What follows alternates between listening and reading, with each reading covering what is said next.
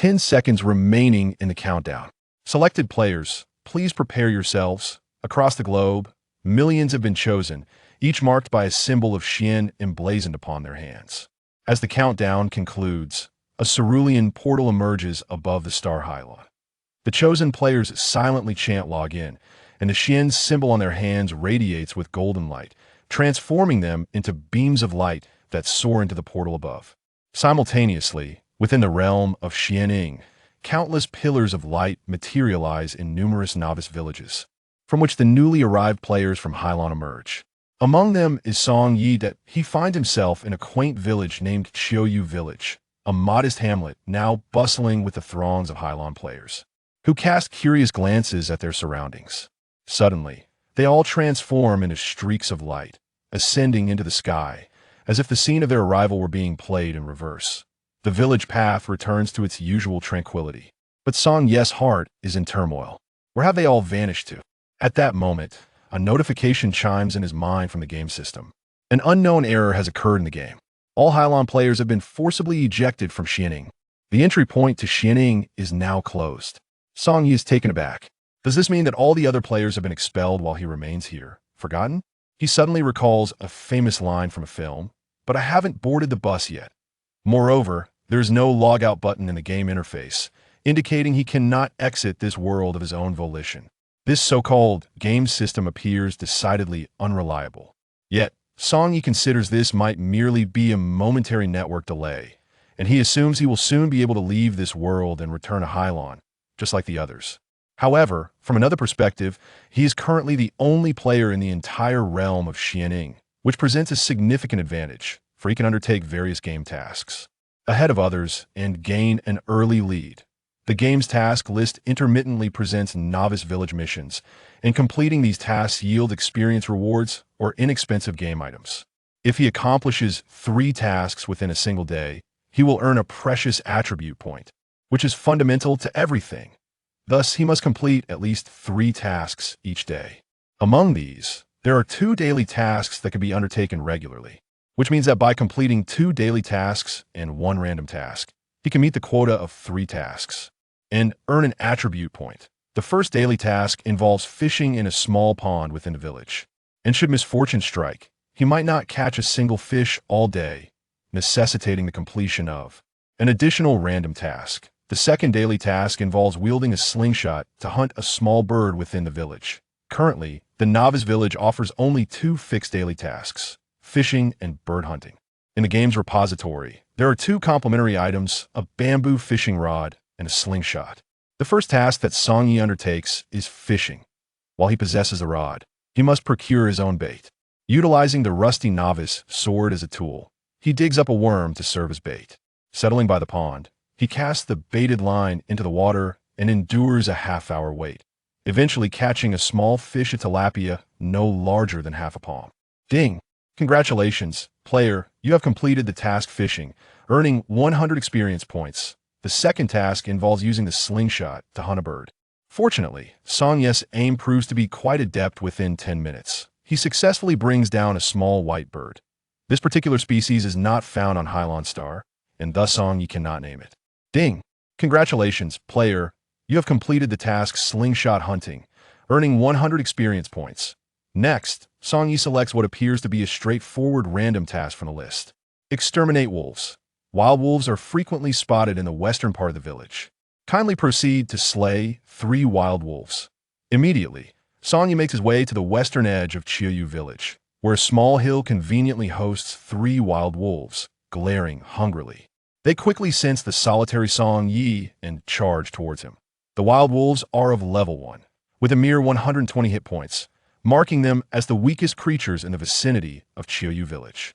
Drawing his rusty novice iron sword, Song Yi brandishes it forward with a flourish, executing the heavenly collapse slash. He unleashes 3 arcs of crimson sword energy, causing the first wild wolf to lose half its health. The heavenly collapse slash is his sole novice skill, capped at level 10, and currently only at level 1. Following this, he employs several more slashes until all 3 wild wolves are vanquished. Ding! Player has slain wild wolf, earning 20 experience points. Ding! Player has slain wild wolf, earning 20 experience points. Ding! Player has slain Wild Wolf, earning 20 experience points. Ding! Congratulations, player, you have completed the task Exterminate Wolves, earning 300 experience points. Now, he leads the other forcibly logged out players by a staggering 560 experience points. At that moment, a massive figure suddenly appears on the hillside. Upon closer inspection, Song Yi realizes it is a colossal wild wolf, resembling a tiger or leopard. Wolf King, level 10. The Wolf King immediately lunges at Song Yi with the swiftness of lightning. Without hesitation, Song Yi turns and flees. After all, a level 10 Wolf King is far beyond his capacity to confront alone. Preserving his life takes precedence. The Wolf King is rapidly closing in, its ferocious roar ringing in his ears. Suddenly, the howling of the wolf ceased, and the sound of the great wolf's footsteps faded away. However, Song Yi dared not turn back until he had run another 100 meters. When he finally glanced behind him, he beheld the massive wolf lying bloodied on the ground, its life extinguished. Beside it stood a woman clad in flowing white garments, her countenance serene and ethereal, with delicate brows and eyes resembling autumn waters, as if she were an otherworldly deity untouched by mortal affairs. That moment, two villagers happened to pass by. They immediately set down their burdens and knelt before the woman in white, uttering the words Master Su. The one referred to as Master Su directed her gaze toward Song Yi and spoke in a calm voice. Your innate talent is commendable, and your willingness to protect the villagers speaks to your noble heart. Take this. A slip of paper then soared from her hand, landing gently in Song Ye's palm. Upon inspection, he discovered the inscription read, Invitation to Xianxing Palace. Present this invitation at Xianxing Palace, and you may become an outer disciple, she continued. Before she could finish her sentence, Master Su ascended into the heavens, becoming a mere speck in the sky. Master Su appeared to be a significant NPC, and encountering her in the novice village could be considered a fortuitous event for Song. He promptly opened a map of the Xianing continent to locate Xianxing Palace. It was positioned to the southeast of Qiyu village, yet the precise distance and travel time remained ambiguous. Furthermore, the journey between these two locations was fraught with peril. With Song Yi currently at level 1, it was likely he would not venture far before meeting his demise. Thus, the invitation to Xianxing Palace would have to remain in his inventory for the time being, as it served no immediate purpose. Nevertheless, curiosity beckoned him to explore the world beyond the village. He meandered a few dozen meters toward a distant hillside. Suddenly, with a resounding bang, it felt as though his forehead had collided with an invisible barrier, halting his progress. Immediately, a system notification echoed in his mind. The player has not yet met the conditions to leave the village. Departure from Qiyu village is prohibited. In that moment, Song Yi perused the novice guide and learned that 3 conditions must be fulfilled to exit the novice village. First, the player's level must reach level 10. Second, the completion of 10 novice village quests is required. Third, the player must engage in a martial arts duel with 5 other players. The first 2 conditions seemed relatively straightforward. Song Yi believed he could achieve them within a few days. However, the third condition presented an insurmountable challenge, for at present, he was the sole player in this novice village and the entire Xianing continent. Where could he possibly find other players to spar with? In essence, this third condition was unattainable for him alone. However, he did not dwell on this predicament for long, convinced that he would not remain in this solitude for much longer. He anticipated that he would soon be forcibly logged out like other players, or perhaps new players would soon arrive in the game. That he estimated that within today, or perhaps in just a few hours or even half an hour, he would be forcibly exited from this world. That he needed to seize the moment and complete a few more tasks to further extend his lead. Having already accomplished the objectives of 3 tasks today, he earned a single attribute point. Player attributes are divided into 2 categories, health and spirit. Health points signify the strength of the body, while spirit points reflect its resilience. To illustrate Song Ye's soul skill, Heavenly Collapse and Earth Shatter Slash, relies on health points to determine its damage, while spirit points dictate how many times he can unleash the skill in a short span. Song Ye's initial values for both attributes stood at 10 points. With the additional point earned today, he allocated it to his health, raising it to 11 points. Thus, he sought out a lone wolf to test his damage. He executed the Heavenly Collapse and Earth Shatter Slash. With a single strike, the wolf's health bar diminished by more than half, indicating a slight increase in damage compared to before. For the remainder of the time, Song Yi wandered around the village, awaiting the refresh of random tasks. However, it wasn't until dusk that a task appeared on the list: fetch water, requiring him to assist Aunt Zhang in the east of the village in carrying 2 buckets of water. Rewarding him with 100 experience points upon completion, as darkness quickly enveloped the sky, Song Ye's stomach began to grumble.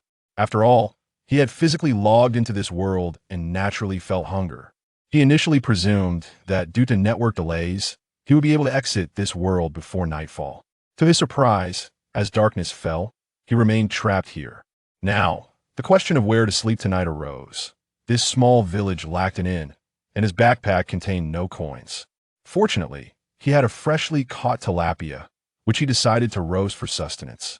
After consuming the grilled fish, the night sky was draped in darkness, illuminated only by the serene moonlight. With a blade of grass between his lips, Song Yi leaned against a large banyan tree in the village. Tonight, he would have to make the sky his blanket and the ground his bed, hoping that by the time he awoke, he might find himself back on the planet Hylon. As the night deepened, silence enveloped the surroundings, with only the occasional bark of a dog breaking the stillness. Song Yi could not recall when he had drifted off to sleep. In the present world, at the Global Special Affairs Bureau of Hylon, a woman clad in a black professional suit pushed open a grand door and entered, her heels clicking on the floor. She addressed an elder, dressed in traditional robes with white hair and beard. Elder, the statistical results are in. The total number of players logged into the Xianing continent is 3,796,758, and due to an unexplained malfunction, 3,796,757 have been forcibly ejected from the game. The Elder, referred to as Great Elder, exhibited a look of astonishment. So, there remains one player forgotten in the Xianing continent. Yes, the woman replied. Oh, you know the identity of this particular player? The woman shook her head, stating, due to numerous players failing to declare their login qualifications, we can only ascertain the total number of players who logged in and exited the game, but we are unable to discern the specific details of all players. Thus, it is challenging for us to identify the solitary player who remains within the realm of Xianing. The elder nodded thoughtfully and then spoke slowly. Let us hope that the realm of Xianing can soon reopen for login. We of the Hylon Star require the strength from Xianing to confront the impending calamity. In the realm of Xianing, when Song Yi next opened his eyes, the day was bright, and he found himself still in Xiaoyu village, beside the grand banyan tree, with a white soil dog sleeping nearby. I have yet to log out. Song Yi scratched his head, pondering inwardly. Divine dog, if you can, keep me locked here for a month. At that moment, Song Yi considered it improbable that he would remain confined here for an entire month, even with his network being sluggish. It should not take this long to execute a log-out command. Yet time sped by, and a month swiftly passed. A month later, in Xiaoyu village at Uncle Dong's tea stall, a man dressed as an official entered the tea stall, selecting an empty table before exclaiming, Uncle Dong, bring me a bowl of hot tea. Song Yi emerged with a teapot and an empty bowl, replying, coming right up. The official glanced at Song Yi and inquired, where is Uncle Dong? With a slight smile, Song Yi responded, Uncle Dong has aged and has gone to the county town with his wife to enjoy a leisurely life. I am now overseeing this tea stall. Uncle Dong's wife, Aunt Zhang, had been assisted by Song Yi in fetching water numerous times over the past month. Fetching water was merely a novice quest for Song Yi, yet in Aunt Zhang's eyes, he had become a warm-hearted stranger. She noticed that Song Yi often caught small fish and foraged for wild vegetables when hungry, and at night, he slept beside the banyan tree, exposed to the elements, appearing quite pitiful. Thus, she encouraged her husband, Uncle Dong, to allow Song Yi to sleep in the small room behind the tea stall. 3 days prior, Aunt Zhang and Uncle Dong were taken to the county town by their son, leaving the tea stall in Song Ye's care. Little did Song Yi anticipate a month ago that he would indeed remain here for an entire month, ultimately benefiting from free tea stall. Throughout this month, Song Yi diligently completed the requirements for 3 tasks each day, accumulating a total of 30 attribute points. Moreover, With each level gained, he received 3 additional attribute points. Now at level 15, Song Yi had acquired 42 points from leveling up, totaling 72 attribute points. He allocated all of these points to his health attribute, resulting in the following. Health, 83. Spirit, 10.to leave the village. There are 3 conditions. Song Yi has already fulfilled the first 2, but the final requirement is to engage in sparring with other players, which he cannot accomplish alone. In essence, he is not only confined to this realm, but also to the quaint autumn language village. Now, compared to a month ago, he has undoubtedly grown stronger. A level 10 Wolf King can no longer withstand even a single strike from his ultimate move, the Cataclysm Slash. However, he must depart from Autumn Language Village to unlock the learning of a second skill. Thus, before leaving the village, he is limited to mastering only this one technique, the Cataclysm Slash, which is fully upgraded to its maximum level of 10, leaving him with 5 unused skill points. Generally, players who reach level 10 would exit the Novice Village. Yet Song Yi, now at level 15, remains trapped here. This predicament stems from the fact that he is the sole player in the entire Xianing continent. One player alone cannot meet the conditions to leave the village, resulting in his perpetual confinement. Currently, the level 1 wolf monsters to the west of the village provide no experience due to the significant level disparity, even if he defeats them. However, slaying the level 10 Wolf King still grants him 500 experience points, although as a boss-level entity, it rarely appears. Thus, Song Yi's primary source of experience comes from completing daily Novice Village tasks. He now requires 3,000 experience points to level up, while a single Novice task yields only 1 or 200 experience points. Consequently, leveling up will be a slow process. Nevertheless, with no other players to compete against, he feels no urgency. Occasionally, he finds himself muttering, "Oh, Celestial Path, if you dare, keep me locked here for an entire year." As a player trapped in the Xianing continent, Song Yi's body shows no signs of aging, granting him a form of immortality within this realm. Being confined here for 2 or 3 years poses little issue. But what if it extends to 10, 15, or even several decades? He has yet to marry or bear children. Surely, he wouldn't have to conduct such significant life events here, would he? In this place, whom could he marry? An NPC woman? Setting aside the question of whether a player can even procreate with an NPC, the crux of the matter is that he will eventually leave this world. If he were to marry and have children here, would he not become a heartless scoundrel, abandoning his family upon his departure? Shaking his head, Song Yi realized he was overthinking. Surely, he would not need to resolve his life's significant milestones within a game world. Perhaps in a few days, he would be able to leave. The powers he gains in the Xianing continent can indeed be brought back to the Hylon Star. This means that when Song Yi returns to Hylon Star, he should emerge as its most formidable human being. The tea drinker accompanying him was known as Zhao Zhigao, a constable from Chung County.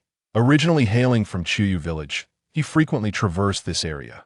According to the normal progression of the game, Chung County was supposed to be the next stronghold after Song Yi departed from the Novice Village.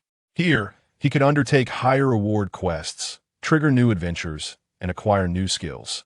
Alas, the conditions to leave the village remained unfulfilled. Even if a tempest were to reduce Chuyu Village to ruins, he would remain bound to this place. After Zhao Zhigao finished a bowl of tea with great enthusiasm, he wiped his mouth with his sleeve and exclaimed, "Refill me another bowl." The tea stall had its own rules. A bowl of tea cost 3 coins, and one could enjoy a complimentary refill. However, a second refill would incur an additional charge of 1 coin per bowl. Song Yi dutifully filled Zhao Zhigao's cup once more. After Zhao Zhigao savored this second bowl and settled his bill, he took his leave. As the sun dipped towards the horizon, Song Yi prepared to tidy the tea stall and head home when a sudden bang echoed through the air. Something unknown had fallen from the sky, landing right at the entrance of the tea stall. Squinting to discern the source, Song Yi beheld a swirling mass of black mist. Curiosity compelled him to glance up at the cerulean sky. Had this entity truly descended from above? What could it possibly be? Soon enough, the black mist dissipated, revealing a woman clad in a flowing black gown. Her eyes were tightly shut, her complexion pallid, yet her beauty was striking more exquisite than the enchanting Su Xianshi he had encountered previously to the west of the village. Song Yi couldn't help but recall the lyrics, "A Lin's sister has fallen from the heavens." Although she might not bear the surname Lind, he called out to her several times, but she remained unresponsive, seemingly suffering from severe internal injuries. With no other option, Song Yi decided to take her home. His act of rescuing her held no ulterior motives after all. Despite her beauty, she was merely an NPC. As a player, he presumed their connection to be mismatched. Naturally, he had never tested this theory. Song Ye's home was, in fact, a modest courtyard behind the tea stall, featuring a simple wooden hut that housed only a bed. He carefully laid the woman in the black gown upon the bed, where she continued to lie in a deep slumber. Upon closer inspection, Song Yi noted that the gown seemed to be an integral part of her being, adhering closely to her skin. When he attempted to tug at the garment, it resisted his efforts, a testament to its connection to her form. His curiosity was purely innocent, devoid of any malicious intent. Song Yi speculated that this woman in the black gown was likely a practitioner of the mystical arts.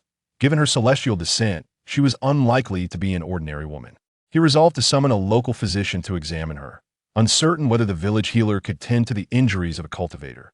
Just then, a flash of black light erupted, and the gown began to gradually fade away, slowly peeling from her body until she was left entirely bare. Meanwhile, she opened her eyes and sat up in bed. Song Yi hurriedly explained, "My lady, the garments you wore did not come off by my doing, they simply vanished." The woman paid no heed to Song Yi and murmured to herself, "It appears my injuries are indeed grave. Even the Xin Yuan 9 nether garment has disappeared." Seemingly unconcerned, she stood before Song Yi completely unclad, exhibiting a nonchalant demeanor that compelled him to acknowledge her with admiration. After a considerable pause, the woman finally lifted her gaze to Song Yi and said, "Thank you for bringing me here. May I rest a few more days in your company?" Song Yi nodded in agreement. Of course. Initially, he contemplated asking if she would like to don a garment, but the words caught in his throat. After all, she showed no embarrassment, so why should he be overly concerned? They were both gentlemen. After all, what harm was there in being forthright with one another? Chapter 4. A Marriage of Deceit. It seemed that the woman had no intention of donning any attire. She simply wished to recline and indulge in slumber. Just then, a startled cry from a woman pierced the air at the entrance. It was Aunt Sun from next door, a frequent visitor who often brought delectable treats for Song Yi. However, upon her arrival today, she was taken aback to find a stunningly beautiful woman sitting before the solitary man, utterly unclothed. In the traditional village of Kiwiv, if a man were to behold a woman fully exposed, he would be compelled to take responsibility by marrying her. "Quickly, cover yourself with the blanket." Aunt Sun rushed into the room, draping the blanket over the woman, then promptly ushering Song Yi out. Shortly thereafter, she returned from her own home with a linen gown for the woman to wear. Once she had completed these tasks, Aunt Sun remained with the woman, her expression grave as she approached Song Yi. "Where did this woman come from? You scoundrel! Alas, it has come to this. You must marry her. This is the only way to safeguard her, yourself, and the reputation of our entire village. I must inform the village chief immediately." Before Song Yi could utter a word of protest, Aunt Sun hurried away to summon the chief. Soon, the village chief appeared, accompanied by several elders, transforming the modest courtyard into a bustling scene. The woman now stood beside Aunt Sun, curiously surveying her surroundings. The chief bore a serious demeanor, as both Song Yi and the woman were outsiders. However, since the incident had transpired in Kiwiv, if not handled properly, it could tarnish the village's reputation, leading to disdain from neighboring villages towards the women of Kiwiv. The chief inquired about the woman's name, to which she replied, "I am Qin Shi." However, Song Yi felt an inexplicable sense that she was not being truthful. Qin Shi was likely not her true name. The chief then asked where she hailed from and if she had any family. The woman explained that she had fled from Dan City, where she was now alone, devoid of kin.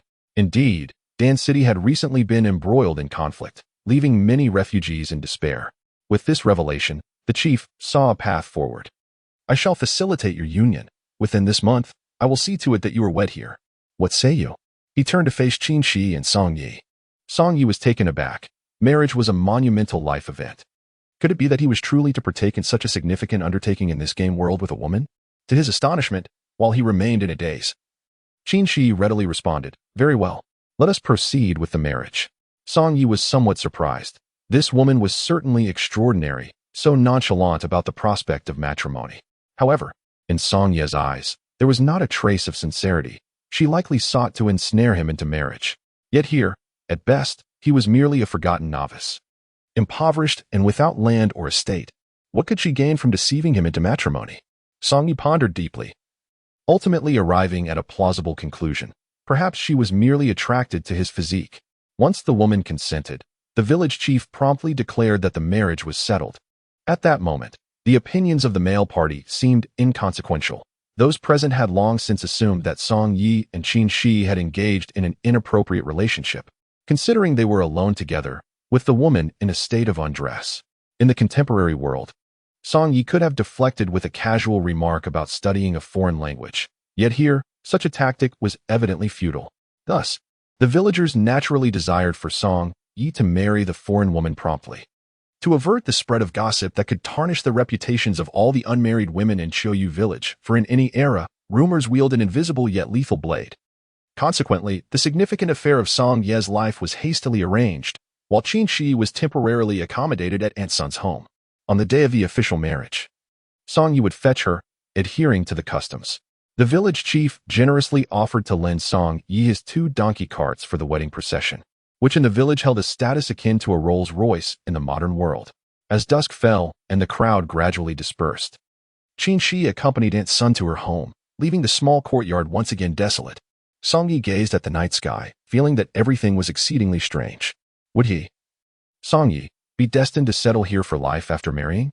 He struggled to comprehend why Qin Shi would agree to wed him, given that they had known each other for less than an hour.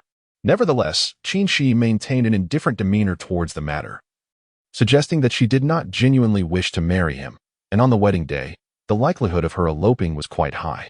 Moreover, her eyes always held an air of disdain towards everything. This woman seemed to have descended from the heavens, draped in a black dress that appeared to vanish at will, which she referred to as the Xian Yuan Jiu Yui.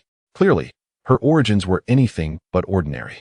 Chapter 5. The list of demonic figures. Song Yi pondered whether the enigmatic woman, Qin Shi, held a significant standing, potentially meriting a place upon the list of influential figures of the Xian continent. Without delay, he summoned the game interface and navigated to the sub-interface of this list, which comprised 2 primary rankings, the righteous figures list and the demonic figures list, each enumerating 100 individuals who wield considerable influence over this realm. However, upon scrutinizing the list, Song Yi could not locate the name Qin Shi. Curiously, the 5th entry on the demonic figures list bore the name Qin Xianke. Could it be that Qin Xianke and Qin Shi were, in fact, one and the same? Their names bore an uncanny resemblance. The individual ranked 5th in the demonic list must undoubtedly possess extraordinary prowess. In essence, if they were indeed the same person, then Qin Shi's true identity would be that of the notorious female demon lord of this land. Was he, then, contemplating the prospect of marrying a demon lord? Regrettably, the list provided only names, devoid of images, leaving Song Yi unable to ascertain whether Qin Shi and Qin Xianke were indeed the same. It was possible that Qin Xianke was, in fact, a man. Thus, the matter would have to remain unresolved for the time being. The following day, Song Yi arose early and set up his modest tea stall, subsequently opening the novice village quest list to see what new tasks awaited him. Not long after establishing his stall, Constable Zhao arrived once more. As before, after savoring a bowl of tea, Zhao Zhigao enjoyed a complimentary refill. And when it came time to settle the bill, he counted out 18 copper coins to Song Yi. Looking at the coins in his hand, Song Yi remarked, "Brother Zhigao, you have overpaid." Zhao Zhigao replied, "Tomorrow, 5 students from Chung County will be visiting Xianqing Palace to attend lectures. They will pass by your stall. Ensure to serve each of them a bowl of tea, but do not charge them." Song Yi smiled and agreed, "Very well." He recalled that he also possessed an invitation to Xianqing Palace, granted to him by Master Su a month prior. Alas, being unable to leave the village rendered the invitation useless. At that moment, a villager sprinted towards them, visibly anxious, shouting, "There's a great wolf in the west of the village. Fellow villagers, keep a close watch on your children and livestock." Zhao Zhigao promptly seized the dagger from the table, rising to his feet, and commanded his subordinates to drive the wolf away. Song Yi followed suit, intrigued by the villagers' mention of a great wolf, for it could very well be the Wolf King. Slaying such a beast promised a reward of 500 experience points, equivalent to completing several quests. Upon reaching the western edge of the village, they indeed found a massive Wolf King prowling about.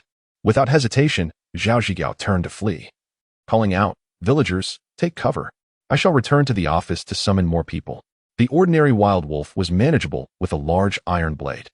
Yet when confronted by the formidable Wolf King, he would not be foolish enough to face death alone. However, in Song Ye's eyes, this Wolf King was merely worth 500 experience points.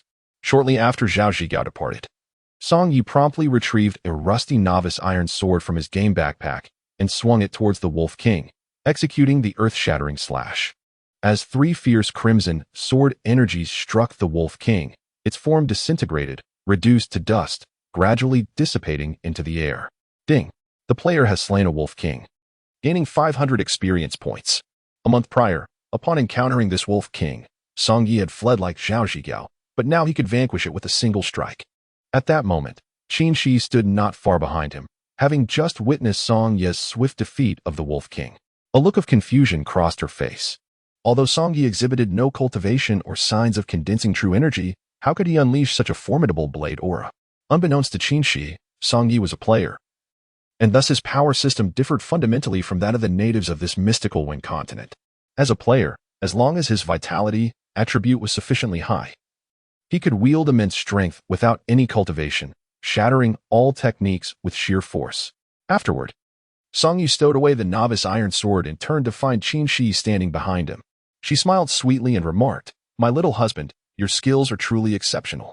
For a moment, Song Yi was taken aback. Although they were already betrothed, they had yet to formally wed, and she was addressing him as her husband. Why the addition of little? The woman then inquired, "Pray tell, little husband, where did you learn that sword technique for slaying wolves?" Song Yi replied, "It's no proper sword technique, merely a haphazard display." After all, he could hardly divulge that the earth-shattering slash was a secret technique gifted in a novice player's package. Qin Shi did not press further on this matter. Instead, she lifted a large golden feathered bird and said to Song Yi, "I heard from Aunt Sun that your culinary skills are quite impressive. Please help me stew this bird, so I can nourish myself.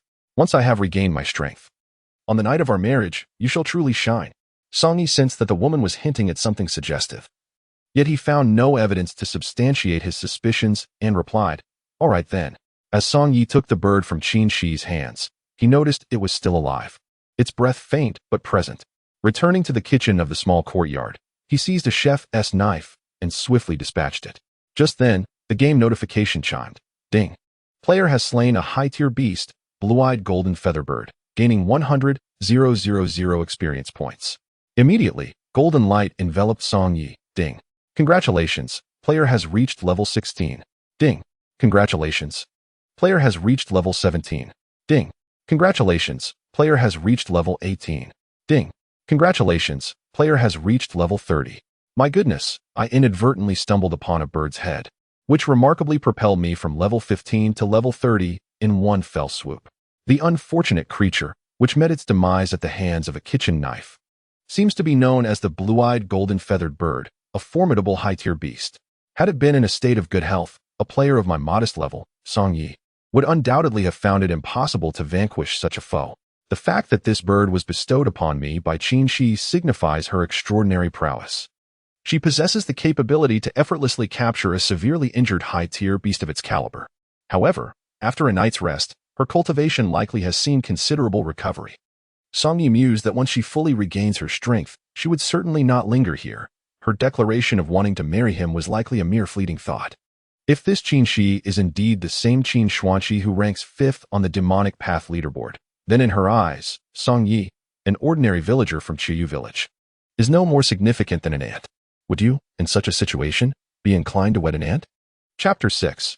I shall escape the marriage ascending from level 15 to 30 in one breath. Song Yi also acquired a considerable number of attribute points.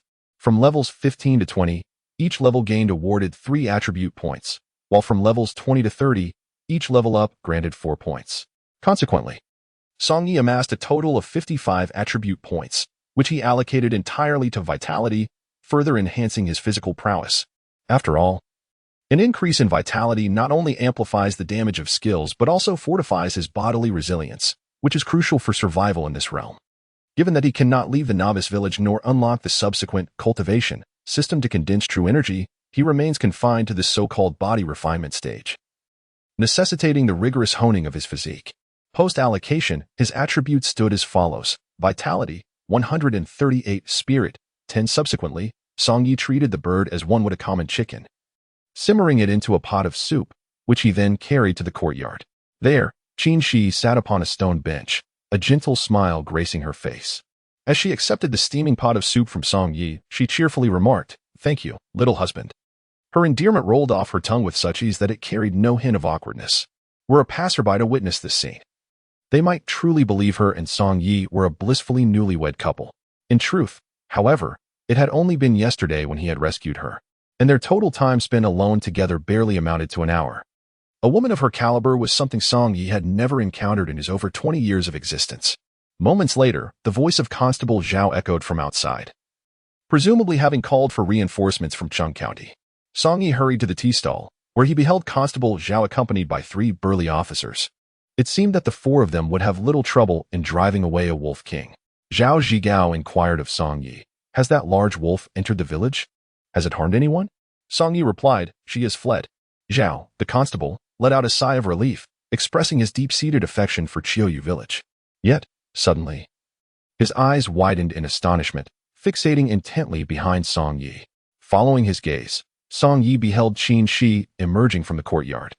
Having changed from the coarse linen garment given by Aunt Sun into a flowing black gown known as the Xian Yuan Jiuyu dress.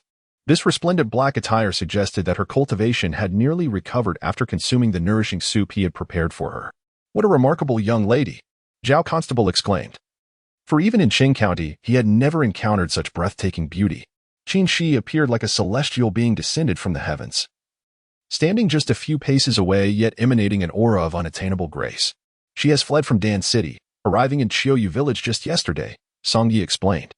Zhao nodded, acknowledging that Dan City, being near the national border, was indeed rife with conflict. A shadow of concern crossed Zhao's face as he contemplated the implications of Dan City's fall if the forces of Yin country surged forth. Chung County could also be in peril, prompting the villagers of Qiuyu to flee in desperation. "Young husband, your soup was delightful. Thank you," Qin Shi said, smiling warmly at Song Yi. Zhao Constable was momentarily taken aback. This ethereal beauty referred to this young man as young husband? Noticing the bewilderment in Zhao's eyes, Song Yi clarified, "She is my betrothed, arranged by the village chief just last night." Upon hearing this, Zhao felt a pang of confusion. How could the village chief be so unfair? He had contributed so much to Qiuyu village and remained unmarried, while this striking woman was bestowed upon this young man instead. "Younger husband, our engagement may need to be postponed," Qin Shi suddenly informed Song Yi. "I must undertake a journey and cannot ascertain when I shall return." Upon hearing this, Song Yi realized that she had indeed intended to elope from the very beginning. Her mention of a distant journey and uncertain return implied she had no intention of coming back. In a calm tone, he responded, "Go ahead, I shall await your return." After all, he was confined to the village and had nowhere else to go. If Qin Shi truly intended to return, regardless of how many years it took, as long as he remained within this game world, he would still be in Qiuyu village, although he did not genuinely plan to wait for her. It was merely a matter of being unable to leave this novice village. However, upon hearing Song Ye's response, Qin Shi was momentarily taken aback, internally musing. He intends to wait for my return? Did he not grasp the clear implication of my words, that I intend to escape from this marriage? As she leaned closer to Song Yi, she whispered softly in his ear, "Silly child, do not wait for me. I am not suited for you. When you encounter a girl you truly like, marry her and live a peaceful life." Her words were tantamount to declaring that a woman of her ilk was beyond his reach, urging him to seek a more ordinary companion. Indeed, she feared that Song Yi might linger in expectation, thus hindering his own future, so she felt compelled to clarify her intentions. "Of course, I have called you little husband a few times. I shall not take advantage of you without due cause," Qin Shi continued. "If there is anything you desire as we part ways, feel free to express it." She surmised that someone like Song Yi, an ordinary man, would yearn for treasures and riches, which could be easily fulfilled. Song Yi replied, "Do you still have any demonic beasts like that golden-feathered bird from earlier?" Qin Shi responded with confusion. "The flesh and blood of such beasts hold no benefit for mortals like you. Why do you seek them?" With a smile, Song Yi explained, "I merely wish to savor the taste." Indeed, as Qin Shi had articulated, those higher-tier demonic beasts bore little nutritional value for someone like Song Yi, who lacked knowledge of cultivation. However, his interest lay not in the flesh itself, but in the experience points gained from delivering the final blow. With Qin Shi's departure uncertain, and her willingness to offer a parting gift, Song Yi felt no need to be modest. If you desire it, I certainly have something to offer. As Qin Shi produced a unicorn chicken and a butterfly-winged rabbit from the void, she kindly cautioned, the wings of that rabbit are poisonous. Be sure to remove them first. Song Yi nodded, saying, all right, I shall take my leave now, little husband. After she spoke, she turned away. In truth, with a mere incantation, she could have vanished in an instant, yet she chose to walk away slowly, step by step, gradually retreating from Song Ye's sight. Chapter 7. Attending classes at Xianqing Palace. As he observed the receding figure of Qin Shi, Constable Zhao sighed, I could tell at a glance that this woman is extraordinary. She does not belong here. Brother Yi, do not harbor any illusions of her returning to marry you. Consider this merely a dream, now that you are awake. You have lost nothing. Song Yi smiled faintly, saying nothing in reply. Qin Shi's flight from marriage had long been anticipated by him, and he was aware that he too might one day suddenly depart from this world. If she was not escaping marriage, then perhaps it was he who would flee. Thus, the notion of marrying a woman here was inherently dubious. Nevertheless, being addressed as little husband by Qin Shi brought him no loss, and in the end, he gained experience from 3 high-tier demonic beasts, rendering his situation quite profitable. However, with Qin Shi gone, he would face difficulty in explaining to the village chief, who would likely assume that Qin Shi was merely a courtesan he had hired. Subsequently, Song Yi returned to the small courtyard behind the tea stall, carrying the unicorn chicken and butterfly-winged rabbit. Drawing forth his novice iron sword, he swiftly dispatched the 2 feeble little demon beasts. Ding! The player has slain a high-tier demon beast, unicorn black featherbird, earning 60,000 experience points. Ding! The player has slain a high-tier demon beast, butterfly-winged mystic rabbit, earning 70,000 experience points. Although the experience gained from these 2 beasts was not as substantial as that from the recently defeated blue-eyed golden feather bird, the totals of 60,000 and 70,000 points were still noteworthy. Thus, Song Ye's level began to ascend once more. Ding! Congratulations, player, you have reached level 31. Ding! Congratulations, player, you have reached level 32. Ding! Congratulations, player, you have reached level 35. With a remarkable leap of 5 levels, he garnered 20 attribute points, which he allocated entirely to vitality. The following day, early in the morning, Song Yi found no peace as he learned of Qin Shi's sudden departure. Aunt Sun next door was adamant that Qin Shi was no respectable woman. After all, how could a virtuous maiden vanish without a word right after an engagement was established? Consequently, both Aunt Sun and the village chief believed that Qin Shi was merely a woman purchased from a brothel, a notion Song Yi had anticipated. As a result, Aunt Sun came over early, incessantly rambling about the disgrace a brothel woman would bring to the village's century-old reputation. To escape this veritable hell, Song Yi had no choice but to feign a need to set up his stall. Not long after opening his stall, 5 unfamiliar young faces passed by, 4 males and 1 female, all clad in pure white robes.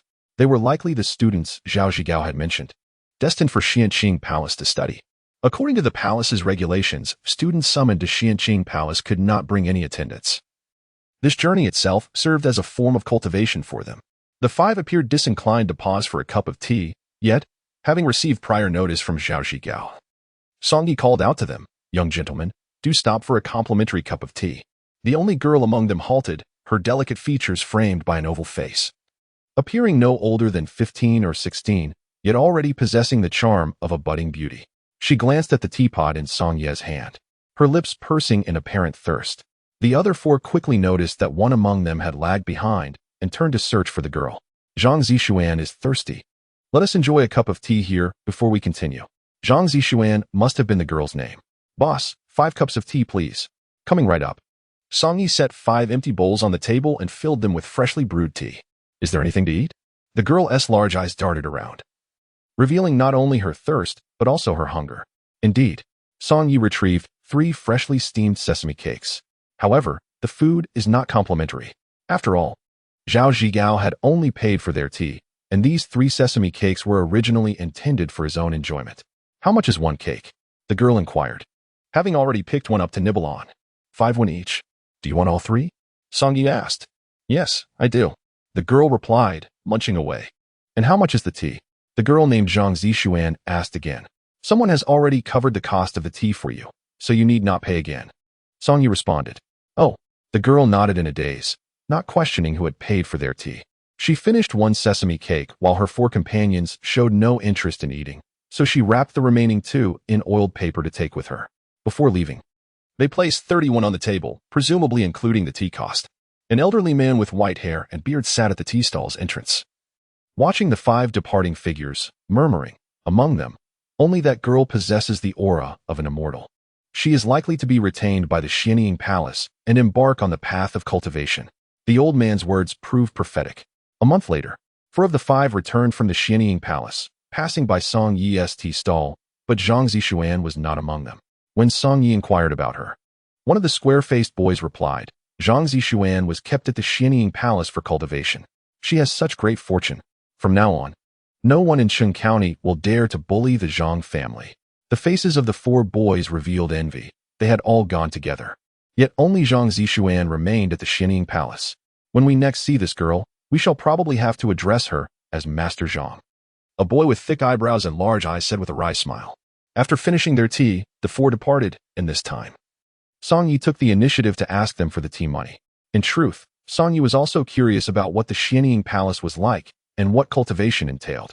In this Xianying continent, cultivation was undoubtedly the most significant element. However, as a player, Song Yi needed to leave the novice village to unlock the cultivation feature. Currently, he possessed only pure physical strength, with not a trace of true energy in his dantian. The blade energy he unleashed, capable of tearing the heavens and splitting the earth, was not a manifestation of true energy, but merely a result of the skill's mechanics. The damage of this skill was solely linked to his vitality points. Thus, even without any cultivation, as long as his vitality points were sufficiently high, he could defeat any enemy with a single strike. Furthermore, due to the absence of true energy within him, in the eyes of those cultivators, he was merely an unremarkable mortal. Chapter 8. The Demon Practitioner 4 months later. As spring faded into autumn, time flowed swiftly. In the blink of an eye, Song Yi had spent half a year in Qiuyu village. He had reached level 40. And at this point, even defeating a wolf king yielded no experience. He could only acquire the scantest of experience points through novice village quests. He yearned for the day a high-level beast would pass through Qiuyu village, allowing him to slay it for experience. His current attributes stood at health, 288, spirit, 50.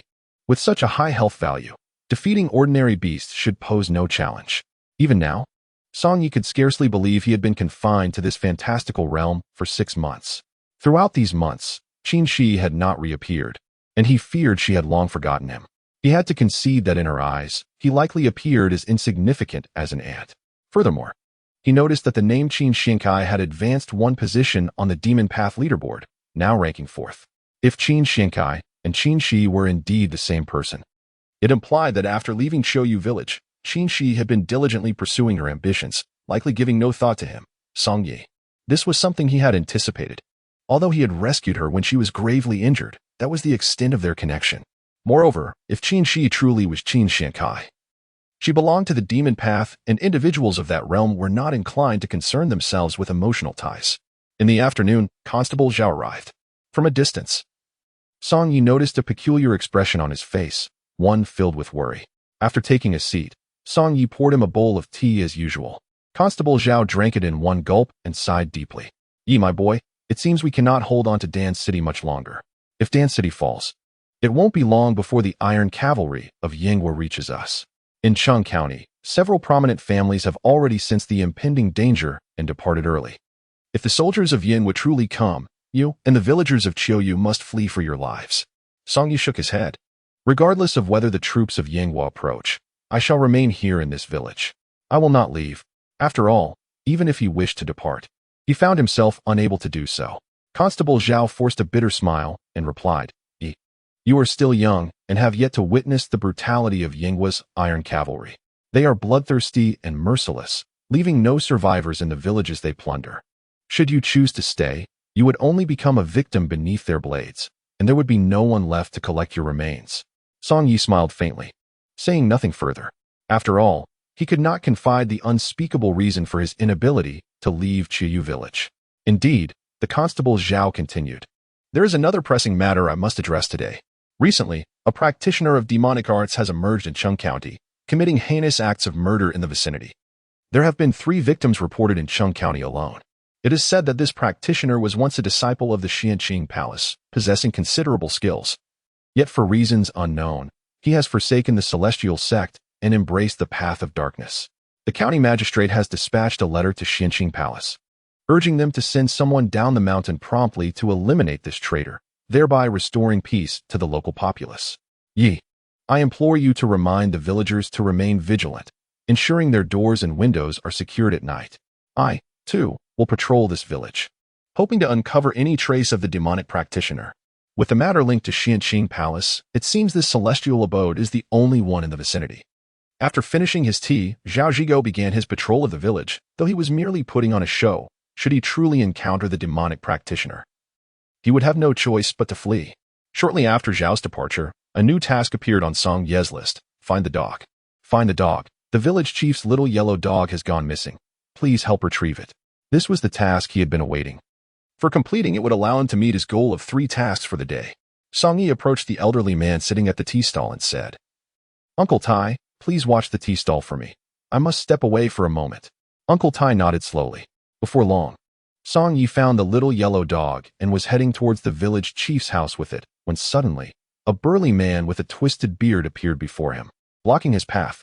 Such a tender little pup, just what I need to satisfy my hunger. The burly man raised his hefty sword, declaring, Boy, drop that dog, and I shall spare your life. Song Yi shook his head.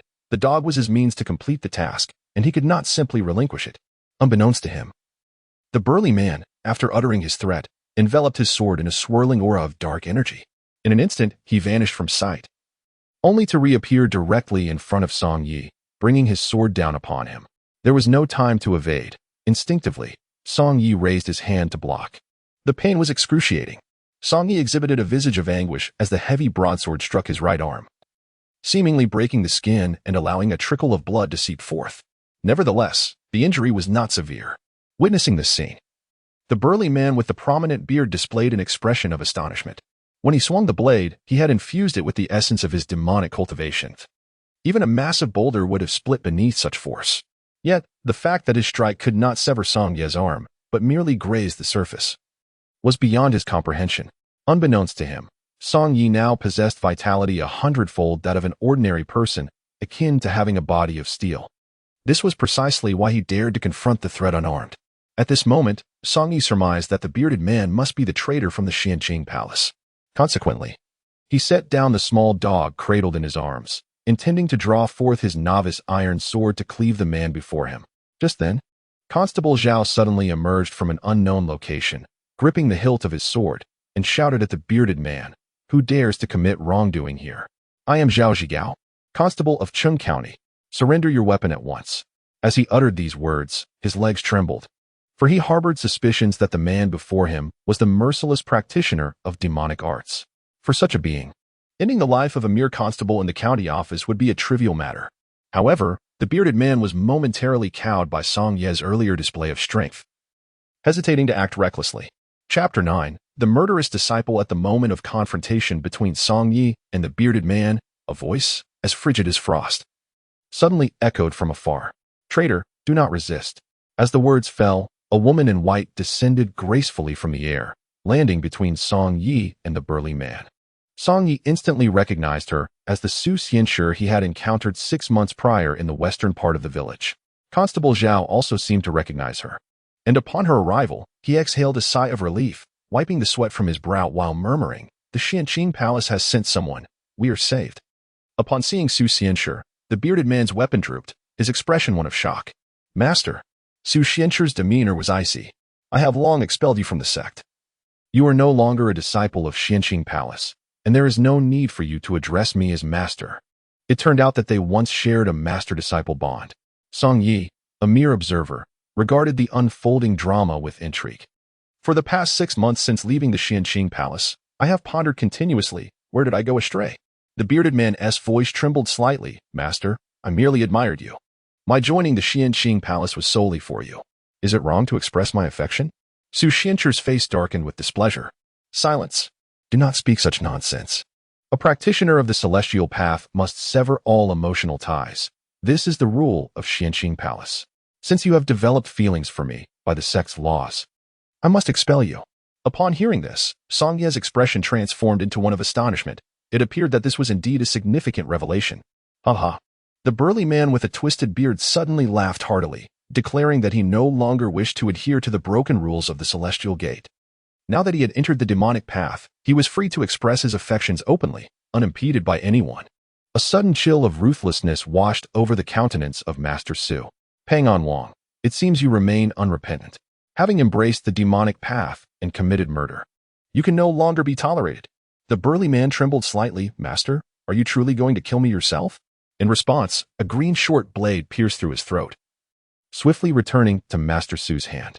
As the burly man fell, he uttered a name, Su Shichio, presumably the mundane name of Master Su. It was only in his final moments that he dared to call her by her name. Song Yi was taken aback. He had not anticipated that Su Shichio would dispatch her former disciple without hesitation, her expression betraying no emotion.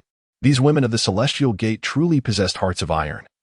Having severed all ties of affection, "Master." At that moment, three figures approached from behind Song Yi, one man and two women. The young man, dressed in a long robe, appeared to be around 17 or 18, while the two girls, clad in blue dresses, were no older than 16 or 17. One of the girls was recognized by Song Yi as Zhang Zixuan, who had attended lectures at Xianqing Palace a few months prior. Zhang Zixuan addressed Master Su as Master, indicating that she had also become her disciple. Master Su looked at her approaching disciples and stated, "The traitor has been dealt with, and you three shall accompany me to the Hani Cave for cultivation." "Yes, Master."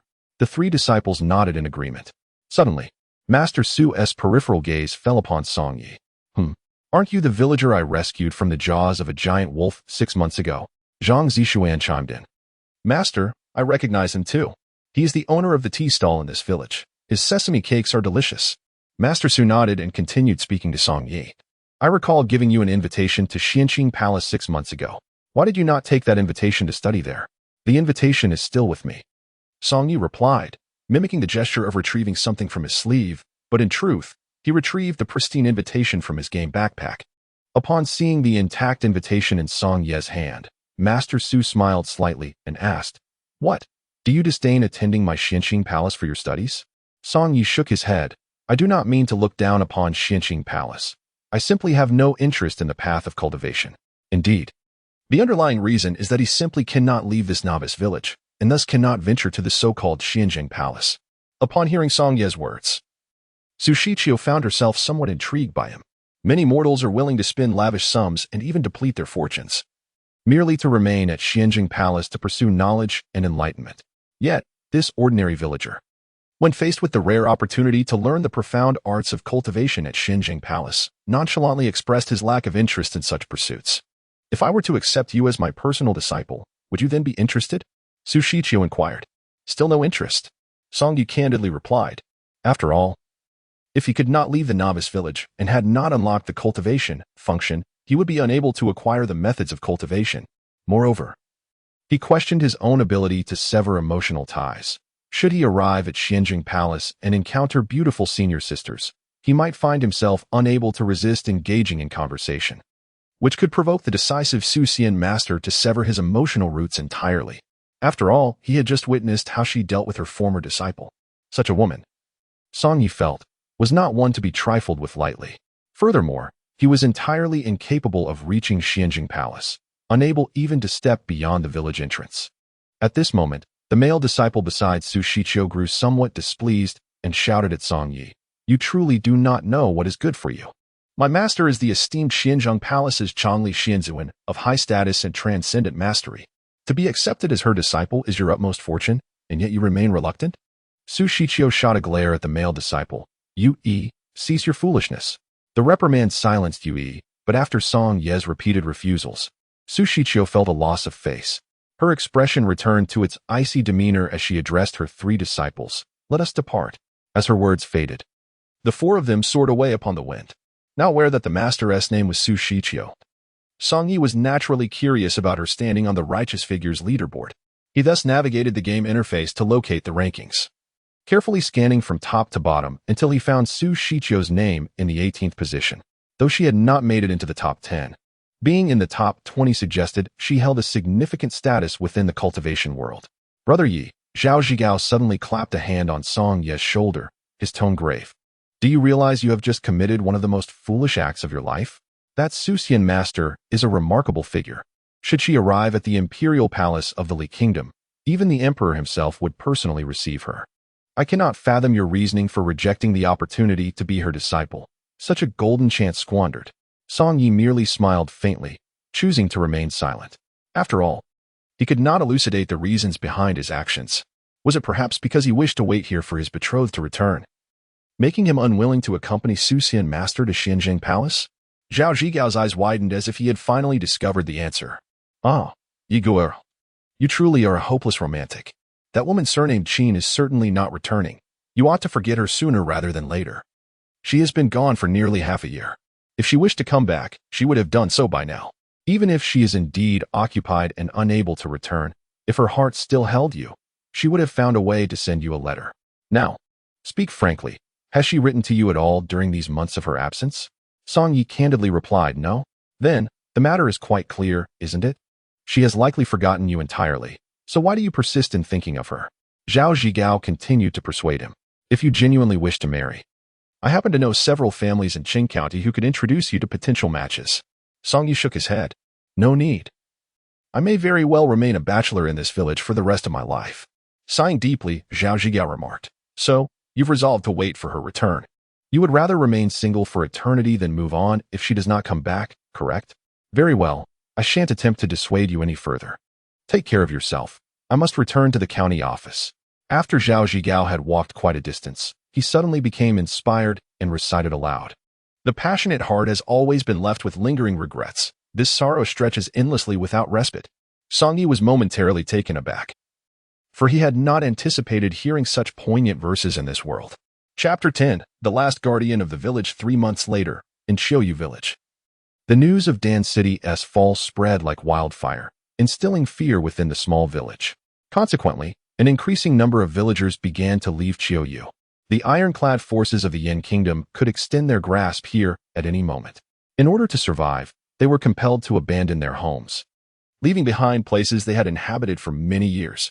Just yesterday, the village chief departed, and today, Aunt's son, who lived next door to Song Yi, was also preparing to leave. Song Yi assisted her in loading her belongings onto a donkey cart. As Aunt's son prepared to depart, she did not forget to urge Song Yi, Yigur, you should leave as well. You have probably not been in Qiuyu for even a year, and your ties here are minimal. It would be wise to seek your fortune elsewhere. As she spoke, she cast a glance at the desolate village. She knew that this departure might very well be permanent, and that even if she were to return someday, Qiuyu would no longer resemble the village she once knew. Tears welled in her eyes, for she understood the gravity of her situation. Half a month later, Song Yi became the last guardian of the village. The village, devoid of any other soul, was left in silence. Even the animals had vanished. The empty village resonated with an eerie stillness, and even the wind that blew carried a tinge of melancholy. Yet, Song Yi continued, as usual, to set up his tea stall. Though it was evident that no one would come to enjoy a cup, he sat alone at an empty table, pouring himself a cup of tea. The game system appeared to have detected that Qiuyu village was now deserted, thus triggering a rather simplistic novice task: guard the village, remain at the village entrance for 1 hour. Over the past fortnight, I had encountered this task nearly every day, indicating that the game system recognized my status as a solitary guardian of the village. However, today, an acquaintance arrived from beyond the village. Upon seeing him, Song Yi felt a twinge of surprise. Zhao, why have you not yet departed? He inquired. As a constable of the county, I am naturally the last to leave. Zhao replied. However, I too shall be departing today, accompanying the magistrate to the capital, Luoqing. As he surveyed the village, he asked, has everyone in the village truly left? Indeed, they have all departed. Song Yi responded. Is it just you remaining? Zhao inquired.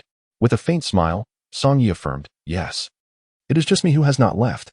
You are fully aware that staying here could lead to your demise, yet you remain resolute in your decision not to leave? Song Yi reiterated his stance.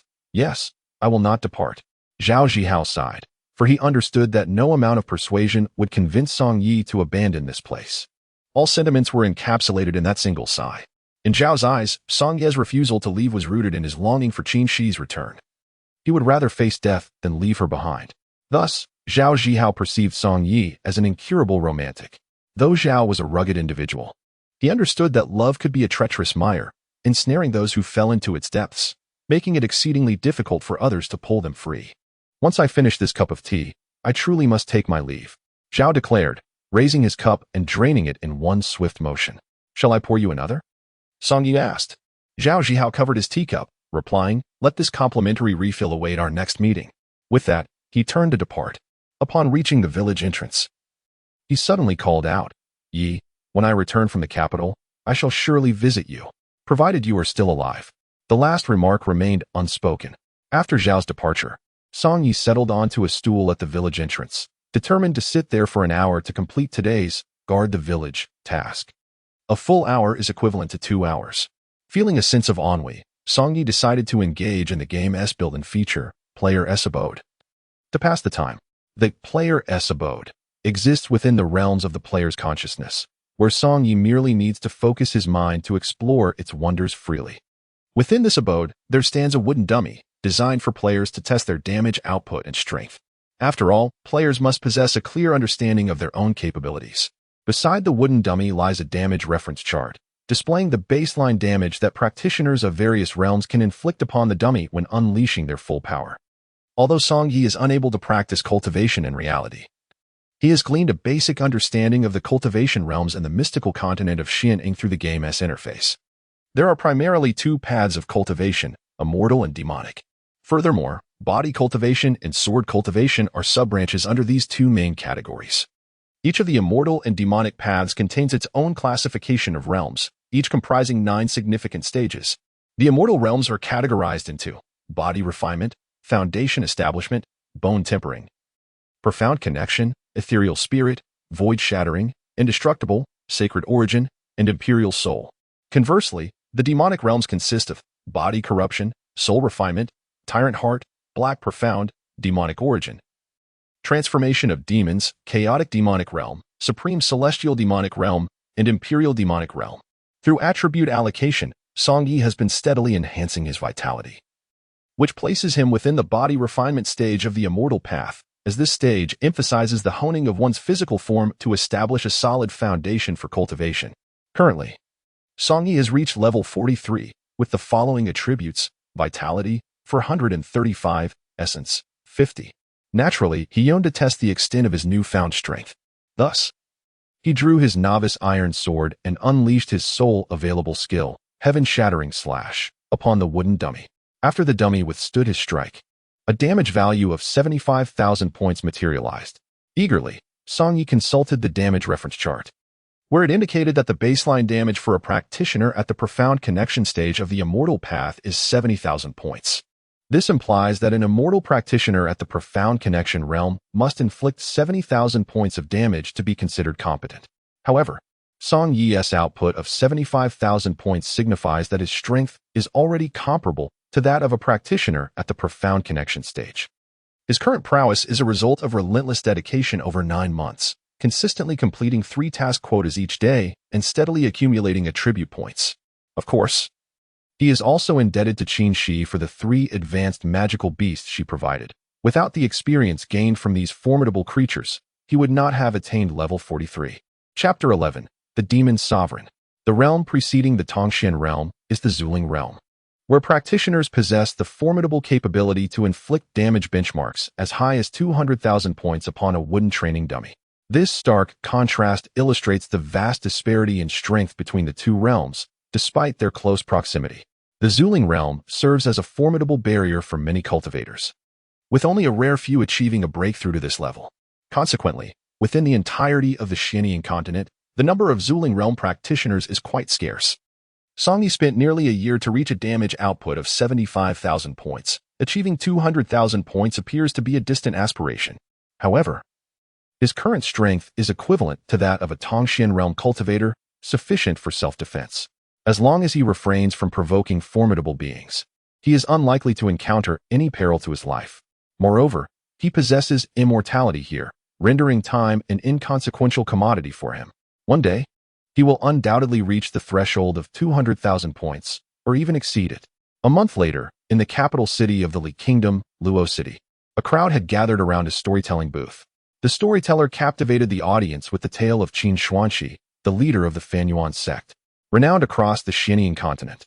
She is infamous as the female demon lord. Just 3 months prior, this formidable figure single-handedly annihilated the entire Xingtian sect, even slaying the sect leader, the Holy Emperor Mingyang, in a gruesome fashion, flaying him alive. The storyteller recounted this shocking event with vivid detail, leaving many cultivators trembling in fear at the mere mention of her name. Qin Xuanqi, the Xian Yuan demon lord, is arguably the most enigmatic figure in the cultivation world. She is rarely seen without her ominous purple mask and is clad in the garments of the Xian Yuan Nine Nether. Few have glimpsed her true visage beneath the mask, but it is rumored that she is an unparalleled beauty, rivaling even the saintess of the Tai Su Palace. Yet, this remains mere speculation. She could very well be an unattractive woman, concealing her face from the world under the guise of her purple mask. The storyteller produced an image of her, depicting a woman in a flowing black gown, her face obscured by the unsettling purple mask. No artist has dared to portray her true appearance, so only the masked visage remains for all to behold. At this moment, the constable Zhao Zhigao from Cheng County stood before the storyteller's stall. Upon arriving in the capital, he had shed the constable's uniform he had worn for years, donning a simple linen long gown instead. After all, the constables of the county had no rank or title, merely laborers within the county office. In contemporary terms, they lacked official status. Thus, upon fleeing Cheng County for the capital, Zhao Zhigao temporarily lost his position, rendering him no different from the other refugees. However, unlike the average refugee, he still had a place to stay in Luoqing. At that moment, Zhao Zhigao instantly recognized the black dress worn by the woman in the portrait. His brother Song Ye's betrothed also possessed a similar garment. Unable to contain himself, he exclaimed, "My brother's fiancée, he has worn such a black long skirt." His outburst swiftly captured the attention of the onlookers, even prompting the storyteller to regard him with a knowing glance. "My friend, the dress in the painting is known as the Xian Yuan Jiuyu garment, a unique piece in the world, owned solely by the demon lord Qin Xuanqi, and only she dares to wear it. After all, what woman would be audacious enough to wear the same attire as that merciless female demon? Wouldn't that be courting death?" The storyteller continued. "Could it be that your brother's fiancée is none other than Qin Xuanqi?" Ha ha. His laughter resonated, and the surrounding crowd joined in. For how could a fiend like Qin Xuanqi casually engage in a betrothal? The notion seemed utterly ludicrous. "What are you all laughing at? I speak the truth." The straightforward Zhao Zhigao was utterly perplexed, unable to fathom the source of their amusement. The storyteller, with a teasing tone, queried, "Then do enlighten us about your brother's esteemed identity." Zhao Zhigao replied earnestly, "My brother is merely a tea vendor from my village, lacking any remarkable talents. Yet he possesses an unwavering heart. His fiancée, he has been gone for half a year, and he remains foolishly in the village, waiting for her return, nearly becoming a stone statue of longing. Even knowing that the armies of the Yin kingdom are approaching, with all the villagers having fled, he refuses to abandon his post, insisting on staying in the village to await her return. For the sake of his betrothed, he is willing to forsake his life. Such a devoted soul. I have only ever known him in this lifetime." As Zhao Zhigao spoke with increasing fervor and volume, the onlookers began to suspect that his tale might indeed hold a kernel of truth. Perhaps his brother's fiancée truly possessed a dress of similar design. But it was merely the garment that was alike. It was inconceivable that the two individuals could be the same. Nevertheless, it must be said that my brother's fiancée is indeed a striking beauty, the most exquisite woman I, Zhao, have ever encountered in my lifetime. To describe her as a paragon of beauty or as a captivating presence would not be an exaggeration. However, such enchanting women often possess a heart devoid of affection. Moreover, she, being in the prime of her youth, undoubtedly has countless admirers, and it is inconceivable that she would deign to notice my foolish brother. It is even less likely that she would willingly marry and settle in a village to lead the life of an ordinary villager. Thus, it is not surprising that she seized the opportunity to escape. Once she fled, how could she ever return? My simple-minded brother, in his naivety, still clings to the hope of her return, fearing that if he were to leave the village, she might come back and not find him. Consequently, he resolutely remains in the village, even at the cost of his own well-being.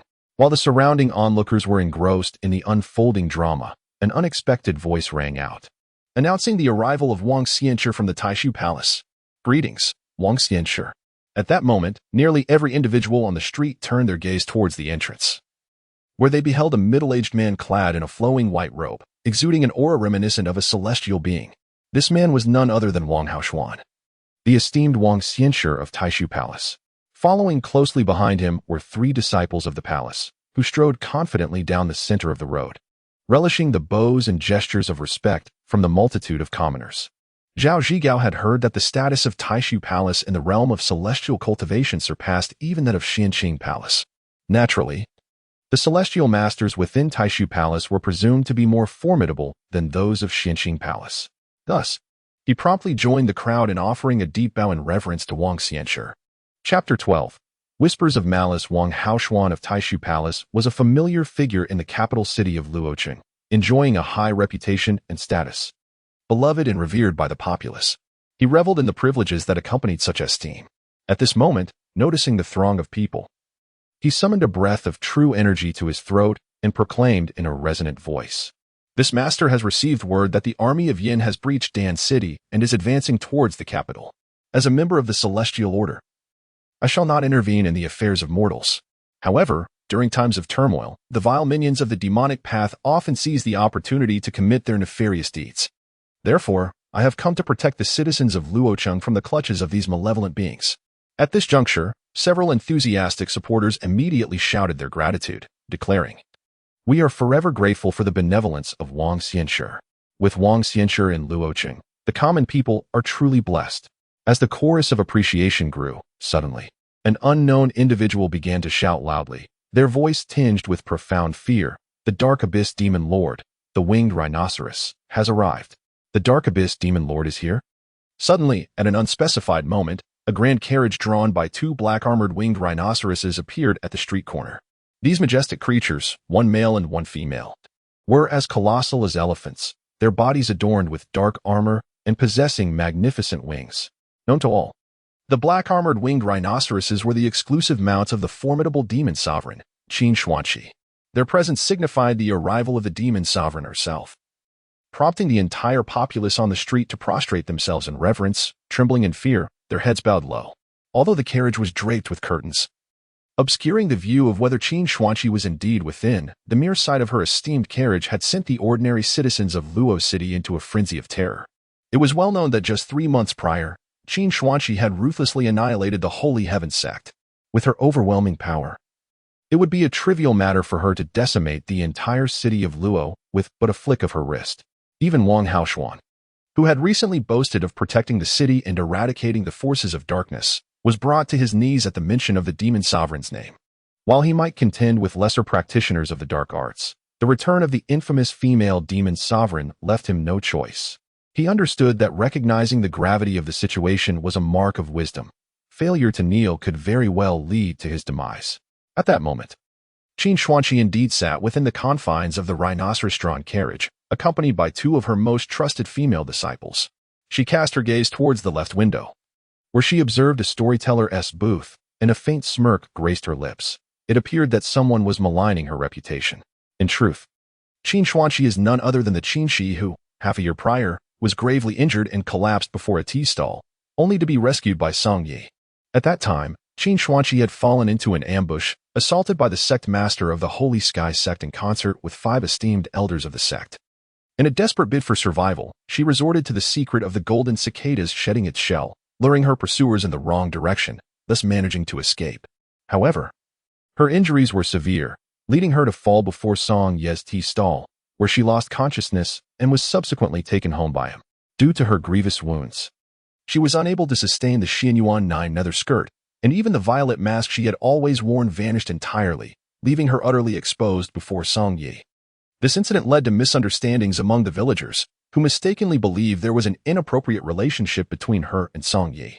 Regarding the fact that Song Yi had seen her in her entirety, she was remarkably unconcerned. After all, for one of her cultivation level, such corporeal matters held no significance. At that moment, she was bereft of her powers and needed a tranquil environment for self-healing, making the humble mortal village of Qiuyu an acceptable refuge. Naturally, the Holy Sky sect and others would never suspect that the proud and aloof Xianyuan demon lord would seek solace among common folk, sharing a dwelling with them. Even more absurdly, she would agree to a betrothal with a mere mortal. Yet, as Song Yi surmised, Qin Xuanqi had no intention of honoring the engagement. Her initial agreement was merely a means to expedite the departure of the village chief and others, allowing her to heal undisturbed. Thus, once her injuries had sufficiently healed, she departed from Qiyu village without a shred of remorse regarding her escape from the marriage. To her, Song Yi, this insignificant mortal, was akin to an ant. No one feels guilt over the actions of an ant, even if one were to crush it underfoot. Consequently, after leaving Qiyu village, Qin Xuanqi became singularly focused on avenging herself against the Holy Sky sect, a vendetta she ultimately fulfilled. As for the brief interlude in Qiyu village, it had long since faded from her memory, and she had no intention of returning to fulfill a promise made to a mortal. Yet, upon entering the city of Luojing, she could perceive every whisper, however faint, through her powers, including the indignant remarks made by Zhao Zhigao before a storytelling booth. Qin Xuanqi had encountered Zhao Zhigao in Qiyu village. Thus she recognized that the ungrateful, charming woman he spoke of, who had eloped, referred to her. Her brow furrowed slightly. There were those in Luojing speaking ill of her. A female disciple clad in blue beside her immediately declared, "Who dares to speak ill of our master? I shall see to it that they are reduced to ashes." Meanwhile, a purple-robed disciple on her other side remarked coldly, "Not only should the one who disrespects our master be punished, but even those who merely overhear such words must perish. Let me cleanse this entire street of its populace." In a moment of silence, Qin Xuanqi fell into deep contemplation. The two women in blue and purple robes immediately spoke. "Disciple, we understand." The master's silence implied that they were free to act, as it always had. Just as their murderous intent surged, Qin Xuanqi hastily intervened. "Wait a moment." Fortunately, she regained her composure in time. Otherwise, the street would have turned into a sea of blood, resembling a hellish nightmare. "There is no need to concern ourselves with the words of insignificant insects," Qin Xuanqi continued. The women in blue and purple exchanged glances before asking in unison. Indeed, they were naturally curious about who dared to speak ill of their master and what was said. They wondered why their master chose to spare that individual. Yet they did not dare to pose the question to Qin Xuanqi. As the majestic winged Shi headed towards the royal palace of the Li Kingdom, Qin Xuanqi pondered the truth behind Zhao Zhigao's words. Was that foolish lad Song Yi truly awaiting her return in Qiyu village? She had clearly implied on the day of her departure that she would not be coming back. Did he not comprehend such an obvious hint? Furthermore, the armies of the Yin Kingdom were advancing towards Luoqing, likely passing through Qiyu village along their route. Was he truly willing to risk his life, remaining in Qiyu village despite the impending arrival of the Yin forces? What a foolish boy he must be. Chapter 13. The Return of the Princess. Qin Xuanqi considered that after her visit to the royal palace, she could conveniently stop by Qiyu village. In her heart, she reaffirmed that this was merely a detour, not a deliberate visit to the insufferable Song Yi. After all, he was her savior, albeit he had done nothing more than bring her home. It was precisely because he had not taken advantage of her that she had survived. At that time, she was utterly weak, her powers lost, and even her Xian Yuan Juyo dress had faded away. In that moment, she resembled a frail woman incapable of defending herself. Had she fallen into the hands of those with malicious intent instead of being rescued by Song Yi, her life would have been in grave danger, and she might have lost her purity. Thus, it was true that Song Yi was indeed her savior. Though Qin Xuanqi was perceived as a ruthless and despicable female demon in the eyes of the righteous, she still understood the importance of gratitude. Now, her benefactor remained in Qiyu village, foolishly waiting, and when the iron cavalry of the Yin Kingdom arrived, it would certainly spell his doom. At this critical juncture in his life, it seemed only fitting for her to pay him a visit. Soon, the majestic chariot of the winged rhinoceros arrived at the gates of the imperial palace. The current emperor of the Li Kingdom, Li Qianshi, personally led a throng of officials to welcome the formidable female demon lord, Qin Xuanqi. Although in the eyes of the self-proclaimed righteous cultivators, Qin Xuanqi was deemed a villainous figure worthy of eradication, such matters belonged to the realm of cultivation. As the emperor, Li Qianshi was acutely aware that most of his subjects were ordinary mortals. Thus, he could not afford to offend the influential figures from either the celestial or demonic sections. Even the staunch Wang Xianshi, who vocally vowed to eradicate all demonic practitioners, knelt respectfully upon the arrival of Qin Xuanqi. Li Qianshi, a youthful emperor in his early 20s, bore the heavy burden of his kingdom's recent military incursions and the incessant reports of defeat from the front lines, which had aged him by a decade in appearance. His pallor betrayed a long absence of restful sleep. With utmost reverence, he addressed the winged rhinoceros. "Lord Xian Yuan, I have prepared a banquet for you within the palace. Please, do enter and take your seat." Despite holding the title of emperor, Li Qianshi was acutely aware of his insignificance in the presence of the Xian Yuan demon lord, and thus refrained from assuming an imperial demeanor.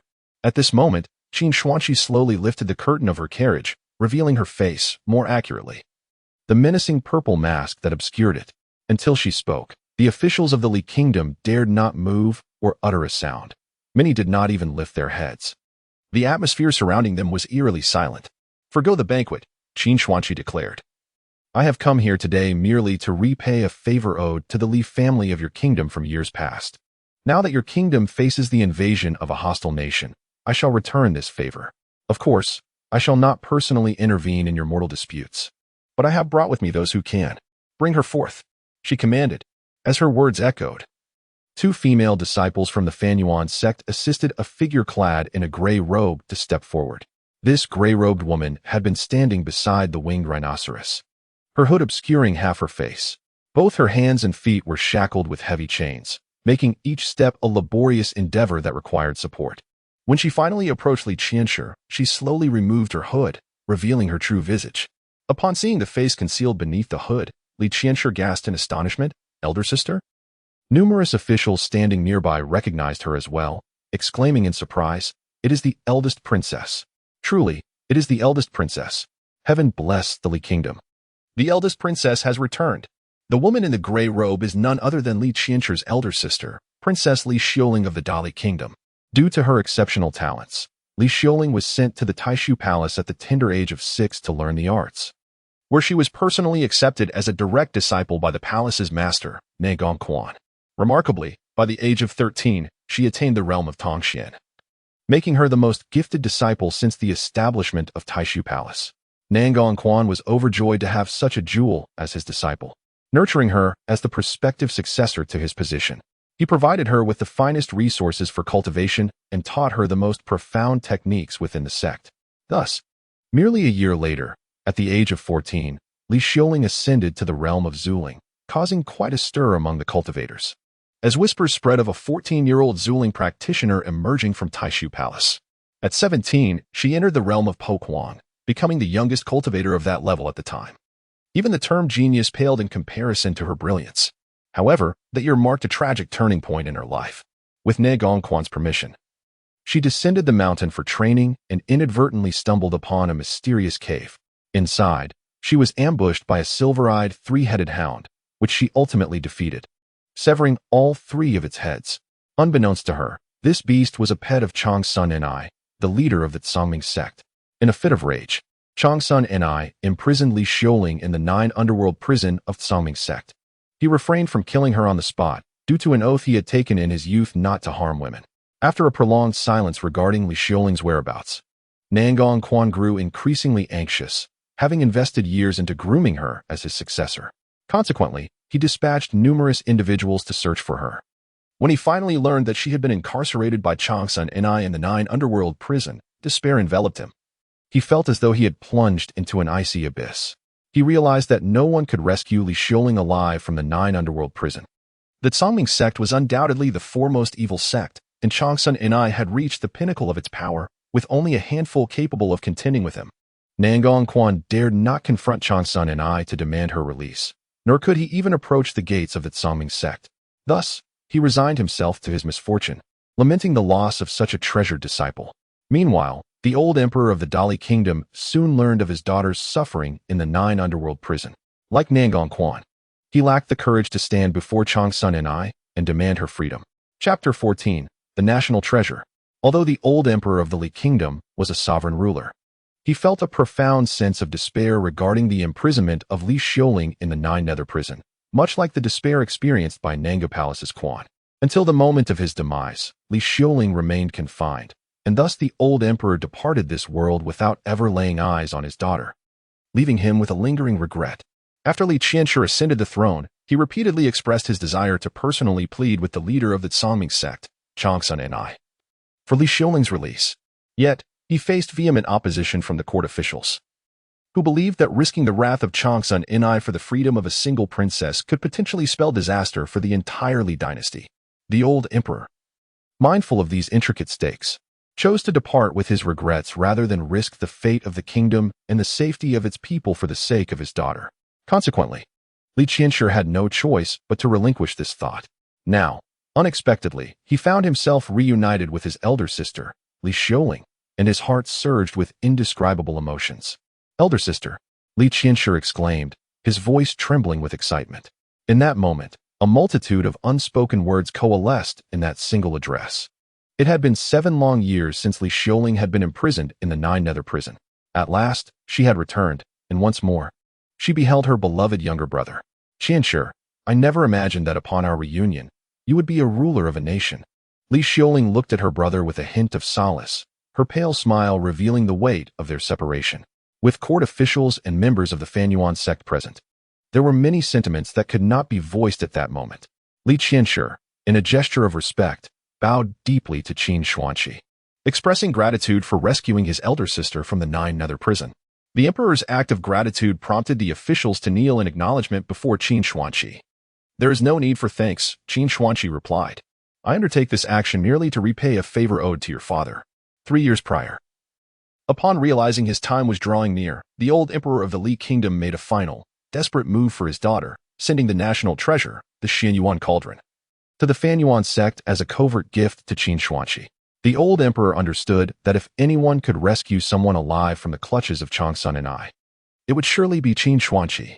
Possessing great wisdom, the old emperor refrained from imposing any demands when bestowing the Xianyuan cauldron upon Qin Xuanqi. Recognizing that such stipulations would transform the gesture into a mere transaction, likely provoking her displeasure. Moreover, one could hardly guarantee that this formidable sorceress would honor any agreement made after receiving the cauldron. Thus, by offering her the cauldron without conditions, he ensured that she would owe a debt of gratitude to the Li royal family, which she would eventually repay in due time. When Qin Xuanxi obtained the Xianyuan cauldron, she was astonished to discover that this divine artifact had been concealed within the royal family of the Li Kingdom all along. Being bestowed with the Xianyuan cauldron was indeed a significant favor for her. Therefore, upon learning of the large-scale invasion of the Li Kingdom by the Yan Kingdom, she resolved that it was time to repay this kindness. Thus, she journeyed to the Tsangming sect and liberated Li Xiaoling from the Nine Nether prison. The elderly emperor of the Li Kingdom was not mistaken. Throughout the entire Xianying continent, Changsun Inai would only grant face to one person, and that person was Qin Xuanxi. If Li Xiaoling were to return to the Li Kingdom, her formidable cultivation would enable her to repel the invading enemies and safeguard the territory of her homeland. "Now, let me free you from your shackles." Upon Qin Xuanxi's words, a thought manifested, and the heavy shackles binding Li Xiaoling's hands and feet suddenly transformed into black smoke, dissipating into the air and vanishing without a trace. At last, she was completely liberated. Li Xiaoling then bowed deeply to Qin Xuanxi, expressing her gratitude for the rescue bestowed by the Dark Abyss Demon Sovereign. Although Li Xiaoling was a disciple of the Taishu Palace and a member of the Celestial Sect, making her an avowed enemy of demonic practitioners, it was ironically a demon cultivator who ultimately rescued her from the Nine Nether prison. She understood clearly that, regardless of their differing stances, the debt of life-saving grace must be repaid. Though Li Xiaoling belonged to the Celestial Sect, her more significant identity was that of the eldest princess of the Li Kingdom. Qin Xuanxi's decision to rescue her from the Nine Nether prison effectively equated to saving the entire Li Kingdom, thus further entitling the royal family to a profound debt of gratitude towards Qin Xuanxi. "I have brought your people back, and I have reclaimed what is mine."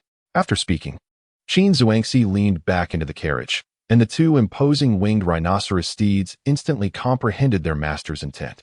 They turned around, and with each heavy step, the entire capital city of Luojing seemed to tremble. Once Qin Xuanxi departed, Li Xiaoling unexpectedly knelt before Li Qianshi, proclaiming, "Your Majesty, I request to be appointed as the Grand Marshal of the army, to lead the forces against the invading enemies from the Yan Kingdom." Faced with this sudden scene, Li Qianshi paused for a moment before attempting to help Li Xiaoling rise. "Sister, you are injured. Matters of defense can wait until you have recovered." Yet, Li Xiaoling's expression was grave as she replied, "This minor injury is of no consequence. With the enemy at our gates, I beseech your Majesty to issue the command swiftly." "Sister, please rise." Li Qianshi urged, trying once more to assist Li Xiaoling, only to find her as immovable as a mountain. After all, Li Xiaoling had attained the pinnacle of the void-breaking realm. Unless she chose to rise, Li Qianshi could not budge her an inch.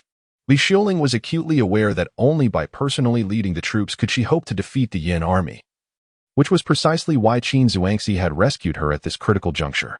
Thus, she was resolute in her demand to assume the position of commander.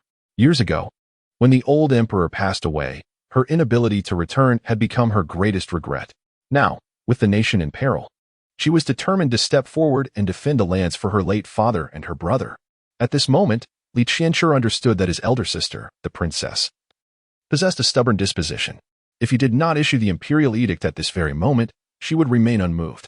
Thus, before the assembly of officials, he proclaimed, "I decree that Princess Li Xiaoling shall be appointed as the Grand Marshal of the army, to lead our troops into battle shortly and expel the invading foes." Li Xiaoling immediately responded, "I accept the command."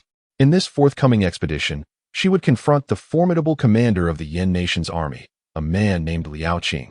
Liao Qing, the son-in-law of the Yin nation, was also a practitioner of celestial arts. Coincidentally, he was a disciple of the Tai Su Palace, just as Li Xiaoling was, albeit he had entered the teachings a decade earlier, rendering him her senior. Now, the two siblings in arms were destined to compete against one another on the battlefield. Chapter 15. The culinary secrets. After Qin Zhuangzi emerged from the city of Luo in her winged rhinoceros chariot, the young woman in blue robes within the carriage inquired, "Master, where shall we go next?" Qin Zhuangzi replied with a serene demeanor, "We shall visit a dear old friend in Wang City." Wang City governs 5 counties, including Cheng County, where Qiuyu village is situated. Naturally, Qin Zhuangzi would withhold from her 2 disciples that the friend she intended to visit was none other than the mortal Song Yi, to whom she had once been betrothed. This engagement, however, was one she would not acknowledge, and she had already devised a clever justification. After all, it was Qin Shi who had arranged the betrothal with Song Yi, not Qin Zhuangzi, for their names were indeed different. Furthermore, in this time of turmoil, it was likely that few of the village elders who had witnessed her engagement would survive to return to Qiuyu village. Thus, there would be no so-called witnesses to accuse her of abandoning the marriage, and even if there were, they would surely not dare to confront her. Since Qin Zhuangzi had decided to visit her old friend Song Yi, it was only fitting that she bring along a gift. She recalled that Song Yi had a particular fondness for the flesh of magical beasts. Before her departure from the novice village, she had given him parting gifts in the form of 2 magical beasts. However, as a mere mortal, Song Yi likely did not understand the utility of utilizing the blood and flesh of these creatures to aid in cultivation. His enjoyment was likely rooted in the unique texture of the meat itself. Qin Zhuangzi had tasted various delectable magical beast meats, yet the more exquisite varieties held significant cultivation value. Presenting such treasures to a layman like Song Yi would seem rather wasteful. At that moment, Qin Zhuangzi sensed the presence of Master Wang Xian from the Taishu Palace, located 30 miles outside the city.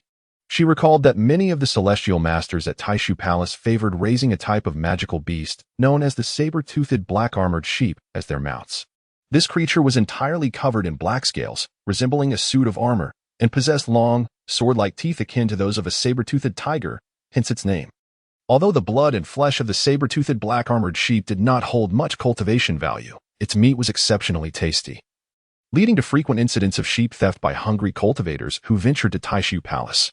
Naturally, the saber-toothed black-armored sheep was quite aggressive, and without a certain level of skill, one might not stand a chance against it.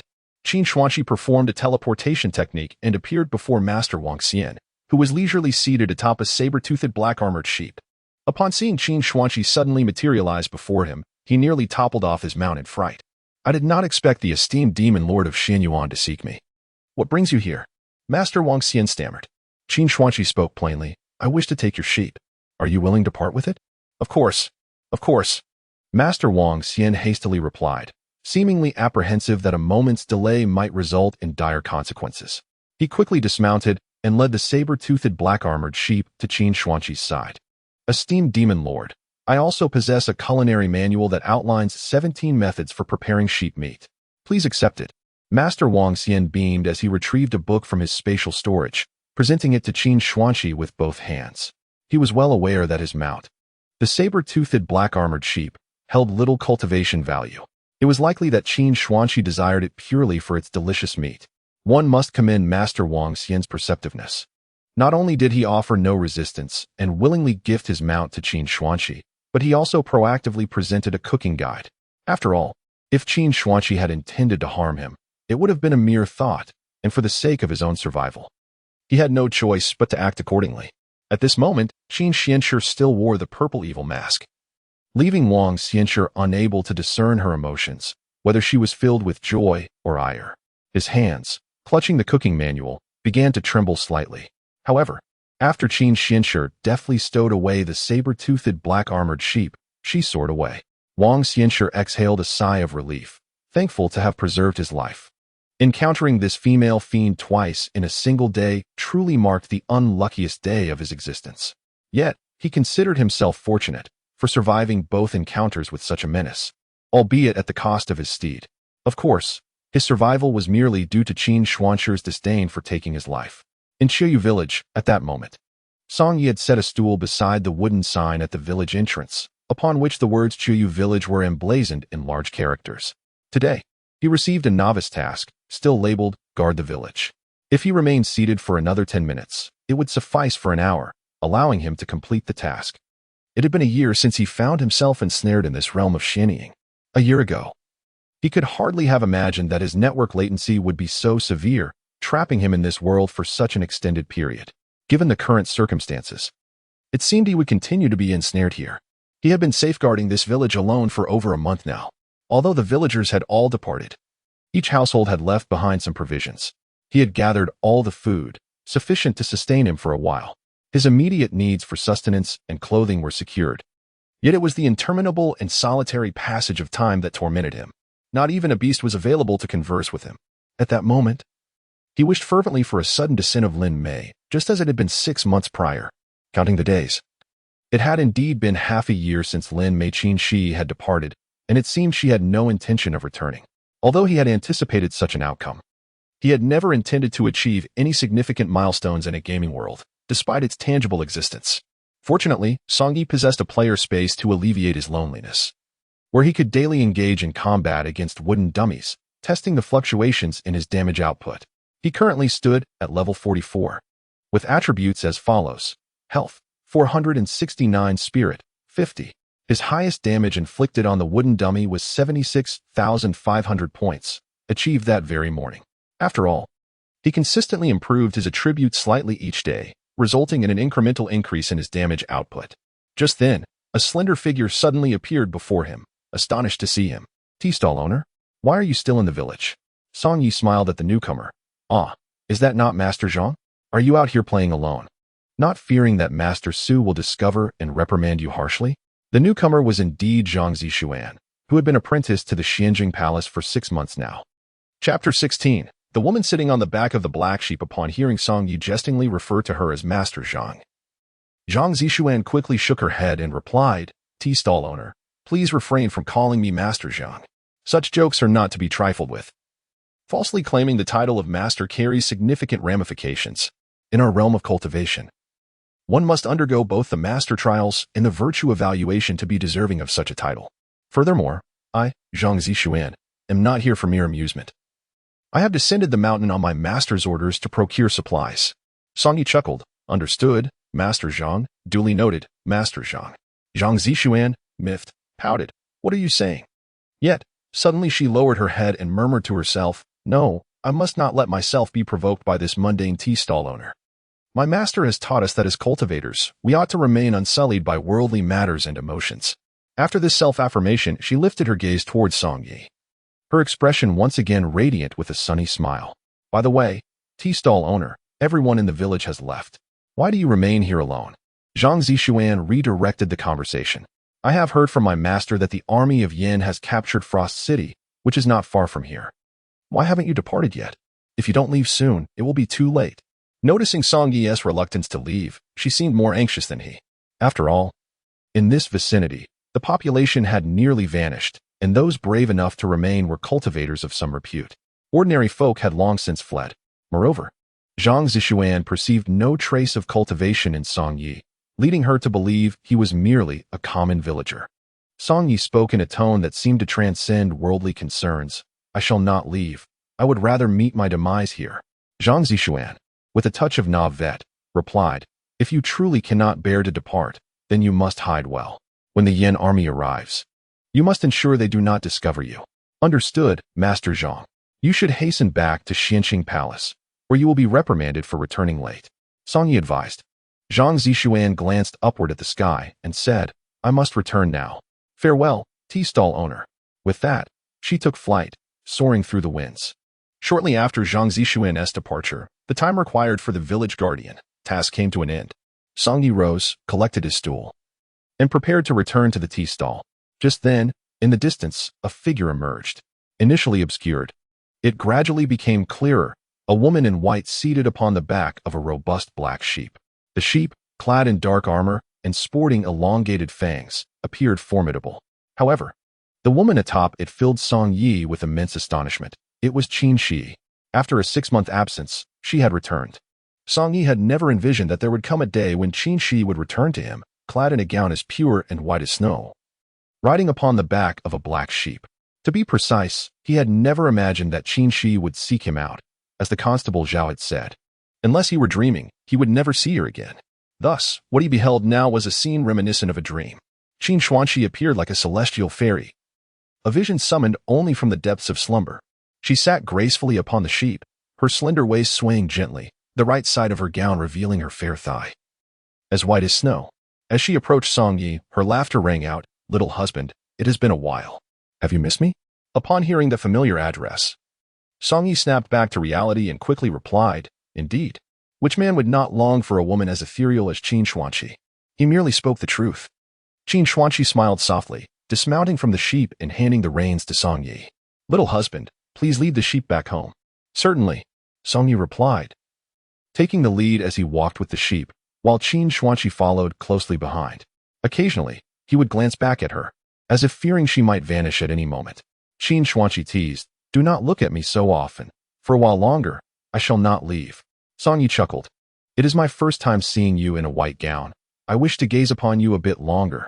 Without her dark, foreboding gown, she seemed less intimidating. However, the most indelible memory remained that of 6 months prior, when she had stood before him, completely unclothed. That moment was one he found difficult to forget.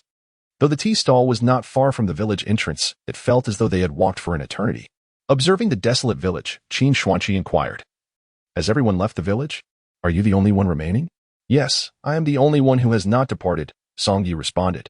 In truth, Qin Xuanqi was already aware that he was the last inhabitant. Before she appeared in his sight, she had surveyed the entire village from the air. Only after witnessing it did she believe that he had indeed remained alone to await her. Was this what mortals term deep affection? Regardless, such profound devotion was beyond Qin Xuanqi's comprehension. She did not wish to understand it. Desiring to present herself before Song Yi as Qin Shi, she had removed the purple mask, exchanged her dark gown for an ordinary white dress. Do you not fear for your life remaining here, knowing the people of Yin Nation? Qin Xuanqi asked Song Yi. I do not fear, he replied with a calm demeanor. Qin Xuanqi smiled inwardly, pondering the absurdity of a mortal who claimed to be unafraid of death. Yet, with all others gone, why have you chosen to stay? Qin Xuanqi inquired once more, seemingly eager to hear from Song Yi the reason for his solitude, yet he remained silent, ensnared in a prolonged silence. This question proved challenging for him to elucidate to anyone in this world. Observing his reticence, Qin Xuanqi assumed he was merely shy. She thought to herself, very well, I shan't press him further. After all, regardless of whom or what reason compelled him to inhabit this desolate village, it held no significance for her. Even if he truly awaited her return, it was inconsequential, for the person he longed for was Qin Shi, while she was the demon sovereign Qin Xuanqi. Upon reaching the tea stall, Song Yi led the black sheep into the courtyard before rejoining Qin Xuanqi, offering, Allow me to pour you a cup of tea. Very well. Thank you, young lord, Qin Xuanqi replied with a gentle smile, taking a seat at an empty table. Song Yi brought over 2 bowls and a teapot, filling 1 cup for her and another for himself before sitting opposite her. Qin Xuanqi lifted her bowl, taking a delicate sip, and remarked, The meat of that black sheep is exceptionally succulent. If you slaughter it, you could feast for quite some time.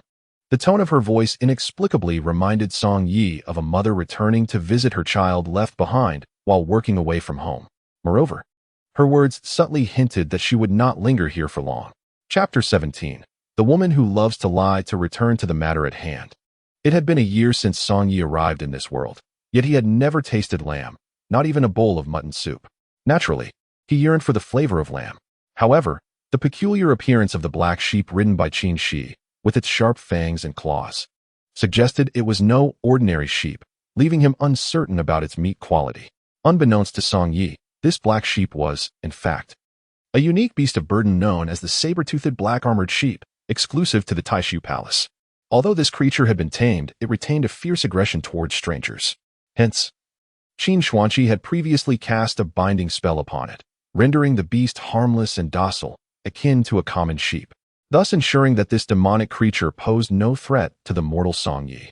One might say that Qin Xuanqi was rather considerate towards this young mortal. Song Yi also took a sip from his tea bowl and, after setting it down, remarked, "It has been quite a while since I last savored lamb. I am grateful to you, my lady, for bringing me such a plump sheep. In these tumultuous times, it is akin to a timely blessing." "You dare call me my lady?" Qin Xuanqi's eyes widened in surprise as she shook her head, exclaiming, "No, you cannot address me that way. We have not yet formally wed. How can you call me my lady?" As the esteemed demon sovereign, she would rather endure insults as a female demon, beast, or wicked woman than be referred to as my lady. Yet, Song Yi smiled gently and replied, "If you can call me young lord, why may I not address you as my lady?" "Absolutely not." Qin Xuanqi frowned slightly, asserting, "I may call you young lord, but conversely, you are forbidden from calling me my lady." She seemed to establish the rules governing their interactions. "Very well, I shall heed your wishes," Song Yi replied. Although he had never had a girlfriend in this world, he understood the principle that one should never attempt to reason with their beloved. Unless it pertained to a significant matter or a matter of principle, it was best to acquiesce to her desires. After all, Qin Shi could be considered his fiancée, and treating her as a girlfriend was not unreasonable. Upon hearing this response, Qin Xuanqi revealed a satisfied smile, thinking to herself that Song Yi was quite obedient. As long as he played within the boundaries, she said, indulging in a little amusement with him was perfectly acceptable. After all, she could call time on this game at any moment. This mortal could not hinder her. In truth, had it not been for her chance encounter with Zhao Zhigao on the streets of Luoqing, where she learned of Song Ye's solitary vigil over the village, she might not have contemplated returning here. Their reunion in this place felt like a fated occurrence. Of course, the formidable Qin Xuanqi had never believed in fate. "How long do you intend to stay this time?" Song Yi inquired nonchalantly. "As long as my little husband wishes for me to remain," Qin Xuanqi responded with a smile. Song Yi discerned that this was yet another fabrication. While he was uncertain whether this woman, who called herself Qin Shi, was indeed the notorious Qin Xuanqi, he was acutely aware of her propensity for deceit. She likely did not consider it necessary to uphold every promise with him earnestly. Song Yi had already surmised that Qin Shi was probably Qin Xuanqi, thus, her inherent pride was evident. She did not perceive their relationship as one of equals. After all, how could a lofty, disdainful sorceress deign to treat a mere mortal as her counterpart? In this time of turmoil, with no one in sight for miles around, he felt fortunate that Qin Shi had returned to converse with him. He did not concern himself with whether her feelings were genuine or feigned. Life was merely a performance, after all, and it depended on who played their role more splendidly. "Then stay here and accompany me for good," Song Yi said with a smile. "Very well. I promise you," Qin Xuanqi replied readily, though her eyes held no trace of sincerity. The village chief had already arranged their betrothal. Now that he had returned, Song Yi suggested they choose an auspicious date for their wedding. "Sounds good." Qin Xuanqi nodded in agreement. "Since the village is deserted, we can forego the banquet. On our wedding day, after we pay our respects to heaven and earth, we can proceed directly to the bridal chamber," he continued. "Thus, our only task is to prepare the wedding chamber. With so many uninhabited houses in the village, my lady, you may choose whichever one you desire as our marital abode." Qin Xuanqi smiled lightly and said, "As for the wedding house, let it be decided by you, my little husband." Song Yi then responded, "I, Song Yi, also suffer from a bit of indecision. How about we try each room once? Our wedding night does not have to be limited to just one. That night, we shall celebrate in this room, and tomorrow night we can switch to another." This time, Qin Xuanqi did not immediately reply with an agreeable yes. Instead, her expression momentarily froze as she inwardly scoffed. This audacious boy, with his myriad of ideas, dares to dream of sharing a wedding night in every room of the village? How bold of him. Noticing her silence, Song Yi took the initiative to inquire, "My lady, what do you think of my suggestion?" "I have no objections," Qin Xuanqi nodded, reasoning that it was merely a whim for Song Yi to indulge in. She had no intention of genuinely entertaining such a notion. However, she added with a hint of protest, "But you just called me my lady twice again. I thought I told you not to address me that way." "Apologies, I spoke without thinking." Song Yi chuckled awkwardly before he began to outline their life after marriage. "After we wed, our primary task naturally will be to expand our family. For a considerable time. It seems we shall be the only couple in this village, thus the responsibility of revitalizing Choyu village will rest upon us. If we, as a couple, have a child each year, in just a few years, the village will flourish and thrive."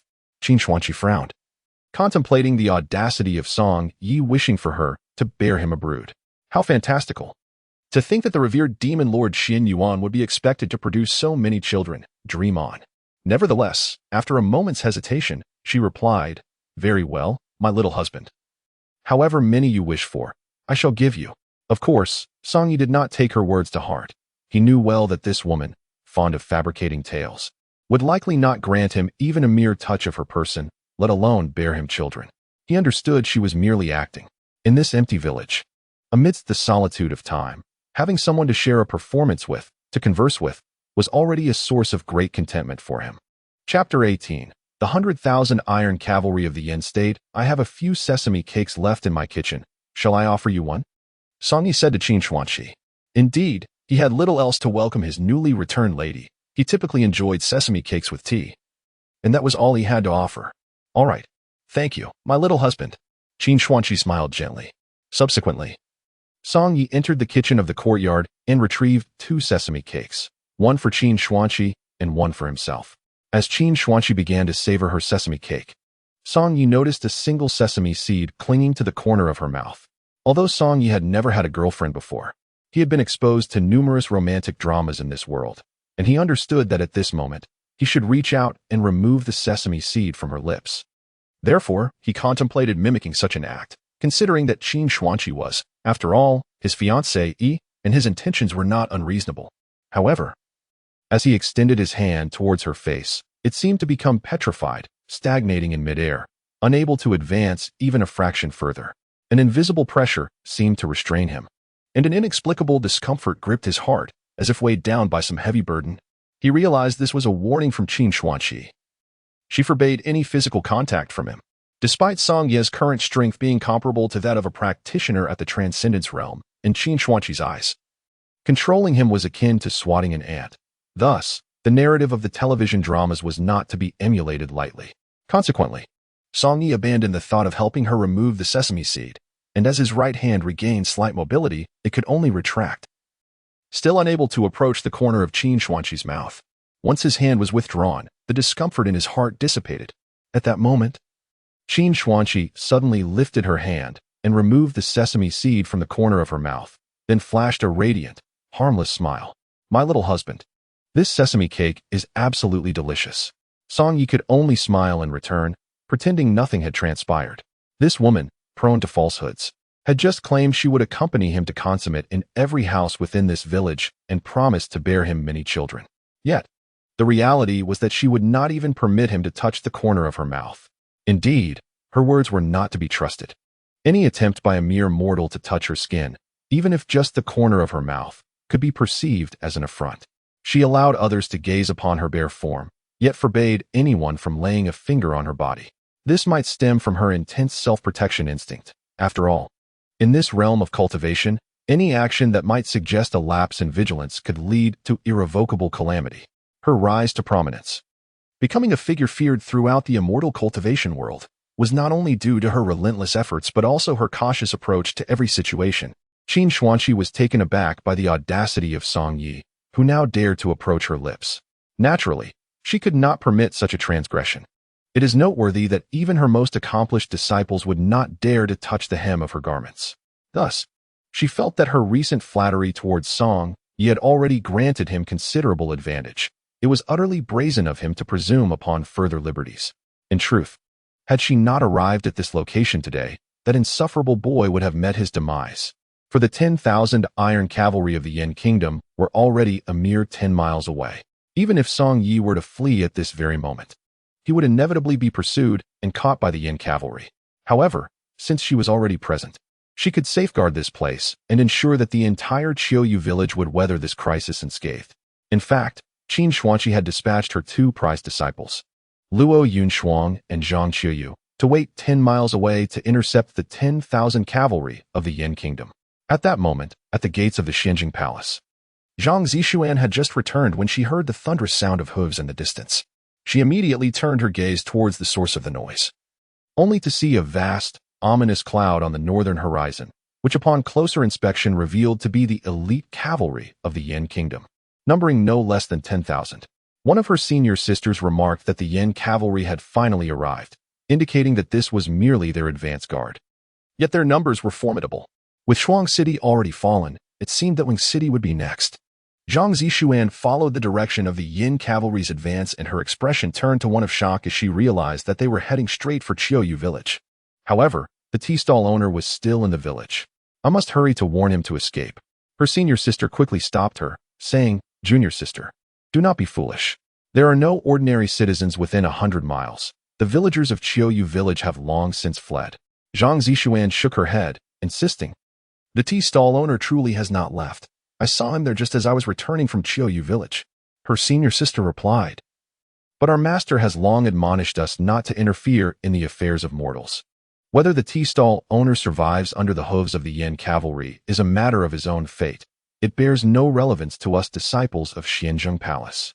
Senior sister, I am merely going to save one life. He is just an ordinary tea stall owner. His survival holds no bearing on the outcome of this war.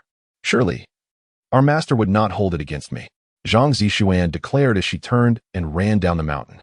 Her senior sister called out after her, "Zixuan, do not act impulsively. Come back." Without looking back, Zhang Zixuan replied, "Do not worry, I will return shortly. Just remember, do not provoke the Yin army, or else our master will not spare you, and I shall be punished alongside you." Her senior sister anxiously reminded her from behind. "I understand." As Zhang Zixuan uttered these words, she had already soared to a considerable distance. Leading the formidable cavalry of 100,000 from the Yin Kingdom was none other than the esteemed prince consort of Yin, Liao Qing, the commander of the invading forces against the Li Kingdom. Suddenly, Liao Qing halted his steed, calling out to the cavalry behind him, "Stop." His accompanying generals echoed his command. "Stop. Everyone halt." The impetus for Liao Qing's abrupt order lay in the sighting of an extraordinary carriage ahead, a unique winged rhinoceros chariot. Having once entered the gates of the Taishu Palace, Liao Qing was well aware of the significance of this chariot, and as his generals beheld it, fear manifested on their faces. This was the chariot of the notorious sorceress. Could she be present at this very moment? Before the winged rhinoceros chariot stood 2 women, one clad in blue robes and the other in purple. They were none other than Luo Yunshuang and Zhang Qiuyu, disciples of the Xian Yuan demon sovereign. Chapter 19, Drunken Driving. Upon witnessing the chariot of the Xian Yuan demon sovereign before him, Liao Qing dared not exhibit any negligence. He swiftly dismounted, followed closely by his generals. Taking a few steps forward, he clasped his hands in salute and inquired, "Might I ask if the revered Xian Yuan demon sovereign is in the carriage at this moment?" The woman in blue, Luo Yunshuang, replied with a smile, "Naturally. My master is not within." "Do you truly believe that you, Liao Qing, hold such significance that my master would wait here for you?" Liao Qing, with a forced smile, responded, "Indeed, indeed. Not only he, but even my own master in the Taishu Palace pales in comparison before the Xian Yuan demon sovereign. However, though my master is absent, she has left you with a command," Luo Yunshuang declared. With a hint of concern, Liao Qing asked, "What command has the Xian Yuan demon sovereign entrusted to me?" "In accordance with my master's directive," she continued, "you are to divert your army's march 500 meters to the left, ensuring a wide berth around the village ahead." Luo Yunshuang remarked. Upon hearing this, Liao Qing immediately exhaled a sigh of relief, as the weight that had burdened his heart was finally lifted. It was merely a matter of redirecting his 100,000 iron cavalry, which was not an insurmountable task. His true concern was the potential intervention of the Xian Yuan demon lord in this conflict. Should that occur, the situation would become quite precarious. He surmised that the demon lord must be situated in the nearby village, hence the request for his army to take a detour. Logically, It seemed absurd and unacceptable for the 10,000 iron cavalry of Yin country to alter their course merely to avoid a single individual. However, if that individual were indeed the Xian Yuan Demon Lord, the rationale became clear. Despite the imposing presence of his 10,000 cavalry, which could overshadow the heavens and render the land barren in their wake, any offense against that formidable female demon could result in their swift annihilation. In truth, even if the Xian Yuan Demon Lord had not explicitly demanded a detour, Liao Qing would have chosen to circumvent the village upon discovering her presence there. As for the schemes and conspiracies she might be plotting with others in that village, Liao Qing cared not, nor was it any of his concern. Little did he anticipate that the Xian Yuan Demon Lord was, in fact, rendezvousing with her mortal consort in that very village. Please inform the Xian Yuan Demon Lord that I shall certainly comply with her esteemed orders. Liao Qing respectfully addressed the woman in blue robes. Beside her, the woman in purple robes, Zhang Qiuyu, grew impatient and exclaimed, "Enough of this idle chatter. Hurry and take the detour." "Yes, yes, yes," Liao Qing responded repeatedly. Hastily mounting his horse and directing his 10,000 cavalry to alter their course, shifting leftward by over 500 meters to avoid the village of Qiuyu. At that moment, Zhang Zishuan had arrived near the Yin country cavalry, yet she dared not approach, choosing instead to observe from a distance. When she witnessed the sudden change in direction of the Yin army, she was taken aback but soon breathed a sigh of relief. With the new course, they would skirt around Qiuyu village, and as long as Song Yi refrained from wandering off, there would be no danger. Thus, she would not need to make a special trip to Qiuyu village, nor would she have to fear reprimand from her master. Consequently, she turned and soared towards the direction of the Zhuanging Palace. Meanwhile, in Qiuyu village, at Song Ye's tea stall, he exclaimed, "My dear consort, this sesame cake is absolutely delightful." After savoring the last bite of her sesame cake, Qin Xuanqi lifted her teacup for a sip. It seemed as if it had been an eternity since she had indulged in such simple pleasures, eating cake and sipping tea, while casting aside the burdens of her cultivation and the grudges of her sect. Before her, Song Yi, that mischievous lad, though merely a mortal, was preoccupied with thoughts of sharing a chamber with her and desiring her to bear his child. Strangely, she felt no revulsion toward him. Had it been anyone else harboring such thoughts, she would have obliterated them on the spot. Yet, inexplicably, she found comfort in Song Ye's company. Perhaps it was due to the fact that he had rescued her when she was gravely injured and on the brink of death. In that fleeting moment, he had cultivated a small patch of warmth in her heart, which had long been frozen over. "I still have sesame cakes in the kitchen. If you find them delightful, shall I fetch you another?" Song Yi inquired as he rose. Qin Xuanqi chuckled and shook her head. "No need. One piece is sufficient for me." Suddenly, her brow arched, and she asked, "Little husband, why do you not inquire about what I have been doing since I left the village half a year ago?" With a gentle smile, Song Yi replied, "I am simply glad you have returned.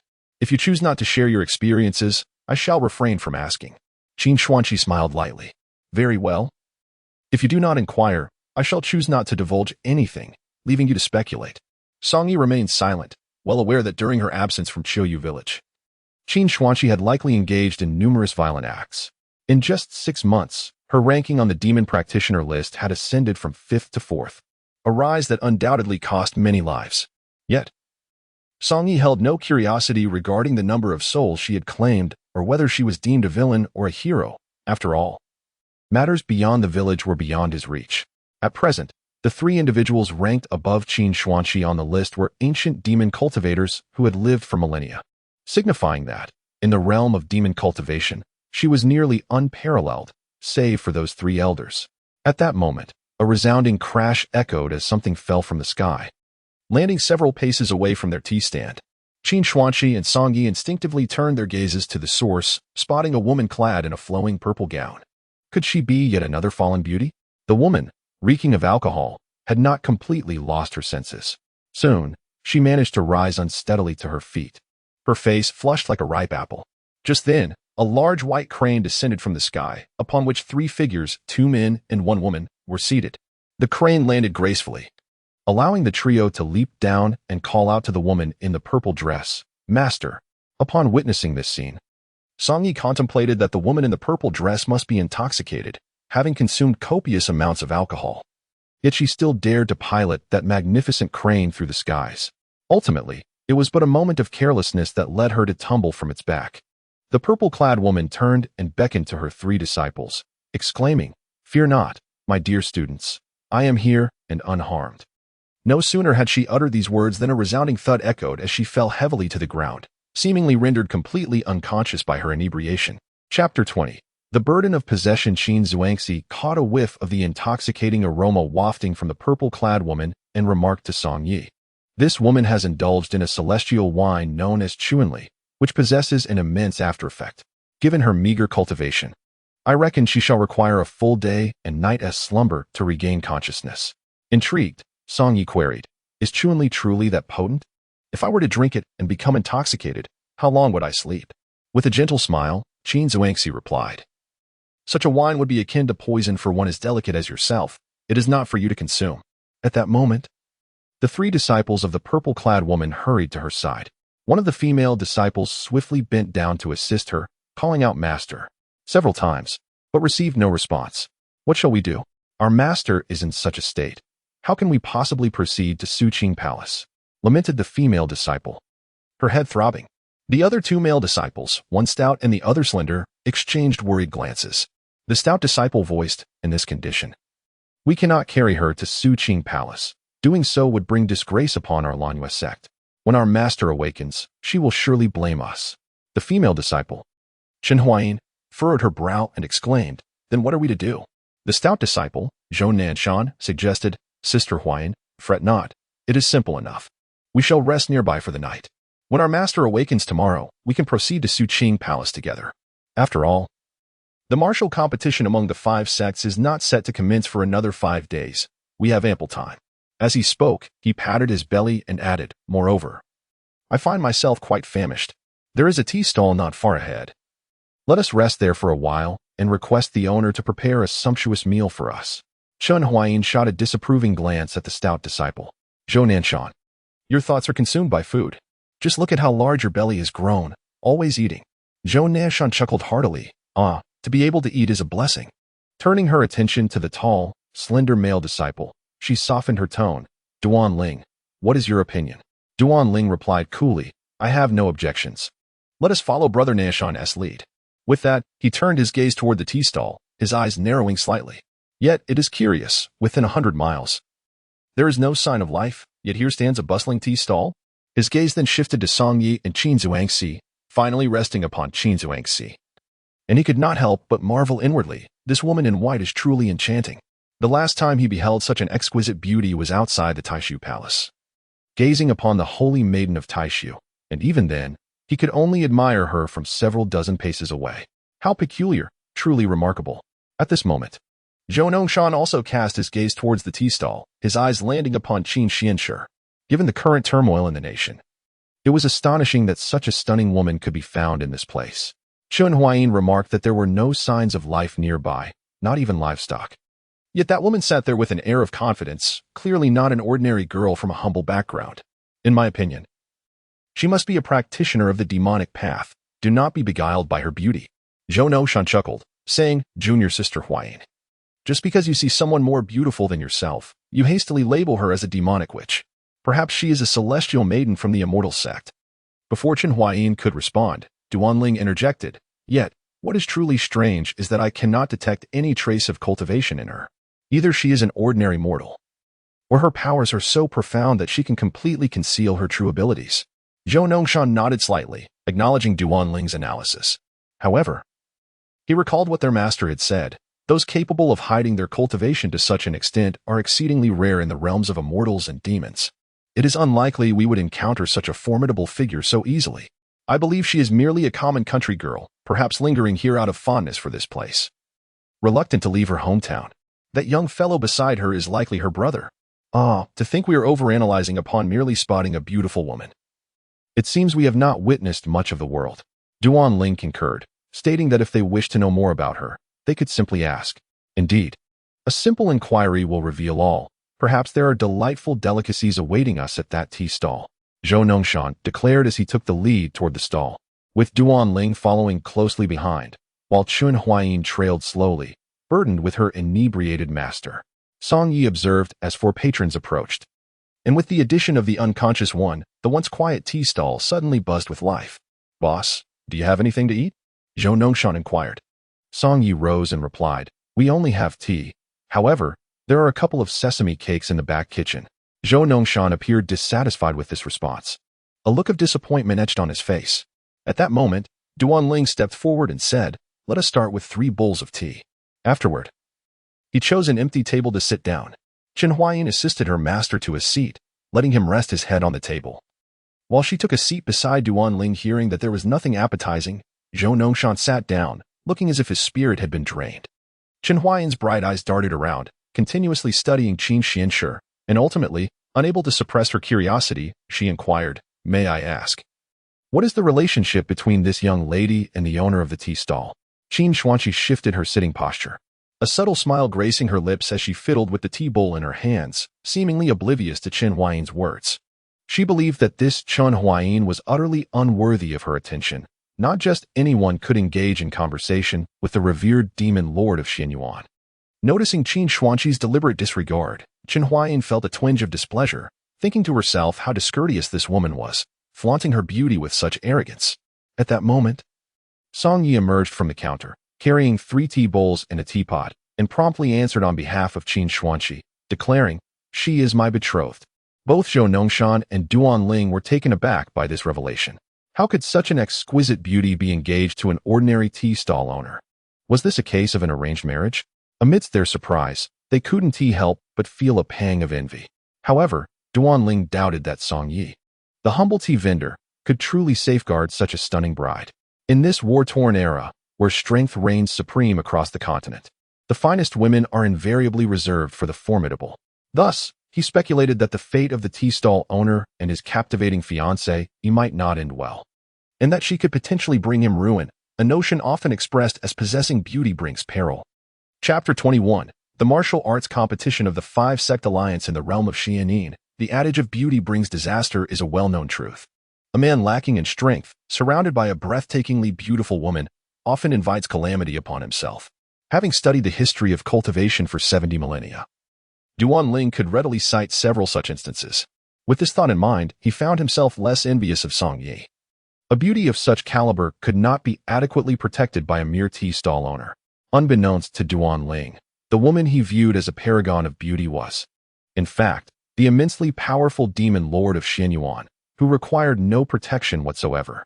Duan Ling turned to Song Yi, who was serving tea, and inquired, "I see that the common folk within 100 miles have fled north to escape the ravages of war. Why do you and your wife remain here?" Song Yi replied with a smile, "There is no particular reason. We simply do not wish to leave our homeland. By the way, we are not yet officially married." Duan Ling nodded thoughtfully, acknowledging the rarity of their bond during such tumultuous times. Song Yi, smiling, countered, "And what brings the 4 of you here?" Duan Ling responded, "We have come to participate in this year's martial arts competition of the 5-Sect Alliance at Swanking Palace. The 5 sects, Xingyue Sect, Xinfeng Sect, Tianqi Sect, and Qixing Sect have formed a defensive alliance. Each year, we take turns hosting the competition, where young disciples from each sect engage in martial arts sparring. This year's event is hosted at the Su Inquing Palace, and I am Duan Ling, a 9th-generation disciple of the Lanyue sect. This is my peer, senior sister Chen Huayin, and this is my fellow disciple, Zhou Nongshan. Together, we represent the Lanyue sect as the youthful competitors this year." As for this individual, his gaze fell upon the inebriated woman in the purple dress. "She is our esteemed master, Gu Xian, of the Lanyue sect." Duan Ling seemed to regard Song Yi as a mere ordinary villager, posing no threat to them, thus he divulged their identities and purpose for being there without reservation. Song Yi courteously replied, "I wish you 3 talented young cultivators of the realm great success in the upcoming martial arts competition among the 5 sects." Duan Ling clasped his hands and expressed his gratitude. "Thank you for your kind words." At that moment, Zhou Nongshan, who had been brooding silently, suddenly stirred with newfound energy. His dim eyes sparkled with enthusiasm as he inquired of Song Yi, "Is there a kitchen in your backyard?" "Indeed." Song Yi nodded affirmatively. "That's splendid. If you have a kitchen, I happen to have some ingredients," Zhou Nongshan declared, promptly producing 2 chickens, a duck, a large goose, a bundle of garlic, and a bunch of green onions from his storage space. While others utilized their storage for precious resources, he had filled his with an abundance of ingredients. Chen Huayin rolled her eyes, exclaiming, "Brother Nongshan, you truly bring shame upon the Lanyue sect." "Ha ha." Zhou Nongshan laughed heartily. "Matters of pride are trivial. I, Zhou Nongshan, simply wish for a delightful meal." With that, He presented the ingredients before Song Yi, asking, "Could you assist us in preparing a splendid feast? I will compensate you." Song Yi scratched his head, pondering the challenge. While he considered his culinary skills to be decent, managing such a quantity of ingredients to create a sumptuous banquet would certainly be a daunting task, especially since he had never undertaken such a responsibility before. After all, he merely ran a humble tea stall that served passers-by a cup of tea. Just as he hesitated, a notification from the game interface suddenly popped up. Ding. Adventure quest triggered. Ding. Adventure quest. Delicacies. Delicacies. Arrange a table of exquisite dishes for the guests from the Lanua sect. Quest reward. Monster Pet Card Draw Ticket. Monster Pet Card Draw Ticket. Can draw any rarity of Monster Pet. It had been an entire year since Song Yi had last triggered such an adventure quest. Naturally, such opportunities were rare and must be seized. Thus, he promptly replied to Zhou Nongshan, "No problem. Please make yourselves comfortable.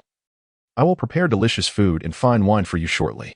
Subsequently, Song Yi accepted the chickens, duck, and goose from Zhou Nongshan. Realizing that handling all these ingredients alone would be quite cumbersome, he turned his gaze towards the previously silent Qin Xuanqi.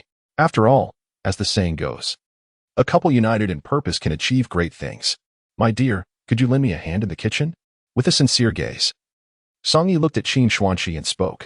Qin Xuanqi bit her lips slightly, inwardly cursing, "This audacious brat dares to address me as little lady in front of outsiders." However, she refrained from issuing any warning to Song Yi. Unconsciously, she seemed to begin yielding. Subsequently, she rose and approached Song Yi, taking a chicken and a duck from his hands, and together they walked into the backyard. Zhou Nongshan and Duan Ling couldn't help but gaze at Qin Xuanqi's retreating figure. Beneath her flowing white dress was a curvaceous silhouette that stirred the hearts of these two young cultivators, still wavering in their resolve. Chen Huayin shot them a disapproving look and remarked, "This woman is indeed beautiful, but what a pity she is mute." Zhou Nongshan, intrigued, pondered aloud. "Come to think of it, since we entered this tea stall, she hasn't uttered a single word. Could it be that she truly is mute?" Duan Ling replied, "Do not speak ill of others behind their backs." "Precisely." Zhou Nongshan concurred, "Our master has taught us to be cautious in speech and action while outside." Chen Huayin muttered, "Though our master imparts wisdom with such eloquence, he himself is hardly reliable." As she spoke, her peripheral vision caught a glimpse of their master still fast asleep at the table, prompting a deep sigh from her. Meanwhile, in the kitchen of the tea stall's backyard, Song Yi began to devise a plan for preparing the chicken, duck, and goose. One chicken would be boiled, another stir-fried, the duck would be made sweet and sour, and the goose would be stewed directly. At that moment, Qin Xuanqi stood by the kitchen door, volunteering, "Little husband, allow me to stir-fry the chicken." "You can stir-fry chicken?" Song Yi expressed his surprise. Here was the formidable female demon, ranked fourth in the demonic hierarchy, astonishingly capable of stir-frying chicken herself. Logically, someone of her stature, untouched by worldly affairs, should be completely inept at even the simplest tasks, like smashing cucumbers. This portrayal seemed somewhat inconsistent. Initially, Song Yi had simply asked her to assist with minor tasks, such as pounding garlic or adding firewood, but unexpectedly, she was eager to take on a substantial role. Chapter 22. The Death of the Wine Immortal. Although stir-frying chicken is not an exceedingly difficult dish, to achieve a delectable result requires a certain finesse. Much like how nearly everyone can make fried rice, yet some produce results that even dogs would scorn, while others can create a dish worth 5,000. However, the quest for gourmet delicacies merely required Song Yi to arrange a table of dishes for Zhou Nongshan and the others, not necessitating his personal involvement in every preparation. Since Qin Xuanqi had proactively offered to assist in stir-frying a chicken, he decided to let her take the lead. Song Yi was curious to see if this esteemed fourth-ranked demon truly possessed culinary skills. "Very well, little lady, I entrust you with the stir-frying of this chicken. I shall first handle the slaughter and ensure the feathers are all removed," Song Yi declared. Qin Xuanqi nodded slightly. "In truth, the only dish I can prepare is this stir-fried chicken, a favorite accompaniment to wine of my former master. She would always delight in cooking this dish whenever she indulged in drinking."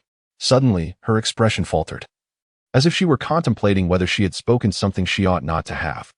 It had been countless years since she had mentioned her master in the presence of others, and few were aware that she had ever had one. Her master, and the only one she would ever have in this lifetime, was none other than the renowned wine immortal, Cheng Wanting. 300 years ago, the name of the wine immortal was known far and wide across the continent. She was one of the 7 esteemed celestial beings who had reached the pinnacle of cultivation and ranked third on the illustrious list of immortal figures. Her passion for wine was unparalleled, and she could drink countless cups without ever succumbing to inebriation. In the city of Eagle in the kingdom of Qing, there remains a small mountain formed from tens of thousands of wine gourds, a marvel still revered by locals.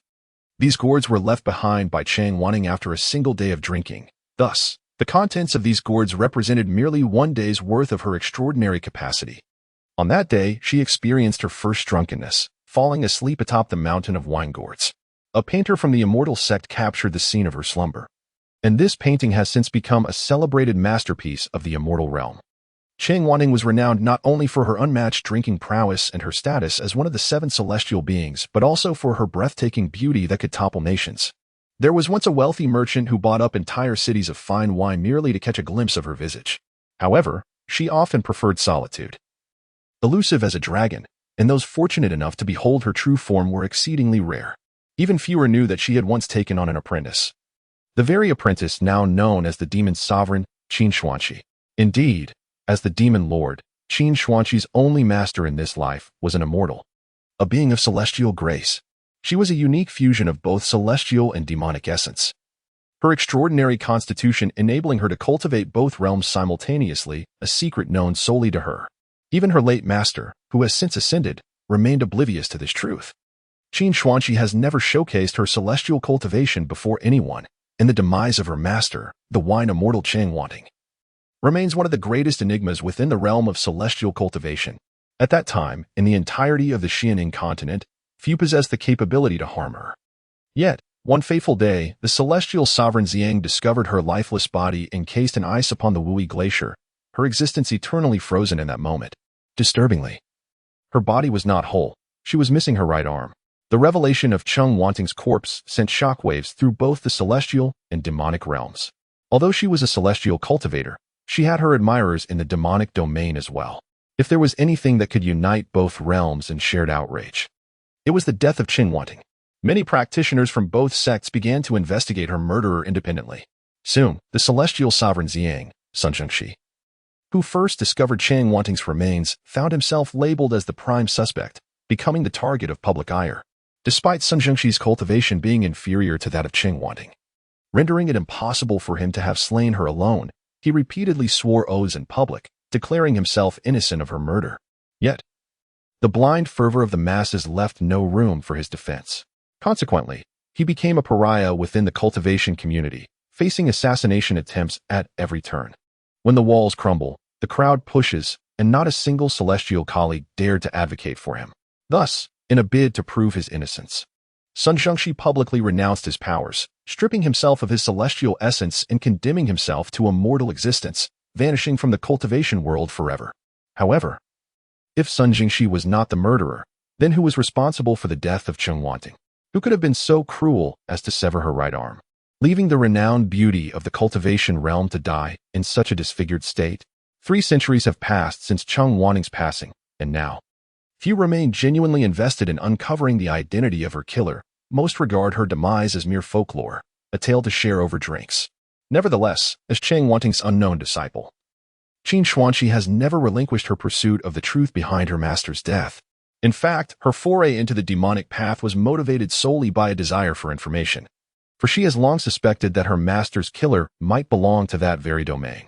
Regrettably, after 300 years of relentless pursuit, during which she has taken many lives and resorted to unspeakable means, she is yet to grasp even the faintest hint of the truth. She continues to ascend, relentlessly seeking greater power, all in her quest to stand atop this world, gazing down upon all, so that she may unveil the darkness lurking within, thereby increasing her chances of identifying the true culprit behind her master's murder. Stir-fried chicken is indeed the dish that Chang Wanting excels at the most. She has even crafted a unique blend of spices for it, a secret recipe passed down to her sole disciple, Qin Xuanqi. For many years, she has kept these secrets buried deep within her heart, never once mentioning her master in the presence of others. Little did she anticipate that during her conversation with Song Yi, she would inadvertently reveal details about her master. This signifies that, in front of Song Yi, she gradually lowered her emotional defenses, a perilous situation for her, perhaps on some subconscious level. She had begun to perceive Song Yi as a man with whom she could share her truths and past. However, her identity did not permit such openness. Yet, she chose not to delve deeper into her thoughts. Perhaps it was merely the fact that Song Yi was an insignificant mortal that allowed her to relax her guard. Much like many who enjoy sharing their secrets with the ants crawling on the ground. Chapter 23. With a wife like this, what more could one desire? Upon hearing Qin Xuanqi mention the word master, Song Yi naturally became curious about who this female demon lord's master might be, and thus directly inquired, "Who is your master?" Qin Xuanqi promptly withdrew from her reverie and smiled. "He was my teacher when I was 7 or 8, teaching me to read and write. I've forgotten his name." She would certainly not disclose that her master was the Wine Immortal to Song Yi. If it were known that the disciple of the Wine Immortal was the infamous Xian Yuan demon lord, it would undoubtedly cause a significant upheaval in both the celestial and demonic realms. Consequently, if Qin Xuanqi sought to investigate the murderer of the Wine Immortal in secret, it would become exceedingly difficult. Song Yi discerned that Qin Xuanqi was not being truthful, yet he chose not to press further. He proceeded to scald the freshly slaughtered hen with hot water to facilitate feather removal. After plucking, he chopped the chicken into pieces and handed them over to Qin Xuanqi to saw it. Subsequently, within the confines of Song Ye's modest kitchen, Qin Xuanqi showcased her culinary skills. In no time, a fragrant plate of stir-fried chicken emerged, to which she had discreetly added the Wine Immortal's proprietary spices. Inhaling the aroma, Song Yi marveled, "How delightful. I never imagined my little wife possessed such remarkable culinary talent. Care for a taste?" Qin Xuanqi tilted her head and smiled. "Absolutely."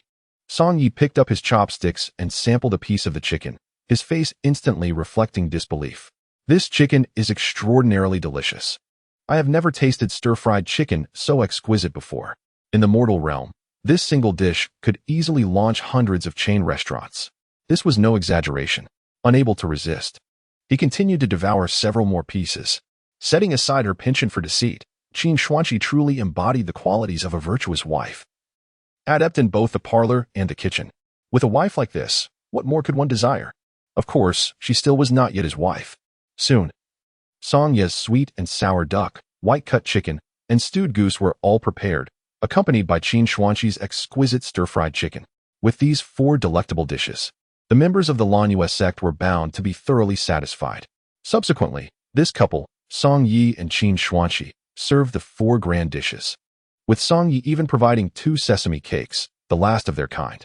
Upon the presentation of the dishes, Zhou Nongshan's eyes sparkled with delight. Naturally, the first to capture his attention was the stir-fried chicken made from Qin Xuanqi's exclusive recipe. He picked up a piece of chicken and, after a brief chew, his eyes widened in astonishment, his mouth agape as if he had witnessed a marvel of the world. He then clasped his hands together in gratitude towards Song Yi, thanking the proprietor for allowing him the fortune to savor such exquisite chicken. For a connoisseur like Zhou Nongshan, tasting a delightful dish brought him more exhilaration and joy than a breakthrough in cultivation. It was astonishing to realize that this delectable chicken was crafted by the hands of the proprietress. With reverence, he again clasped his hands together and bowed towards Qin Xuanqi. Meanwhile, Chen Huayin shot Zhou Nongshan a disapproving glance, questioning the exaggeration over a mere piece of chicken. However, she too could not resist sampling the dish, and upon tasting, her expression mirrored that of Zhou Nongshan's disbelief.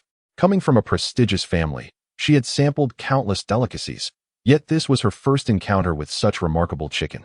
Clearly, this single dish of stir-fried chicken had already left the 3 members of the Lanyue sect immensely satisfied with their meal. Concurrently, Song Yi received a notification of the successful completion of a fortuitous task. Ding. Congratulations, player, Song Yi, for completing the fortuitous task. Gourmet dish. Ding. Congratulations, player, for receiving the task reward. Monster Pet Draw Ticket. Experience reward. 200,000 points.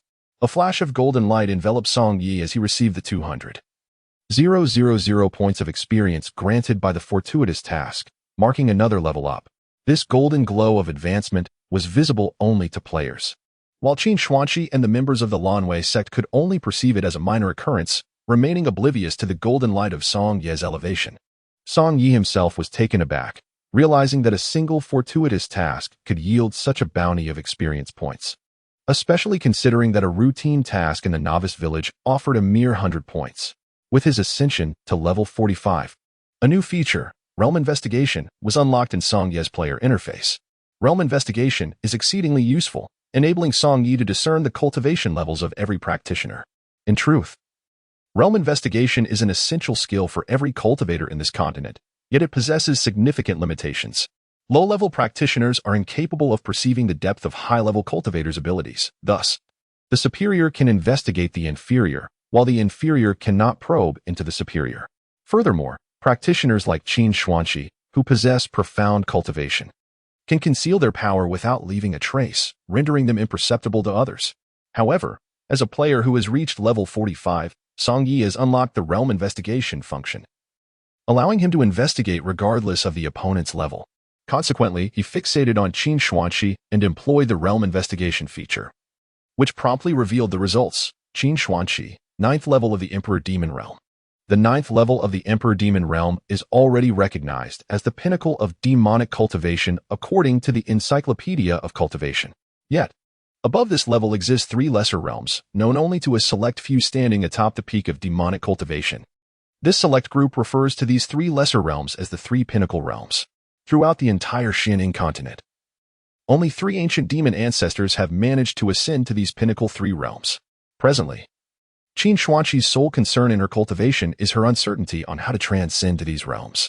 Upon confirming Qin Xuanqi's cultivation level, Song Yu realized that this woman, who claimed to be Qin Shi, was indeed the renowned female demon lord, Qin Xuanqi, ranking 4th on the list. The Realm Investigation interface clearly displayed her name, leaving no room for doubt. Song Yi was genuinely astonished that his first target in life turned out to be a female demon from the game. Naturally, this target is rather unreliable. She escaped once and would likely do so again. A woman of such inherent pride, a demon lord no less, would hardly remain in this humble village to share a lifetime with him, a fact that Song Yi fully comprehended. Should she choose to leave again, he would be powerless to stop her, for he, a player with only the strength of the 4th level of the Transcendence Realm, would be swiftly defeated by someone of Qin Xuanqi's caliber. Moreover, she has consistently referred to him as her little husband. How could he possibly lay a hand on his little wife, even to scold her? Chapter 24. The Hunt for the Female Demon Lord. After probing into Qin Xuanqi's cultivation level, Song Yi began to investigate the cultivation levels of the 4 individuals from the Lanwei sect one by one. Gu Shi, at the 7th level of the Virtual Spirit Realm; Zhou Nongshan, at the 6th level of the Bone Forging Realm; Chun Huayin, at the 5th level of the Bone Forging Realm; and Duan Ling, at the 8th level of the Bone Forging Realm. Through this exploration interface, Song Yi learned that the woman in the purple dress, who was still soundly asleep at the table, was named Gu Shi, a celestial master of the Lanwei sect. Gu Shi's cultivation level, being at the 7th level of the Virtual Spirit Realm, is considered quite profound in the entirety of the Xianing continent. In contrast, her 3 disciples remained at the Bone Forging Realm, their abilities significantly inferior to Song Yi, who was merely a tea stall owner. According to the wooden figure test conducted in the player space, Song Yi's current strength equated to that of a cultivator at the Profound Understanding Realm. Specifically, he was comparable to the 4th level of the Profound Understanding Realm based on the highest damage he dealt earlier that morning. Once Song Yi had thoroughly assessed the cultivation levels of those present, he proceeded to utilize the Demon Pet Draw card. The Demon Pet Draw interface materialized before him, and upon using the card, a flash of golden light appeared, accompanied by a notification, "Ding. Congratulations, player, you have drawn a rare demon pet, Black Tree." Consequently, his player inventory was augmented with an item labeled Black Tree Seed. Song Yi found himself puzzled. Could a single seed truly be classified as a demon pet? And a rare one at that? He had anticipated receiving something more engaging, like a cat or a dog, or at the very least, a fish. Instead, he was given a seed that required planting in soil, necessitating a lengthy period of nurturing before it could take root and sprout. Ultimately, he was uncertain of what fruit it might bear or what flowers might bloom. At present, Song Yi lacked the leisure to engage in tree planting, so he decided to leave the black tree seed in his inventory for the time being. In the blink of an eye, the plate of stir-fried chicken on the table had been devoured, with Zhou Nongshan consuming the lion's share. He even polished off the plate itself. Had they known that the chicken was personally prepared by the notorious demon lord Qin Xuanqi, they would surely have dared not approach it. However, the demon lord typically concealed her visage behind a purple mask, and few had witnessed her true appearance. Naturally, Zhou Nongshan and his companions had never seen the demon lord's true face, and they could never have connected the tea stall owner's fiancée with a woman of such infamy. After finishing the plate of chicken, Zhou Nongshan promptly handed over all the silver he had on him, 17 coins in total, to Song Yi as compensation for the meal. He remarked, "In my eyes, the dish prepared by the boss's wife is worth a fortune, yet this is all I possess. I hope you will graciously accept it." Song Yi, not wishing to be impolite, accepted the 17 coins without hesitation. At that moment, a staggering figure appeared at the village entrance. Upon closer inspection, Song Yi discerned a man leaning on a cane, clad in a white robe, barefoot and bald, his garment caked with dust, yet his face bore an extraordinary cleanliness. The bald man ambled toward the tea stall, standing at its entrance and exclaiming in surprise that the tea stall was still open. He cast a glance at the table occupied by Zhou Nongshan and his companions, noting the array of dishes available, and remarked that it was an opportune moment for an old man like him to rest. Afterward, he entered the tea stall, calling out, "Proprietor, bring me a pot of tea," while gesturing toward the neighboring table, "and I would like to have a sampling of their dishes as well." Apologetically, Song Yi replied, "I regret to inform you that we only serve tea here. Those dishes are actually brought by the patrons themselves." While speaking, he assessed the bald man's cultivation level, noting, "Guanzijie, third level of the transcendent realm." Additionally, he learned the man's name. Guanzijie leaned his cane against the table and requested, "Then, please serve me a bowl of tea." Song Yi filled a bowl with tea and explained, "At my humble stall, a bowl of tea costs 3 copper coins, and you may enjoy a complimentary refill." Guanzijie placed 3 copper coins on the table, but like Zhou Nongshan and the others, he was momentarily captivated by the beauty of Qin Xuanqi. However, noticing her lack of any visible cultivation, he assumed she was merely an ordinary village girl, favored by fortune with extraordinary looks. He turned to Song Yi and inquired, "Young brother, who is that celestial-like maiden with you?" With a smile, Song Yi responded, "She is my betrothed." "Ah," Guanzijie nodded, then suddenly lowered his voice, saying, "Young brother, seeing your youthful visage and limited experience in the world, I feel compelled to offer you a word of caution. Your lovely fiancée's beauty is indeed striking, and one must be wary. Allowing her to remain at the stall could invite trouble in the future. If there is no pressing matter, it would be prudent to keep her in the back room. I share this advice with your best interests at heart. Should you find it unwelcome, consider it the ramblings of an old man. And please do not take it to heart." Song Yi smiled faintly, choosing not to respond, instead collecting the 3 copper coins from the table. Guanzijie's intentions were likely well-meaning, yet like Zhou Nongshan and his companions, he could only see Qin Xuanqi's beauty and remained oblivious to her formidable hidden prowess. No one could pose a threat to her. Rather, it was she who could bring misfortune upon others. Guanzijie then turned to Zhou Nongshan and his companions, observing the traces of celestial cultivation upon them, and remarked, "You young people are headed to the Xianjing Palace, are you not?" Chen Huayin looked up and affirmed, "Indeed. We are disciples of the Lanwei sect, en route to participate in the annual martial arts competition of the 5 sects at Xianjing Palace." "Ah, so you are esteemed disciples of the Lanwei sect," Guanzijie exclaimed. "How fortuitous, for I too am bound for Xianjing Palace. We may journey together." Chen Huayin glanced at her inebriated master and awkwardly remarked that they had some matters to attend to and would need to linger a while longer, making it inconvenient to accompany them. "Oh." Guanzijie nodded in understanding, refraining from inquiring further. Duan Ling curiously turned to Guanzijie and asked about his purpose for visiting the Xianjing Palace. Guanzijie's expression suddenly turned grave as he revealed that he had come to invite the celestial masters of Xianjing Palace to join their alliance against the female demon Qin Xuanqi. Hearing this, Song Yi felt a sense of foreboding. After all, the very demon they were plotting against stood before him. Any careless words could provoke this formidable woman, and it was likely that none of the disciples present would leave unscathed. He discreetly cast a glance at Qin Xuanqi, curious to see her reaction upon hearing someone audaciously proposing a coalition against her. To his surprise, she leaned against the counter, a faint smile gracing her lips, seemingly enjoying the exchange as a mere observer. Chapter 25. The Bone Demon Sovereign. Zhou Nongshan's interest piqued upon hearing Guanzijie mention the name of the Xin Yuan Demon Sovereign, Qin Xuanqi. It was well known that figures of her caliber were only found in the pages of their cultivation texts, far beyond the reach of the younger generation of disciples. Duan Ling was the first to address Guanzijie, stating that he had heard Qin Xuanqi was the current leader of the Fanyuan sect, possessing profound magical powers and commanding tens of thousands of demonic disciples. Even the celestial lords of their sect dared not provoke her lightly.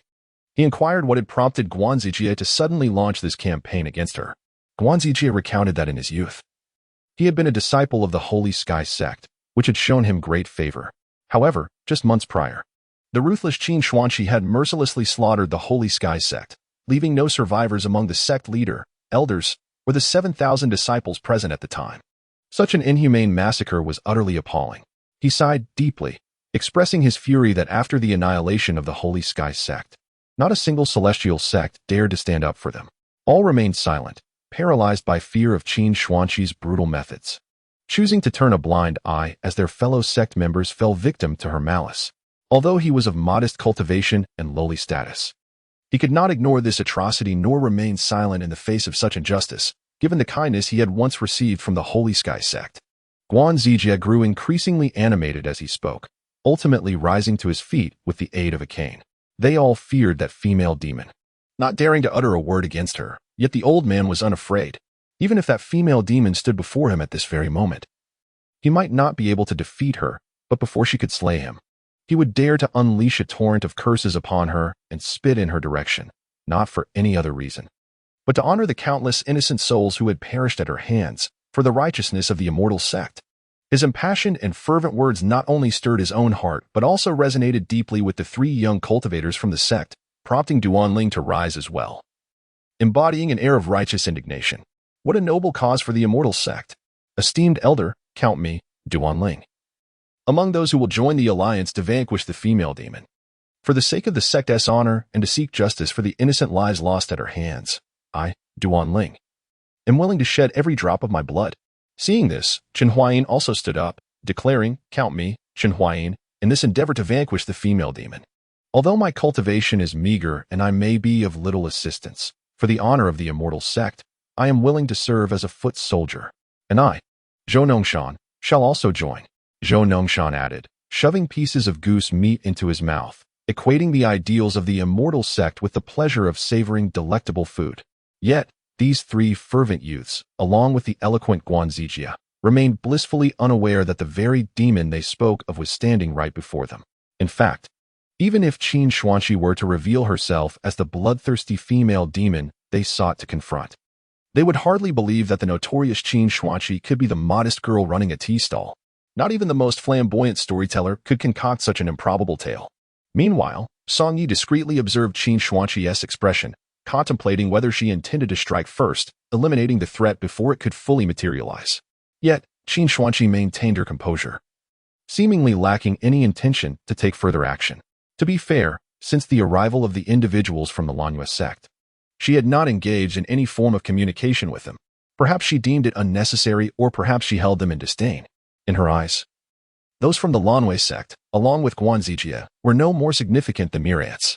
The notion of a few, or even a group of ants, banding together to conspire against her was, in her view, a trivial jest unworthy of her time.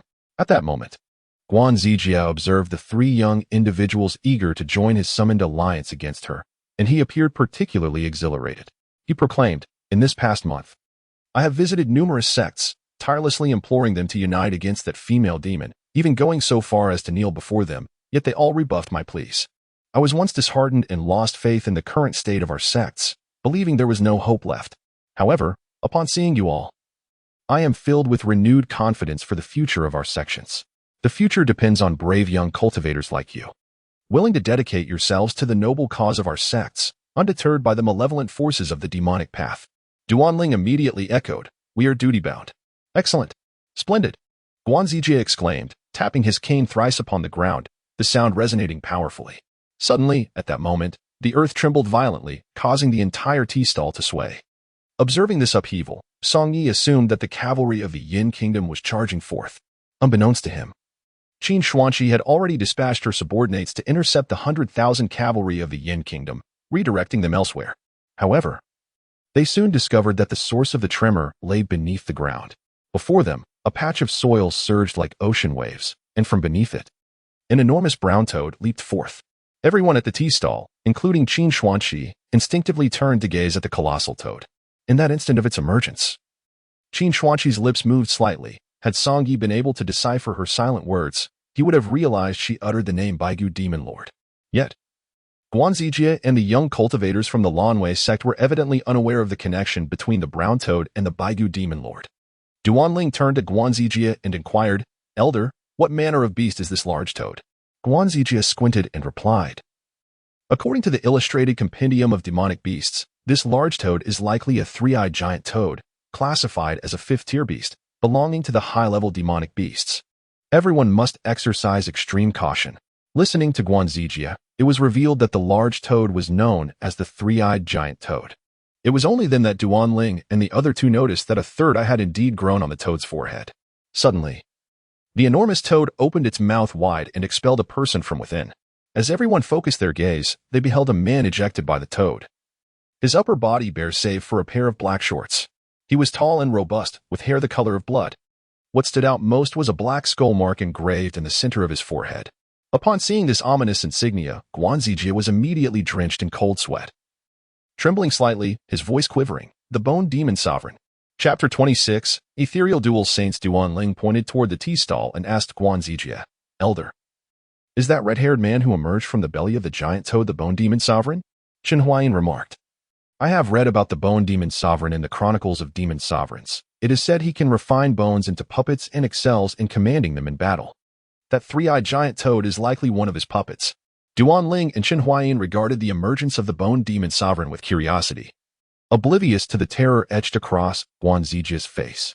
This Bone Demon Sovereign possesses the ability to transmute flesh into bone, his magical prowess profound.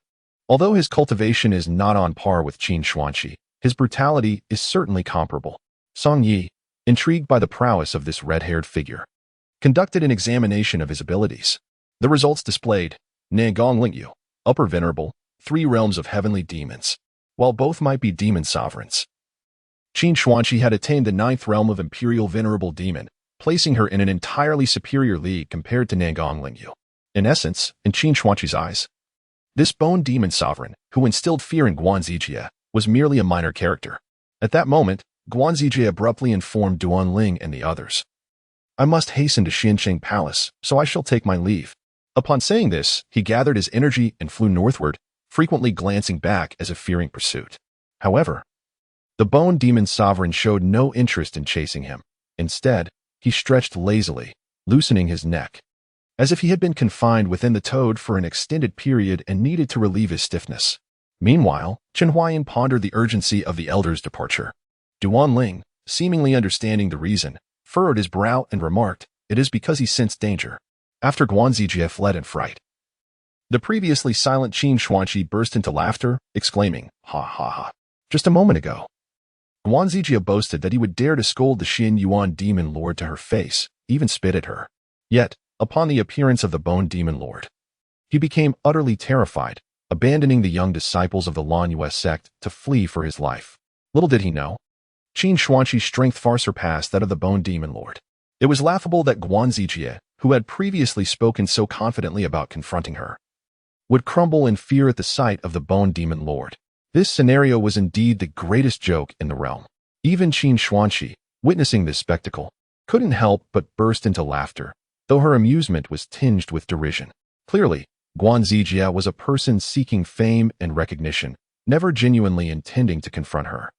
He lacked the courage and merely sought to display himself before the various sects, to garner some attention and earn a good reputation.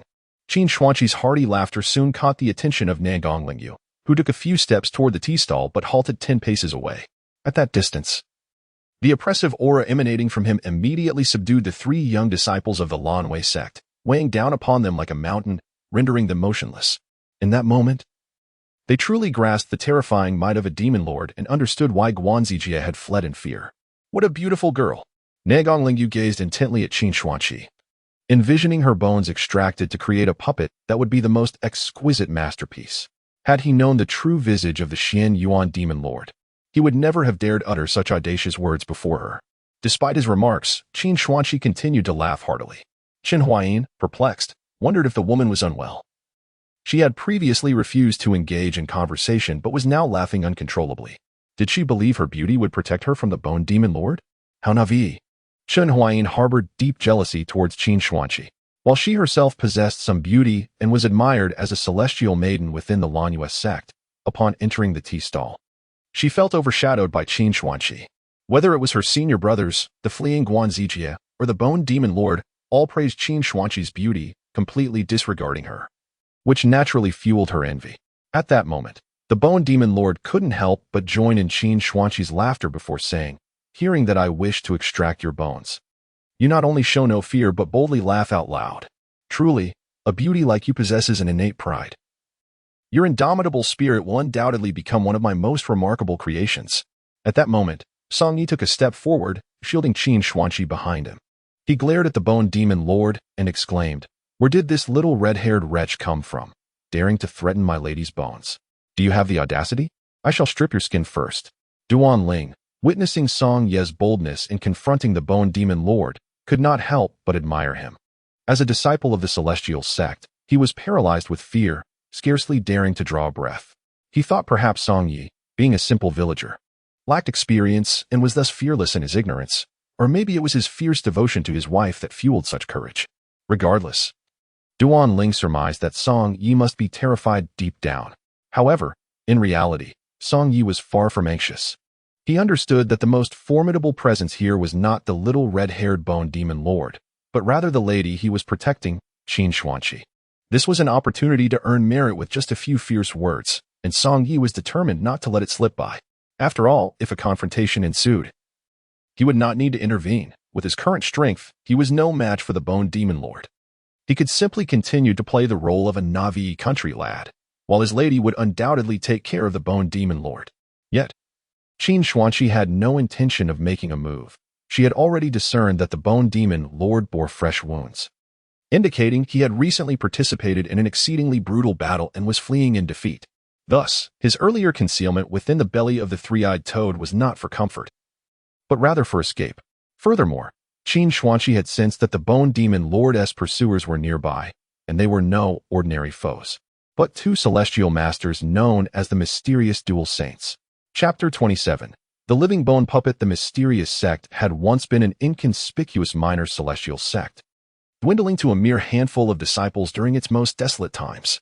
Although it currently boasted only a few dozen members, 27 years prior, the sect astonishingly produced two young celestial masters who passed the trials at Xinyuan Mountain, returning with titles of respect. From that moment onward, the mysterious sect's renown soared, drawing countless seekers of wisdom to its doors. The names of these two young celestial masters were inscribed in numerous texts on cultivation, and their tales were woven into hundreds of versions by storytellers, circulating throughout the continent. Nevertheless, the mysterious sect seemed to prefer solitude and tranquility, despite its newfound fame. It did not widely accept disciples, rejecting the vast majority of apprenticeship requests, and thus maintained a tradition of a small sect with only a few dozen disciples.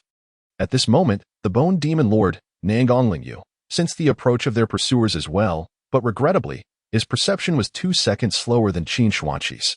This mere 2-second delay left him with insufficient time to escape, forcing him to prepare for confrontation. Nangonglingyu shook his head in resignation, muttering to himself, "These pursuers are like a swarm of flies. No matter how I shake them off, they remain relentless." As his voice fell, a radiant glow appeared in the southern sky, revealing two figures suspended in the air, one male and one female. The man, adorned with long white hair and a flowing white robe, stood alongside a woman with ebony hair clad in a delicate yellow gown.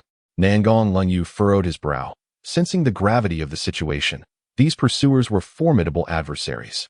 Chun Huayin, filled with excitement, pointed towards the southern sky and exclaimed, "Junior brother Duan Ling, senior brother Nong Shan, I believe I have seen them in my books." Swiftly, she retrieved a hefty tome from her storage space, titled Chronicles of Celestial Sovereigns. In no time, she flipped to the page detailing the illustrious duo known as the Ethereal Saints, where their portraits were vividly depicted. With a voice tinged with trembling excitement, she declared, "Senior brother Nongshan, junior brother Duan Ling, we are saved. They are the two celestial sovereigns of the ethereal sect. The male is Sovereign Zhu Cha Qing, and the female is Sovereign Gui Qing. There is no doubt, they resemble their illustrations perfectly. In the vast expanse of the Xinying continent, which is 20 times larger than the Ceylon star of Song Yi, encountering celestial sovereigns or demon sovereigns is akin to witnessing a divine miracle, an occurrence with lamentably low odds, much like winning the lottery in the mortal realm." The Lanyu sect, where Chen Huayin and her companions resided, had not seen a celestial sovereign in centuries. Thus, for the disciples of Lanyu sect, glimpsing a celestial sovereign's visage was a rare privilege, only available in dreams or through the pages of chronicles of celestial sovereigns. Yet today, within this tea stall, they had witnessed one demon sovereign and two celestial sovereigns in succession. If they could return to Lanyu sect alive, the day's events would surely be a tale to boast of among their fellow disciples for years to come. Song Yi hastily employed his realm detection ability to assess the cultivation of the two celestial sovereigns. Zhu Changqing, 8th level of the indestructible realm. Gu Yiqing, 9th level of the indestructible realm. Their adversary, the 100 Bones demon sovereign Nangong Linyu, possessed a cultivation level of the 3rd layer of the supreme celestial demon realm. In the hierarchy of celestial cultivation, the equivalent of the supreme celestial demon realm is the Holy Yuan realm, which is significantly higher than the indestructible realm. Thus, in terms of cultivation, Nangong Linyu surpassed both Zhu Changqing and Gu Yiqing. Logically, even if they joined forces, they would not stand a chance against Nangong Linyu, assuming he was unharmed.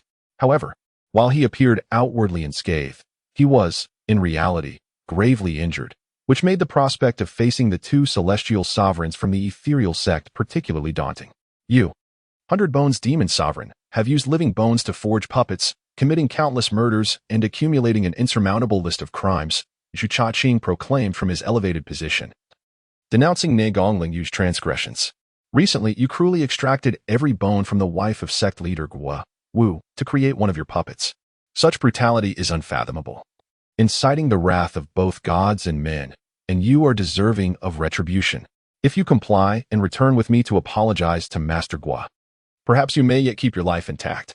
Nangong Lingyu laughed heartily, exclaiming, Indeed, you are the feeble assistant summoned by Guo Kuei.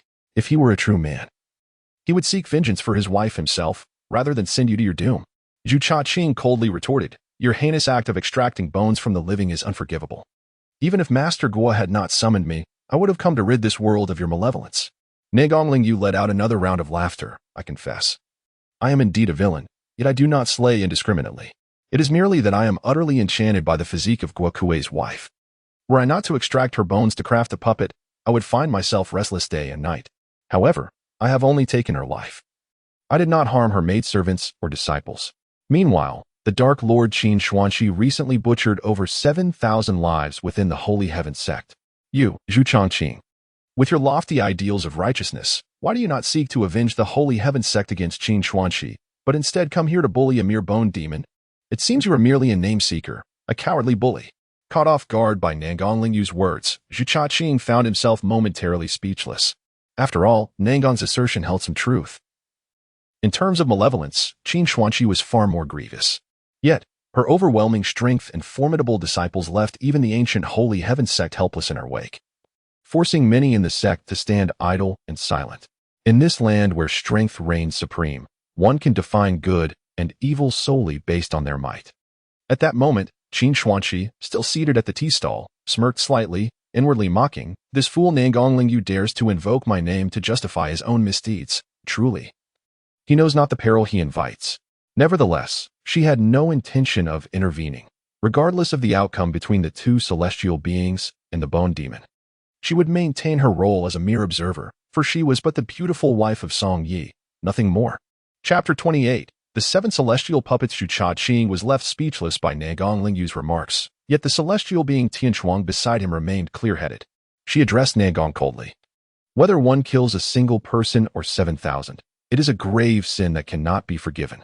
There is no need for you to twist words in defense of your wicked actions. Qin Xuanxi's massacre of the Holy Heaven sect is indeed atrocious. But I humbly admit my own inadequacy in confronting that female fiend. Despite my reluctance, I can only allow her to roam free for now. However, I believe I possess the strength to deal with you, the bone demon, and avenge Master Guo's wife. The laughter echoed once more. Nangong Lingyu, however, burst into hearty laughter. Gu Xinzi, you are mistaken once again. Guo Kuei's wife is not deceased. Upon finishing his words, he clapped his hands, and suddenly, a giant figure materialized out of thin air, hovering above. It was a woman clad in a flowing red gown, her long hair cascading like a waterfall, towering at 3 meters high. Yet, her eyes were vacant, and her expression was devoid of emotion, resembling a mere puppet. Ha ha, do you see? This is my latest creation. The wife of Guokue, Wu Shi. I have bestowed upon her a new life, reconstructing her flesh and blood with her very bones. Is she not more beautiful now than before? Ha ha ha. Tian Shuang, Xianzuan Gu Yiqing displayed a look of fury. What a shameless wretch. As she spoke, the air around her seemed to freeze, and the temperature plummeted. Even Song Yi, who was inside the tea stall, felt the chill. She raised her right hand slightly, and instantly, hundreds of sharp ice pillars formed before her. Meanwhile, the commentator, Chun Huayin, excitedly held the Xianzuan character chronicle and explained, Tian Shuang Xianzuan excels in water-based spells. She can execute spells below the 7th level without incantation. The technique she employs now is likely the 7th level ice spell, capable of solidifying her mana into various forms of ice, used for both defense and offense.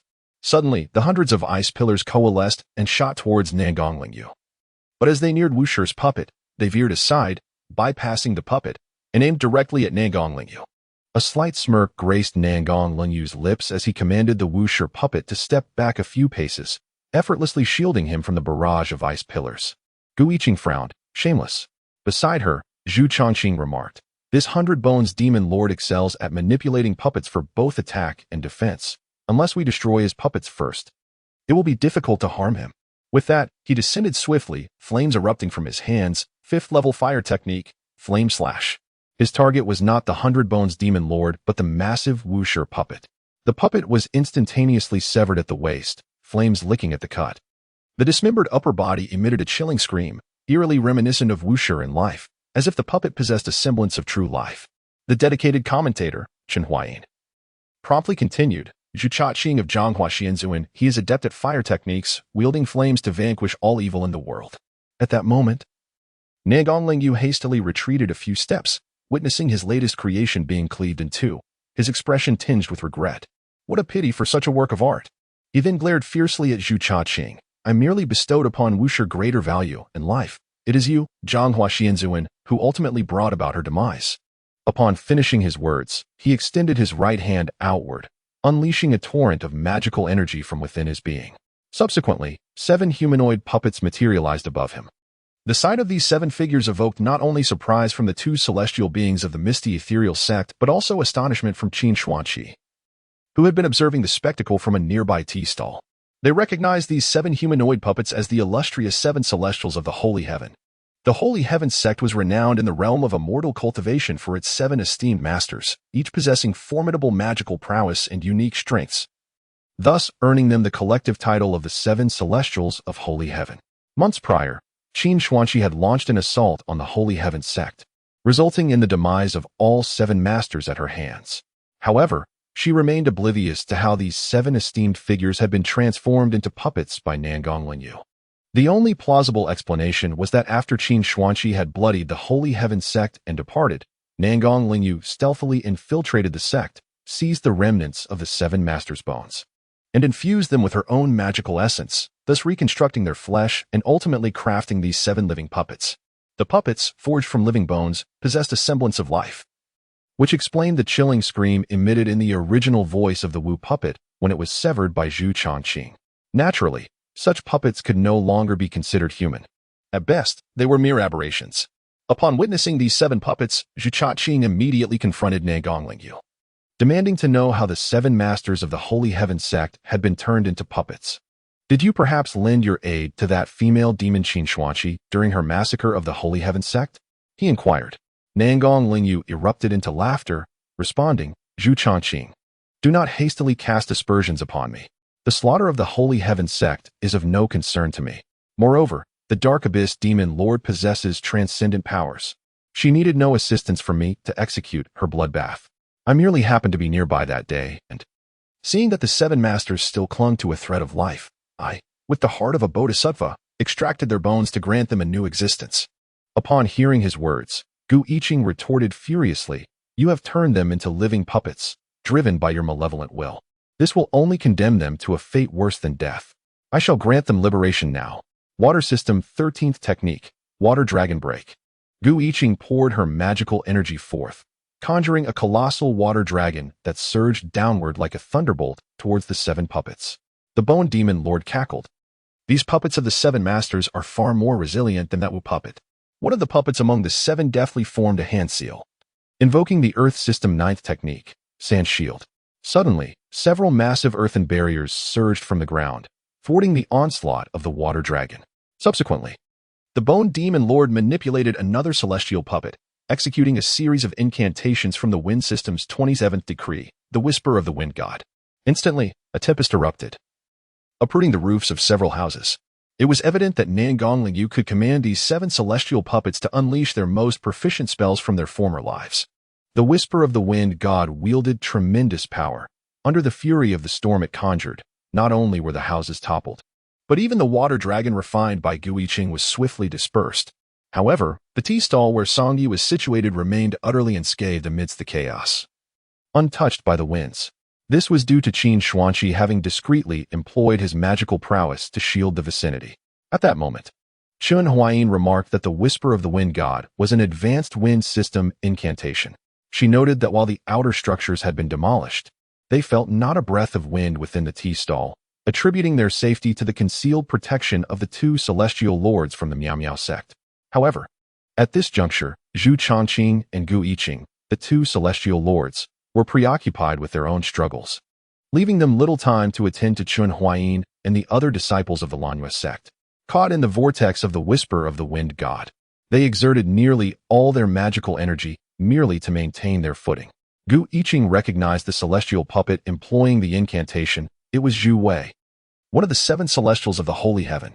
Zhu Wei was renowned for his mastery of wind system incantations, with the Whisper of the Wind God being his signature spell.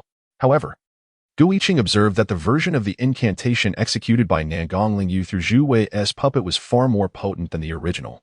For Zhu Wei was merely a celestial-level entity, his magical capacity significantly inferior to that of a celestial lord. As the demon lord, Nangong Lingyu possessed profound magical abilities, enabling the Zhu Wei puppet to unleash such formidable power. It took a full quarter of an hour for the effects of the Whisper of the Wind God to dissipate, and the tempest eventually subsided, revealing a scene of utter devastation. Countless houses lay in ruins, and several large trees had been uprooted and flung far away. Under the ravages of the Whisper of the Wind God, Jiuyu village had lost all semblance of its former self. Even the wooden sign at the village entrance bearing its name was nowhere to be found. Observing this calamity, Songyi shook his head in resignation, never having anticipated that the village's destruction would not come at the hands of the armies of the Yin Kingdom, but rather from the clash between 2 celestial lords and a demon lord. The saying, "When gods fight, mortals suffer," aptly encapsulated this reality. At that moment, Zhu Changqing and Gu Yiqing exchanged a silent glance, deciding to take swift action to avoid prolonging the conflict. Gu Yiqing unleashed her full magical energy, her robes billowing, as she invoked the 19th incantation of the water system, Ice Coffin. A colossal ice coffin materialized out of thin air, encasing the 7 celestial puppets of Nangong Lingyu within its frigid confines. In a fit of desperation, Nangong Lingyu attempted to command the puppets, only to discover that they were firmly immobilized within the icy prison, utterly incapable of movement. Gritting his teeth, he cursed, "Damn it, Gu Yiqing, you wretched old hag." At that moment, Zhu Changqing unleashed his arcane technique, the 21st fire spell, Flame Spear. From the heavens, 7 fiery spears descended with a resounding crash, piercing through the ice coffin and impaling each of the celestial puppets. This was the result of the long-standing synergy between Zhu Changqing and Gu Yiqing. First, Gu Yiqing used the ice coffin to completely seal the puppets' movements, followed by Zhu Changqing's fiery spears to obliterate them entirely. In the blink of an eye, the 7 celestial puppets were rendered incapable of combat. Frustrated, Nangong Lingyu had no choice but to abandon the puppets and retreat several steps. Suddenly, he coughed up a mouthful of blood. The immense strain of simultaneously controlling the 7 celestial puppets had already drained his magical energy, and witnessing their destruction ignited his fury, exacerbating his existing injuries. "Excellent! The 100 Bones Demon Lord has been wounded," exclaimed the previously silent Duan Ling, sensing the tide of battle had begun to turn. He understood that the lives of everyone present were intricately linked to the outcome of this conflict. Should the 100 Bones Demon Lord prevail, they would likely face the gruesome fate of being turned into puppets themselves. Only if the 2 celestial sovereigns of the Piao Miao sect emerged victorious would they have a chance at survival. Chen Huayin echoed the excitement, declaring, "With our 2 celestial sovereigns joining forces, the 100 Bones Demon Lord shall undoubtedly be no match for them. His countless atrocities are coming home to roost today. Zhou Nongshan, who had been preoccupied with his meal, had set down his chopsticks, now intensely focused on the unfolding drama. After all, for them, witnessing a battle of sovereign caliber might be a once-in-a-lifetime experience. Moreover, such encounters were often chronicled in historical texts. Zhou Nongshan mused that, although the 3 disciples of the Lanyue sect were mere spectators in this confrontation, they might still find their names mentioned in the annals of history, thereby achieving a form of immortality. However, at that moment, Zhou Nongshan was taken aback by an unexpected act. His junior brother, Duanling, suddenly seized a nearby stool and hurled it at the 100 Bones Demon Lord. The stool disintegrated into dust upon impact with the demon's protective aura before it could even reach its target. Yet, this audacious act left the onlookers in shock. Demon Lord of 100 Bones, Duanling shouted, having just thrown the stool. I, Duanling, a young disciple of the 9th generation of the Lanyue sect, am filled with righteous indignation over your past misdeeds. Today, even if it costs me my life, I shall assist the 2 celestial sovereigns in bringing you to justice. Upon witnessing this, Zhou Nongshan could not help but mentally inscribe a grand character of admiration for his junior disciple. Duanling, however, casually tossed a stool, which inflicted negligible damage upon the Bone Demon Lord, virtually none at all. Yet, this singular act elevated Duanling from a mere spectator to an active participant in the battle. When this conflict is chronicled in the annals of cultivation history, it is not unimaginable that Duanling's name might appear therein. After all, the situation of the battle had become abundantly clear. A 2-against-1 scenario ensured the inevitable defeat of the Bone Demon Lord. Astute individuals would naturally seek to seize a moment of glory before the battle's conclusion, to carve their names into future historical records. Zhou Nongshan, emulating the sentiment, picked up a stool and hurled it forth, albeit with diminished strength. It merely landed at Nangong Lingyu's feet. Yet, this did not deter him from making bold proclamations. Even if I, Zhou Nongshan, were to bleed dry here today, I shall drag you, Bone Demon Lord, down to hell with me. Chun Huayin stood in astonishment, bewildered by the sudden shift to bravado amidst an unfinished battle. However, clarity soon dawned upon her, prompting her to seize a tea bowl, aim carefully, and hurl it towards the Bone Demon Lord's head. Naturally, the bowl was incapable of breaching the protective aura surrounding the Bone Demon Lord, meeting the same fate as the stool. It disintegrated into powder before even grazing a hair on his head. Nevertheless, this did not impede her from declaring, I, Chen Huayin, a young disciple of the 9th generation of the Lanyue sect, shall join forces with the 2 esteemed immortals of the Piaomiao sect to cast you, the vile demon, into the depths of hell. Evidently, the foremost victors of this altercation had emerged, the 3 Lanyue sect disciples, eager to claim credit and fame. Chapter 30. Frozen for miles, the Bone Demon Lord, Nangong Lingyu, was acutely aware that his current predicament was dire. Thus, regardless of the bravado spewed by the 3 disciples of the Lanyue sect, whether they hurled bowls or stools, he had little interest in their antics. After all, no matter what these trifling cultivators, merely at the bone-forging realm, attempted, it would have no bearing on the outcome of the battle. Bah! The Bone Demon Lord spat blood onto the ground, inwardly cursing, were it not for the lingering wounds inflicted by that ancient hag, the honorable immortal of Taiwan. These 2 inexperienced little immortals from the Piaomiao sect would never have been able to harm me. Yet suddenly, he threw back his head and laughed heartily. Huh? His expression then shifted to one of grave seriousness. It seems I must now engage earnestly. Zhu Changqing and Gu Yiqing also braced themselves for the confrontation. Junior brother, Gu Yiqing addressed Zhu Changqing. Since Nangong Lingyu has held the title of Bone Demon Lord for a century, since his time in Yuyi Mountain, his mastery and combat experience far exceed ours. We must not underestimate him. Agreed. Zhu Changqing nodded, fully aware that the 100 Bones Demon Lord was not an adversary to be trifled with. Had he been easily vanquished, he would have been subdued long ago, and would not still be wreaking havoc. At that moment, the magical energy of Nangong Lingyu surged around him, and his bare skin took on a crimson hue. Zhu Changqing and Gu Yiqing hastily channeled their own magical powers, entering a defensive stance, comprehending that Nangong Lingyu was clearly preparing for a desperate final gambit. Suddenly, the ground beneath Nangong Lingyu collapsed, revealing the gaping maw of a 3-eyed giant toad, which promptly swallowed him whole, drawing him into its belly. It was then that Zhu Changqing and Gu Yiqing realized that Nangong Lingyu had merely been bluffing. He had already made preparations for his escape. Not good. He is trying to flee. Gu Yiqing exclaimed, and both she and Zhu Chongqing swiftly descended, but it seemed they were a moment too late. The giant toad had consumed Nangong Lingyu and burrowed back underground, disappearing without a trace. Where do you think you're going? Gu Yiqing refused to resign herself to letting the 100 Bones demon lord escape.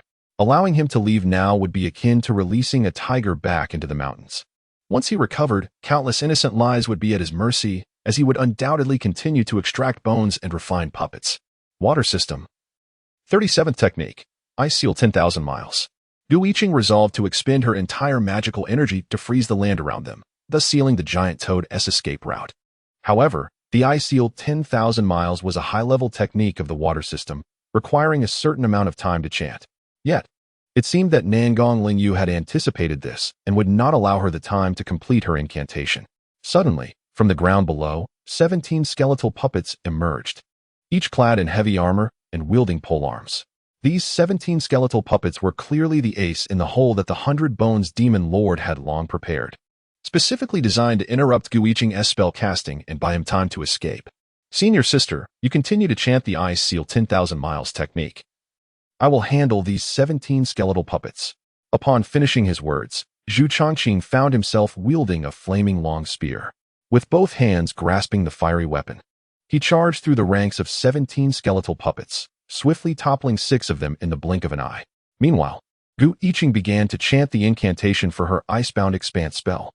However, four skeletal puppets stealthily approached her right side, intent on interrupting her incantation. Fortunately, Zhu Chongqing, with his keen reflexes, hurled the spear, piercing through the armor of the 4 skeletal puppets and binding them together. He then molded another fiery spear in his hand and continued to engage in battle with the remaining puppets. Just as Gu Yiqing's incantation was nearing completion, a black serpent, which had lain concealed in the earth for an unknown duration, sprang forth, ensnaring her and disrupting her chant. At that moment, Gu Yiqing realized that the true trump card of the Bone Demon Lord was not merely the 17 skeletal puppets, but rather this enormous black serpent. Enraged, her pupils transformed into a striking white, and the icy true energy surged around her, instantly encasing the black serpent in ice, which subsequently shattered into countless fragments. Although the serpent posed no threat to her, it successfully interrupted her chant, achieving its intended purpose. With no time to recite the incantation a second time, Gu Yiqing understood that the Bone Demon Lord had already retreated into the belly of the giant toad, escaping far away. The cunning and treacherous actions of the Bone Demon Lord were indeed evident. It was no wonder he had evaded capture for so long despite his many malevolent deeds. A deep, resigned sigh escaped Gu Yiqing's lips. After Zhu Chongqing vanquished the remaining skeletal puppets, his expression reflected his displeasure. Having allowed the Bone Demon Lord to escape this time, capturing him in the future would prove far more challenging. At that moment, 3 clever disciples from the Lanyu sect, having witnessed the retreat of the Bone Demon Lord and the eradication of the puppets, approached the 2 celestial beings. We are fortunate to have you 2 celestial beings here. Otherwise, my fellow disciples and I would have met a tragic end at the hands of the Bone Demon Lord. Duanling expressed his gratitude with a bow. Gu Yiqing, observing that they were young cultivators from the next generation, softened her demeanor. Are you all disciples of the Lanyu sect?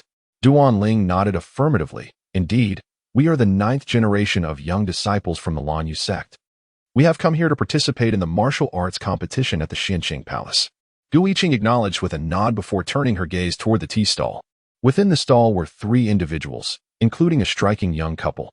The man notably handsome and the woman possessing an ethereal beauty that seemed out of place in the modest setting. However, they bore no signs of cultivation, appearing to be mere ordinary mortals. In contrast, the woman in the purple dress, who was resting her head on the table, exhibited considerable cultivation. Gu Yiqing pointed toward the woman in purple and inquired of Duanling and his companions. Is she your master? Yes, they replied in unison. Chen Huai nodded and said, My master is still inebriated after consuming a jar of Chuanli wine. Gu Yiqing smiled gently and replied, Chuanli, this celestial wine, possesses a potent after-effect. If it were my true self, consuming an entire jar would necessitate several hours of slumber. Here, I have a sobriety pill for you. Offer it to your master occasionally, allowing her to inhale its essence. This should expedite her awakening. As she spoke, Gu Yiqing produced a small purple pill and placed it in Chen Huayin's palm. "Thank you, revered sister." Chen Huayin expressed her gratitude with a deep bow. Chapter 31. The aftermath. At that moment, Zhu Chongqing addressed Gu Yiqing, saying, "Sister, it is time for us to depart.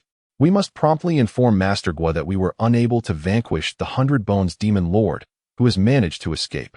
We need to re-evaluate our strategy for pursuing him." Indeed, Gu Yiqing nodded in agreement with her junior disciple. The escape of the 100 Bones Demon Lord was a matter of great significance, and they needed to relay this intelligence without delay. She then turned to the 3 disciples of the Moon Gathering sect and said, "I must take my leave. I wish you all the best in the upcoming martial arts competition among the 5 sections."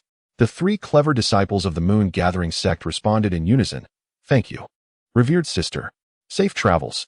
Before departing, Gu Yiqing cast one last glance at the tea stall, her gaze lingering on Qin Xuanqi. She had always sensed an air of enigma surrounding this woman, though she could not articulate precisely what felt amiss. Furthermore, amidst the chaos engulfing the northern cities of the Li Nation, it was indeed peculiar for such a strikingly beautiful woman to appear in a pristine, snow-white gown. Yet, there were no traces of cultivation evident on her, prompting Gu Yiqing to dismiss her suspicions and depart alongside her junior disciple. The 3 disciples of the Moon Gathering sect looked up, reverently watching the 2 celestial figures depart, their expressions filled with awe, as though witnessing a divine miracle. Even after the silhouettes of the 2 celestial beings vanished from their sight, they maintained their posture of admiration for a considerable time. Meanwhile, Song Yi surveyed the scene of devastation around him, letting out a long, wistful sigh. The 2 celestial beings and a demon lord had left, yet they had inflicted irreversible damage upon Qiyu village. Now, only a few houses at the village's edge remained relatively intact. The rest, save for his tea stall, lay in shambles. The scene resembled the aftermath of a colossal tornado wreaking havoc. Song Yi prided himself as the last guardian of Qiyu village, but ultimately, he had failed to protect it. Qin Xuanqi, adopting a teasing tone, remarked to Song Yi, "My little husband, you previously expressed a desire to share a marital chamber in every house of the village. It seems that dream has been dashed. No worries. These houses can be rebuilt in the future." Song Yi forced a bitter smile as Qin Xuanqi slightly pursed her lips. "You are all alone. How can you possibly rebuild so many houses? I suggest you leave quickly. Otherwise, when the old village chief returns and sees the village in such disarray, he will surely hold you accountable." She seemed to believe that, given the current state of the village, Song Yi had no reason to remain there. However, Qin Xuanzi was unaware that no matter how the village ultimately transformed, whether into a desolate wasteland or a vast ocean, Song Yi could not stray from the original confines of the village. From the beginning to the end, he was destined to reside here. As the 2 celestial beings departed, he was left with the task of tidying up the chaos before him. After all, this was his home. The shattered wood, the furniture in ruins, and the fallen trees would be cleared away gradually. His immediate concern was to eliminate the dozen or so puppets left behind by the Bone Demon Lord. Although the Wu puppet had been severed in 2 by Zhu Chongqing, the leading segment continued to emit a mournful wail, a sound that resonated eerily. Song Yi felt as though these puppets possessed a semblance of life and deserved a merciful end to their suffering. Therefore, he approached the Wu puppet and drew his novice iron sword from his backpack, plunging it into the puppet's heart. The corner of the Wu puppet's mouth seemed to lift into a faint smile, as if expressing gratitude to Song Yi for finally granting it liberation. Simultaneously, a notification appeared on the game interface. Ding. Player has defeated a Bone Demon Lord puppet. Experience gained. 150,000. Initially taken aback, Song Yi soon felt a surge of joy. He had not anticipated that vanquishing these puppets would yield experience points. Yet, upon reflection, it was only logical. These puppets, forged from living bones and infused with vitality, were akin to monstrous entities. Naturally, slaying such beings would confer experience. Initially, he had not considered this, making it an unexpected boon. Thus, he turned his attention to the 7 celestial master puppets. At that moment, the ice coffin sealing the 7 puppets and the fiery spears piercing their bodies had vanished. Imitating the previous method, he drove his sword into the hearts of each of the 7 celestial master puppets. The experience gained was even more substantial. On average, each puppet granted him 400,000 experience points. The puppets crafted from living bones by the Bone Demon Lord contained barriers within them, and only by destroying these barriers could they be deemed truly destroyed. The barriers in the Wu puppet and the 7 celestial master puppets were conveniently located at their hearts. After accruing over 2 million experience points, Song Yi shifted his gaze to the 17 skeletal puppets. However, this time, stabbing the skeletal puppets' hearts did not yield any experience gain, as their barriers were not situated there. Song Yi decided to attempt severing the necks of these skeletons. Ding! Upon vanquishing the Bone Demon Lord's puppets, players garnered an impressive experience of 200,000. Indeed, it proved beneficial. It turned out that the vital point of these skeletal puppets lay in their necks.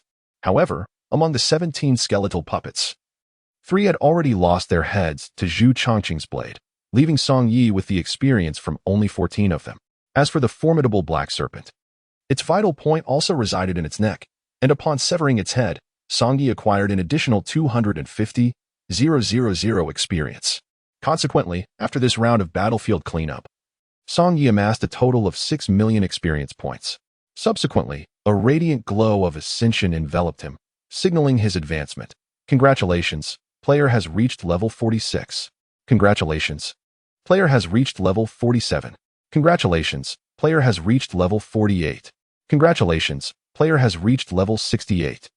This remarkable experience windfall catapulted Song Yi's level from 45 to an astonishing 68, a leap of 23 levels. Thus, it became evident that the true victor of this esteemed battle was not the 3 clever disciples of the Lanyue sect, but rather Song Yi himself. More importantly, with each level gained, Song Yi accumulated a plethora of attribute points. Between levels 40 and 60, each ascent granted him 5 attribute points, while from levels 60 to 80, each level yielded 6. Therefore, with his rise from level 45 to 68, he amassed a total of 118 attribute points, which he promptly allocated entirely to his health. After the allocation, his stats were as follows. Level 68, health 592, spirit 50. Initially, Song Yi had not anticipated that the puppets left behind by the fleeing Bone Demon Lord would serve as a bountiful experience treasure trove for him. Chapter 32. Ambitious aspirations. As Song Yi continued to clear the battlefield, he mused on the prospect of the Bone Demon Lord returning for another grand confrontation with some celestial dignitary. How splendid that would be. Of course, the likelihood of such an occurrence was exceedingly slim. After all, the 3 young disciples of the Lanyue sect had lived on this continent for over a decade and had only just encountered a battle of such magnitude for the first time. Many individuals might go their entire lives without such an opportunity, a rare encounter to boast about for a lifetime. Yet, within just a year of arriving in this world, Song Yi had stumbled upon one such event, truly a stroke of incredible fortune. However, given that he had also fortuitously acquired a female demon lord at a tea stall and inexplicably became engaged to her, encountering a battle of this caliber now seemed rather unremarkable. At this moment, Zhou Nongshan and Duanling approached, determined to lend their efforts in the cleanup of the battlefield. Thus, Song Yi joined them, gathering all the puppets into one place before igniting a great fire, the flames leaping to several zhang and exuding an extremely foul odor. Chun Huayin, hiding far away in a tea stall, covered her nose. Even a whiff of that scent made her feel nauseous.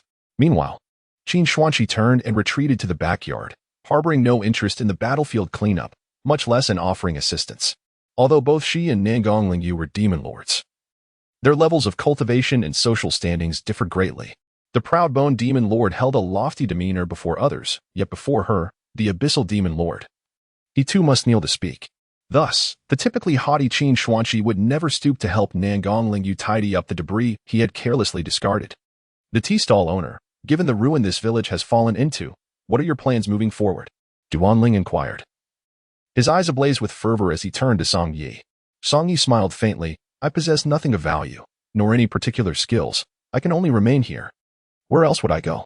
Duanling patted Song Yi's shoulder and said, Tea stall owner, you seem to be of similar age to me, so I shall address you as Brother Song. Have you truly never considered venturing beyond these confines to behold the vast world outside? The battle that just unfolded before us was truly magnificent and intense, a spectacle unlike anything you have ever witnessed in your lifetime. To be frank, my heart remains aflame with excitement even now. I tell myself that one day, I too shall ascend Xianzhu Mountain, return with a title, and become an object of admiration. A protector of the people. In that moment, the youth appeared to establish within his heart a lifelong ambition and grand aspirations. Brother Song, why not leave this place? Go out and seek your own celestial destiny. Duan Ling urged once more. Perhaps when we meet again, we will both stand atop Xianzhu Mountain. Yet, Song Yi shook his head. No, I believe it is best for me to remain here. Besides, most of the houses in the village have collapsed, and naturally, someone must take on the responsibility of rebuilding. As the last guardian of Qiuyu village, I must oversee the restoration of our home. I have much to keep me occupied.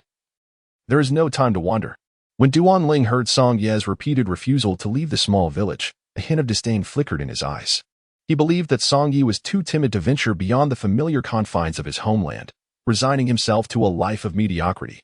Although he did not outwardly express it, deep within, he harbored a sense of superiority over Song Yi. After all, despite being of similar age, Duan Ling had already established himself as an exemplary young cultivator, having reached the bone refinement stage. He was fortunate enough to represent the Lanwei sect in the martial arts competition held at Xianzhu Palace, and if his cultivation continued on this prosperous path, coupled with some fortuitous encounters, he might very well return victorious from Xuanji Mountain, bearing the honorific title of a respected master. In contrast, Song Yi was merely a humble villager, tending to a small tea stall, lacking exposure to the wider world, and possessing a timid disposition. Thus, before Song Yi, Duan Ling naturally felt a sense of superiority. However, it was precisely because he looked down on Song Yi, believing that he would never pose a threat or challenge, that he felt comfortable sharing his innermost thoughts with him. This could be seen as the strong showing pity for the weak. Of course, Duan Ling was under the illusion that he was the stronger of the two, but even if Song Yi was still at level 44, his strength already surpassed that of Duan Ling, not to mention that he had now ascended to level 68. Brother Song, our acquaintance here is a stroke of fate. Duan Ling continued, I wish to make a vow at this moment.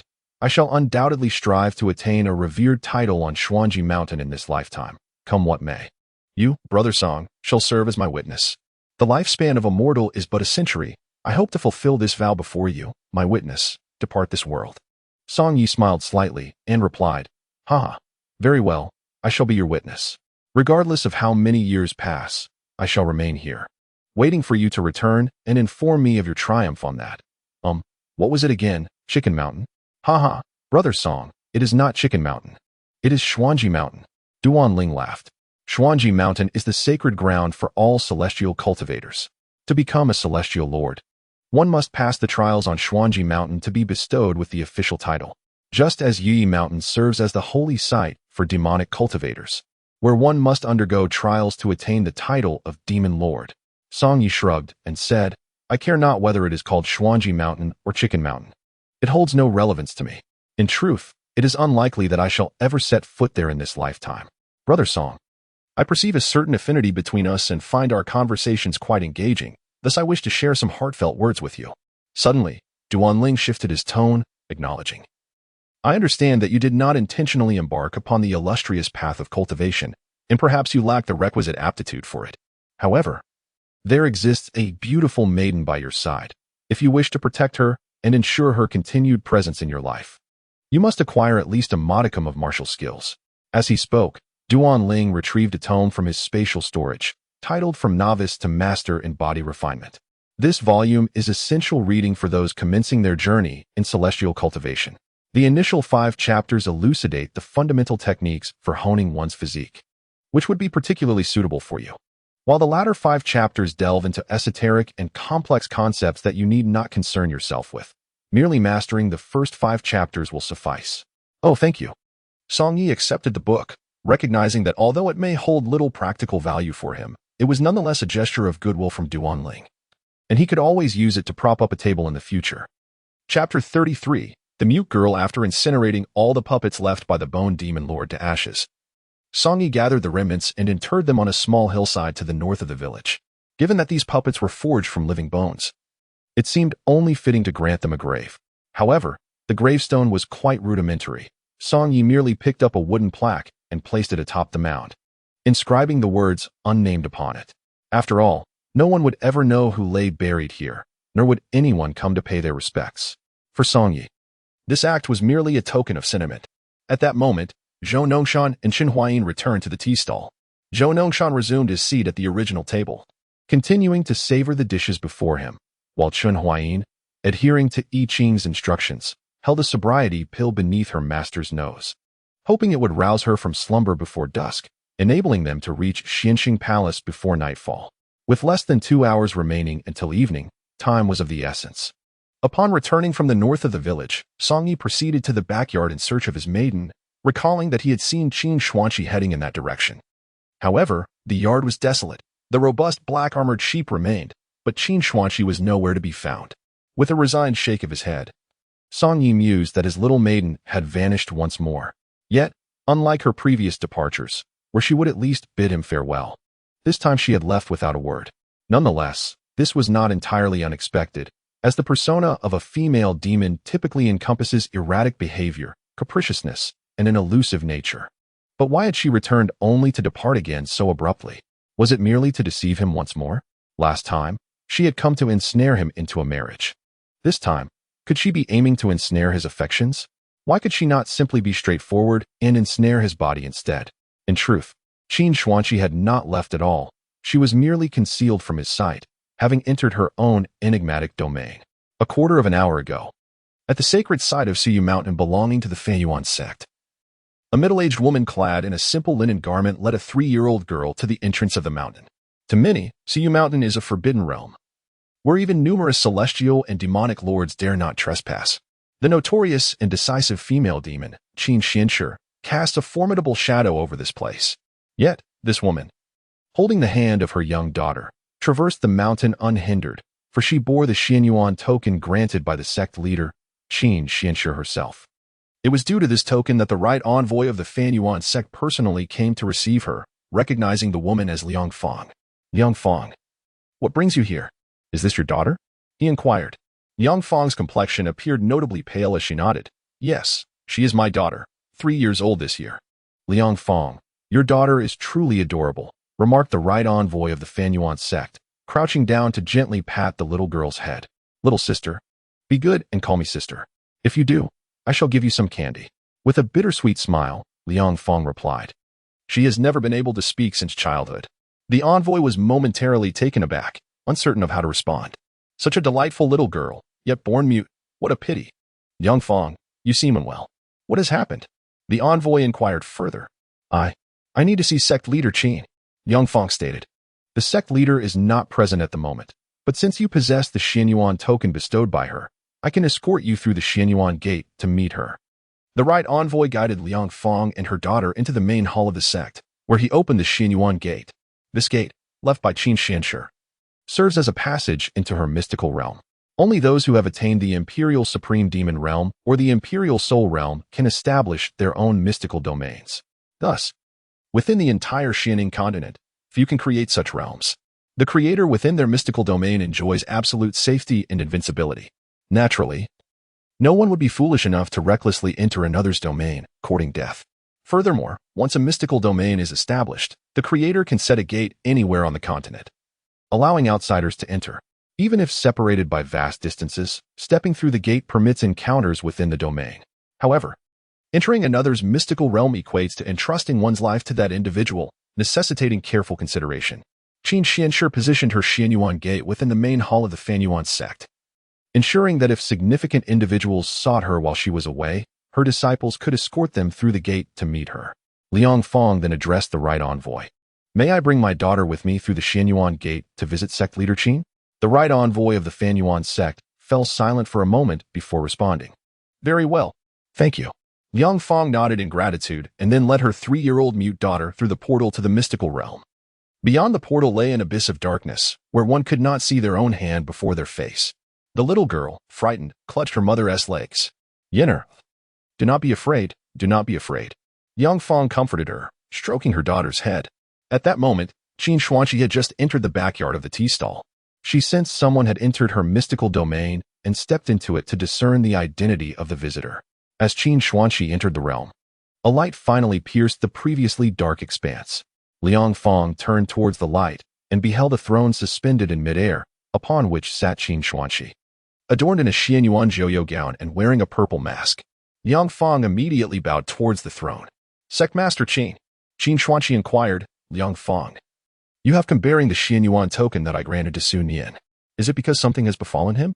Upon hearing Su Nian's name, tears streamed down Liang Fong's face. He has died.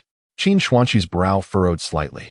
Sun Yan, who once joined his fate with yours and chose to retreat from the world, has ultimately succumbed to the pursuit of his enemies. Sun Yan once did me a great favor, which is why I bestowed upon him a Xianyuan token. As his wife, you now come before me with this token. Seeking vengeance for Sun Yan, am I correct? Speak. Who is the one responsible for his death? I shall ensure they pay in blood for their transgressions. Liang Fong gritted her teeth and declared, it was the entire Murong clan that caused Sun Yan's demise. I demand that they pay for his life. Chapter 34. The Body of 10,000 Celestial Radiances. The Murong clan is one of the 4 great immortal cultivation families of the Li Nation, their power rivaling that of major sections.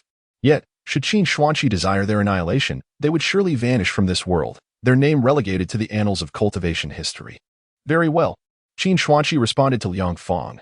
I shall cleanse the entire Murong clan in blood, avenging your husband, Sun Yan. Even the formidable Holy Heaven sect has not escaped my wrath. A mere Murong clan is no challenge at all. However, Liang Fong interjected, Sun Yan is my husband, the father of my daughter. The Murong clan's murder of him is a personal vendetta against me as a wife, and for my daughter, it is a paternal grievance. Such deep-seated enmity cannot be avenged by another's hand.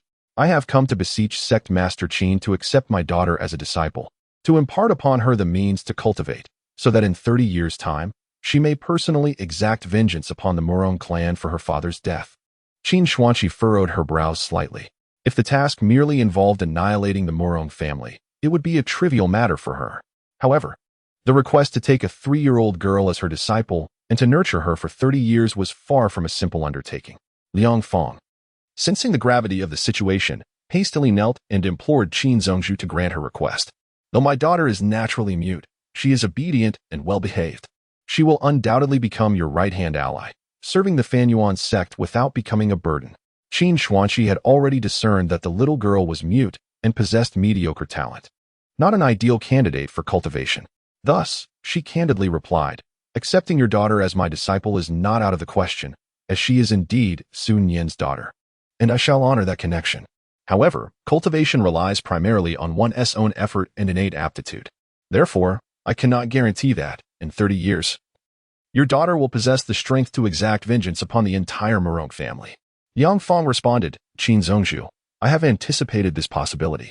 Should my daughter lack the ability to avenge this blood feud in 30 years, I kindly ask you to take on that burden on my behalf, and I shall express my gratitude in advance. With that, Liang Fong knelt before Qin Xuanqi and bowed 3 times. Noticing Liang Fong's unusual demeanor, Qin Xuanqi inquired, Liang Fong, did you consume the fallen elixir before coming here? Liang Fong's complexion grew increasingly pale as she nodded. Yes, I have taken the fallen elixir. My husband, Sun Yan, and I are bound by life and death. I must descend to accompany him. I beseech you, Qin Zhongzhu, to grant my final request and accept Yen'er as your disciple, so she may seek vengeance for her father. Seeing her determination, Qin Xuanqi could only concede, very well. I shall grant you this wish. Thank you, Qin Zhongzhu. Liang Fong knelt once more before Qin Xuanqi and turned to her daughter. Yen'er, promise your mother you will listen attentively to Qin Zhongzhu, will you? The little girl obediently nodded, and Liang Fong urged her, go, quickly, to Qin Zhongzhu's side. As the little girl took a few steps forward, she frequently glanced back at her mother. Yen'er, dear, do not look back. Never turn back. Liang Fong called out from behind. Go to Qin Zhongzhu, for she alone can help you avenge your father. Liang Fong understood that having consumed the fallen elixir, her life was drawing to a close, her essence gradually dissipating. Before she completely vanished, she spoke to Qin Xuanqi, Qin Zhongzhu, my daughter's name is Su Yan. With those final words, her form disintegrated into ashes, forever lost to this world. Su Yan approached Qin Xuanqi's side, adhering to her mother's words, refraining from looking back. Yet, she seemed to grasp the situation, her eyes brimming with tears. Qin Xuanqi gently caressed Su Yan's small head and declared, from this moment forth, you shall be my disciple. As my disciple, you must not shed tears, even in the face of bloodshed. Remember, this is the last time you may cry. Yet the little girl continued to weep inconsolably. Sighing deeply, Qin Xuanqi felt an inexplicable sorrow. At merely 3 years of age, she would be burdened with the blood-soaked vengeance of her parents, a fate both cruel and unjust. Qin Xuanqi pondered whether she should grant this little girl the opportunity to choose her own path. The child, possessing only mediocre talent, was ill-suited for the arduous journey of cultivation.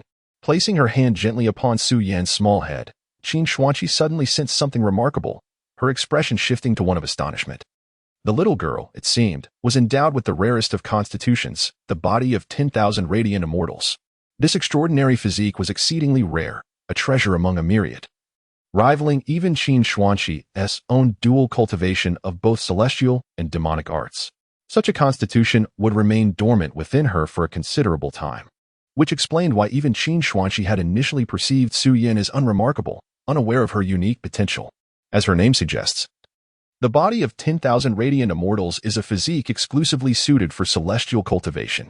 It appeared that fate had decreed she could not become a disciple of the esteemed demon Lord Qin Xuanqi. Although she possessed knowledge of celestial cultivation techniques, Qin Xuanqi could not reveal her secret of dual cultivation for the sake of a newly acquired disciple. Moreover, as a prominent figure within the demonic faction, she could not, in good conscience, nurture a disciple for the celestial realm.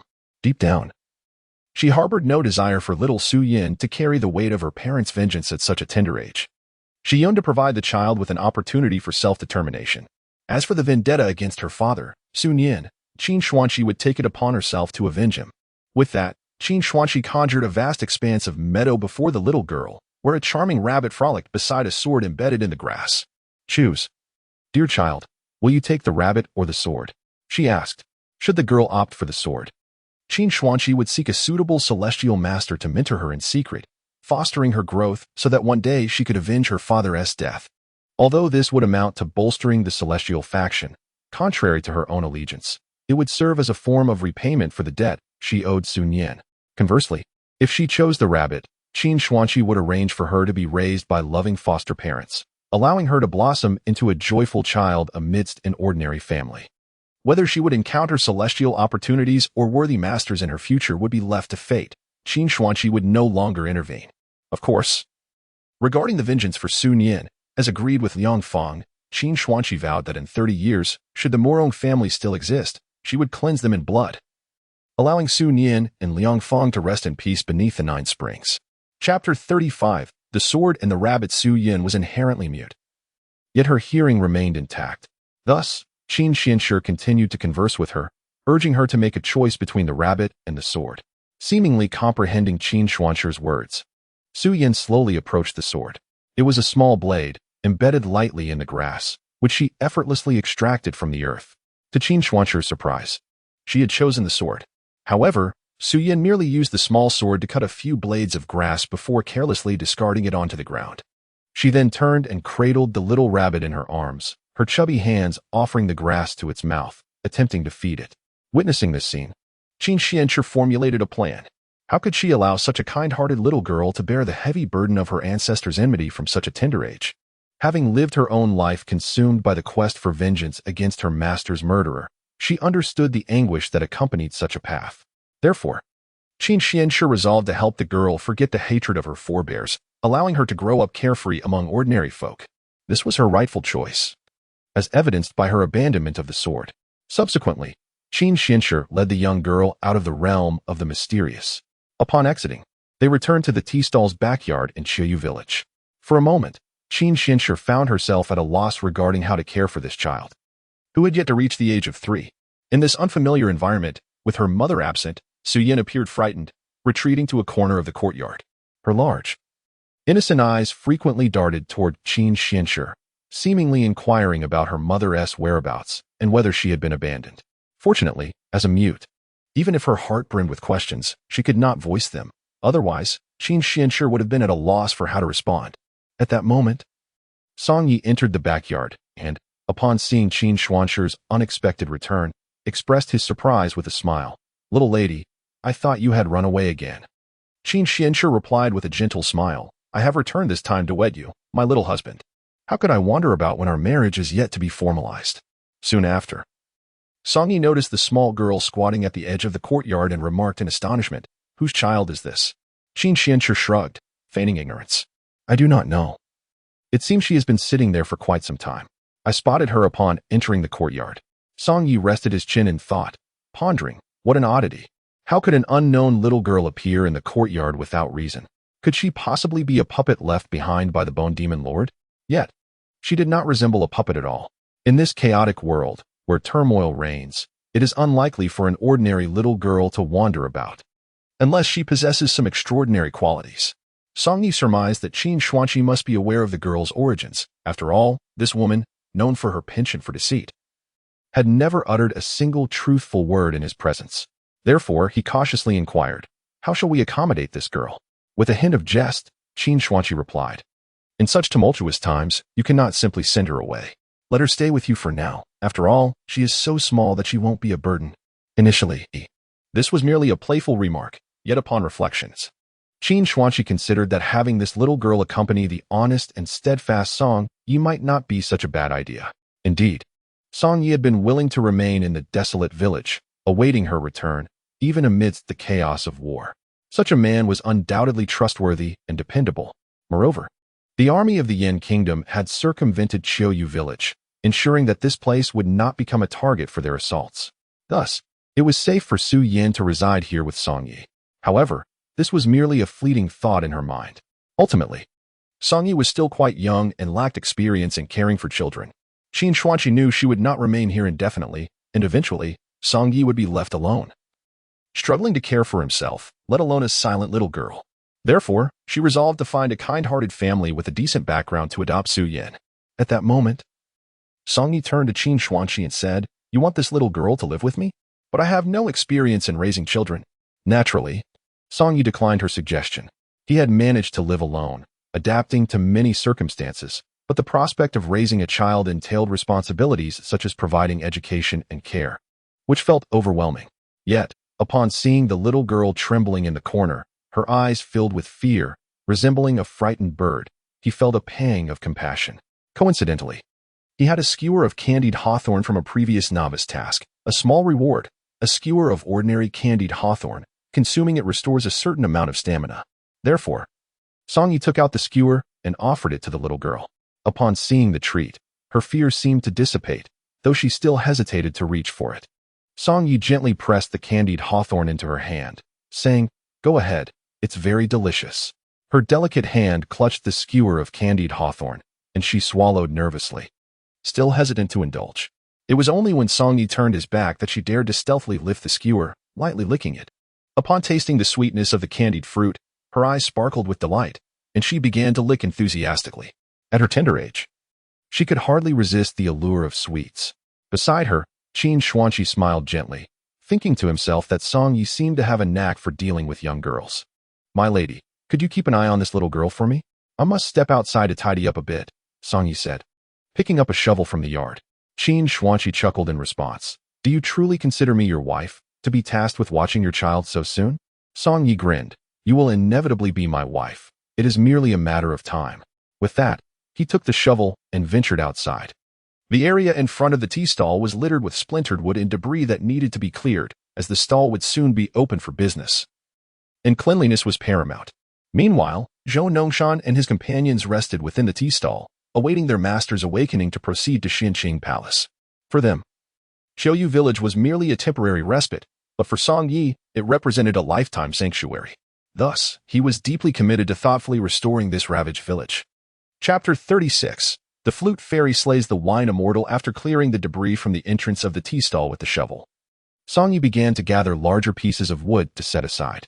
At that moment, he felt a gentle tap on his waist and turned around to find the little girl standing behind him. She still held 3 candied hawthorns, having consumed half of the skewer, and now offered him the remaining pieces. Perhaps her mother had instilled in her the virtue of sharing. Yet Song Yi shook his head and said, "Brother does not fancy these candied hawthorns. Please finish them yourself." However, the girl did not retract her hand. Her large eyes fixed on him, her chubby face slightly puffed up. Song Yi affectionately ruffled her hair and said, "Little sister, you should enjoy the candied hawthorns yourself. Brother does not like them." Yet her hand remained steadfastly raised. Was the little girl deaf? Song Yi pondered. She was not deaf, but mute, and her stubbornness seemed apparent. At that moment, Qin Xuanqi approached the entrance of the tea stall and remarked, "I suggest you accept her offering. Otherwise, her hand will remain raised indefinitely." Such a charming little girl was, in fact, mute. Song Yi couldn't help but feel a pang of sympathy. He heeded Qin Xuanqi's advice. accepted the half-skewer of candied hawthorn she extended, and thanked her graciously. Song Yi had never been fond of candied hawthorn. Yet since it was offered to him by the little girl, he nibbled on the half-skewered treat while continuing to clear the large wooden blocks around him. The little girl trailed behind him, imitating his actions, eager to pick up the pieces of wood scattered on the ground. One particular block was larger than she was, and despite her efforts to stand on tiptoe, she could not lift it. Ultimately, she abandoned that endeavor and chose a smaller piece instead, tossing it to a different spot as she hurried to keep pace with Song Yi. Unbeknownst to him, the half-serving of candied hawthorn had unwittingly secured a free laborer. However, after moving only a few small logs, it seemed that she had exhausted the energy within her tiny frame. With a sudden plop, she sat down in the dirt, observing Song Yi's labor like a miniature overseer. Qin Xuanqi, who had been watching from the entrance of the tea stall, was initially taken aback by the harmonious interaction between the little girl and Song Yi, noting how fond she appeared of him. This prompted her to reconsider the fate of Su Yan, the little girl. Perhaps it would be feasible to leave her here, allowing her to live alongside Song Yi, which seemed to resonate with her own desire. From a distance, the sight of the two figures, one tall and one small, stirred a novel sentiment within her, that procreation and nurturing, like ordinary mortals, could indeed be a beautiful endeavor. It was the first time such a thought had crossed her mind. Yet she quickly reminded herself of the perils of such musings, aware that they could cloud her resolve. Her connection with Song Yi was merely a fleeting affair, devoid of lasting significance. Moreover, the murderer of her master, the wine immortal, remained at large, and she had no intention of losing herself in fanciful emotions. The task of clearing and rebuilding the village was no small feat, requiring considerable time and effort. After a while, Song Yi decided to take a break, not out of fatigue for himself, but rather out of concern for the 3-year-old laborer trailing behind him. He led Su Yan back to the tea stall, seated her in a chair, and poured her a cup of tea. Nearby, Duan Ling inquired, "What is this girl to you?" Song Yi glanced at Qin Xuanqi before replying to Duan Ling, "Just a child from next door." "Next door?" Duan Ling responded in surprise. "You mean there are still people living next door?" Song Yi smiled faintly, choosing not to elaborate further. Su Yan held the tea bowl with both hands, as though it took considerable effort for her to sip even a drop. At that moment, Song Yi noticed a pocket sewn into her sleeve, which contained something. He surmised that the item within the pocket could potentially reveal the girl's identity. Gently, he lifted her right hand and retrieved the contents from the sleeve pocket. What emerged was a small cloth bag. Upon unfolding it, he discovered a bone whistle and a portrait. Qin Xuanqi, beside him, recognized the bone whistle as Su Nian's magical artifact, the Yunluo bone whistle, likely one of the last remnants left for his daughter. After a brief inspection, Song Yi returned the whistle to the cloth bag and opened the portrait. It depicted a family of 3, with the little girl standing in the center, strikingly similar to the girl before him. The man and woman in the portrait were presumably her biological parents. However, possessing only this portrait left Song Yi at a loss as to where he might find the girl's parents. Moreover, he was unable to venture beyond the village to assist her. There was also the grim possibility that her parents had perished, which would explain her abandonment. Subsequently, he placed everything back into the cloth bag and tucked it back into the girl's sleeve pocket, knowing these items were likely the most precious possessions she had in this world. At that moment, Qin Xuanqi received news from the celestial realm. "Master, the traces of the flute immortal Zhong Lei have been discovered in the domain of the netherworld." Upon hearing this, Qin Xuanqi's pupils dilated in shock. Zhong Lei was a dear friend of her master, the wine immortal Qing Wanning. Since Qing Wanning's body was found on the Wuyi Ice Mountain, many believed that Zhong Lei held crucial information regarding the circumstances of her death, including Qin Xuanqi herself. Strangely, after the discovery of Qing Wanning's remains, Zhong Lei seemed to vanish from existence. At that time, many sought to uncover his whereabouts, convinced that finding him would unravel the mystery behind the wine immortal's demise. Among those most fervently searching for Zhong Lei was the Xiang Xianzuan, Sun Jingxi, as he had been the one to discover Qing Wanning's body and was thus regarded as the prime suspect. In his quest to clear his name, Sun Jingxi spared no effort in tracking down Zhong Lei. Yet, 3 centuries passed with no sign of him, leading to growing speculation that Zhong Lei may have met the same fate as Qing Wanning, his body perhaps hidden somewhere on this continent. Thus, the saying emerged, "No more wine connoisseurs exist in this world, nor any flute players." Certainly, there exists another conjecture that has garnered considerable acceptance among the masses, positing that the flute immortal was responsible for the demise of the wine immortal. Consequently, upon the discovery of the wine immortal's lifeless body, the flute immortal deliberately concealed it. As time has elapsed, an increasing number of individuals have come to believe in this narrative. Yet, the enigma of whether the flute immortal indeed killed the wine immortal, or if both were victims of a shared tragedy, remains unsolved to this day. Chapter 37. Teaching through the scriptures for the past 3 centuries. Qin Xianshi has relentlessly pursued the whereabouts of the flute immortal, Zhonglei. She has explored various avenues in her quest to uncover the truth behind the wine immortal's death, but her efforts have ultimately proven fruitless. Thus, Zhonglei has become the final thread in unraveling the mystery surrounding the wine immortal's demise. Recently, her disciple reported that traces of Zhonglei have been found in the nether realm. Naturally, she felt compelled to embark on this journey herself. As for the placement of the young girl, Su Yan, she found herself lacking the time to arrange a more suitable situation for her. For the time being, she would need to accompany the inept Song Yi. Furthermore, Su Yan seemed to have a fondness for Song Yi, which could be regarded as her own choice. Nevertheless, Qin Xianshi had previously promised Su Yan's mother to take her as a disciple and dedicate 30 years to her meticulous instruction. Although Su Yan, possessing the myriad celestial radiance physique, could not become a disciple of the demonic sect, Qin Xianshi felt it imperative to ensure her safety throughout these 3 decades. Thus, she secretly inscribed a mysterious mark within Su Yan's body. Consequently, should Su Yan ever find herself in mortal peril, the mark would activate, transporting her into Qin Xuanshi's mystical domain, thereby safeguarding her life. Thus, even if she lived alongside the seemingly unremarkable Song Yi, her life would remain secure. Yet, Qin Xianshi found herself contemplating another dilemma. Should she also bestow a mystical mark upon Song Yi to ensure his safety? The mystical mark can coexist in 3 forms. Qin Xianshi had already utilized 2. Theoretically, she could apply the final mark to Song Yi, thereby allowing her nominal husband to be transported to her mystical realm in times of danger, preserving his life temporarily. However, she ultimately refrained from doing so, believing it inappropriate to concern herself with the life of an ordinary mortal. After all, a mortal's lifespan seldom exceeds a century. The difference between an early or late death is merely a matter of decades. Qin Xianshi found herself inadvertently preoccupied with Song Yi's safety, hesitating for several seconds over this matter, which she deemed entirely unwarranted. The presence of Song Yi could very well represent a calamity on her path to transcendence. Preserving him would serve no benefit to her.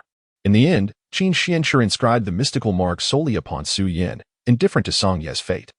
His incessant disregard for her wishes, constantly addressing her as little lady, warranted his demise 1,000 times over.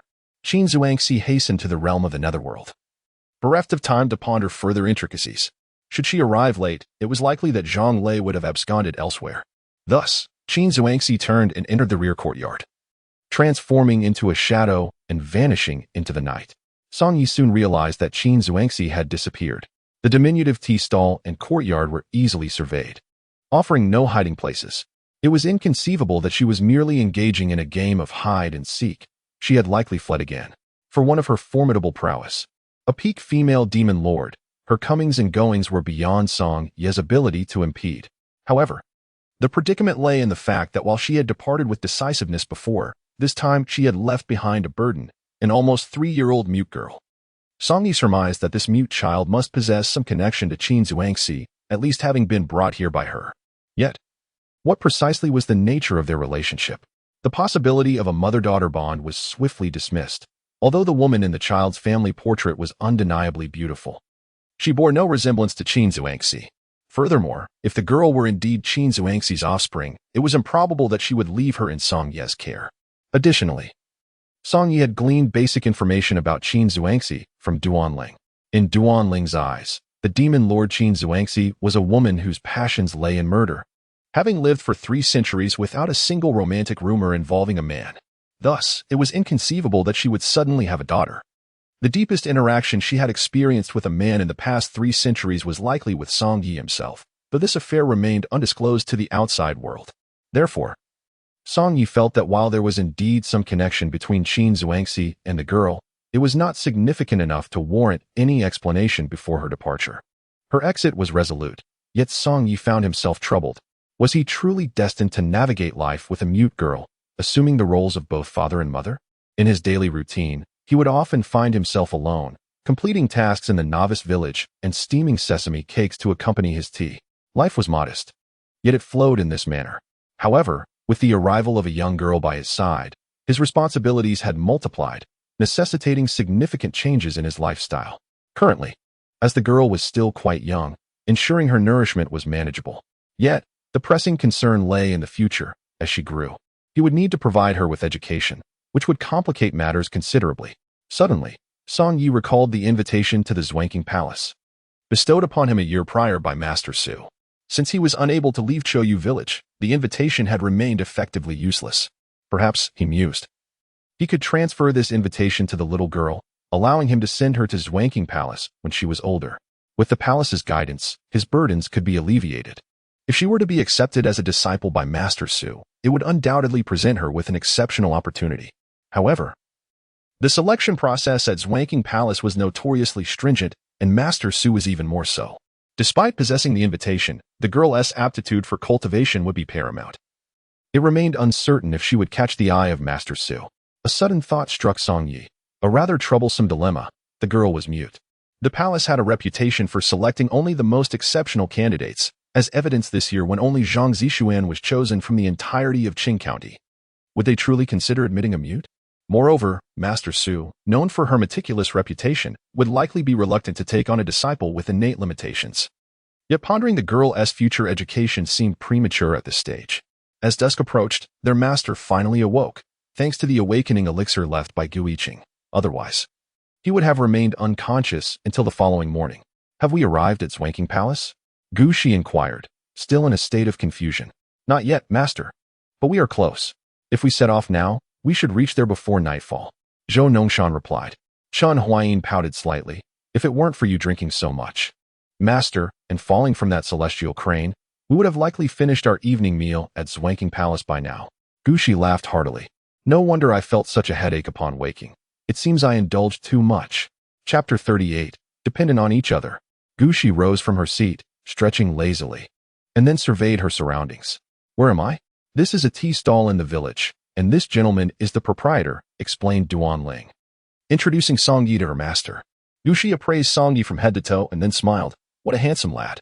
It's a pity for someone like you to be tending a small tea stall in such a remote place. Would you be interested in becoming a disciple of Master Gu? If so, please leave your handprint here. As she spoke, she unexpectedly produced a contract from somewhere. Chen Huayin, standing nearby, hurriedly intervened, saying, Master, not again. The sect leader has admonished you repeatedly not to hastily take in handsome young men as disciples. Our Lanyu sect is a prestigious celestial sect. The selection of disciples should be based on talent and destiny, rather than mere appearance. Chen Huayin was truly worried for her unreliable master. Song Yi quickly added, No, thank you, Master Gu, for your kind intentions. But I have little interest in the path of cultivation and lack the requisite aptitude. After all, in this world, he was merely a player. Without unlocking the function of cultivation, he could not practice. Fortunately, he did not need to rely on cultivation. By purely enhancing his physical vitality, he could still grow stronger. Seeing Song Ye's response, and with the unworthy disciple Chen Huayin blocking her, Gu Shi reluctantly withdrew the contract she had produced, muttering, It truly is a pity for someone as handsome as you not to become a disciple of the celestial sect. Once again, I appreciate your esteem, Master Gu. Song Yi smiled. Before Gu Shi, Su Shiqiu had also wished to take Song Yi as her disciple, but he had declined her offer as well, which had left Su Shiqiu quite displeased. Both Gu Shi and Su Shiqiu were female celestial masters of the sect, yet their temperaments were markedly different. Su Shiqiu was aloof and adhered strictly to the sect's rules. Song Yi had witnessed her mercilessly slay her own disciple without a moment's hesitation. In contrast, Gu Shi appeared more carefree, seemingly with fewer requirements for accepting disciples. Perhaps in a few years, the little girl could be taken under Gu Shi's wing. Gu Shi then noticed the little girl and picked her up, exclaiming, What an adorable child. She pinched the girl's small cheeks, and the child remained calm in her arms. After a brief moment, Gu Shi placed her back on the chair and remarked to her disciples, What a shame. This little girl is not suited for the path of cultivation. Otherwise, I would have taken her back to our Lanyu sect. It seemed that Gu Shi perceived Su Yan's qualifications as mediocre, and on the surface, she did not appear to be a promising candidate for cultivation. However, Yushi was unaware that Su Yin possessed the exceedingly rare Wandao Xian Meng body, a celestial physique of remarkable potential, due to this physique's prolonged dormant state within her. Even the most experienced celestial masters might not discern its signs prematurely. After all, even Qin Xuanqi had initially misjudged her. It was only after examining Su Yan's physique closely that he discovered her extraordinary attributes. Naturally, Song Yi was oblivious to the fact that this mute girl harbored such an impressive cultivation physique. Subsequently, Gu Shi turned her gaze to the tea stall outside and observed the signs of decay throughout the village, inhaling the lingering aura of magic in the air. She then inquired of her disciples, "Has someone here employed the high-level wind technique known as Wind God Whispers?" Duanling immediately exclaimed, "Indeed, Master. Just now there was an exceedingly fierce battle at the esteemed level right here." "Really? Did you all witness it?" Yushi inquired, glancing at her disciples, her expression revealing a hint of envy. Although she had already attained the status of an immortal teacher, opportunities to witness a battle of such caliber were exceedingly rare. Chun Huayin replied, "Master, we are not like you, drunkenly sprawled on the table in a stupor. We naturally saw everything." "Which esteemed beings were engaged in combat?" Gu Shi eagerly asked. "It was the two immortal lords of the Piamiao sect battling against the nefarious Bone Demon Lord." Duanling responded. "The two immortal lords of the Piamiao sect are present? What does the Bone Demon Lord look like? Is he indeed as depicted in the Compendium of Demon Lords, with a mane of red hair?" Gu Shi questioned. She had met the two immortal lords of the Piamiao sect before, but had only heard tales of the Bone Demon Lord without ever having seen him in person, which heightened her curiosity.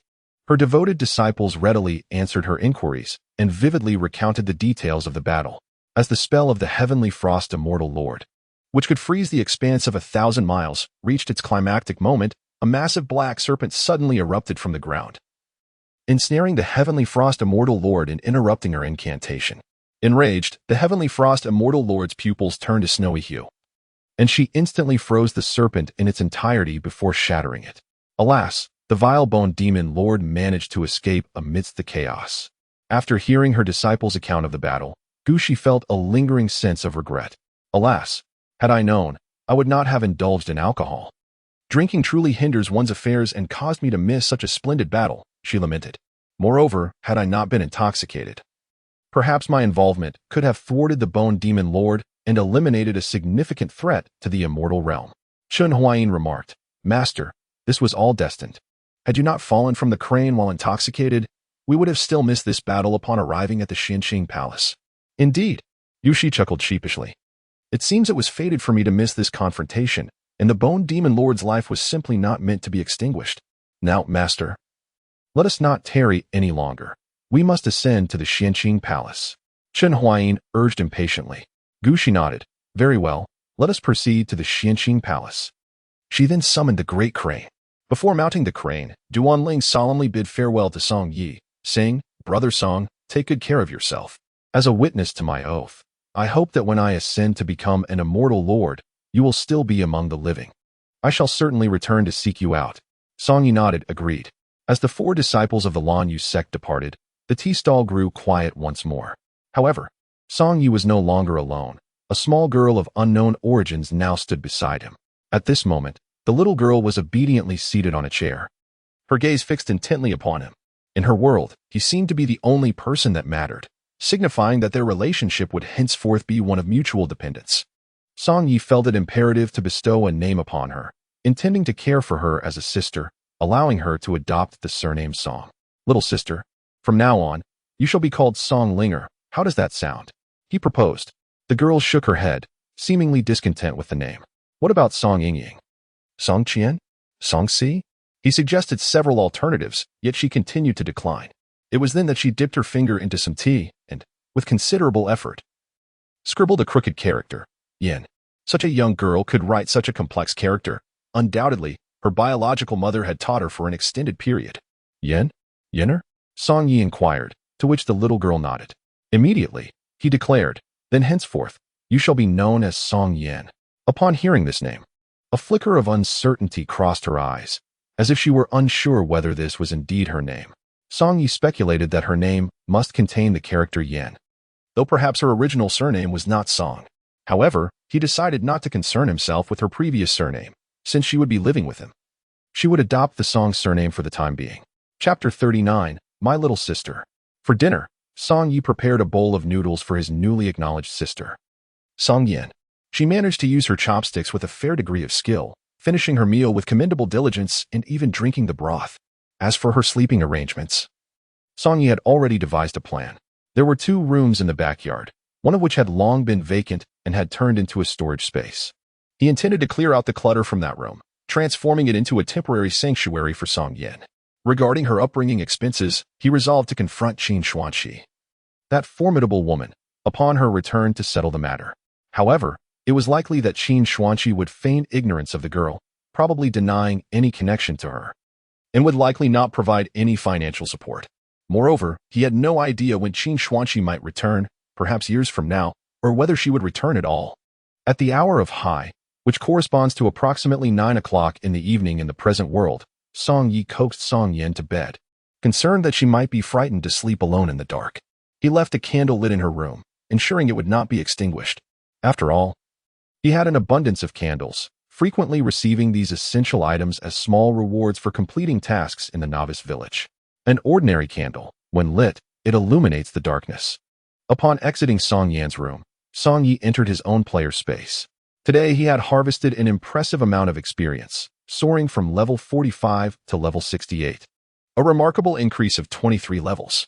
Consequently, his attributes had experienced a significant surge, prompting him to test the limits of his newfound power.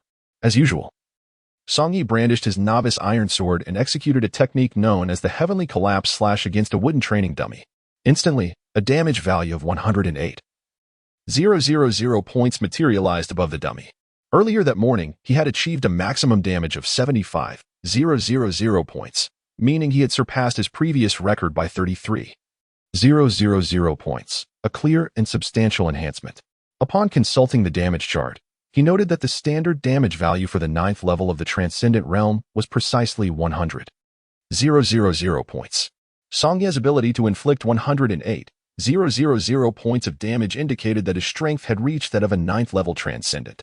Those at this level were eligible to participate in the Immortal Master Trial, as the entry requirement was merely the 7th level of the Transcendent Realm. According to the damage comparison chart, the next tier following the 9th level of the Transcendent Realm was the 1st level of the Ethereal Realm. The leap between these 2 realms represented a considerable divide, serving as a watershed moment for many cultivators. Therefore, the disparity in damage between these 2 levels was substantial. The standard damage for the 9th level of the Transcendent Realm was 100,000 points, while the 1st level of the Ethereal Realm required 200,000 points. Historically, the Ethereal Realm had been a significant dividing line in the world of immortal cultivation, and countless practitioners had sought to transcend this barrier, yet most had failed, fading into the masses of mediocrity. After all, whether in the realm of cultivation or the mortal world, the ordinary far outnumbered the extraordinary. The target of 200,000 points had now become Song Ye's next goal for advancement. After assessing his damage output, Song Yi exited the player space and retrieved a reward from his inventory obtained through today's adventure quest, a seed of the Black Tree. This seed had been drawn from a card for summoning demonic pets, and Song Yi was naturally curious about what kind of creature this seed might yield. Consequently, he took his novice iron sword and dug a small hole in the courtyard, placed the Black Tree seed within, covered it with soil, and watered it, completing the process. He decided to wait a few days to see what might sprout from this seed. Suddenly, Song Yin emerged from the house and sat on the threshold, gazing at Song Yi with wide eyes. "What's the matter? Can't sleep? Afraid to be alone?" Song Yi inquired, momentarily forgetting that Song Yin was mute. Unbeknownst to him, she had just lost her mother that very day, and her insomnia stemmed from longing for her. Thus, these 2 siblings, who had only recently recognized each other, sat in silence in the courtyard. Yet, within less than half an hour, Song Yin had fallen asleep on the threshold, her small head resting against the door, deep in slumber. Song Yi gently lifted her, carried her back to her bed, covered her with a blanket, and quietly closed the door behind him as he stepped out. Today, at this modest tea stall, a series of remarkable events unfolded. Qin Xuanqi made a sudden reappearance, only to vanish shortly thereafter. 2 celestial beings and a demonic lord engaged in a spectacular duel. And it was indeed the first time Song Yi witnessed a battle of such exalted caliber. In the end, he gained a younger sister by adoption. Half a month later, In Xiyu village, the black seed that Song Yi had planted 2 weeks prior had blossomed into a small tree. This tree, from trunk to branches, exhibited a uniform black hue, yet it bore no leaves. Its branches extended only in 2 directions, resembling stout black arms. It seemed to possess a spirit of its own.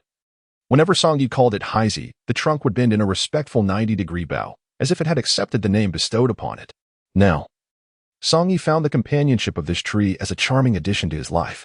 The best part was that it required little attention, and occasional watering sufficed. Furthermore, during a casual observation, he discovered that the tree had a unique method of self-sustenance. Its branches, reminiscent of arms, ended in what appeared to be human-like hands, complete with a small red mouth on the palm. When insects flew by, the branches would extend suddenly, capturing the pests, and the tiny mouth would swallow them whole.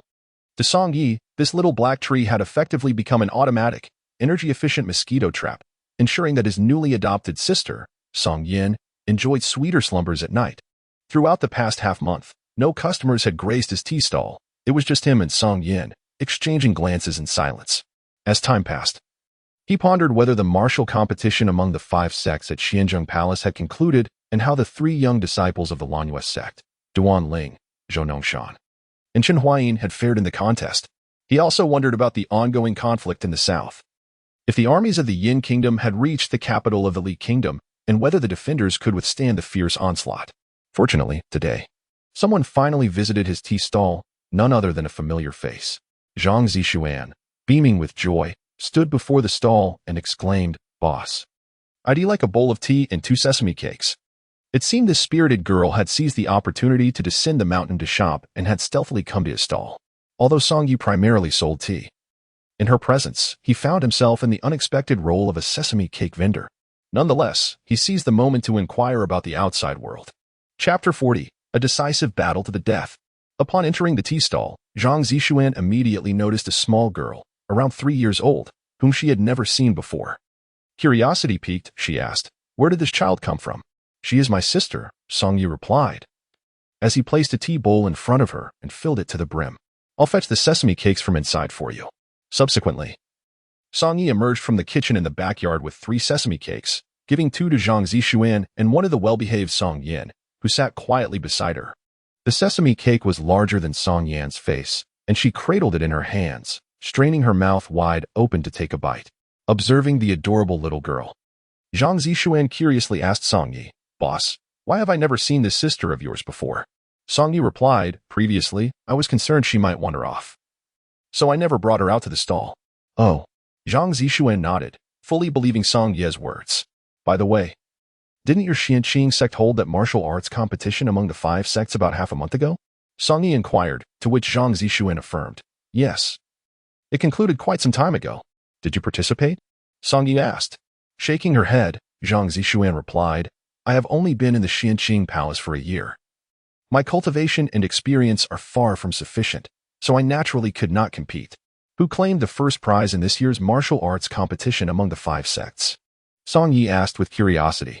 As she munched on her cake, Zhang Zixuan answered, "The champion was Xu Lei, a young disciple from the 9th generation of the Shinfeng sect. She was simply extraordinary, captivating everyone. Even my master praised her immensely, saying that the Shinfeng sect was fortunate to have such a talented disciple." Song Yi had yet to encounter this Xu Lei and thus had little interest in her. However, her commendation from the esteemed Su Xian master indicated she was indeed remarkable. Song Yi continued, "What about the 3 disciples representing the Lanwei sect? What were their placements?" Zhang Zixuan, with a sharp memory, recalled, "I remember the 3 disciples representing the Lanwei sect were named Duanling, Zhou Nongshan, and Chen Huayin. Is it these 3 you are referring to?" "Yes," Song Yi confirmed. Zhang Zixuan continued, "They were all eliminated in the first round. Their performance was quite dismal. However, their female master seemed quite amiable, not scolding them at all. She was laughing heartily while holding a bottle of wine. It turned out Duan Ling and his companions had not won a single match before their unfortunate elimination. No wonder they had not returned to the tea stall after leaving the Xianqing Palace. They probably felt embarrassed. By the way, Zixuan, I have not asked you before, have your family members safely left Cheng County? Where are they now, and are they well?" Song Yi inquired with concern. Zhang Zixuan replied, "Upon learning of Cheng City's fall, my family relocated to the capital, Luoqing. I received a letter from them 2 days ago, and they are doing well in Luoqing.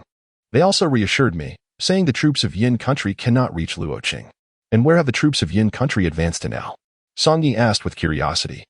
The Yin army has already captured Wenqing, and the next city they intend to assault is Xuanqing. If Xuanqing falls, there will be no more barriers to the north of Luoqing, allowing the Yin army to advance unimpeded straight towards the capital. Song Yi remarked, in this case, it seems that even the capital city of Luoqing is precariously at risk. Why then? Did your family mention in the letter that the army of the Yin kingdom cannot reach Luoqing? Zhang Zixuan replied. Because the Li kingdom has already stationed a formidable force in Xuanqing to prevent the flames of war from spreading to the capital. They intend to confront the Yin kingdom's army head-on in Xuanqing. Moreover, the commander of the Li kingdom's forces this time is none other than the kingdom's princess, Li Xiuling. Thus, the citizens of Luoqing have great confidence in this impending conflict. Song Yi inquired, is this Li Xiuling a remarkable individual? Zhang Zixuan shook her head, saying, it is not merely a matter of being remarkable. She is nothing short of a legend. She was once hailed as the preeminent genius of the immortal cultivation world throughout history. At the tender age of 13, she entered the realm of Tongxian. By 14, she had already attained the level of Zuling. Astonishingly, at 17, she ascended directly to the realm of Po Kuang, becoming the youngest Po Kuang practitioner of her time. At that moment, nearly everyone believed she would become the youngest immortal sovereign in history. As Zhang Zixuan spoke of Li Xiuling, her eyes sparkled with admiration. One might find it challenging to fully grasp her extraordinary achievements without a point of comparison. Take Duanling, for instance, who, at 17, considers himself quite exceptional among his peers. Yet, Duanling has only reached the 5th level of the bone forging realm. It is noteworthy that Li Xiuling entered the Tongxian realm at 13 and, at the same age as Duanling, was already a practitioner of Po Kuang. Furthermore, Duanling's master, the wine-loving Gu Xianshi, remains at the Zuling level to this day. Had it not been for Li Xiuling's unfortunate incident, accidentally killing the pet of the Songming demon sovereign, Chang Sun and incurring his wrath, she would not have spent 7 years imprisoned in the Nine Nether prison, which has undoubtedly hindered her cultivation. It is likely she would have already become the youngest immortal sovereign in the realm of immortal cultivation. Zhang Zixuan expressed her regret that Songming demon sovereign, Chang Sun Song Yi recognized the name, recalling that he ranked 3rd among demonic figures, just above the 4th-ranked Qin Xuanqi. The Changsun Ni captured your most promising young immortal. Do none of the esteemed immortals in your realm dare to intervene and demand her release? Song Yi inquired, puzzled. Zhang Zixuan explained, after all, it was Li Xiuling who inadvertently killed the pet of the Songming demon sovereign, making her culpable. Additionally, Changsun Ni holds a significant position in the demonic sect. Any misstep could provoke him and potentially ignite the 6th celestial demonic war. Therefore, the immortals have chosen to turn a blind eye to this matter, a regrettable but pragmatic decision. It is akin to the brutal Xian Yuan demon sovereign's massacre of the entire Holy Heaven sect a few months ago. Few immortals dared to stand up for the sect or seek vengeance against this female demon. Ultimately, both the Xian Yuan demon sovereign and the Songming demon sovereign hold considerable power and have a multitude of disciples. Provoking them could lead to a large-scale celestial demonic war at any moment. Therefore, regarding the incident where the Abyssal Demon Lord slaughtered the Holy Sky sect, our stance in the various immortal sects is that this is merely a personal vendetta, devoid of any significance to the conflict between immortals and demons. After Zhang Zixuan spoke, she let out a deep sigh, seemingly filled with profound disappointment at the repeated capitulation of the elder figures in the immortal sects to the malevolent demon. As a new disciple with merely a year of experience, her voice carried little weight, and her limited cultivation rendered her incapable of altering this disheartening situation. Chapter 41.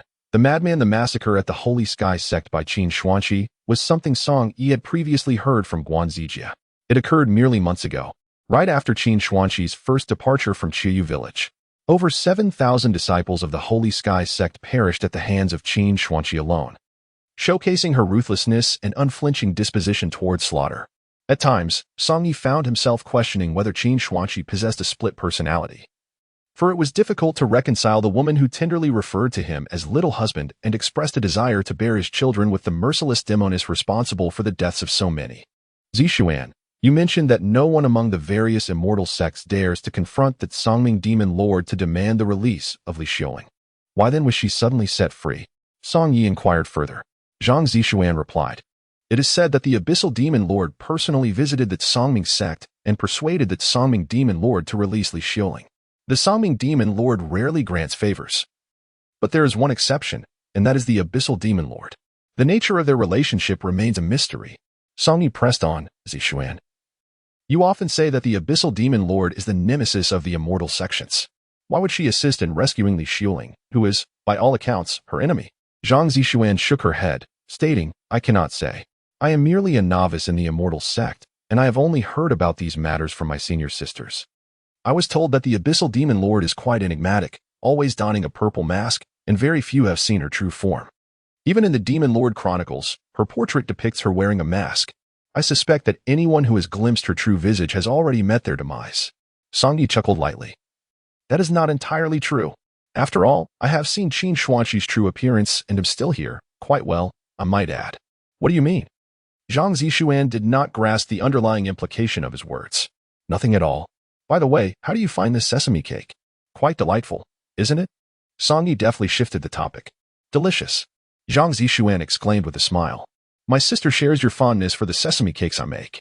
As Song Yi affectionately patted Song Yan's little head, he asked, By the way, Zixuan, you have been training under Master Su for nearly a year now. What is your current level of cultivation? I have reached the 3rd level of Foundation Establishment. Zhang Zixuan remarked that the Foundation Establishment stage is the 2nd major realm in celestial cultivation, having joined the Xianqing Palace merely a year ago. Her progress in cultivation is commendable. After all, not everyone possesses the extraordinary talent of Li Xiuling, whose prodigious gifts have earned her the title of the unparalleled celestial cultivation genius throughout history. Zixuan, you must exert yourself diligently and strive to attain the qualification of a celestial master. That way, when my sister matures, she can become your disciple. Songyi chuckled. Initially, he spoke in jest, but upon reflection, the notion seemed plausible. Typically, individuals are deemed ready to commence formal cultivation at the age of 13.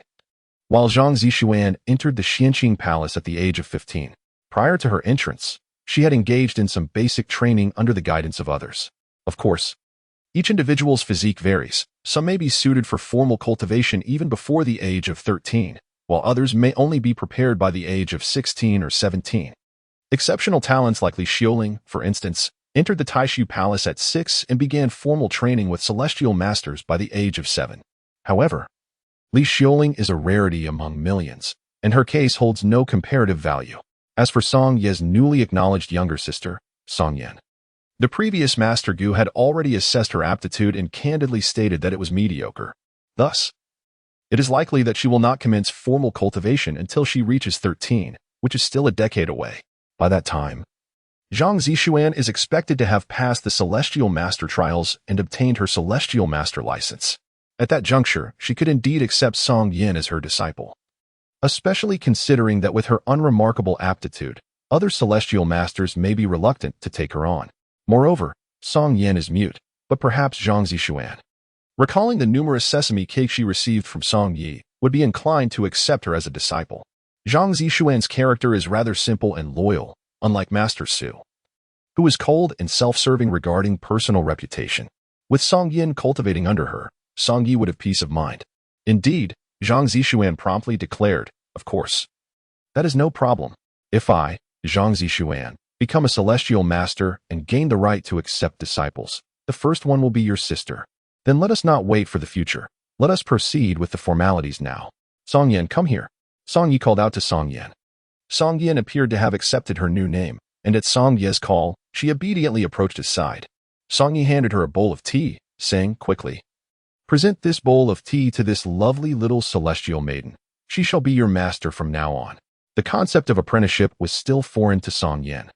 Yet she complied with Song Ye's instructions and dutifully handed the bowl of tea to Zhang Zixuan.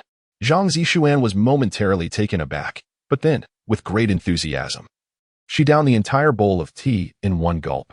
Song Yi remarked, Zixuan, now that you have drunk this bowl of apprenticeship tea from my sister, you are considered her master from this point onward. Once you officially become an immortal teacher, you must not go back on your word. You must acknowledge this disciple. Absolutely. Zhang Zixuan replied with a bright laugh, then gently patted Song Yan's small head. Be a good girl and call me master. Song Yi leaned closer to Zhang Zixuan and whispered, My sister is mute and cannot speak. You won't mind having a silent disciple, will you? Zhang Zixuan was taken aback for a moment, but quickly responded with a smile, not at all. The inability to speak should not significantly hinder her cultivation. Your sister is so obedient. She will surely become an exceptionally outstanding disciple of the immortal sect. Thus, Song Yi successfully secured a master for Song Yan, alleviating much of the burden regarding her future education. Simply entrusting her to Zhang Zixuan would suffice. In the realm of Xianing, being able to study under a legitimate immortal teacher was already the best path forward. 3 months later, in Shiyu village, Song Yi dedicated this time to assisting Aunt Sun, his neighbor, in constructing a small wooden cottage. Aunt Sun's previous home had been toppled by the Baigu demon lord's devastating wind whisper. Though this new cottage was relatively modest, it would provide a temporary refuge for Aunt Sun upon her return.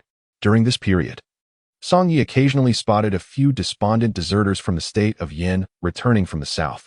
He surmised that the great battle in Xuanqing had concluded, likely with a victory for the state of Li.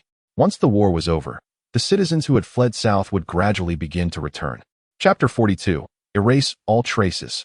Of course, over the course of a year, many of those who had fled south perished along the way, and many others found new places to settle in southern cities. Therefore, even if the war had ended, the number of returnees was unlikely to match even half of those who had initially departed. Song Yi was uncertain how many of Qiuyu village's original residents would come back. However, it was likely that those who returned would be disheartened to find the village in such a state of ruin and would eventually leave again. At that moment, a sizable group of deserters from the state of Yin entered Qiuyu village. Upon closer inspection, Song Yi estimated their number to be around 20. Each soldier bore damaged armor. Yet they still clutched their weapons. A sense of foreboding washed over him. Such small bands of deserters often devolved into marauding bandits. Indeed, the group made a beeline for his tea stall, as he was the last remaining respectable citizen in the area, making him an easy target for these deserters. Seeing their fierce and menacing demeanor, Song Yin timidly hid behind Song Yi. Among the deserters, a burly leader bellowed at Song Yi. "You there, bring out all the good food from your stall and serve us." It is a rare encounter to find a stall still in operation, and naturally, the thought of indulging in a hearty meal precedes any notion of plundering. However, Song Yi remained composed, remarking, "Our humble tea stall offers no food, only tea." At the modest price of 3 coins per bowl, the leader of the group chuckled. "Do you truly believe you can profit from us?" Ha ha ha. His companions, the fleeing soldiers, joined in uproarious laughter. After a moment of mirth, the leader's expression morphed into one of menace as he slammed his large blade onto the table and glared viciously at Song Yi. "You insolent brat. If you wish to live, cease your prattle and promptly serve us whatever you have. If we find your service satisfactory, perhaps we shall spare your life." With a slight smile, Song Yi replied, "You have drawn your blade and threatened me. My sister and I are now in peril. Thus, my forthcoming action shall be deemed self-defense, and even in this world, I am blameless." The leader, bewildered by the concepts of self-defense in the world, soon found his mind blank, for he would no longer ponder such matters. He was dead. In a flash, Song Yi delivered a straightforward punch that severed the leader's head from his body. In mere moments, all 23 fleeing soldiers perished at Song Ye's hands. To eliminate these adversaries, he had no need to wield his novice iron sword or employ any skills. The enhancement of his vitality had augmented his physical prowess across the board, including speed, strength, and explosiveness. Thus, the slaughter of these 23 soldiers was instantaneous, taking less than a third of a second. Afterward, he swiftly covered Song Yan's eyes, shielding her from the gruesome scene. Due to Song Ye's remarkable speed, she had yet to comprehend what transpired before her eyes were obscured. Simultaneously, with the demise of these soldiers, Song Yi accrued experience points. Ding. Player has slain a Yin Kingdom deserter, gaining 2 experience points. Ding. Player has slain a Yin Kingdom deserter, gaining 2 experience points. Ding. Player has slain a Yin Kingdom deserter, gaining 2 experience points. Given that Song Yi had reached level 68, the experience gained from defeating such an ordinary deserter was a meager 2 points, yet it was better than none. Song Yi consistently covered Song Yan's eyes as he carried her back to the backyard, gently placing her atop the back of the saber-toothed black armored sheep. This peculiar creature had been left behind by Qin Xuanqi, and Song Yi had always refrained from slaughtering it for sustenance. Now, the magical confinement previously imposed on the sheep had dissipated, allowing it to regain its demonic powers. However, having been tamed, its inherently gentle nature soon led it to accept Song Yi as its new master, and it formed a delightful bond with Song Yan. The reason Song Yi had never decided to butcher the sheep was to provide companionship for Song Yan. Additionally, another of her companions was Song Yi's demon pet, the little black tree. Like Song Yan, the little black tree was mute, yet it possessed the ability to comprehend human speech. After placing Song Yan on the sheep's back, Song Yi instructed the little black tree, "Hey Zai, watch over Song Yin and ensure she doesn't fall off the sheep." The tree's trunk swayed slightly as if nodding in acknowledgement. It had ample experience in caring for Song Yin. Should she wobble precariously on the sheep's back, it would extend its branches to support her. Thus, entrusting his 3-year-old daughter to the care of a tree was not an act of folly on Song Yi's part, but rather a testament to the tree's reliability. Subsequently, Song Yi returned to the tea stall, preparing to cleanse the scene of his grim deeds. He was no stranger to the grim task of disposing of bodies. As before, he intended to pile the 23 corpses of the deserters together and set them ablaze. However, just as he assembled the last of the bodies, the sound of approaching hoofbeats echoed from the village entrance. Alarm surged within him. He risked being caught in the act. In an instant, he devised a plausible explanation for the unfolding situation. Riding a horse was a woman clad in striking red armor, exuding an aura of valor as she gripped the reins. A long sword hung at her waist, and her raven black hair was tied back with a ribbon, the weight of her armor failing to conceal her graceful form.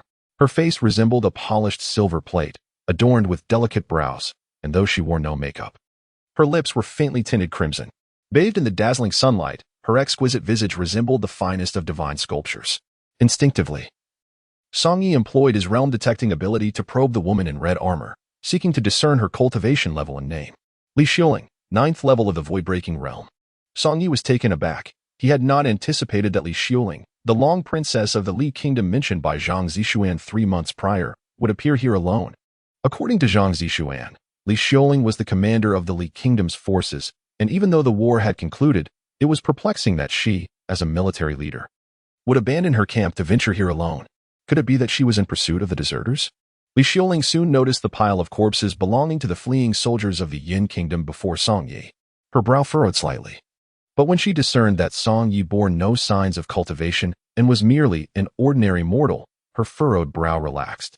It appeared that this young man was not responsible for the demise of the fleeing soldiers. Rather, another party had executed them, and he was merely dealing with the aftermath. Contemplating this, she guided her horse to approach Song Yi. Chapter 43, The Hierarchy of Disdain in the Cultivation World from atop her steed. Li Xiuling inquired of Song Yi about the identity of those who had slain the Yin soldiers. Song Yi, having prepared a plausible excuse, replied, "I am not certain. When these soldiers appeared at the village entrance, my sister and I quickly sought refuge. Once the commotion ceased, we emerged from our hiding place to find them all dead." Although Song Yi had acted in self-defense, he could not openly admit to having killed these soldiers. To do so would draw undue attention to his formidable physical prowess, leading to a plethora of complications. Crucially, Song Yi was unable to leave Choyu village, should troubles arise in succession. He would find himself trapped within the confines of the village, unable to evade them. Thus, to avert any unnecessary complications, he preferred that everyone perceive him as an ordinary mortal. In truth, Li Xiuling had never truly believed that a defenseless mortal like Song Yi could have vanquished over 20 fully armed soldiers from the Yin Kingdom. However, during her journey from the south, aside from encountering a few waves of defeated Yin soldiers, she had not seen any ordinary civilians. The presence of an open tea stall and a young attendant by the stall was indeed peculiar. Consequently, Li Xiuling found Song Yi suspicious. Even if he were a mere mortal, he was a questionable one, perhaps even an informant planted by the Yin Kingdom. Dismounting her horse, Li Xiuling approached the pile of corpses, meticulously examining the wounds on each body. She discerned that their internal organs had all been pulverized. Yet there were no traces of magical energy lingering on the corpses. This indicated that their assailant had not employed any form of magic, but had relied solely on pure physical prowess. The ability to dispatch so many individuals with such efficiency, all while shattering their innards, suggested that this person was likely a physical cultivator. Physical cultivators often emerge from circumstances where their capabilities in other areas are deficient, thereby compelled to pursue the path of physical cultivation. This may be due to personal physical constitution, an inability to channel qi effectively, or a lack of proficiency in various incantations. Indeed, within the cultivation world exists a hierarchy of disdain. Sword cultivators look down upon qi cultivators, and qi cultivators, in turn, disdain physical cultivators. It is worth noting that the majority of cultivators are chi cultivators, with sword and physical cultivators being rare exceptions. Although physical cultivators occupy the lowest echelon of the hierarchy, this does not imply that they are inherently weaker than sword or chi cultivators. Throughout the vast expanse of 70 millennia in the realm of cultivation, there have emerged numerous extraordinary physical cultivators, capable of shattering myriad techniques with sheer strength. Currently, Songyi exemplifies a quintessential physical cultivator. Typically, physical cultivators can generate true chi within their bodies, which circulates at high speeds to maintain the extraordinary resilience of their physical forms. However, Songyi is unable to produce true chi. Instead, his physical strength is entirely reliant on his innate vitality. Thus, he stands as the most genuine physical cultivator. Naturally, physical cultivators possess their own levels of cultivation and realms. Li Xiaoling had long discerned that Songyi exhibited no signs of cultivation, which led her to dismiss him as a suspect in the case of the 23 fallen soldiers of Yin. She speculated that the actual perpetrator might be a passing physical cultivator who, in a moment of impulse, decided to test his strength on these unfortunate souls. Nevertheless, even if the young man at the tea stall were not the murderer, Li Xiaoling found him highly suspicious. It seemed prudent to take him back to Xuanqing and confine him in prison for thorough interrogation. Suddenly, she recalled Songyi mentioning that he had a younger sister living with him. Perhaps she, like him, was also an informant from Yin, and it was imperative to apprehend them both and conduct a comprehensive investigation. Thus, Li Xiaoling inquired, "You mentioned having a sister residing here. Could you summon her, so we might be introduced?" Songyi smiled and replied, "Certainly, I shall bring her forth." He perceived that Li Xiaoling had developed a degree of suspicion towards him, and in order to alleviate her doubts, he felt compelled to present his sister, Song Yin. After all, Li Xiaoling was not to be trifled with. Her status as the crown princess of the Li Kingdom and her cultivation at the 9th level of the void-breaking realm far surpassed his own. Before long, Song Yi emerged from the back courtyard, cradling Song Yin in his arms. Upon seeing the 3-year-old girl whom Song Yi referred to as his sister, Li Xiaoling was taken aback. In such tumultuous times, he was living with a mere child of 3? Song Yi approached Li Xiaoling, stating, "This is my sister, Song Yin. However, she was born unable to speak, so she cannot address you as sister." Observing Song Yin affectionately grasping Song Ye's neck, Li Xiaoling deduced their bond was genuine, a clear indication of sibling affection. At that moment, her heart softened towards Song Yi. Forcibly taking him away would inflict significant harm on such a small child. Furthermore, a person caring for a child of such tender years was unlikely to be an informant from Yin. Perhaps he was merely an ordinary villager, fortunate enough to survive amidst the chaos of war. "You mentioned your sister, but what is your name?" Li Xiaoling asked Song Yi. "I am called Song Yi," he replied. Li Xiaoling sought to inquire about Song Ye's name.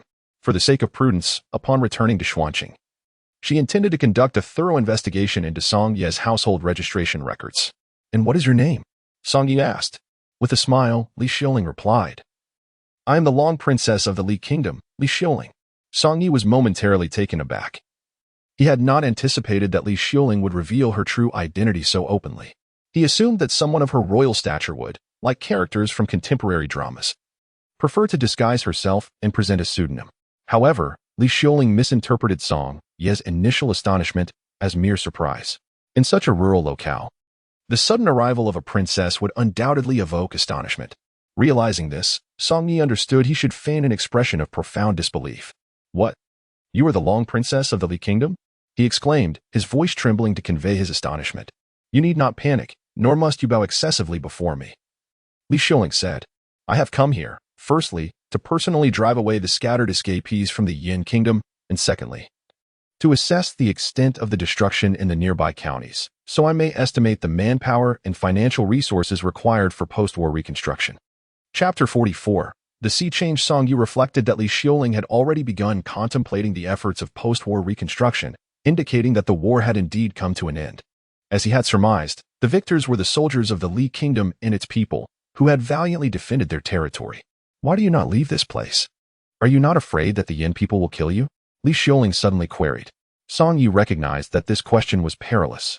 An inadequate response might lead Li Xiaoling to suspect that he harbored ulterior motives for remaining here, or even that he was a spy planted by the Yin Kingdom. After all, he was the sole figure within 100 miles, leisurely running an unattended tea stall, which naturally raised suspicions. Reluctance, he replied simply, encapsulating his sentiment in those 3 words. He understood that the more straightforward the answer, the less likely it would provoke doubt. After all, his current identity was merely that of an ordinary rural lad, who, aware of the impending advance of the Yin army while most were fleeing south, had only one reason to remain: reluctance. Li Xioling's face brightened with a cheerful smile. Indeed, who would willingly abandon their homeland? Clearly, Song Ye's succinct response pleased her greatly. These Yin dogs have invaded our nation. Even in death, their bodies cannot return to their homeland. This is their just consequence, Li Xiuling remarked, gazing at the pile of corpses belonging to the fleeing Yin soldiers. You should take your sister home. It would not be good for her to see these bodies. Song Yi chuckled. I have been covering her eyes all along. Li Xiuling smiled to herself, thinking that Song Ye's attentiveness towards his sister indicated that he was not a bad man. Princess, the air here is indeed unpleasant. I should take my sister back indoors, she suggested. All right. Song Yi nodded in agreement. He gently placed Song Yin back on the sheep in the backyard and reminded Xiao He to keep watch before retrieving 2 sesame cakes from the kitchen. Princess, I can only offer you sesame cakes, he said, handing one to her. Li Xiuling smiled and declined, reflecting on the simplicity of this rustic man, who offered whatever he had to entertain his guest without ulterior motives. Then, she performed a spell to ignite the pile of corpses before them. A roaring fire erupted, flames leaping several feet high. Watching the blaze, Li Xiuling suddenly sat cross-legged and turned to Song Yi. Do you drink? She inquired. I do. Song Yi replied with a nod.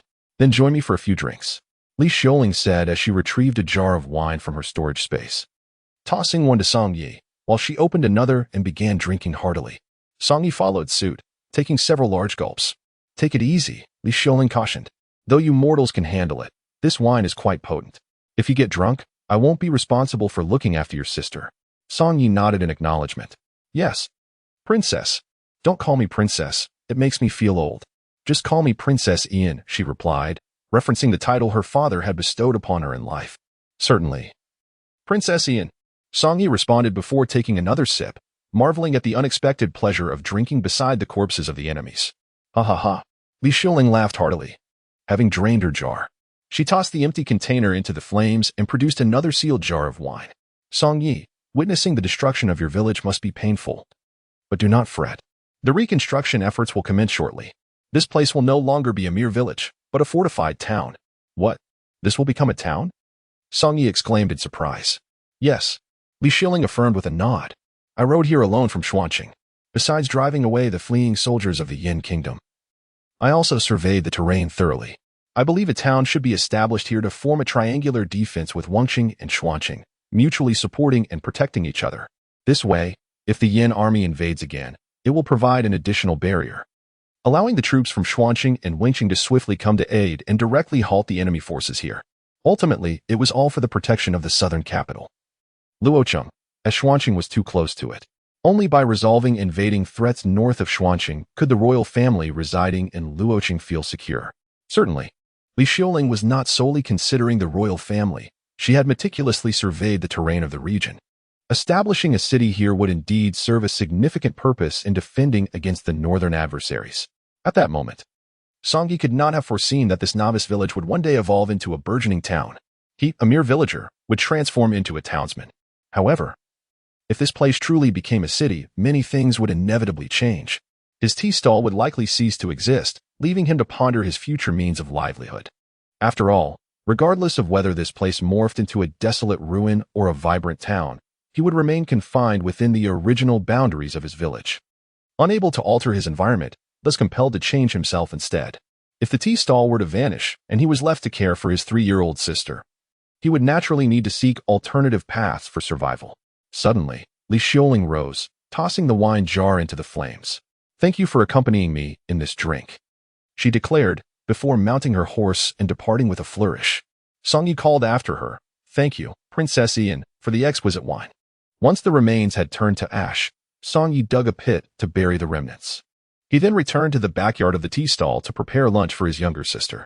Upon returning to Xin City, Li Xiuling instructed the prefect to investigate the household registration records of Song Yi from Qiyu village in Cheng County. The prefect replied. The county office in Cheng County was consumed by flames set by the dogs of the Yin kingdom, and all household records of the villagers were reduced to ashes in that fire, rendering further inquiry impossible. Given this, Li Xiaoling decided against pursuing the matter any further, as her suspicions regarding Song Yi had dissipated. Moreover, her imperial brother had dispatched several decrees inviting her back to Luojing to celebrate the resounding victory in Xian City. Under Li Xiaoling's command, the battle had nearly eradicated the enemy forces, and the commander of the Yan Kingdom, Liao Qing, had been captured by her. Later, Li Xiaoling would personally escort Liao Qing back to Luoqing, presenting her brother with a significant trophy. Chapter 45. Annihilation of the Living. After Li Xiaoling's departure, time passed swiftly, and 3 months slipped by in the blink of an eye. In recent days, Song Yi noticed the return of individuals from the south, as it was time for some to come back after the war had concluded. Just yesterday, a villager from Qiuyu village returned, and Song Yi remembered him as Dedong. A year prior, Dedong had left the village alongside his parents, yet he returned alone. When Song Yi inquired about his parents' whereabouts, Dedong was overcome with tears. After a moment of weeping, once his emotions had calmed, he revealed that his parents had succumbed to illness on the journey, having fled Qiuyu village over a year ago. Song Yi had long anticipated that in these tumultuous times, many would perish while fleeing. When Dedong located the site of his ancestral home, he was met with the disheartening sight of a desolate ruin. The traces of life once lived there nearly obliterated. Overcome with grief, he knelt and wept, lamenting the calamity wrought by the Bone Demon Lord, who, with a mere whisper of the Wind God, had laid waste to much of the village. After his tears had subsided, Dedong requested a bowl of tea from Song Yi, who declined to accept any payment. Once he finished the tea, he departed the village, clearly devoid of anything left to cherish there. This, too, was anticipated by Song Yi. Many returned merely to catch a glimpse, only to leave once more. Naturally, in recent days, Song Yi's tea stall had seen a notable improvement in business. Numerous individuals returning from the south would pass by, stopping for a bowl of tea before continuing on their journey. Today's novice village random task had also evolved. Sell tea. Sell a total of 30 bowls of tea within the day. This task was straightforward. Given the current state of Song Yi's business, he completed it by midday, having sold 30 bowls of tea. Truly, times had changed during the war. There were days when he could scarcely sell even a single bowl, waiting instead for the young girl Zhang Zixuan to descend the mountain for her solitary purchases. Ding. Sell tea. Task completed. Experience gained. 10,000. As Song Yi leveled up, the experience rewards for random tasks increased.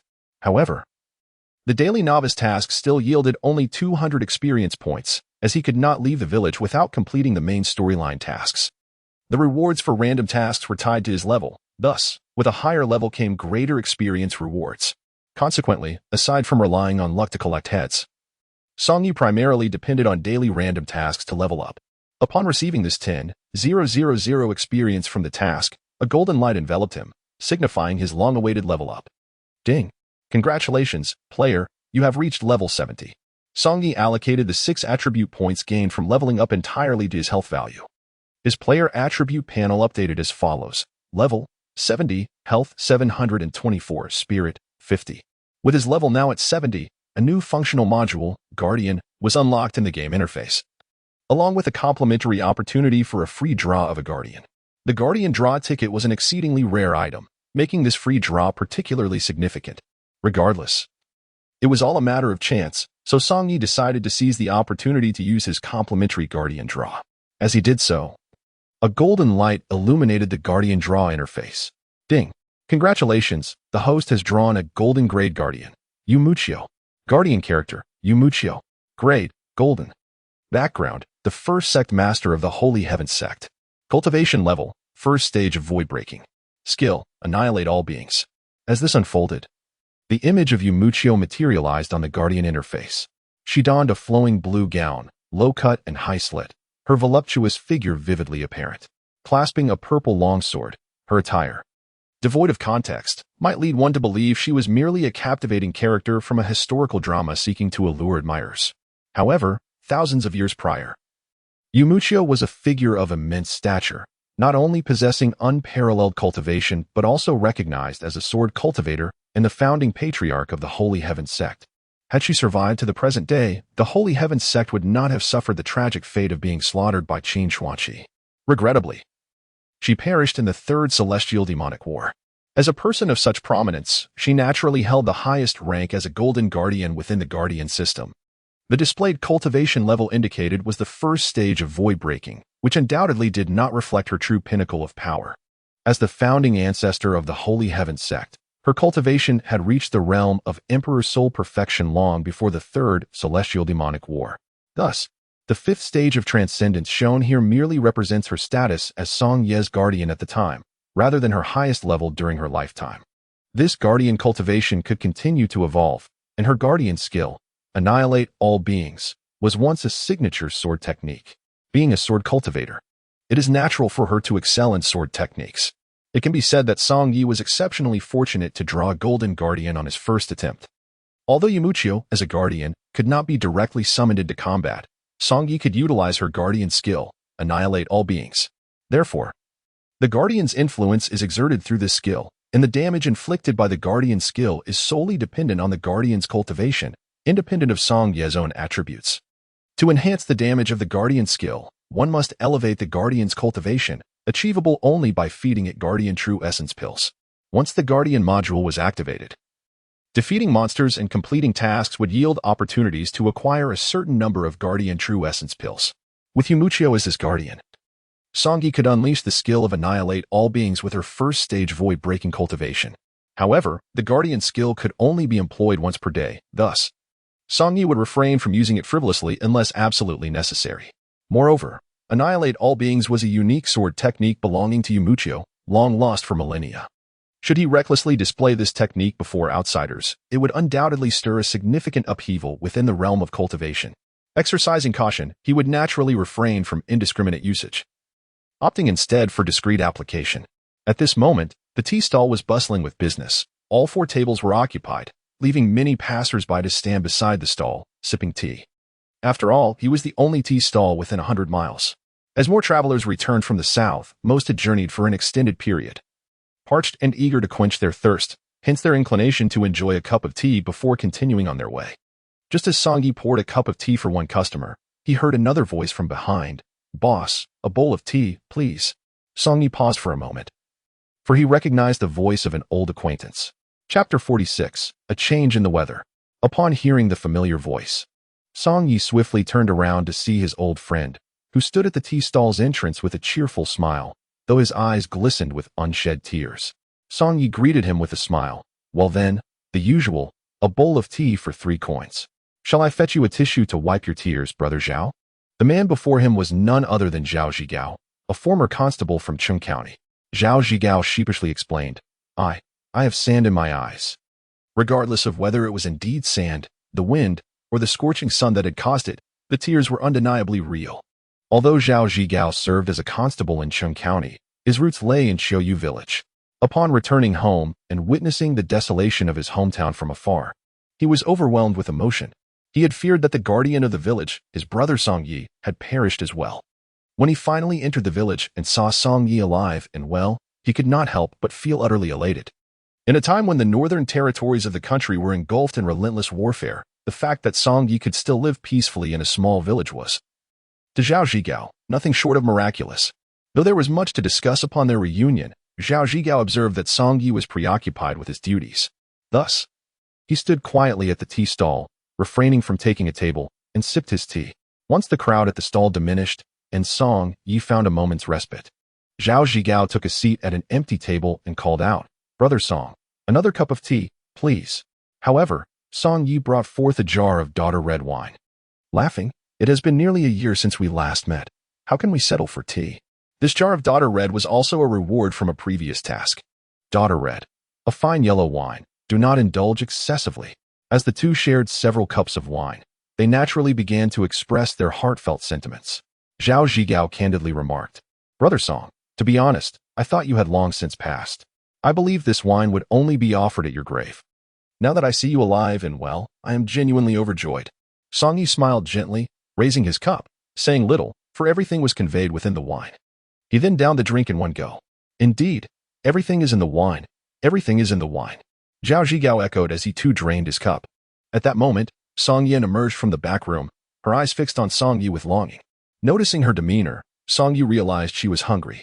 He quickly patted her little head, saying, "Song Yin, I apologize. I got so caught up with my task that I forgot you hadn't had lunch." A twinge of guilt struck him. Song Yin, unable to call out or make a fuss, would not have ventured out to seek him unless her hunger had become unbearable. He blamed the overwhelming number of customers that day and the unexpected reunion with an old friend that led him to neglect preparing her meal.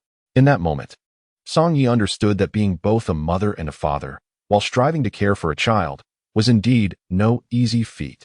Zhao Zhigao, upon seeing the young girl Song Yin, inquired with curiosity, "Song, who is this child?"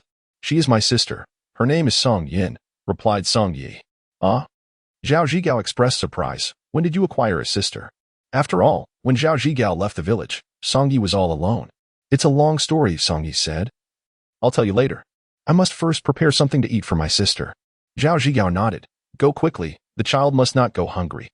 Song Yi simply cooked some noodles for Song Yin, adding a poached egg and a few vegetables, garnished with green onions. Song Yin held the bowl and sat nearby, savoring her meal with delight. When Song Yi returned to accompany Zhao Zhigao for drinks, Zhao Zhigao refrained from inquiring further about Song Yan's origins. He could surmise much on his own. The little girl was likely abandoned during the chaos of war, and Song Yi, with a kind heart, had taken her in as a sister to care for. Having just returned from the capital city of Luocheng, Zhao Zhigao felt compelled to boast about the city's splendor before the rustic Song Yi. "Brother Song, you cannot fathom the carefree life I have led in Luocheng these past days. By day, I indulged in tea and literature at the tea houses, and by night, I reveled in drink and music at the taverns," Zhao Zhigao bragged. "The young ladies on the streets are all impeccably adorned and graceful. Even our village flower pales in comparison to their beauty in Luocheng. There was even a time when a young lady of noble birth took a fancy to me. I nearly became her son-in-law.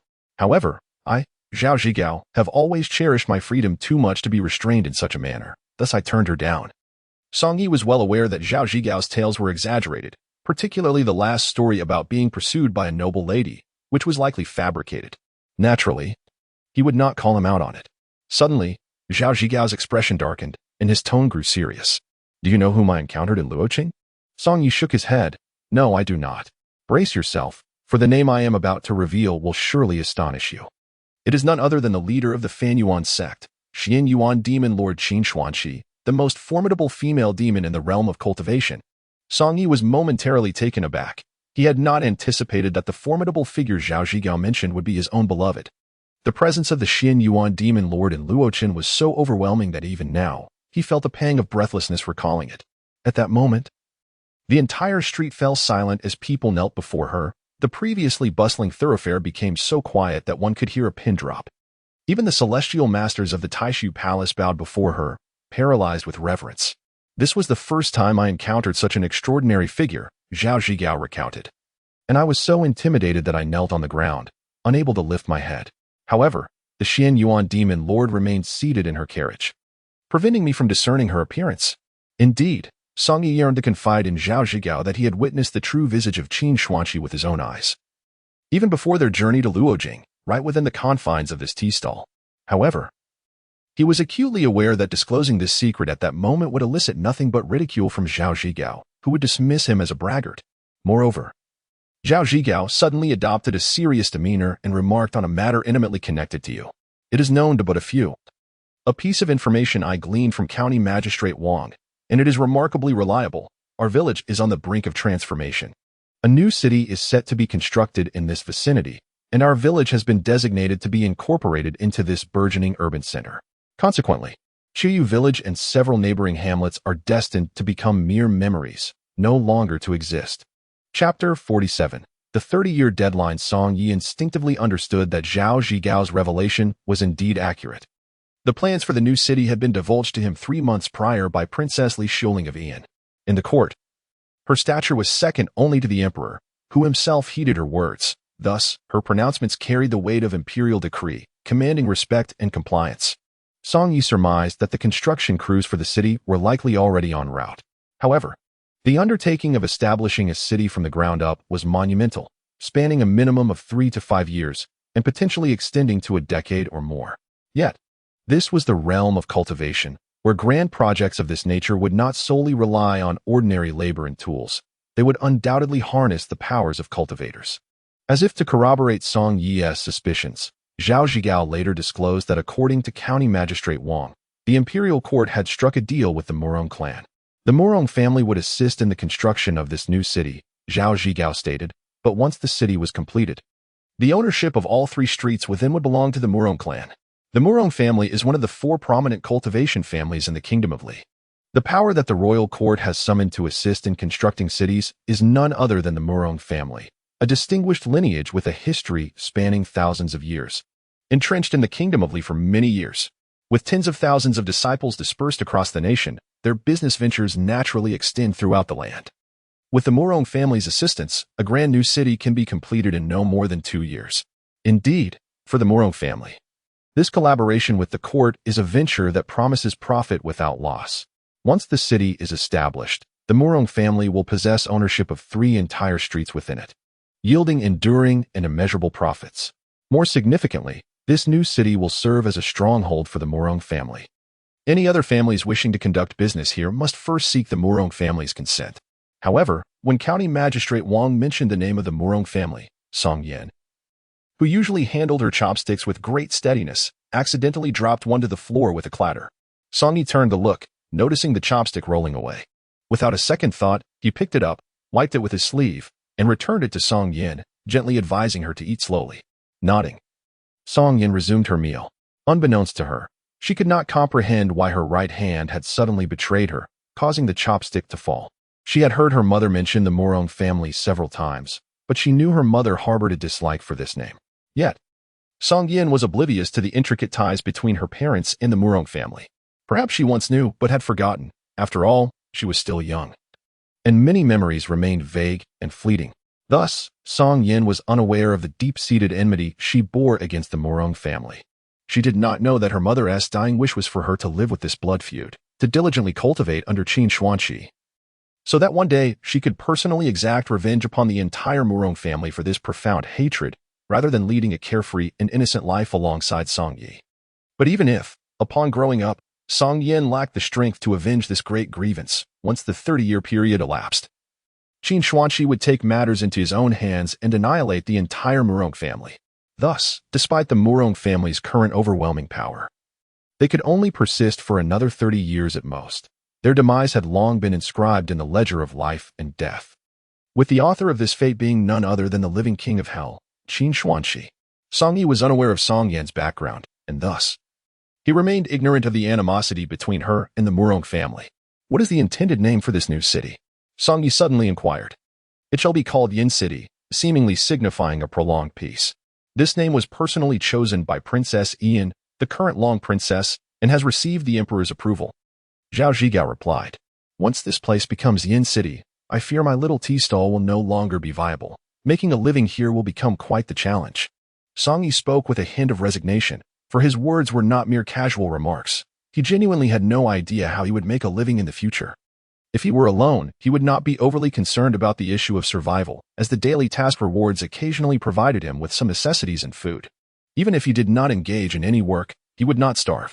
The crux of the matter, however, lay in the presence of Song Yin, whom he regarded as a burden. He needed to ensure that she reached the age of 13 before entrusting her to Zhang Zixuan. Thus, for the sake of Song Yan's future quality of life, ensuring she had ample food, proper clothing, and could afford a tutor to teach her to read, Song Yi knew he required a stable source of income. Moreover, his activities would have to remain confined to the original area of Qiuyu village. Hence, if he sought work in the newly established Yin City, he could not stray beyond that geographical boundary. Zhao Zhigao remarked, Song, to speak candidly, once Yin City is completed, your little tea stall will indeed be unviable.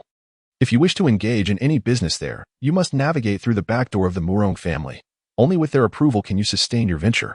However, you have no connections to the Murong family, and naturally, you lack the means to cultivate such relations. But fear not, Zhao Zhigao added, patting Song Yi on the shoulder. With me, Zhao Zhigao, by your side, I will surely help you find a means of livelihood. So, will you continue to serve as a constable in Qing County? Song Yi inquired. Perhaps, but I might also take a position as a constable in this new Yin City. Zhao Zhigao lowered his voice conspiratorially. It appears that County Magistrate Wang may be promoted. He could very well become the governor of Yin City. If County Magistrate Wang ascends to that position, he is likely to bring me along to the governor's office as a constable. At that point, I could look after you in Yin City and perhaps even recommend you to Magistrate Wang, enabling you to join me in this line of work. Song Yi smiled and replied, I do not have a penchant for being a constable, but I appreciate your kind intentions, Zhao. He understood that he was ill-suited for such a role, given that constables required mobility, while he was confined to a fixed area. Furthermore, the newly established governor's office might not even fall within the jurisdiction of Qiuyu village. Under such circumstances, he would be unable to even reach the office, let alone serve as a constable. That is quite all right. If you do not wish to be a constable, I shall find you a more suitable occupation. Zhao Zhigao assured him. Well, with your word, Zhao, I feel much more at ease. Let us drink to the present. Come, let us raise another toast. Song Yi lifted his cup and, after clinking it with Zhao Zhigao's, downed its contents in one go. Chapter 48. A woman who cannot be satisfied by the way. Brother Song, I almost forgot to ask you something. Zhao Zhigao's eyes narrowed, as if anticipating an amusing revelation from Song Yi. Has that wayward young lady of yours returned? She has indeed returned. Song Yi responded. She came back? Zhao Zhigao expressed his surprise. When did she return? About 4 months ago, Song Yi replied. She returned 4 months ago? Zhao Zhigao was taken aback. It is worth noting that 4 months ago, when the war was still raging, this delicate young lady had the presence of mind to return to seek out Song Yi. Could it be that her feelings for him were genuine love? It is often said in tales that love during wartime is exceedingly precious. Although Zhao Zhigao regarded Song Yi as a brother, the envy and jealousy would inevitably arise if a brother were to possess such a rare and beautiful love. But where was she now? Zhao Zhigao anxiously scanned the surroundings. She had only returned for half a day before departing again. What? Zhao Zhigao exclaimed, feigning surprise, while inwardly he felt an inexplicable sense of relief. After all, he was several years older than Song Yi, and being a bachelor, the thought of Song Yi marrying a woman who truly loved him and was so stunningly beautiful would surely evoke deep envy. To put it in modern terms, he was torn between worrying for his brother's suffering and fearing that his brother would drive ahead and marry a lovely wife before him. Zhao Zhigao began to console Song Yi, saying, Do not be too sorrowful, my friend. If that woman has left, then let her go. There will be plenty of women in the future, and I shall find you a fine match. Song Yi shook his head. The engagement I have with her was established in the presence of the old village chief and several elders. How could I casually break such a vow? She has departed, and I shall await her return. My friend, Zhao Zhigao remarked, you are truly too devoted to this sentiment. Alas, I cannot persuade you otherwise. Speaking of the old village chief, I must regretfully inform you that he has passed away. Zhao Zhigao's expression turned somber. How did he die? Song Yi set down his cup. The village chief was quite advanced in age. During our escape, the long journey took a toll on him, and he succumbed to a chill. Zhao Zhigao continued, not only the old village chief, but several elderly residents of the village have also passed away. What of Aunt Zhang and Aunt Sun? Song Yi inquired anxiously. The tea stall he currently operated was a legacy from Aunt Zhang, and Aunt Sun, who lived next door, had always looked after him, thus both families held a special significance for him. They are safe and sound. They have settled in the capital, Luocheng, and are unlikely to return, Zhao Zhigao reassured him. It is good to know they are well. Song Yi remarked that in this world, he is immortal, his body never succumbing to the ravages of time. He is acutely aware that those he knows will eventually pass away. Even though Aunt Sun and Aunt Zhang are well now, it is inevitable that he will one day receive news of their demise. Even the 3-year-old Song Yin will precede him in death. Thus, Song Yi feels he must acclimate himself to the sorrow of parting and loss. Yet, while the people here appear as mere individuals to him, they are, in this realm, vibrant lives, each deserving a toast and remembrance upon their passing. Consequently, Song Yi poured his drink onto the ground as a tribute to the elder villagers and the departed ancestors. Zhao Zhigao followed suit, spilling his drink on the earth as well. 3 months later, the construction of Yin City had commenced. With the substantial assistance of the Murong clan, within merely 2 months, the walls on all 4 sides were already more than half completed. From a distance, Song Yi could observe the disciples of the Murong family using their mystical powers to levitate massive stones effortlessly, placing them upon the walls. It was due to this remarkable team of cultivators from the Murong family that the construction progressed with such astonishing speed. Roughly calculating the days, it had been 1.5 years since Song Yi arrived in this mysterious realm, and upon reviewing his daily task records, he found that he had successfully completed 3 tasks on 514 days. This indicates that he had been in this world for at least 500 days. His latest attributes were as follows. Level, 71 Vitality, 820 Spirit Essence, 50 that morning. He had achieved a maximum damage output of 183,000 against the wooden dummy, meaning he was merely 17,000 damage short of reaching the standard damage output of a first-level Void Spirit Realm cultivator. Moreover, over the past 3 months, through daily random tasks, he had acquired numerous Guardian True Essence pills, all of which he had fed to his only guardian, Ding Muchio. However, despite Ding Muchio consuming such a bounty of pills, her cultivation remained stagnant at the first level of the Void-Breaking Realm, with her experience bar barely increasing. It appears that satisfying Ding Muchio's appetite is a formidable endeavor. After all, her bold attire suggests that she is not a woman easily appeased. The construction of houses within the city has long since commenced. The day before yesterday, Zhao Zhigao presented Song Yi with an internal planning blueprint of Yin City.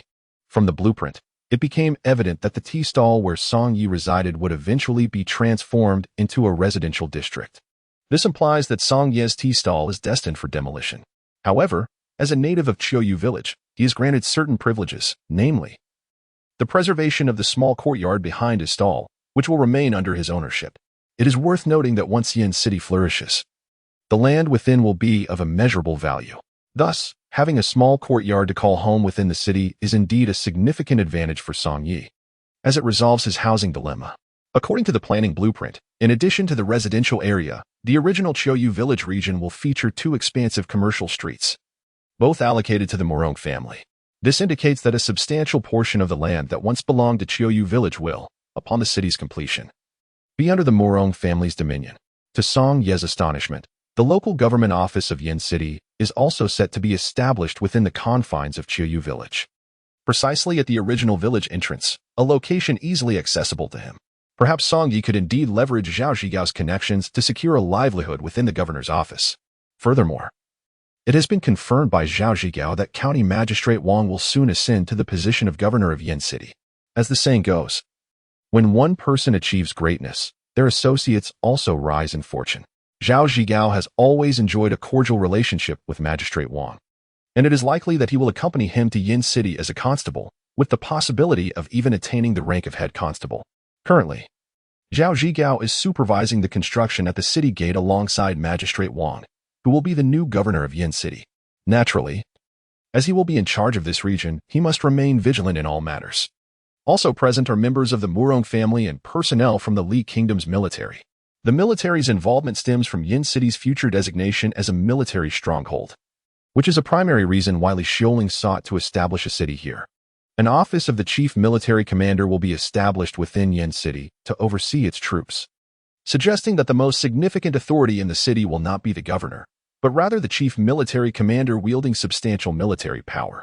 The governor's words may carry less weight than those of the Morong family, as their authority is granted by the Li royal family, a business arrangement between the two. In truth, the city governor merely serves the royal family, receiving a monthly stipend. As many buildings in the city are still under construction, Song Ye's tea stall has not yet been dismantled and, in fact, is thriving. Numerous carpenters, stonemasons, blacksmiths, and laborers, weary from their toil, flock to his stall for a refreshing cup of tea. Presently, the surrounding crowd has become quite diverse, prompting Song Yi to frequently remind Song Yin not to wander aimlessly. He has even instructed the small black tree in the courtyard to keep a close watch over her. Thus, whenever Song Yin attempts to step outside to witness the lively scene beyond, the small black tree promptly wraps its branches around her, tirelessly ensuring her safety. At this moment, the majority of patrons at Song Ye's tea stall are laborers, yet suddenly, figures adorned in splendid silk garments appear ahead, starkly contrasting with the hard-working crowd. These 4 individuals, 2 men and 2 women, each wielding long swords, are clad in luxurious silks, indicating their noble lineage.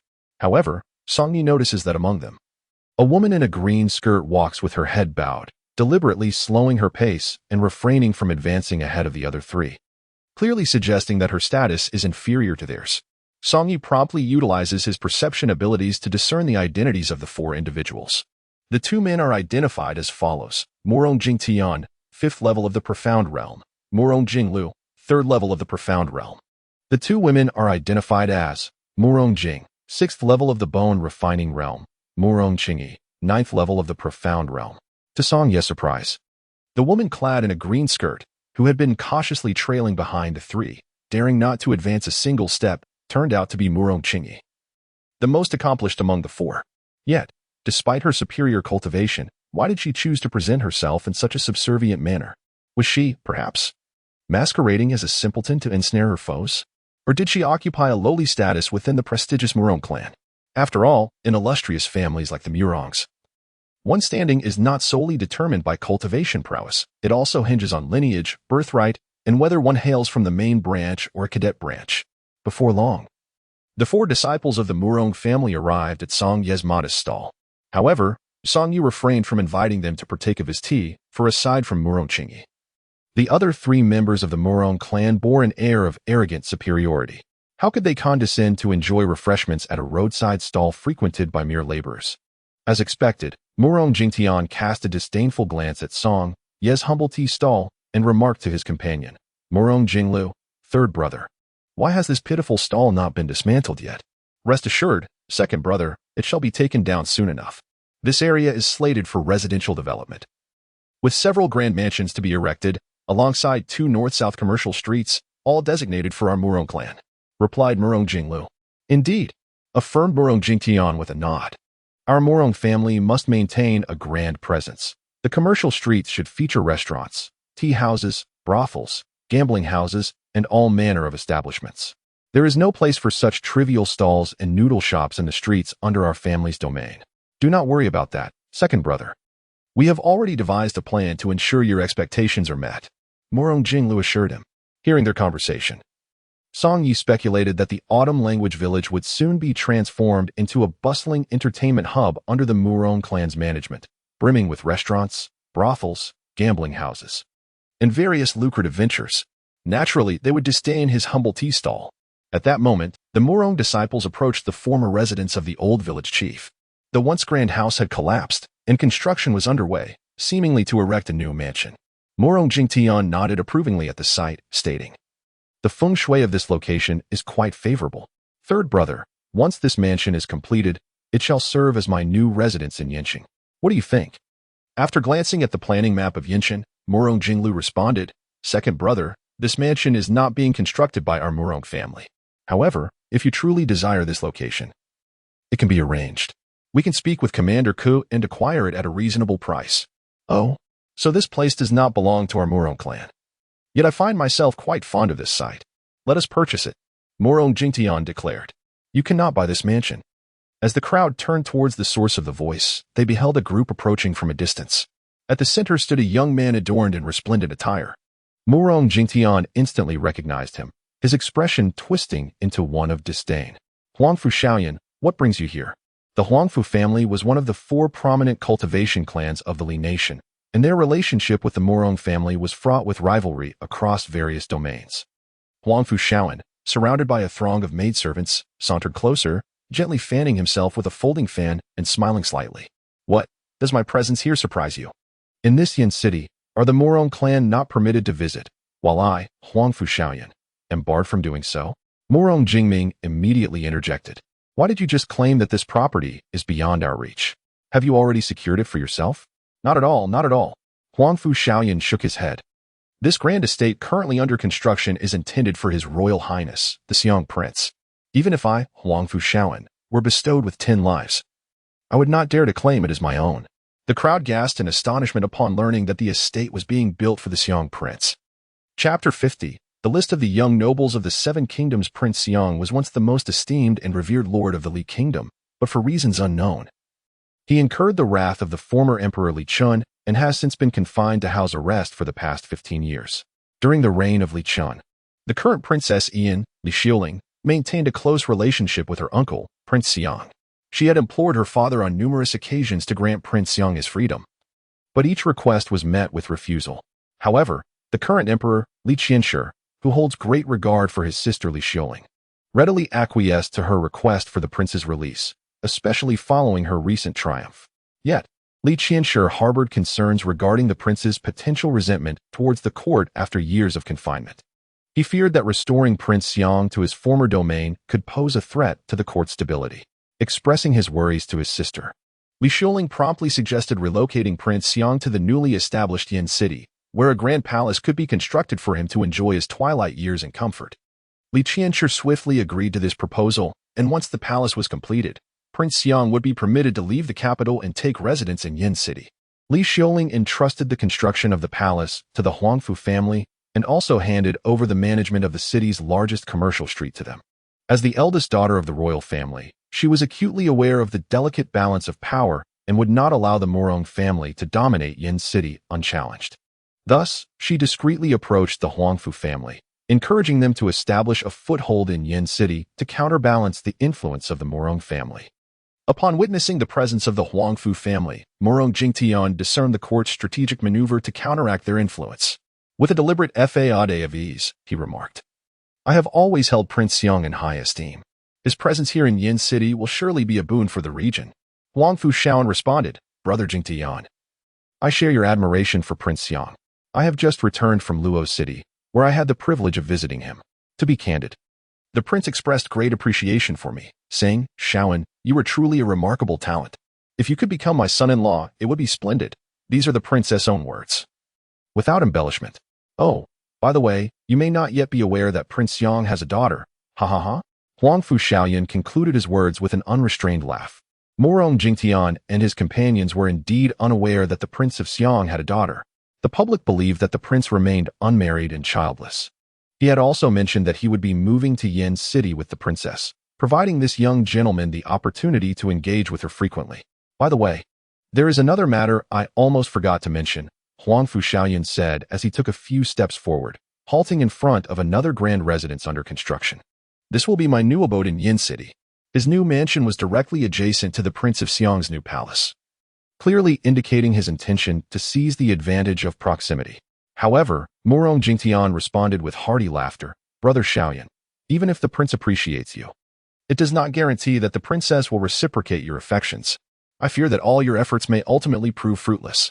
"Ah, it seems Brother Jingtian lacks faith in my talents and appearance," Huangfu Shaoyan remarked, lightly waving his fan. Morong Jingtian immediately retorted, "Indeed. I have always believed you to be of unremarkable visage and mediocre intellect." Huangfu Shaoyan's expression darkened for a brief moment before he quickly resumed his smile. "By the way, have you recently paid attention to the rankings of the young masters of the Seven Kingdoms?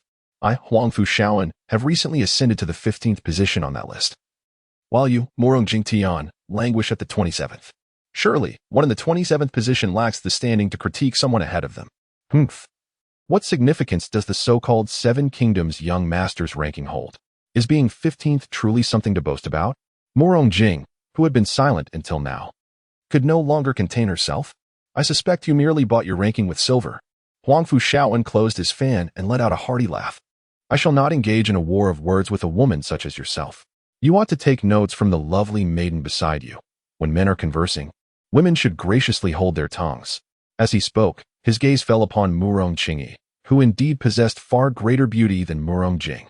However, Morong Qingyi appeared shy and reserved, her face turning crimson as she noticed Huangfu Shaoyan's stare, and she lowered her head even more. "Well then, I shall take my leave for now. Once Yin City is fully constructed, we shall have ample opportunities to interact," Huangfu Shaoyan declared before striding away with his entourage of maids. After his departure, Morong Jing immediately vented her frustration on Morong Qingyi. "Morong Qingyi, why did you pretend to be a lady just now?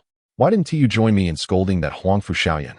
You haven't secretly developed feelings for him, have you? Humph, you truly are just like your mother." Morong Qingyi, overwhelmed by her tirade, dared not retort and instead meekly apologized. "I'm sorry, Sister Jing." Morong Jingli hurriedly pulled Morong Jing back, urging, "All right, let us not quarrel here. We can discuss this once we return." Meanwhile, Song Yi, who had been quietly observing from a distance, could clearly discern that within their group, Morong Qingyi held a notably lower status, even beneath that of a maid. In the realm of the netherworld, an expanse of infinite dimensions, there exist 3,000 miniature worlds. To locate an individual within this vastness is akin to searching for a needle in a haystack. Qin Zhuangxi, mindful of the potential commotion that could alert the flute fairy to her presence, refrained from allowing her disciples to enter the netherworld, opting instead to venture forth alone. However, after months of solitary searching within the confines of this realm, she had yet to uncover even a trace of the elusive flute fairy. Today, Qin Zhuangxi stepped into one of the smaller worlds within the netherworld, finding herself surrounded by an endless sea. As she traversed the surface of the water with ease, She transformed her vital energy into a sword, casting it upon the waves and stepping onto the blade, using it as a vessel to glide across the boundless ocean. Days passed, and she remained upon her sword boat, drifting through the vast waters, uncertain if the flute fairy resided within this particular world. She merely held on to a glimmer of hope. Suddenly, a familiar melody reached her ears, a tune played upon the flute. Her pupils widened in realization. It was the flute fairy. Only the flute fairy could produce such exquisite music. The flute fairy had once been a close friend of the wine immortal, often performing together in harmonious duet after their revelries. As a disciple of the wine immortal, Qin Zhuangxi had the privilege of hearing the flute fairy's enchanting melodies firsthand, leaving a lasting impression on her memory. At this moment, within the small world of the netherworld, not only did she hear the flute fairy's flute but also the accompanying sound of a zither, indicating that another presence accompanied the flute fairy. It was possible, however, that this figure was merely a phantom, for the flute fairy was a master of music, skilled in various instruments, and could summon illusions to perform alongside him, creating a duet by himself. Regardless of whether the flute fairy was alone or accompanied, it mattered little to Qin Zhuangxi. The knowledge that the flute fairy was indeed within this small world was sufficient. Yet, she hesitated to act, fearing that any misstep could send the flute fairy fleeing. After all, the flute fairy was a formidable celestial being, his cultivation on par with her own. Thus, Qin Zhuangxi began to contemplate her next move. Though her deliberation was brief, lasting scarcely a tenth of a second, following this fleeting moment of reflection, she poured forth her entire cultivation and summoned her Taishian heavenly demon form.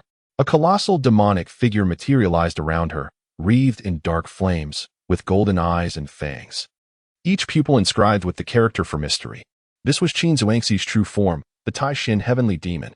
In a fervent display of prowess, Qin Zhuangxi wielded the Taishian demon avatar and simultaneously executed a spell, forsaking incantation to unleash the 37th water technique, Icebound Expanse. Her ambition was not merely to freeze a vast expanse of land, but to encase the entirety of this miniature world in ice, rendering the flutist utterly trapped and without escape. Although she relinquished the chant, the combined might of the Taishian demon avatar and her spell resulted in an overwhelming force. Instantly, not only was the seemingly endless sea transformed into a solid sheet of ice, but the very fabric of space within this realm also succumbed to the freeze. With determination, Qin Zhuangxi sought to locate the flutist within this frozen domain. Knowing time was of the essence, the frozen world afforded her scarcely a third of a second. Her consciousness raced through the realm, striving to sense the flutist's whereabouts. Yet, disappointment washed over her as she detected only 2 phantoms left by the flutist. This indicated that the musician playing the zither was merely an illusion of the flutist, as was the one playing the flute. The true essence of the flutist had long departed this small world, and indeed, was no longer within the realm of the nether. Having just employed her spell to encase the flutist's 2 phantoms in ice, the true flutist would undoubtedly sense this, and had likely vacated the nether realm long ago. To her astonishment, her expedition into the nether ultimately allowed the flutist to elude capture, resulting in a fruitless endeavor. However, Qin Zhuangxi was not left empty-handed. Even the most cautious flutist inadvertently left her a clue, the exquisite melody she had just heard.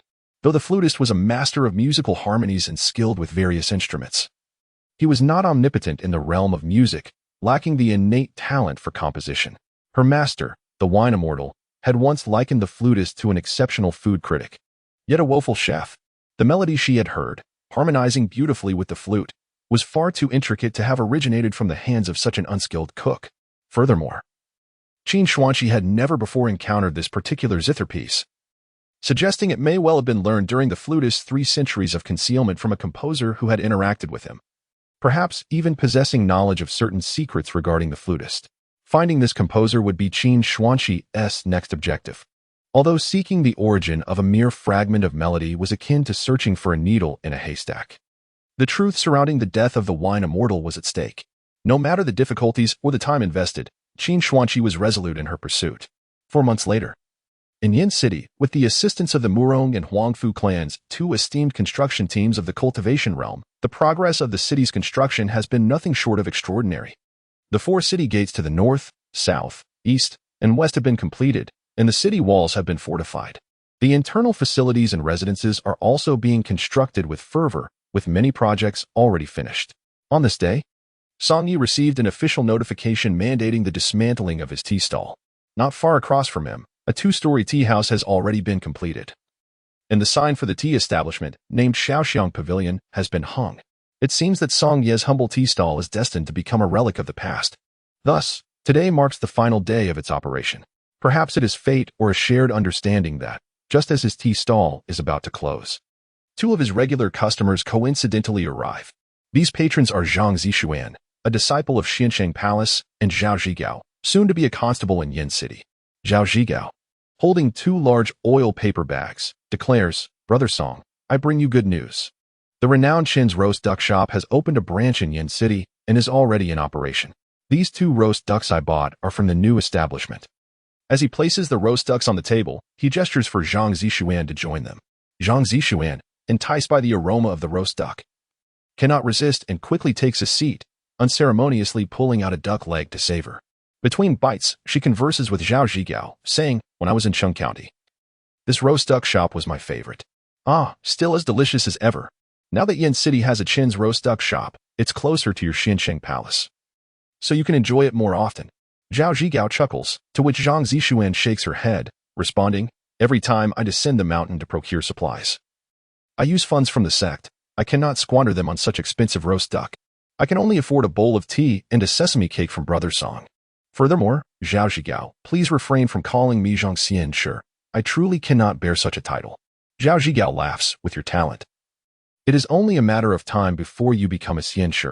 Being addressed as such is no trouble at all." Chapter 52. The Pinnacle of Life. Zixuan, starting tomorrow, you won't even be able to enjoy my tea and sesame cakes, Song Yi remarked as he joined Zhao Zhigao at the table. Zhang Zixuan expressed her regret. "Brother Song, is it truly impossible for your tea stall to continue? With the stall set to be dismantled tomorrow, how will I make a living in Yin City?" Song Yi, as she spoke, tore off a duck leg from the oil paper bag and handed it to Song Yin, who had been eagerly waiting for the roasted duck nearby, drawn by its enticing aroma. Upon receiving the succulent duck leg, Song Yin settled onto a low stool, indulging in her meal. Song Yi also took a duck leg for herself, relishing the delectable offering from Qin Ji roasted duck shop. Indeed, the duck legs were exquisite. With 2 roasted ducks and 4 legs, there was just enough for each of them. "Brother Song, I have come not only to bring you Qin Ji's roasted duck, but also to share some splendid news," Zhao Zhigao announced.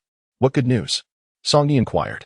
"The new magistrate of Yin City requires additional Yamen runners, and I have already spoken to Magistrate Wang on your behalf. This matter is bound to succeed," Zhao Zhigao declared with a smile. "Soon, you will become a respected constable in Yin City, just like me, safeguarding the peace of this region." Song Yi shook his head. "The life of a constable is perilous, often involving the capture of heinous criminals. Just look at me. I am hardly the type suited for such a role. Moreover, if anything were to happen to me, who would care for my sister? Who says that working in the Yamen means you must be a constable?" Zhao Zhigao replied. "Our Yamen has 3 divisions of runners: the standing team, the capturing team, and the strong team. Constables belong to the capturing team." Before he could continue, Zhang Zixuan interjected. "What do the standing and strong teams do?" Zhao Zhigao explained. "During court sessions, those wielding the black and red staves and standing on either side of the hall are the standing team. As for the strong team, they are the most numerous, responsible for guarding the Yamen, overseeing the prison, and patrolling the streets. The Yamen of Yin City is located within the vicinity of Qiyu Village, making it feasible for Song Yi to work there. Unlike constables, the standing and strong team members do not need to pursue criminals far and wide, which means Song Yi could indeed handle such roles. However, positions like that of a jailer require prolonged stays within the Yamen, leaving his sister Song Yin unattended. The thought of leaving her at home for long periods, relying on a tree for care, left him somewhat uneasy.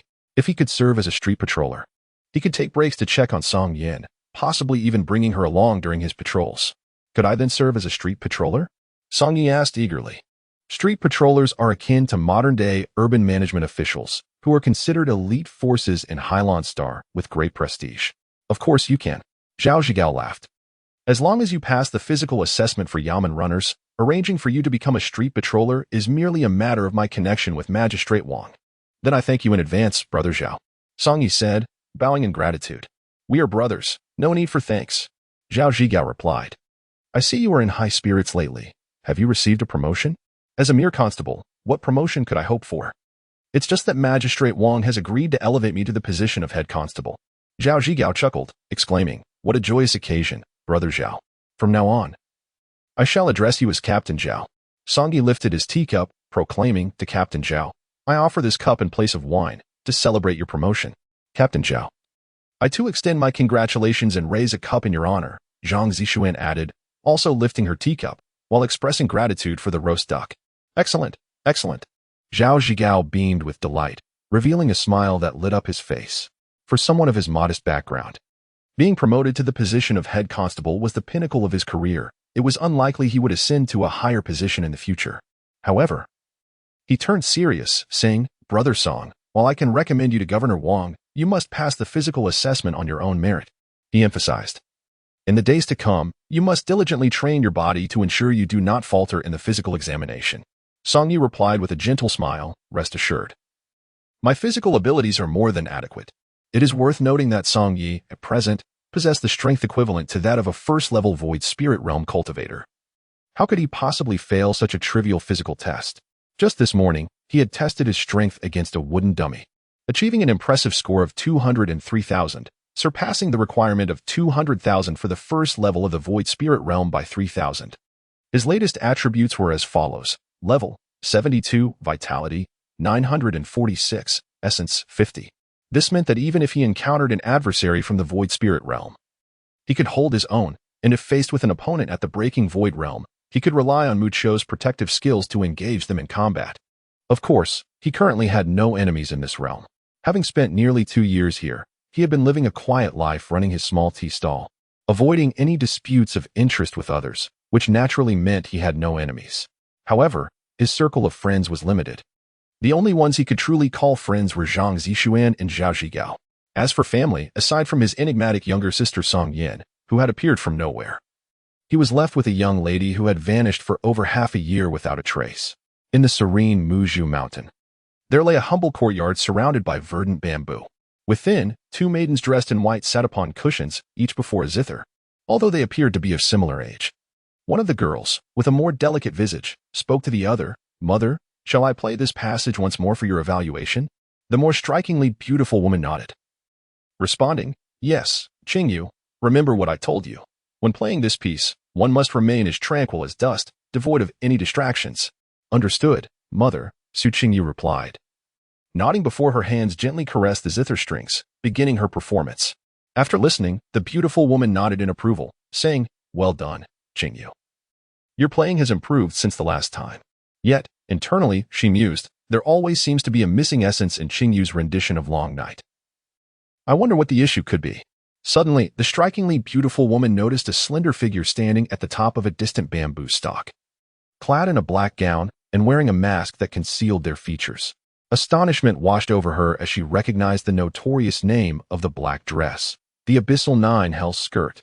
The newcomer was none other than the infamous demon lord of the Abyss, Xian Yuan. Chapter 53. A sect of only mother and daughter. Seeing Qin Xuanqi standing atop a bamboo stalk with her arms crossed, the beautiful woman felt a surge of anxiety. She immediately stood up and instructed her daughter, "Qingyu, return to the house at once." "Yes, mother." Su Qingyu, accustomed to obeying her mother without question, promptly rose from the ground, carefully picked up the zither before her, and made her way back inside. During this time, Qin Xuanqi remained motionless. Once her daughter was safely indoors, the beautiful woman addressed Qin Xuanqi, saying, "Demon Lord of the Abyss, you are only the second person to break through my barrier and intrude upon Imo Bamboo Mountain. However, I, Su Yunhe, have had no prior acquaintance or grievances with you. May I inquire about the purpose of your visit?" Qin Xuanqi coldly replied, "You just mentioned that I am the second to breach your barrier. Might the first be the flute immortal, Zhonglei?" Su Yunhe was taken aback, not expecting the visitor to seek out the flute immortal. Yet she quickly regained her composure and responded, "I am unfamiliar with this flute immortal. If your purpose here is to find him, I fear your journey has been in vain. I kindly ask you to leave." Su Yunhe was well aware that many had sought the flute immortal over the past 3 centuries, while there was nothing clandestine between her and him. She felt compelled to fabricate this lie to avoid unnecessary trouble. "You must understand that I detest deceit." Qin Xuanqi seemed to pierce through Su Yunhe's thoughts with her gaze. "Thus, I advise you to consider your answers carefully as I pose my next question." Although Su Yunhe could not see Qin Xuanqi's expression, The mere knowledge of her identity as the demon lord of the abyss sent chills down her spine. If you wish to inquire about something, please do so directly. I assure you I will speak without reservation, Su Yunha declared. Qin Xuanqi inquired, what is the name of the piece your daughter just played? It is titled Long Night. Su Yunha replied, I have never encountered such an exquisite zither piece. Did you compose Long Night yourself? Qin Xuanqi continued her icy interrogation. Indeed, Su Yunha confirmed. It is my honor that the demon lord of the abyss appreciates my work. Qin Xuanqi smirked coldly. Are you aware that I have also heard the flute immortal perform this very piece? Su Yunha was filled with astonishment, realizing that she had inadvertently let slip a crucial detail. Perhaps it was the intangible pressure emanating from Qin Xuanqi that momentarily unsettled her mind, causing her to forget that the flute immortal had previously heard her play the piece Long Night. Thus, Qin Xuanqi was persistently inquiring about the flute immortal. So you were deceiving me. The flute immortal has indeed visited you, which is why he played this melody. Suddenly, a dark true energy surged around Qin Xuanqi. I have long made it clear that I detest deceitful women. As soon as the words left his lips, a colossal manifestation of the Tai Xian heavenly demon appeared, obscuring the heavens and casting a shadow over half the sky, resembling a black cloud pressing down. Su Yunha trembled slightly, her body beginning to perspire. This was the first time she had encountered such an overwhelming sense of oppression emanating from a manifestation. Abruptly, the Tai Xian heavenly demon opened its gaping maw, as if inhaling deeply. To her horror, Su Qingyu, who had just entered the room, was consumed whole along with the dwelling. Qingyu. Su Yunha gasped in shock, never anticipating that Qin Xuanqi would target her daughter first. In that instant, she poured all her cultivation into a desperate attempt to rescue her daughter. However, Qin Xuanqi swiftly cautioned her, I advise you against rash actions. Your daughter is now within the Tai Xian heavenly demon's body. Should I wish for her demise, a mere thought would suffice. Nevertheless, you may find some solace. As you mentioned earlier, I harbor no past ties or grievances with you. Thus I possess no interest in the lives of you and your child. As long as you divulge the complete truth regarding your connection with the flute immortal, I shall spare your daughter's life. Qin Xuanqi had waited for over 4 months, during which his disciples uncovered that the melody played by the flute immortal in the Netherrealm originated from Su Yunha, the leader of the solitary Jade sect. This sect was unique, adhering to the principle of solitude, having maintained a structure of only a master and a single disciple for an extended period. Furthermore, due to the sect's ancestral rule of not accepting male disciples, the sole female disciple was often the master's daughter. In essence, this mother-daughter duo constituted the entirety of the solitary Jade sect. Had it not been for the pursuit of the flute immortal's whereabouts, Qin Xuanqi would not have made the effort to come to Mo Bamboo Mountain to trouble this pair of women. At that moment, Su Yunha addressed Qin Xuanqi. As long as you do not harm my daughter's life, I shall reveal everything to you. Su Yunha was acutely aware that she was no match for Qin Xuanqi. The only 2 things that her solitary Jade sect excelled in and had been passed down through generations were barriers and musical skills. Her most cherished defensive barrier had already been shattered by Qin Xuanqi, leaving her devoid of any means to contend with this formidable woman. Now, with her daughter taken as a hostage by the very same demoness, Su Yunha had no choice but to lay bare the entire truth regarding her daughter and the flute immortal. The piece Long Night was a gift I presented to my daughter Qingyu for her first-month celebration, and I seldom performed it in public. However, 15 years ago, the flute immortal breached my barrier and ventured into MZH Mountain, claiming he only wished to hear me play this melody once. At that time, Qingyu was merely a year old, and fearing for her safety, I acquiesced to his request. We then engaged in a harmonious exchange of music atop MZH Mountain. Yet, as dusk fell, he departed alone, leaving our encounter as the sole meeting between us. After hearing Su Yunha's words, Qin Xuanqi discerned that she was not lying. Yet she still withheld certain details. Thus, Qin Xuanqi pressed further. Do you know how to locate this flute immortal? I do not, Su Yunha replied, shaking her head. Su Yunha, I shall ask you one final time. Do you know how to find the flute immortal? Qin Xuanqi's tone grew more insistent. Su Yunha recognized the warning embedded in her words. Should she continue to conceal anything, Qin Xuanqi might well resort to murdering her daughter. Furthermore, Su Yunha understood that if the flute immortal could not be found, Qin Xuanqi would not relent. She could no longer gamble with her daughter's life. Consequently, she divulged all that she knew. I implore you, Lord Xin Yuan, to temper your wrath. I truly have no idea where to seek the flute immortal. However, before he departed that day, He did mention that he would surely appear on the day of my daughter's wedding. Chapter 54. Deceiving Song Yi once more. Qin Xuanqi then inquired of Su Yunhe, "Has the flute immortal returned to seek you since then?" "No," Su Yunhe replied, shaking her head. "After the flute immortal's departure, I re-established the barrier on MZH Mountain, reinforcing its magical strength. This barrier has remained intact for 15 years, until it was shattered by you, Lord Xin Yuan. Then how can you be certain that the flute immortal will appear on the day of your daughter's wedding?" Qin Xuanqi questioned again. "It is also for the sake of the peace-long night." Su Yunhe spoke. "The heart technique of our solitary jade sect, the Lan Yu Heart Sutra, is a profound method of playing the zither.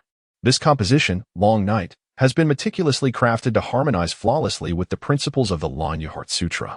Thus, only those who comprehend the operation of the Lan Yu Heart Sutra can truly perform Long Night to perfection. In the past, I played this very piece alongside the flute immortal. Yet that moment of zither and flute harmony became a lingering regret in our hearts. The flute immortal had reached the pinnacle of flute mastery, while my rendition of Long Night never attained that ideal perfection, failing to align perfectly with his flute's melodies. The crux of the issue lay within the Lan Yu Heart Sutra. If the practitioner is not of flawless virtue, the execution of the sutra will inevitably falter, thus affecting the melody of Long Night. At that time, my daughter was already several months old, and I was certainly no longer a maiden. However, I longed to rectify this regret in my heart, desiring a moment of unparalleled zither and flute collaboration with the flute immortal. Therefore, I promised him that once my daughter Qingyu matured, I would meticulously impart to her the Lan Yu Heart Sutra and the Peace-Long Night, hoping she could fulfill my wish and perform this remarkable duet with the flute immortal. Naturally, should Qingyu also lose her maiden status, she too would be unable to render the perfect Long Night. Hence, it is imperative that we complete this zither-flute collaboration before her wedding day. The flute immortal also pledged to appear on my daughter's wedding day. Otherwise, once she is wed and loses her maidenhood, he would miss the opportunity to hear the most exquisite rendition of Long Night forever.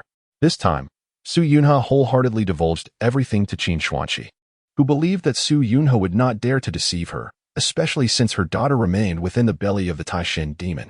So, in these 15 years, has the flute immortal truly not appeared even once? Qin Xuanqi inquired once more. No, Su Yunhe replied, as I mentioned earlier. The barrier of Maju Mountain has remained intact throughout these 15 years, and neither my daughter nor I have ever departed from this place, nor have we encountered any outsiders. At this moment, Qin Xuanqi contemplated that, according to Su Yunhe's words, if the flute immortal truly desired a flawless duet with the Long Night, he must present himself before Su Qingyu on her wedding night. Since the flute immortal was elusive and difficult to track, Qin Xuanqi reasoned that it would be prudent to adopt a strategy of patience, waiting for his appearance. 15 years prior, when the flute immortal first manifested on the Muliang Mountain, Su Yunhe's daughter, Su Qingyu, was but a few months old, and thus the flute immortal remained unaware of her grown visage. Likewise, the flute immortal had never laid eyes upon Qin Xuanqi's true form. Although Qin Xuanqi was the disciple of the Wine Immortal, it was known that the Wine Immortal had sworn a solemn oath never to take on disciples, which is why no one was aware of the secret apprenticeship. Whenever the flute immortal sought the Wine Immortal, the latter would ensure that Qin Xuanqi was concealed, resulting in the flute immortal never witnessing Qin Xuanqi's true appearance. This circumstance afforded Qin Xuanqi the opportunity to masquerade as Su Qingyu. Thus, should the flute immortal reveal himself, Qin Xuanqi would have the chance to seize him by surprise. Of course, to deceive the flute immortal, Qin Xuanqi would need to master the secret teachings of the Guyu sect, particularly the exquisite Lan Yu Heart Sutra, as well as acquire exceptional proficiency in playing the Peace-Long Night. This endeavor was indeed feasible, for the leader of the Guyu sect was present. Moreover, being of both celestial and demonic lineage, she could also learn the celestial sect's heart techniques. Furthermore, the fact that Qin Xuanqi was of dual nature was unknown even to her master, the Wine Immortal. Thus the flute immortal would not suspect that a woman versed in the Lan Yu Heart Sutra could be masquerading as the demon Lord Xin Yuan. It was precisely because the flute immortal would not anticipate that Qin Xuanqi could wield celestial heart methods that he dared to present himself before her, the false Su Qingyu. Su Yunhe, if you truly wish to save your daughter's life, then relinquish to me the manuscript of the Lan Yu Heart Sutra and the score for Long Night, Qin Xuanqi declared. Su Yunhe was taken aback. What purpose could a demon lord have for the celestial heart techniques? However, the Lan Yu Heart Sutra has always been a closely guarded secret. and Su Yunha could not defy the ancestral rules. Yet, she had but one daughter, and in the solitary Jade sect, there was only Su Qingyu as her disciple. If Su Yunha were unwilling to relinquish the Lan Yu Heart Sutra, both mother and daughter would undoubtedly perish at the hands of the formidable Qin Xuanqi, leading to the demise of the solitary Jade sect. In that moment of turmoil, Su Yunha found herself ensnared in a dilemma.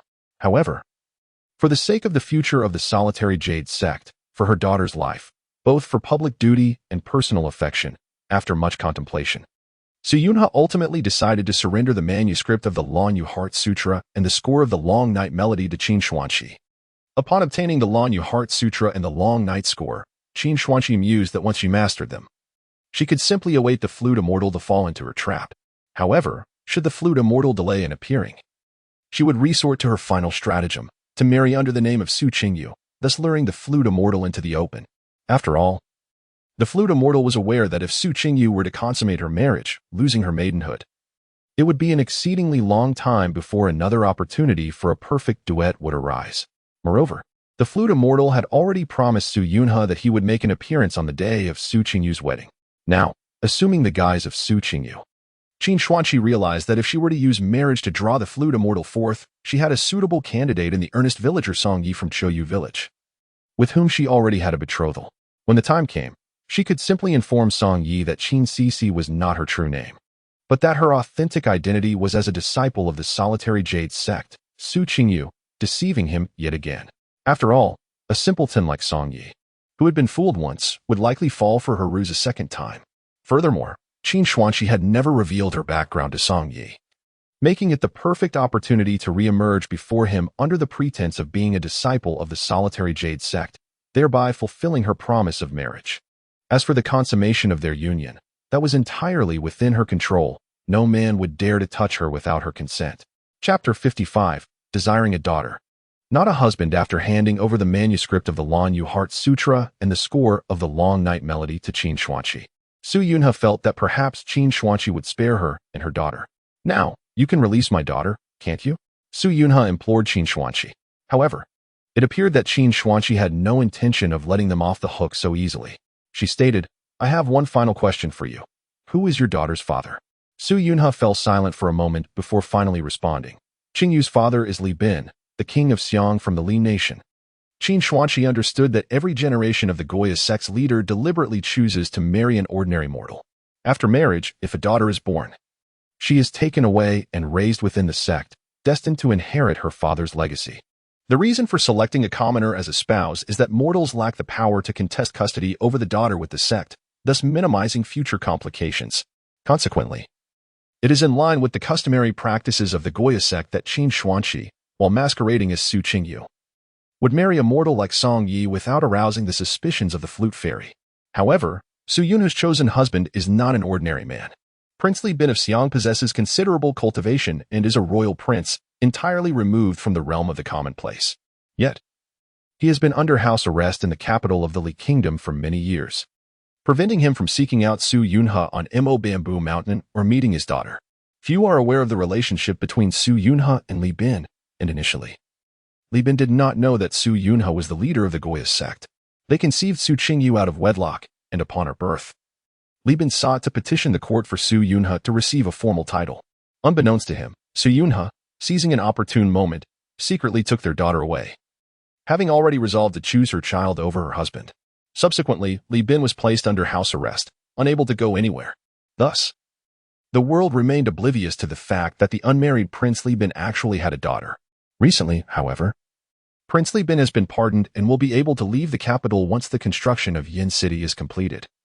Although Qin Xuanqi is yet unaware of this news, Xian Yuan Demon Sovereign, can you now release my daughter?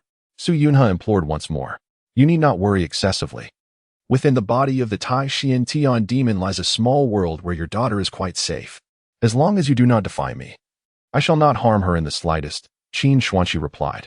However, should you wish for me to release your daughter, you must assist me in one final task, guiding me in the cultivation of the Lan Yu Heart Sutra and teaching me to play the Long Night Melody flawlessly. Though she had already acquired the secrets of the Lan Yu Heart Sutra and the score for Long Night, achieving mastery in both without flaw would necessitate Su Yunha's personal guidance. Suyuna believed that Qin Xuanqi desired to summon the flute fairy through the enchanting strains of Long Night, and without hesitation, she agreed to the request. As her daughter's life was in the hands of another, leaving her no choice but to comply. However, she pondered. Though the Lanyu Heart Sutra is indeed a technique for playing the zither, it is also considered a celestial sect scripture. How can the Xian Yuan demon sovereign, with your supreme demonic lineage, cultivate this celestial scripture? Su Yunha queried.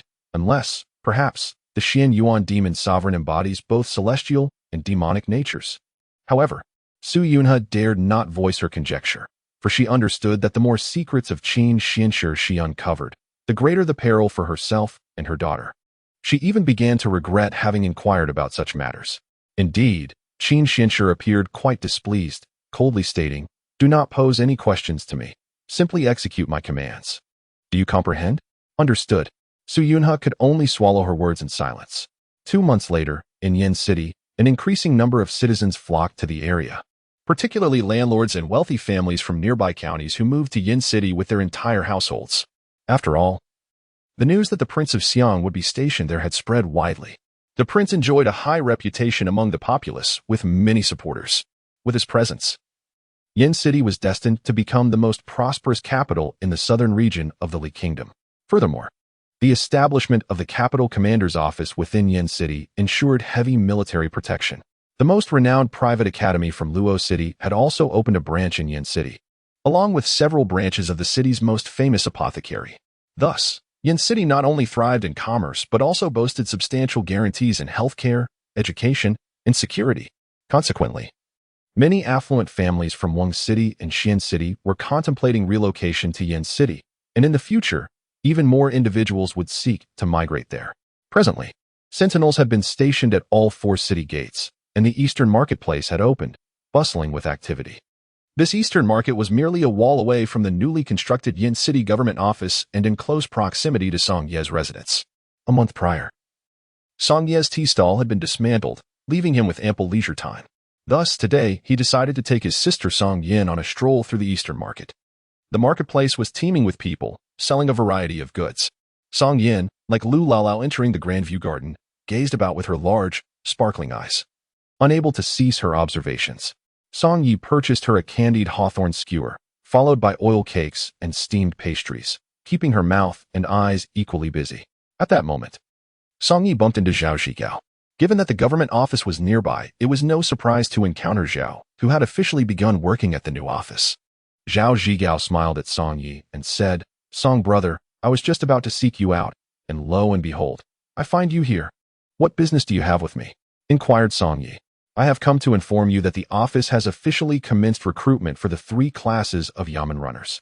I have already submitted your name on your behalf. In a month, you must report to the office for a physical assessment." Zhao Zhigao replied, "Thank you, Zhao brother. I will surely pass the physical assessment and not disappoint you," Song Yi declared, noticing the 2 pieces of cloth and a basket of eggs in Zhao Zhigao's hands. He further inquired, "Where are you taking those items?" "These gifts are intended for Madame Zhang," Zhao Zhigao said with a hint of embarrassment. "As you are aware, I have recently been promoted to the position of captain, achieving modest success in my career. Given my advancing age, it is only fitting that I begin to contemplate significant matters in my life. Thus, I would like Madame Zhang to assist me in finding a suitable match." Song Yi recalled that Zhao Zhigao was 25 this year. In our nation, it is customary for adult men to marry around the age of 20 if they have not embarked on the path of cultivation. So it is entirely reasonable for Zhao Zhigao to be eager to arrange his matrimonial affairs at this age. "Allow me to extend my best wishes to you, brother Zhao, in your quest for a virtuous partner," Song Yi said, giving Zhao Zhigao a reassuring pat on the shoulder. Zhao Zhigao smiled and replied, "I appreciate your kind words. Brother Song, I must hasten to Madame Zhang's abode, so I shall take my leave." After taking a few steps with 2 pieces of cloth and a basket of eggs, Zhao Zhigao suddenly turned back to Song Yi and said, "Brother Song, would you like me to ask Madame Zhang to keep an eye out for any suitable young ladies who might be waiting for a match?" Song Yi chuckled, "Brother Zhao, you seem to have forgotten that I am already engaged. That so-called engagement of yours is practically meaningless.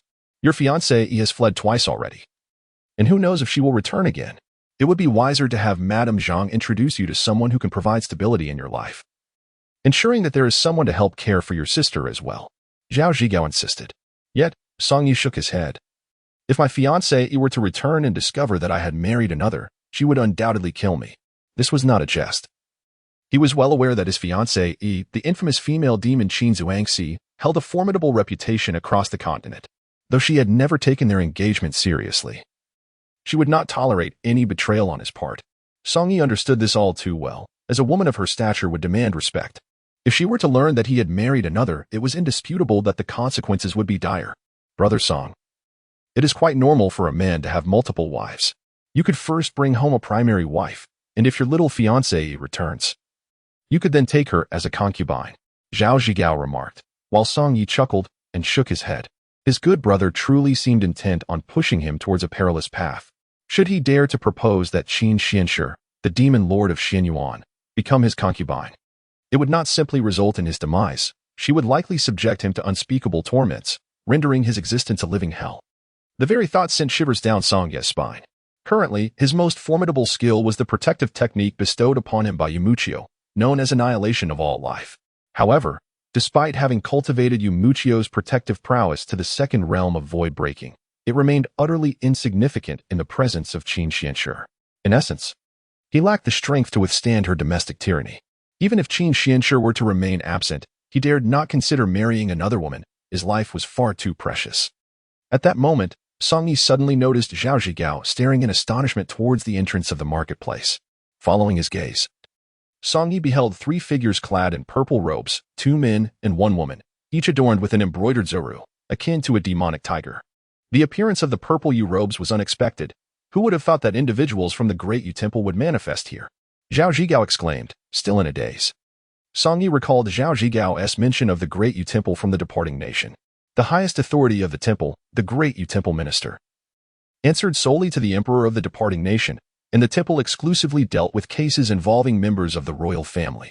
As the officials of the Great Yu Temple donned the purple Yu robes, they were also referred to as the Purple Yu Guard. This elite unit, serving as the royal personal guard, constituted the most formidable private military force of the royal family, with each member being a practitioner of cultivation. And their prowess was not to be underestimated. Zhao Zhigao swiftly pulled Song Yi aside, lowering his voice. I have heard that the Prince of Xiang is soon to reside in Yin City. The Purple Yu Guard, as the royal personal guard, has arrived ahead of time to assess the situation and ensure the prince's safety. Song Yi surmised that the Purple Yu Guard would likely remain in Yin City for an extended period, ostensibly to protect the prince, but in reality to keep a watchful eye.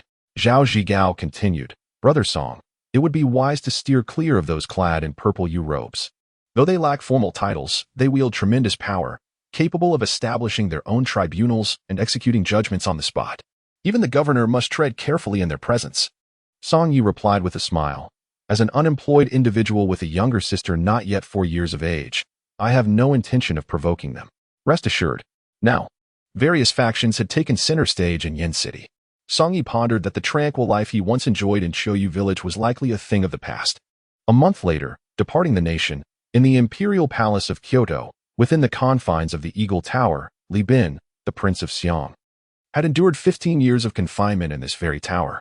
With the assistance of his niece, Princess Ian, 6 months prior, he had gained the ability to leave the Eagle Tower, yet he was still prohibited from departing the capital. His former residence, the royal mansion, had long since fallen into disrepair, devoid of any inhabitants.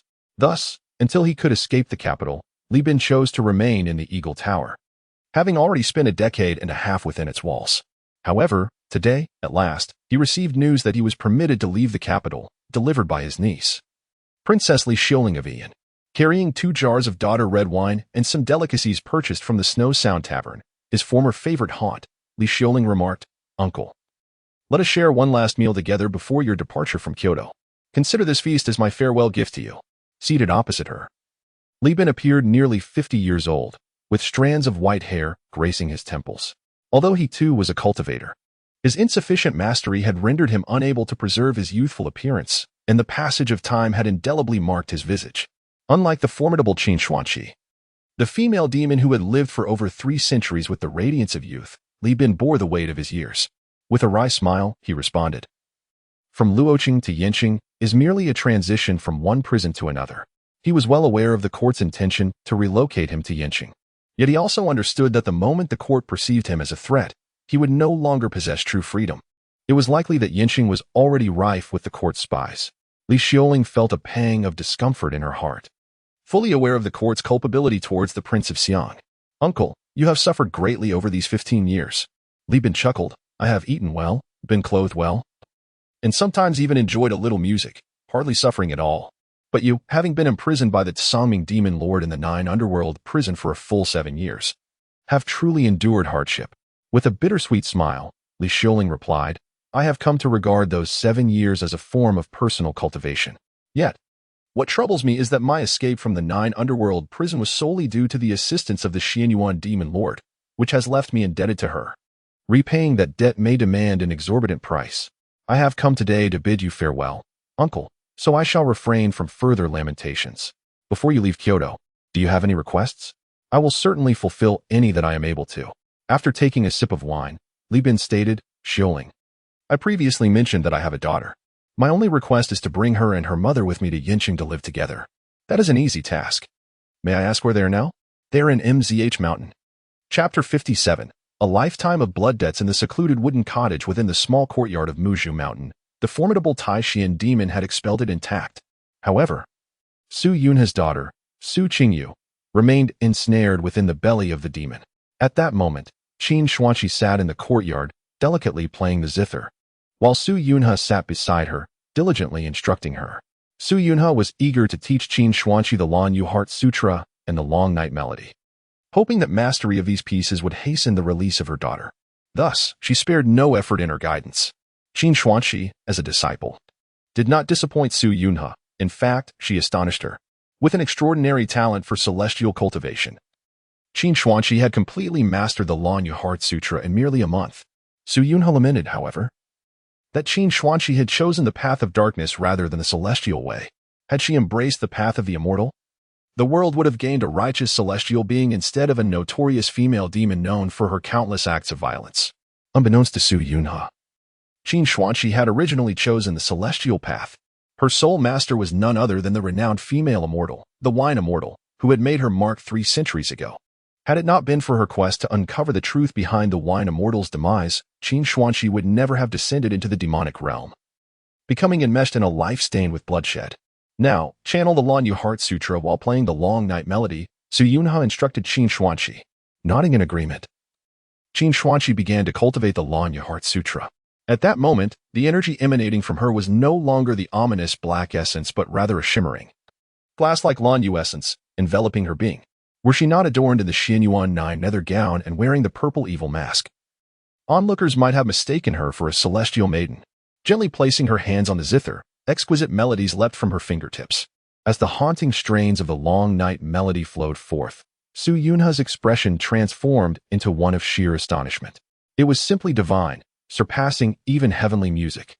Su Yunha never anticipated that the most perfect and enchanting rendition of the Long Night would emerge from the hands of a ruthless female demon. Her daughter, Su Qingyu, who had been meticulously trained for over a decade, paled in comparison to a mere month of Qin Xuanqi's practice. Moreover, the astute Su Yunha soon discerned another secret about Qin Xuanqi. This 300-year-old demoness was still a maiden. To flawlessly execute the Lan Yu Heart Sutra, one must possess a maiden's purity. Had Qin Xuanqi not been untouched, she could never have produced such breathtaking artistry in the Long Night Melody. Of course, her daughter Su Qingyu was also a maiden, yet her innate talent in the art of the zither was far inferior to that of Qin Xuanqi. Su Yunha couldn't help but ponder. With such remarkable talent, if Qin Xuanqi were willing to join the Guyu sect, she would gladly relinquish her position as sect leader. Yet, she knew this was merely a fanciful notion, a wishful thinking on her part. As Qin Xuanqi concluded her performance, Su Yunha promptly addressed her, Your Excellency, the Master of the Abyssal Depths, you have mastered the Lan Yu Heart Sutra. Your rendition of the Peace Long Night surpasses my own. Surely, you can release my daughter now. Qin Xuanqi smiled gently, replying, Of course, you shall soon reunite with your daughter. However, in an unexpected turn, Qin Xuanqi summoned her Taishian heavenly demon manifestation, casting a shadow that eclipsed the sky. Instantly, half of the heavens darkened, causing Su Yunha to tremble in fear. What is your intention, Master of the Abyssal Depths? She inquired. I merely wish for you to meet your daughter, Qin Xuanqi declared. No sooner had the words left her lips than the Taishian heavenly demon opened its gaping maw and inhaled Su Yunha into its belly. Within the confines of the demon's stomach lay a small world, allowing Su Yunhe to meet her daughter upon being absorbed. Presently, Qin Xuanque had no intention of slaying the mother and daughter duo, however, to ensure their safety until the appearance of the flute fairy. She confined them within the demon's belly. Indeed, Qin Xuanque had deceived Su Yunhe, betraying her trust. Yet, she was a woman who would stop at nothing to achieve her goals, employing any means necessary to succeed. At that moment, she stood alone on the entire Ink Bamboo Mountain. Subsequently, she removed her purple mask, and the abyssal 9 shadows dress dissolved into nothingness, leaving her bare in the courtyard. Turning, she entered the house and chose a blue long dress from Su Qingyu's chamber. Henceforth, she would assume the identity of Su Qingyu, the sole female disciple of the solitary Jade sect. As for the whereabouts of her mother, she could easily fabricate a story, claiming that her mother had retreated to a certain celestial cave for cultivation, especially since no visitors frequented this place. Afterward, Qin Xuanque utilized the barrier techniques from the Lan Yu Heart Sutra to re-establish a protective barrier over Ink Bamboo Mountain. Now, she merely needed to wait patiently for the flute fairy to unwittingly walk into her trap. In her leisure, she would practice playing the qin in the courtyard. Reminiscent of Su Qingyu, when the flute fairy came to investigate Ink Bamboo Mountain using her phantom doppelgangers, she would find only Qin Xuanque, enveloped in the cerulean aura of the Lan Yu essence, seated and playing Long Night, leading her to believe that she was indeed Su Qingyu, the only daughter of Su Yunhe.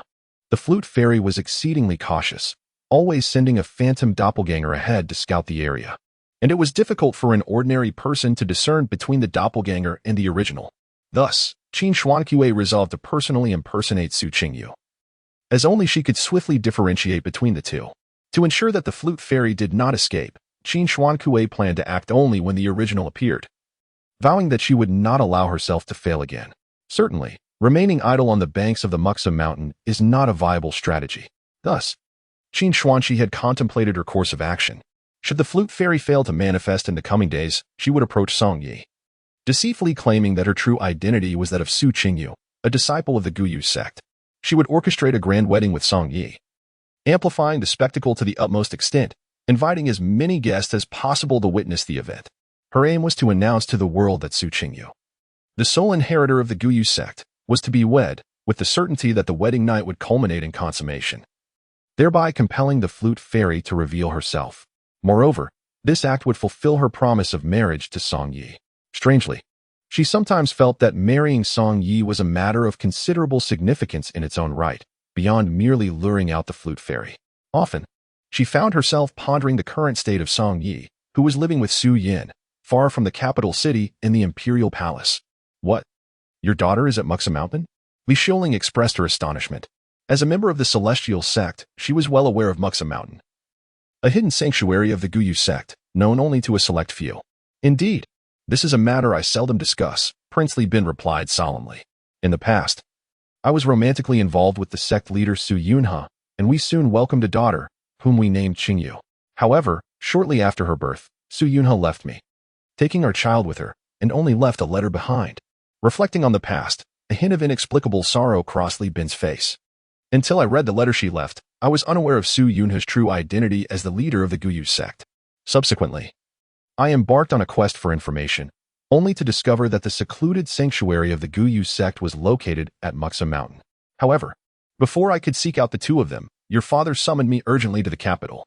You are aware of my experiences in the city thereafter, your father, fearing my popularity among the people and the potential threat I posed to your brother's succession, has kept me under house arrest for these past 15 years.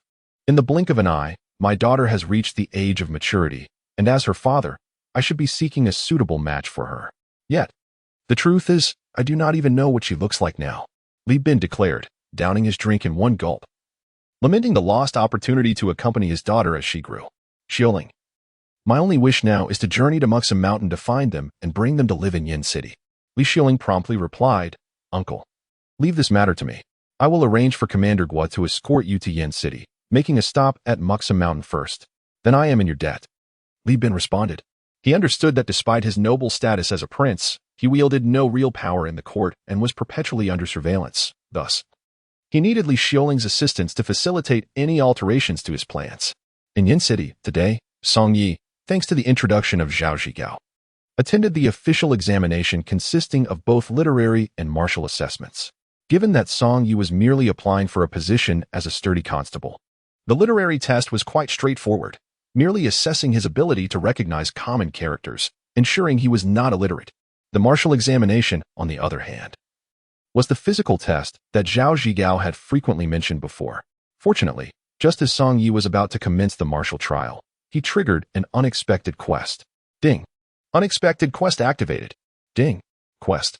Martial examination. Martial examination. Successfully passed the martial assessment at the Yin City Prefectural Office.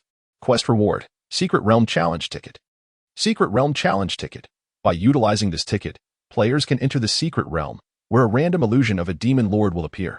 The higher the damage inflicted on the Demon Lord's illusion within the time limit, the more substantial the rewards. In essence, this Secret Realm Challenge ticket serves as a tool for rewarding him, appearing to be a splendid item indeed. The content of the martial examination was also rather simple, comprising only 2 tasks, the one-handed weightlifting and the folding knife push-up. The one-handed weightlifting required him to lift a 20-pound stone pedestal with one hand, while the folding knife push-up demanded completing 30 repetitions. The folding knife push-up resembles the modern-day push-up but differs significantly in form. During this exercise, both the upper and lower body must bend into a knife-like shape, hence the name. Naturally, these 2 tasks were as effortless for Song Yi as drinking water. The results of the martial examination were announced immediately, and Song Yi, of course, passed with flying colors. The literary test results, however, would not be available until tomorrow at the earliest. Once he passed the literary examination, Song Yi would essentially secure a stable job as a sturdy constable in Yin City, providing some measure of livelihood for Song Yin. Upon passing the martial test, Song Yi also inadvertently completed the unexpected quest. Ding! Congratulations to player Song Yi for completing the unexpected quest, martial examination. Ding! Congratulations to the player for receiving the quest reward, Secret Realm Challenge Ticket. Experience reward for the quest, 300,000 points. This unexpected quest, martial examination, yielded 100,000 more experience points than the previous quest, Culinary Delights. As for the Secret Realm Challenge Ticket, it has been stored in Song Ye's inventory. Upon exiting the examination hall and walking into the main hall of the office, a standing constable informed Song Yi that Zhao Zhigao had taken Song Yin to the adjacent noodle shop for a meal. Due to regulations prohibiting family members from entering the examination venue, Song Yin, being Song Ye's sole family member, had to rely on Zhao Zhigao to look after her during the examination. Zhao Zhigao, likely having waited outside for a considerable time and concerned about Song Yan's hunger, took it upon himself to bring her for a bowl of noodles without a second thought. As they ventured off to indulge in noodles, Song Yi contemplated utilizing the Secret Realm Challenge Ticket during this interlude. This ticket essentially functioned as a challenge voucher within the Secret Realm. The greater the damage inflicted upon the illusions, the more rewards one could acquire. Furthermore, Song Yi noted that this ticket bore a validity of merely 1 hour, necessitating its immediate use within that time frame. Should the hour elapse, the ticket would vanish into oblivion. With this in mind, Song Yi promptly activated the Secret Realm Challenge Ticket, and in an instant, he found himself plunged into a dimly lit domain, standing upon a floating circular platform. Surrounding the platform were 4 candlesticks, each flickering with a soft yellow glow. At that moment, the Secret Realm had yet to conjure the illusion of the Demon Lord, but suddenly, black lightning rent the very fabric of space above the platform. Amidst the blinding darkness, a figure gradually materialized, suspended in midair. This apparition donned a purple mask and was clad in a flowing black gown. Song Yi immediately recognized this gown. It was the very garment his beloved Qin Xuanqi had worn during their first encounter. Thus, it became evident that the illusion manifesting in the Secret Realm was none other than the Demon Lord Xin Yuan, Qin Xuanqi's specter. Song Yi was taken aback. To his astonishment, the illusion he was destined to confront was none other than his own beloved. Striking one's beloved could be construed as domestic violence. Qin Xuanqi was the foremost female demon of this continent, a formidable entity. It was only reasonable that her illusion would emerge within the Secret Realm. Although what stood before Song Yi was merely a manifestation of Qin Xuanqi, and though it wore a mask, he still found it difficult to strike. After all, he was a man who had seen her in her most vulnerable state, making him arguably the one who understood her form the best. Thus, without the need to gaze upon her face, the sight of the illusion's exquisite figure, its slender thighs, and the graceful curvature of its frame confirmed that this apparition was a flawless replica of Qin Xuanqi. Moreover, Song Yi observed that the illusion was enveloped in a shroud of black protective energy. Although it was merely a specter, its power mirrored that of Qin Xuanqi. This implied that no matter what means Song Yi employed to assault the illusion, he would be incapable of breaching its protective barrier, thereby alleviating any moral quandary regarding domestic violence. Nevertheless, even if Song Yi's strikes could not penetrate the illusion's defenses, the damage inflicted would still be quantified. And upon completion of the challenge, rewards would be allocated based on the total damage dealt. He had a mere 10 seconds to unleash his attacks upon the illusion, after which it would retaliate, and a single strike from the illusion would likely obliterate him instantly. Of course, death within the secret realm did not equate to true demise. It merely signified the conclusion of the challenge and an exit from the realm. Chapter 59. A glimpse of light as the 10-second challenge within the secret realm commenced. Song Yi drew forth his novice iron sword and unleashed a devastating strike, the heaven-shattering slash, upon the illusion of Qin Xuanqi. It was evident that this formidable attack could not penetrate the protective true qi of the illusion. However, the damage inflicted was indeed being calculated. Subsequently, Song Yi executed the heaven-shattering slash twice more against the illusion, with his spirit essence attribute resting at a mere 50 points, which corresponded to his skill's energy. These 3 strikes represented the zenith of his capabilities. Breathless and fatigued, he found himself incapable of unleashing a 4th blow. Yet, he possessed one final ace, the ultimate technique of Yumuchio, the guardian skill, annihilation of all life. This guardian skill was independent of his physical condition, enabling its use even in a state of extreme weakness. In an instant, a violet longsword materialized in Song Yi's right hand, the spiritual sword of Yumuchio, the purple cloud sword. Concurrently, the imposing phantom of Yumuchio, adorned in revealing attire, manifested behind him. Without hesitation, Song Yi plunged the violet sword into the ground, invoking the sword technique annihilation of all life. From the embedded sword, the earth began to fracture, spreading forth like a spider's web. As a torrent of violet sword energy surged forth from the crevices, obliterating all living beings in its path. This skill could be characterized as one of vast destructive capacity. Where the molten sword energy flowed, life was extinguished. Having been lost for millennia since Yumuchio's demise, the annihilation of all life finally resurfaced in Song Yi's hands. The fissures expanded until they reached the feet of Qin Xuanqi's illusion, with sword energy erupting from beneath, launching an assault. Alas, the power of Yumuchio's guardian skill, executed under the cultivation of the 2nd level of the Void Realm, proved insufficient to breach the protective true qi of the illusion. Indeed, Song Yi's sole objective within the limited 10 seconds was to inflict as much damage as possible, never deluding himself into thinking he could shatter the protective qi of the secret realm's illusion. As he completed the execution of annihilation of all life, the 10 seconds elapsed, ushering in the moment for Qin Xuanqi's illusion to retaliate. Song Yi mused that his assaults on the illusion were akin to mere superficial scrapes, whereas the illusion's retribution would be a truly terrifying onslaught. Suddenly, the illusion summoned its Tai-Xian heavenly demon form, and simultaneously, the illusion and the Tai-Xian demon cast their spells, invoking the 18th Thunder Technique, Annihilation Thunder Spear. Before Song Yi could comprehend the situation, a colossal spear, enveloped in purple lightning, descended from above, obliterating his body into mere dust. Simultaneously, his consciousness detached from the secret realm, returning to the Xian incontinent. The rewards from the secret realm commenced their calculation at the same moment. The total damage he inflicted upon the illusion created by Qin Xuanqi amounted to 1,780,000. In accordance with this damage, he was bestowed with a reward of 187 attribute points and 138 Guardian True Essence pills, a most generous reward indeed. Merely the 187 attribute points surpassed the total of 180 points he could earn from diligently completing daily tasks over the course of 6 months. Naturally, such opportunities for secret realm challenges are exceedingly rare, and it is uncertain how long it will be until he encounters another chance to reap such substantial rewards.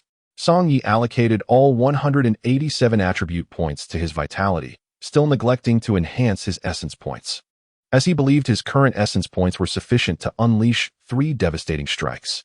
Should he face an enemy that even 3 strikes could not vanquish? What was the point in fighting? Fleeing would be the wiser option. At this moment, Zhao Zhigao returned with Song Yan. Song Yan's small belly had slightly rounded, and as she walked, she gently caressed her plump stomach, evidently well-fed. "Brother Song, how did it go? Did you pass the martial examination?" Zhao Zhigao inquired eagerly. "Of course I passed," Song Yi replied with a smile. "Splendid. Soon you will don the same official attire as I, standing shoulder to shoulder with me in defense of Yin City. Upon hearing that Song Yi had passed, Zhao Zhigao appeared even more elated than Song Yi himself. You took my sister out for noodles, didn't you? How much did she eat? I'll reimburse you, Song Yi remarked. No need for that. It was just the cost of a bowl of noodles. Why be so polite? Zhao Zhigao replied. Very well, once you finish your duties, I shall treat you to a drink as a celebration for my passing the martial examination. Agreed. It's a promise. A month later, on the enchanting Muxa Mountain, Qin Xuanqi, assuming the identity of Su Qingyu, had been patiently waiting for a month. Not to mention the elusive flute immortal. This mountain was so desolate that not even a single bird could be spotted, for someone who had lived for over 3 centuries.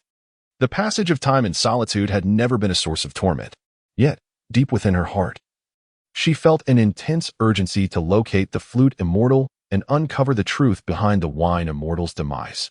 Qin Xuanqi pondered that perhaps she should descend the mountain to seek out Song Yi, marrying him to compel the flute immortal to reveal himself. The thought of marriage brought to mind the shameless remarks Song Yi had once made, expressing desires for them to consummate their union even in separate chambers, and his wish for her to bear him many children. In essence, Song Yi merely yearned to exhaust her physical form. Contemplating this, a scornful smile crept across Qin Xuanqi's face. After all, Song Yi was merely a mortal, a being of flesh and blood, even if she were to indulge him. He could not tire her for long. However, her expression suddenly froze as she dismissed such frivolous thoughts and began to interrogate herself. Why, upon thinking of Song Yi, did her mind inevitably drift toward matters of intimacy? Having lived for over 300 years, her steadfast heart had never faced such a formidable trial. At that moment, a voice echoed from the foot of the mountain. Su Yunhe, are you up there? Can you hear me? I have come today to take you and our daughter home. Qin Xuanqi surmised that the speaker was none other than Su Qingyu's biological father, King Xiang Li Bin. Due to the barriers surrounding Muxa Mountain, he could not ascend, but was compelled to call out from below. Chapter 60. I have a crush. Now, with the King Xiang seeking his daughter on Muxa Mountain, the occasion aligned perfectly with Qin Xuanqi's intentions. She had already planned to descend to find Song Yi, and this time, she would present herself as Su Qingyu. As long as she clarified that her true name was Su Qingyu and not Qin Shi, there would be no complications. Given Song Yi's straightforward nature, he would likely accept her explanation without question. Upon learning that Su Qingyu's father was King Xiang, she had discreetly dispatched her trusted confidant to inquire about his circumstances. Thus, Qin Xuanqi discovered that after being released from the capital, the king would settle in Yinqing. The king's arrival at Muxa Mountain was undoubtedly to bring his long-lost daughter Su Yunhe and her mother to live with him in Yinqing. Coincidentally, what was once Qiu now comprised 2 districts within Yinqing, indicating that both Song Yi and Su Yin were also residing there. This development significantly facilitated Qin Xuanqi's plans, making her original intentions much more attainable. At the foot of the majestic Muzhu Mountain stood 3 figures. The man at the center was none other than Prince Xiang, Li Bin. To his right was the commanding officer Guo Lezhang, responsible for his escort, while to his left stood a tall woman clad in a purple robe, her waist adorned with a long sword. This woman was Qi Shui, a 2-star Ziyu guard from the Dayu Temple, which directly answered to the Emperor of Li Nation, operating outside the bureaucratic framework of the realm. Within the temple, the stars represented the rank of the Ziyu guards, with fewer stars signifying a higher status. Thus, a 2-star Ziyu guard was already of captain rank. Naturally, as a woman, her elevation to such a rank within the Dayu Temple was not solely due to her formidable prowess. Her lineage was equally remarkable, as her father served as the Minister of Justice in the current government. At this moment, Li Bin was calling out loudly for Su Yunhe. Yet no echo responded from the mountain above. Observing this, Qi Shui turned to him and remarked, Your Highness, the barrier of the Guyu sect is exceedingly difficult to breach. If Su Yunhe does not appear soon, it is futile for us to wait here. Li Bin retorted, No matter how long it takes, I shall wait. Furthermore, you ought not to refer to her by her name. She is my princess. Realizing her misstep, Qi Shui quickly responded, I beg your pardon, Your Highness. It was a breach of etiquette on my part. At that moment, a sudden fissure opened in the barrier, and a slender woman clad in a flowing blue gown emerged from within. The 3 at the foot of the mountain gazed in astonishment at her appearance, as if witnessing a beauty that defied the very laws of this world. May I inquire who you are? Stammered Prince Xiang. For this blue-clad woman had descended from Muzhu Mountain, and could she perhaps be his daughter? The thought of his daughter being so ethereally beautiful stirred a tumult of emotions within him. The woman, whose name was Qin Xuanqi, replied with a calm demeanor. I am Su Qingyu, a disciple of the Guyu sect. This place is a hidden realm of the Guyu sect. I kindly ask you to refrain from causing a disturbance here. Qingyu, you truly are Qingyu, my daughter, Prince Xiang exclaimed, his voice tinged with excitement as tears welled in his eyes. After being taken away at birth, he was finally able to behold her, and the sight of her unparalleled beauty filled him with pride. Indeed, Li Bin, must have exceptional lineage to have birthed such a stunning daughter. He could scarcely contain his desire to bring Su Qingyu back to the court, eager for all of Kyoto to witness this. For even the so-called first beauty of Luoqing and the holy maiden of Taishu Palace would pale in comparison to his daughter. After all, with the sudden arrival of such a beautiful daughter, any father would be delighted to showcase her to others. However, in contrast to the excitement of the king of Xiang, Qin Xuanqi maintained a calm demeanor. Although she was aware that she was portraying the role of Su Qingyu, she felt that Su Qingyu, having resided in the serene bamboo mountain for an extended period, was likely accustomed to solitude, aside from her mother and the company of her Guqin. If she had been a vivacious person, spending 15 years on Bamboo Mountain would surely have driven her to madness. Thus, Qin Xuanqi spoke with a composed tone. My mother told me that my father is the king of Xiang, Li Bin. Is that truly you? Indeed, I am Li Bin, the king of Xiang, he exclaimed joyfully, like a child, then turned to the two individuals beside him, saying, Qi Shui, Guo Lezhang, quickly tell her, I am the king. I am the king. Qi Shui and Guo Lezhang could only comply, exclaiming in unison, she is indeed our esteemed prince of Xiang. Qin Xuanqi continued. My mother instructed me that if the king of Xiang were to arrive, I should permit him to ascend the mountain. Please follow me. Subsequently, she guided Li Bin and the two others up Bamboo Mountain. Upon reaching a small courtyard within the mountain, the king of Xiang surveyed the surroundings, but noticed no trace of Su Yunha. He inquired, where's your mother? Qin Xuanqi had already prepared her response and replied slowly. Mother has gone to a certain celestial mountain cave for seclusion. She is aware that you would come looking for her, and thus, she intentionally avoided you. The king of Xiang sighed, muttering, Yunha, why do you still wish to avoid me? He held no doubts about Qin Xuanqi's statement.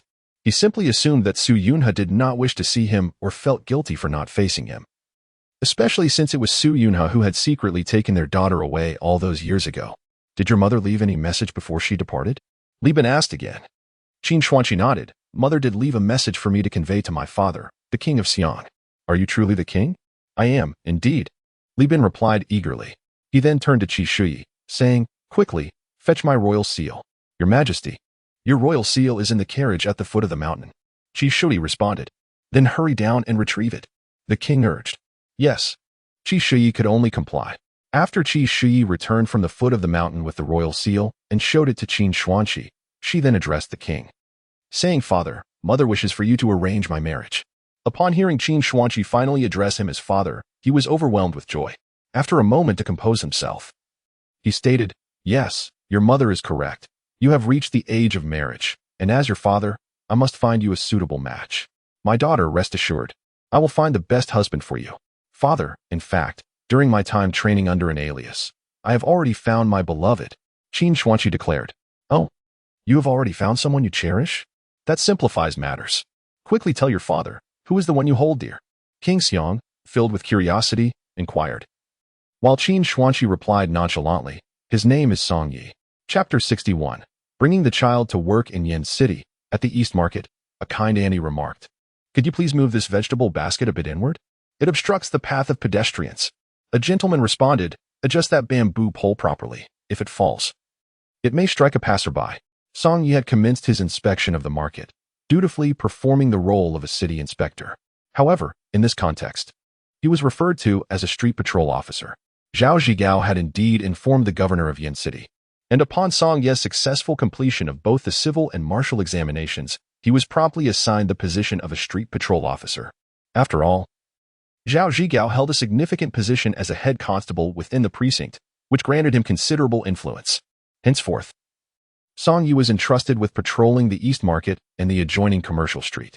The East Market is a vast marketplace, bustling with a myriad of stalls, where many villagers from neighboring hamlets come to sell their goods, in contrast to the commercial street, which predominantly features grand taverns and tea houses.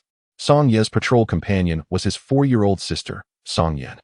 The reason Song Yi aspired to become a street patrol officer was that it allowed him to bring Song Yin along, akin to the modern concept of bringing a child to work. At that moment, Song Yin had unknowingly wandered to a sweet cake stall, placing her tiny hand near her mouth, displaying an eager desire to indulge. The vendor, aware that this little girl had a brother in the constabulary, who happened to oversee the East Market, sought to please her. Thus, he presented her with a piece of osmanthus cake, saying, "Little sister, here, have this." Just as Song Yin reached out to accept it, she was swiftly admonished by Song Yin. Her outstretched hand retracted immediately. "I have told you many times. Do not accept food from others. You may only eat what your brother buys for you. Do you understand?" Song Yi approached her side. Song Yin nodded vigorously. Turning to the vendor, Song Yi inquired, "How much for the osmanthus cake?" "I'll take one." The cheerful vendor replied, "Officer, if your sister wishes to eat, she may take one without payment." Song Yi firmly insisted, "No, payment is necessary." "Then it shall be 4-1, the vendor said. Song Yi paid 4-1 for the osmanthus cake, and Song Yin gleefully began to enjoy her treat.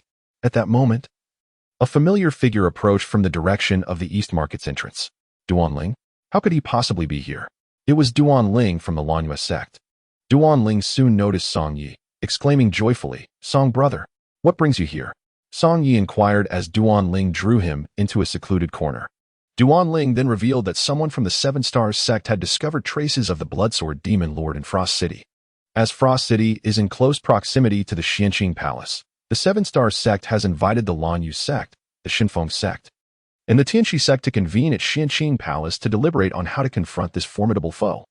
Song Yi had previously heard tales of the Bloodsword Demon Lord from a storyteller in Yin City. He was a swordsman, also known as the Bloodsword Demon. Recently, numerous storytellers had arrived in Yin City, eager to regale audiences with tales of prominent figures straddling the realms of immortals and demons to captivate their listeners. Duan Ling continued, "I came to Xianqing Palace accompanying my master. They are currently in the main hall deliberating, a meeting from which I am excluded. I heard that a new city has arisen here, bustling and vibrant, so I decided to take a look. The last time Duan Ling had been here was 1.5 years ago when it was still a quaint village. Time had transformed it into a thriving town. Back then, Song Yi was merely a tea stall attendant, while now he had ascended to the position of a constable. Duan Ling, once an ambitious and fervent young cultivator, had undoubtedly made considerable progress in the intervening time. Indeed, he soon began to boast about his advancements. Brother Song, do you remember over 1 year ago when I vowed to become an immortal sovereign in your presence? I assure you, this was not mere empty talk. I have made significant strides in my abilities over the past 1.5 years, Duan Ling declared proudly. Song Yi immediately assessed his cultivation level. Duan Ling, 2nd level of the Tongxian realm. 1.5 years ago, he had been at the 8th level of the Bone Refinement realm. And now he had progressed to the 2nd level of the Tongxian realm, showing remarkable improvement. However, in terms of the magnitude of progress, he still paled in comparison to Song Yi, who had encountered fortuitous events. During his last fortunate encounter, Song Yi had gained 187 attribute points, further widening the gap in their strengths, a disparity that would only continue to grow. As for Song Ye's current attributes, they were as follows: level 74, vitality 1265, spirit essence 50. Just this morning, he had tested his maximum damage output against a wooden dummy in the player space, achieving an impressive 327,000 points of damage. According to the damage comparison chart, this equated to the strength of someone at the 4th level of the Void Spirit realm. In Song Ye's eyes, Duan Ling's 2nd level of the Tongxian realm was rather insignificant. Meanwhile, he had elevated Mu Qiu's Guardian cultivation to the 4th level of the Void Breaking realm using a Guardian True Essence pill. Recently, Duan Ling mentioned, "I have successfully mastered a highly challenging technique within the wind system spells." He then continued, "Step back 10 paces, and I shall demonstrate it for you." With that, Duan Ling swiftly unleashed a punch, generating a whirlwind at the point of impact, showcasing considerable power. Song Yi could distinctly observe that in an instant, Duan Ling had unleashed 37 punches. After all, Song Ye's blood vitality attribute influenced all of his physical capabilities, including his vision. Upon completing the whirlwind punch, Duan Ling immediately inquired, "Song brother, can you guess how many punches I just threw?" 37 punches, Song Yi blurted out. Duan Ling revealed a look of astonishment, but soon laughed, saying, "Haha, Song brother, I didn't expect your casual remark to actually hit the mark. You guessed correctly. While your eyes may only perceive a single shadow of a punch, in reality, I delivered 37 punches in just 1 second. Isn't that astonishing? Song Yi nodded lightly. Indeed. It is quite astonishing. At that moment, a commotion arose from the Eastern Market, with an increasing crowd gathering, as if something entertaining was afoot. As a patrol officer of the Eastern Market, Song Yi felt compelled to investigate any incidents occurring within. He first cradled Song Yin in his arms, and then proceeded toward the throng, with Duan Ling closely following. What captivated the crowd were two elegantly dressed gentlemen, one wielding a paper fan. Song Yi recognized the two. The one with the fan was Huangfu Shaoan, and the other was Murong Jingtian. Both were renowned scions of illustrious cultivation families, and their every action naturally drew attention. Huangfu Shaoan was vehemently berating Murong Jingtian. Murong Jingtian, you despicable scoundrel. You are well aware that the Prince of Xiang holds me in high regard and may very well enlist me as his county lord. With the prince's family soon to arrive in Yin City, how could you stoop so low as to hire someone to spread rumors about me in Yin City, tarnishing my reputation? Murong Jingtian chuckled. Huangfu Shaoyan, do not flatter yourself. I have inquired with my acquaintances in Luo City, and the prince has only met you briefly. Yet you boast that he intends to marry his daughter to you. Besides, who does not know that you, Huangfu Shaoyan, are fond of reveling in the flower gardens, keeping a harem, constantly surrounded by a multitude of courtesans? Your reputation has long since been sullied. Do I truly need to employ someone to defame you? Huangfu Shaoyan, gritting his teeth in anger, retorted. Murong Jingtian, stop pretending to be innocent. Overnight, several hundred copies of a book surfaced in Yin City, claiming that I, Huangfu Shaoyan, keep a harem and abandon women after seducing them, accompanied by numerous lewd illustrations. Can you honestly say this has nothing to do with you? Seething with rage, Huangfu Shaoyan threatened, if I don't teach you a lesson, you wouldn't even acknowledge your misdeeds. Murong Jingtian's expression turned serious as he replied, so, you wish to come to blows with me? Do you think I fear you? Observing the scene, it appeared that a confrontation was imminent in the streets. The bystanders prudently took a few steps back to avoid any collateral damage. The cultivation levels of these two young scions had already been assessed by Song Yi. Astonishingly, both were at the same level, the 5th stage of the profound realm. However, mere equality in cultivation did not imply that their strengths were comparable. The true measure lay in their proficiency in utilizing their techniques.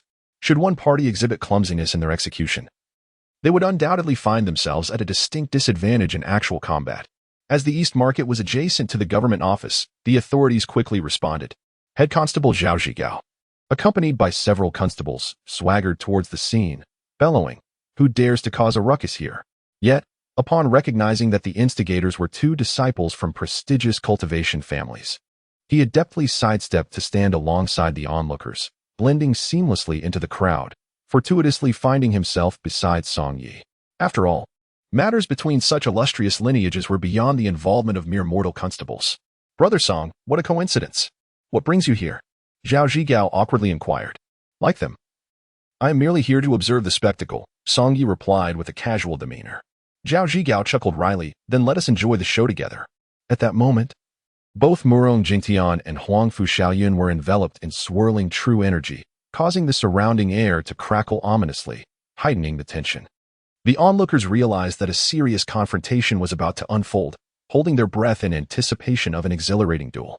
Just then, a sharp metallic sound pierced the air, reminiscent of a heavy weapon being dragged across the ground. The crowd turned towards the source of the noise, where they beheld a tall woman clad in a purple robe, dragging a long blade behind her as she approached. The common folk instinctively parted ways upon seeing her purple attire, their fear of the royal purple robes deeply ingrained in their very bones. While Song Yi had previously encountered individuals in purple robes in Yin City, this particular tall woman was a new sight to him. He employed his investigation tool to ascertain her cultivation level. Qi Shiyu, 8th stage of the profound realm. Upon recognizing Qi Shiyu, Murong Jingtian and Huangfu Shaoyan immediately restrained their true energy, refraining from any further movements. It is crucial to note that Qi Shiyu was a member of the esteemed 3-star Purple Guard of the Dayu Temple. Not only was she formidable in her own right, but her entire family was equally impressive. Her sister, Qi Shudi, held the position of 2-star Purple Guard, and her brother, Qi Shuli, was a junior minister of the Dayu Temple, the second highest authority within the institution, surpassed only by the temple minister. Furthermore, she boasted a father of considerable renown, the current Minister of Justice for the Li Kingdom. With one hand dragging her long blade, Qi Shiyu approached the two young disciples, her other hand resting on her hip as she smirked wickedly. Go ahead, fight. Just pretend I'm invisible and continue. Yet, who would dare to regard the people of Daiyu Temple as transparent? Huangfu Shaoan could only speak in hushed tones to Murong Jingtian. For now, I shall spare you. Should we cross paths again, fortune will not favor you so. With that, he turned and departed. Murong Jingtian, coldly smiling behind him, declared, I, Murong Jingtian, am always ready for a challenge. At this moment, the onlookers hastily dispersed. With the presence of Daiyu Temple's members, no one dared to engage in ostentatious behavior. Once the crowd had thinned, Qi Shiyu cast a scornful glance at Zhao Zhigao and his companions, saying, what use is it for the court to support you lot? A mere waste of the national treasury. Naturally, Zhao Zhigao and the other constables did not dare to retort, merely managing forced smiles. And you? Qi Shiyu suddenly raised her blade, pointing it at Song Yi. I have been secretly observing you for several days, as a patrolling officer. How can you utilize your duty hours to take care of a child? At that moment, Song Yi was cradling Song Yin, and he found himself caught red-handed. Unable to defend himself, with a tone of resignation, he replied, I rely solely on my sister. Leaving her alone at home is not something I can bear. Thus, I have no choice but to bring her along during my patrol. This explanation seemed to soften Qi Shiyu's demeanor considerably. She reached into her bosom, producing a bag of treats, which she tossed to Song Yi, saying it was for the child. Song Yi caught the thrown bag and, upon inspection, discovered it contained candied fruits. When he glanced up at Qi Shiyu, she had already turned to leave. Seeing that it was getting late and there was little entertainment left, Duan Ling bid farewell to Song Yi. Brother Song, I must return to Xianjing Palace. I hope that when we next meet, you will have been promoted to a head officer. Song Yi smiled and replied, thank you for your kind words. After Duan Ling departed, Song Yi continued his patrol with Song Yin, who now happily munched on the bag of candied fruits. During their rounds, Song Yi encountered Murong Jingtian once more, who was calling out to a woman clad in a green skirt, have you purchased everything? The woman in the green skirt was none other than Murong Qingyi, who was laden with bags of goods. She said, I still need to buy the rouge for Sister Jing. Hurry up. After purchasing the items, return to the manor. Murong Jingtian commanded in a tone befitting a master, before turning to leave, viewing Murong Qingyi merely as a servant of the Murong family. Once Murong Jingtian had departed, Murong Qingyi looked around like a headless fly. Song Yi approached her, pointing out a direction. There is a shop for rouge over there. Murong Qingyi expressed her gratitude and quickly jogged off towards the direction he indicated. A month later, in Yin City, darkness enveloped the entire city, and the streets within were eerily silent, with even the sound of a falling needle audible. At this hour, nearly all the wards had closed their gates. Yet, at that moment, the city gates swung open wide, and a grand procession of individuals silently entered the city. Upon entry, all the riders dismounted, moving stealthily as if they were thieves, wary of being discovered. Ultimately, this group made their way to the new royal residence of the Xiang King. Chapter 63. The Five-Sex Exorcism. The following day, the grand entrance of the Prince of Xiang's residence in Yin City remained firmly shut. However, 2 guards from the Ziyue were stationed outside, clad in their distinctive purple robes. The common folk dared not approach. Yet passers-by were filled with curiosity regarding the events unfolding within the royal abode. Logically, the prince had yet to arrive in Yin City, for one could expect a grand opening of the city gates and a throng of officials and dignitaries gathered to greet his royal presence upon his arrival. Speculation began to circulate among the populace, yet it remained mere conjecture. The territory of the erstwhile Choyu village had now transformed into 2 prominent districts within Yin City, namely Yong'anfang and Xinyangfang. Song Yi resided in a small courtyard located in Yong'anfang, while the government office in the eastern market lay along the main thoroughfare between the 2 districts. The government office commenced its daily operations at the hour of the rabbit, approximately at 7 o'clock in the morning in contemporary terms. Upon arrival, there would be a roll call to account for attendance, referred to as the Yingmao. To avoid tardiness, Song Yi would set his alarm clock to the early hours of the rabbit, around 6 o'clock in the morning. This morning, as the hour approached, the alarm emitted its usual jarring clamor. Song Yi immediately opened his eyes and called out to the courtyard, Haizi, stop ringing the bell. Indeed, this so-called alarm clock was none other than his demonic pet, the black tree. Song Yi had placed a gong in the yard and trained the black tree to strike it each morning at the designated hour with its powerful limbs. The black tree seemed remarkably attuned to time, striking the gong with precision, day in and day out. After rising, Song Yi proceeded to the adjacent room to rouse his pampered young lady, Song Yin. Barefoot and rubbing her eyes, she sleepily emerged from her chamber. Without hesitation, Song Yi scooped her up in his arms, and together they made their way to wash up.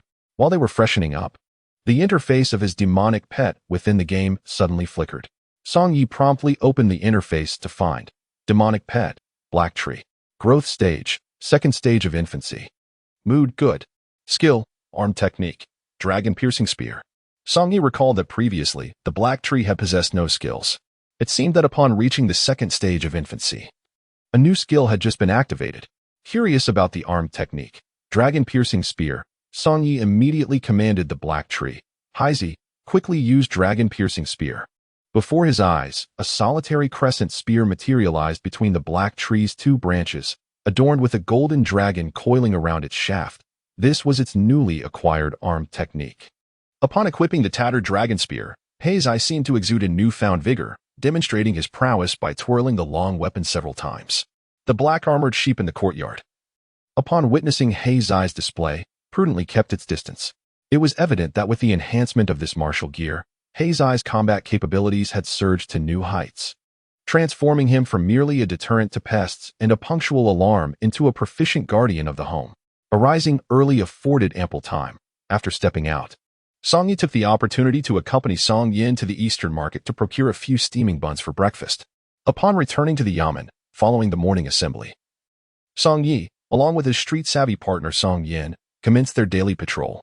Currently, Song Ye's routine comprised two fixed novice tasks, fishing and using a slingshot to hunt birds.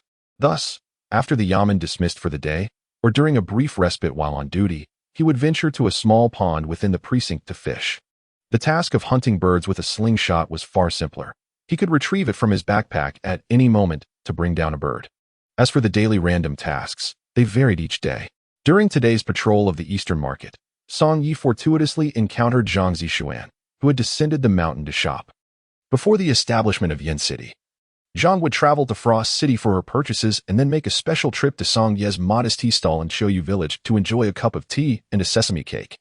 Now that Yin City had been built, it was closer to Shinying Palace than Frost City, prompting Zhang Zixuan to shop directly in Yin City. Regrettably, Song Ye's tea stall was no longer there, and she could no longer savor the sesame cake steamed by his own hands. Not long ago, when she had visited, she jokingly urged him not to pursue the role of a constable, but instead to resurrect his tea stall in the Eastern Market and return to his former trade. However, Song Yi remained pragmatic. He understood that previously, his family's tea stall was the sole establishment in Shoyu Village, allowing him to earn a modest income. Yet now, in the bustling Eastern Market, his small stall would possess no competitive edge. Therefore, the constable's position provided a stable livelihood for Song Yin. After exchanging pleasantries with Zhang Zixuan, her expression suddenly darkened. Leaning closer, she whispered, "Brother Song, during your patrols, if you encounter any unfamiliar faces that seem troublesome, remember to keep your distance and refrain from provoking them." Upon hearing this, Song Yi sensed that something ominous had transpired, prompting him to inquire, "Why?" Zhang Zixuan glanced around before continuing in a hushed tone to Song Yi. "A month ago, someone from the Seven Stars sect discovered traces of the Bloodsword Demon Lord in Frost City. In response to the call of the Seven Stars sect, the 5 major sects gathered at the Shinying Palace for a joint expedition against the demon, aiming to assess our collaborative combat capabilities. However, despite a month of secret investigations conducted by our 5 sects in Frost City, we found no sign of the Bloodsword Demon Lord. The Seven Stars sect has already discreetly sealed off the area, leading them to believe that the demon has not escaped. If the Bloodsword Demon Lord is not in Frost City, he may very well be hiding in Yin City." Song Yi chuckled. "Rest assured, I am merely a humble street patroller, overseeing only the minor vendors. Unless the Bloodsword Demon Lord has taken to selling wares here, I doubt I will cross paths with him. Zhang Zixuan, rather than concerning myself with the Bloodsword Demon Lord, I am more interested in your progress and cultivation. My sister is nearing 5 years of age, and after nurturing her for 8 more years, I intend to entrust her to you as her master." With great confidence, Zhang Zixuan replied, "Brother Song, you need not worry. 8 years from now, I will undoubtedly attain the qualifications of an immortal teacher." 3 days later, in Yin City. Rumors circulated that the family of Prince Xiang had stealthily moved into the new royal mansion. Many noted the recent influx of renowned spiritual doctors, all of whom had ultimately entered the prince's residence. Speculation arose that the enigmatic daughter of Prince Xiang, who had never appeared in public, must be seriously ill, thus necessitating the presence of so many skilled physicians. Chapter 64. Who is ill? The mansion of Prince Xiang is situated in Yongmen Lane, the same area where Song Yi resides. This morning, after finishing his duties at the office, Zhao Zhigao specifically sought out Song Yi to caution him. In the next few days, while off duty, you should avoid wandering near the prince's mansion. It is currently quite sensitive, with numerous CU guards stationed there. I am uncertain about what is transpiring within the mansion. Song Yi expressed little interest in the affairs of the so-called prince. He replied to Zhao Zhigao, after my duties, I typically seek out a pleasant spot to fish. I haven't ventured near the prince's mansion lately. However, Brother Zhao, as the head of the constabulary, you are a prominent figure in Yin City. Even you are unaware of the happenings within the royal residence? Zhao Zhigao responded, I have heard numerous rumors, though I cannot vouch for their authenticity. There is much talk that the prince and his entourage stealthily entered the city several nights ago. Recently, many spiritual doctors have been brought into the mansion, leading many to conclude that the mysterious daughter of the prince is afflicted with some unseemly ailment, prompting such secrecy to avoid public scrutiny. Song Yi remarked, regardless of what occurs within the royal mansion, it is of no concern to us. Now, I must resume my patrol. After my duties today, let us find a fine place to enjoy some drinks and converse. After finishing, Song Yi took Song Yin out for a stroll through the streets. Zhao Zhigao, as a constable, typically had little to do and spent most of his time in the yamen unless called to duty. However, shortly after Song Yi departed, a purple guard unexpectedly appeared at the entrance of the yamen, instantly heightening the atmosphere within. Soon, Governor Wang Dima and other officials, including the deputy and the assistant magistrate, hurried to the entrance to welcome the purple guard. Wang Dima respectfully inquired of the purple guard, Might I ask what brings you to our humble yamen today? The purple guard replied coldly, By order of the Prince of Xiang, you and your officials are all summoned to the princess residence. Upon realizing that the prince had already arrived, Wang Dima promptly stated, Naturally, I shall pay my respects in person. The purple guard said nothing further, delivered the message, and departed. Wang Dima then addressed his colleagues, the deputy and the assistant magistrate, saying, Esteemed colleagues, let us make our way to the princess residence at once. At this moment, Zhao Zhigao interjected, Governor, should I accompany you as well? Wang Dima shook his head. We are heading to the princess residence, and this marks the inaugural reception at the new estate. Other dignitaries from the city will also be invited. Such an occasion is hardly suitable for someone of your station. Zhao Zhigao, puzzled, replied, But did not the purple guard say that all of us from the yamen were invited? At this, the assistant magistrate chuckled, Oh, Captain Zhao, that was merely a formality. Our yamen comprises 3 shifts of constables, a considerable number. Would we truly bring along the jailers and patrolling constables to the princess residence? Zhao Zhigao smiled sheepishly. Your Excellency makes a valid point. Yet, Wang Dima turned to Zhao Zhigao again. However, as you are now the head constable of our yamen, it would not be inappropriate for you to attend such an occasion. Just remember, once there, do not speak out of turn, do not gawk about, and avoid appearing as though you have never encountered such grandeur. Zhao Zhigao nodded. Rest assured, Governor, in the presence of the prince, I, a mere constable, would dare not speak heedlessly. Thus, Wang Dima, accompanied by the deputy magistrate, the assistant judge, and a head constable, totaling 4 individuals, proceeded to the residence of the Prince of Xiang. As Wang Dima had anticipated, the grand hall of the Xiang residence was filled with the city's esteemed dignitaries. In addition to the wealthy gentry, representatives from the command office, as well as members of the Murong and Huangfu families, were present. Both Murong Jingtian and Huangfu Shaoan had adorned themselves meticulously, aware that they might be graced with a glimpse of the prince's daughter. To leave a lasting first impression on the princess, they had naturally prepared extensively. However, they were not the only ones vying silently for her attention. Many other affluent youths were equally eager to win the princess's favor and become the prince's son-in-law. Yet, the prince and the princess delayed their appearance, and it was unclear how long it had been before the prince finally emerged from the inner chambers, accompanied by a tall woman. This woman was not his daughter, as she too was clad in a purple robe, her identity being the 2-star purple guardian of Dayu Temple, Qi Shi. The prince's demeanor was somewhat aloof as he coldly addressed the assembled guests, apologizing for his recent ill health and the wait they had endured. At that moment, The guests realized that it was the prince who was unwell, not the princess. The healer who had been discreetly visiting the Xiong residence in recent days was presumably there to attend to the prince's ailments.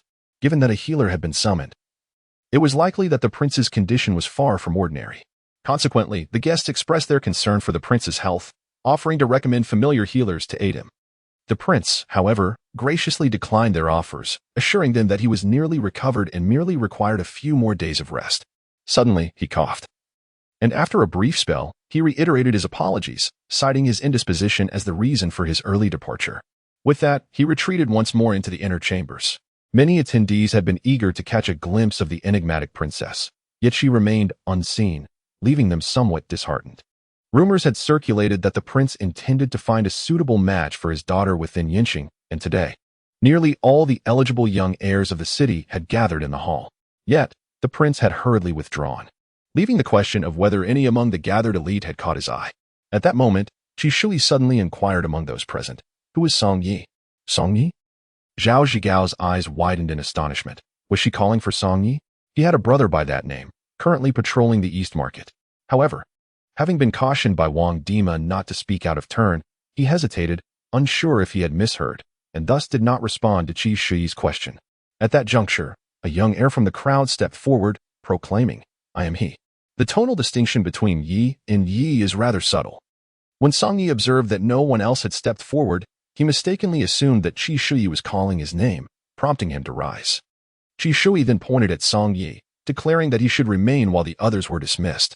In Chapter 65, the 300-year-old daughter of a wealthy family, Song Yi, suddenly fancied himself the so-called chosen one. Among the multitude of dignitaries present, Qi Shui had issued an eviction order, retaining him alone. Qi Shui's actions were undoubtedly prompted by the Prince of Xiong's indication, leading him to boldly speculate that the prince had taken a liking to Song Yi, desiring him as a son-in-law. In an instant, Song Yi became the center of attention, cognizant of the envious and jealous gazes directed at him. He basked in pride, imagining that should he become the county horse, he would be able to roam freely in the city of Yin, commanding respect even from the haughty Ziyu guards. Meanwhile, Morong Jingtian and Huang Fushaoan were filled with indignation, struggling to comprehend why the Prince of Xiong had chosen the utterly inept Song Yi. Could it be that the elusive princess had taken a fancy to him? At this juncture, Qi Shui noticed that the crowd lingered and reiterated the order to leave.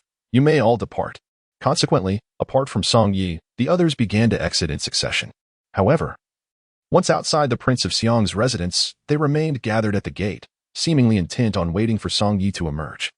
Eager to ascertain the true reason behind his singular retention and whether the prince genuinely intended to select him as the county horse. At that moment, Zhao Zhigao could no longer contain his thoughts and turned to the prefect, Wang Dima, stating, "My lord, do we not have a constable named Song Yi in our prefecture? Could it be that the prince is actually seeking him?" Wang Dima erupted in laughter, responding, "Are you referring to that Song Yi whom you recommended for the post? Ridiculous. The lofty Prince of Xiong would hardly be aware of such a minor figure's existence. Do not speak such nonsense." "Not at all, my lord," Zhao Zhigao persisted, attempting to argue his point. Upon reflection, the imposing female Ziyu guard must have called for Song Yi, not Song Yi. It was Yi, not you. "My lord, please listen closely. There is indeed a significant difference between the two." "Enough. Be quiet." Wang Dimi abruptly interrupted Zhao Zhigao, believing that Zhao was merely indulging in fanciful thoughts and seeking trouble for himself. Upon witnessing the ire of his superior, Zhao had no choice but to obediently fall silent.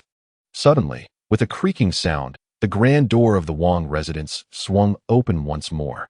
Qi Shui emerged, dragging a person behind her, and without hesitation, she flung him out onto the ground. To everyone's astonishment, the individual being expelled was none other than Song Yi, who appeared battered and bruised, suggesting he had endured a severe beating. It was nearly impossible to recognize him at first glance. Qi Shui coldly remarked, "This person impersonated Song Yi. Merely beating him is already too lenient." She then unfurled a piece of paper, displaying the characters inscribed upon it for all to see. "Have you all comprehended? I seek the Song Yi." The paper boldly proclaimed the name Song Yi in striking black ink.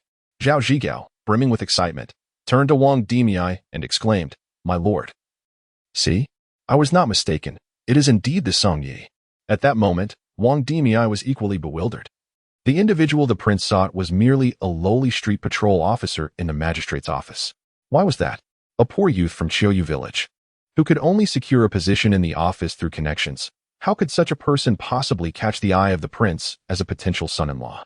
It was utterly absurd, more preposterous than the notion of a holy maiden from the Tai Su Palace suddenly plying her trade in a brothel.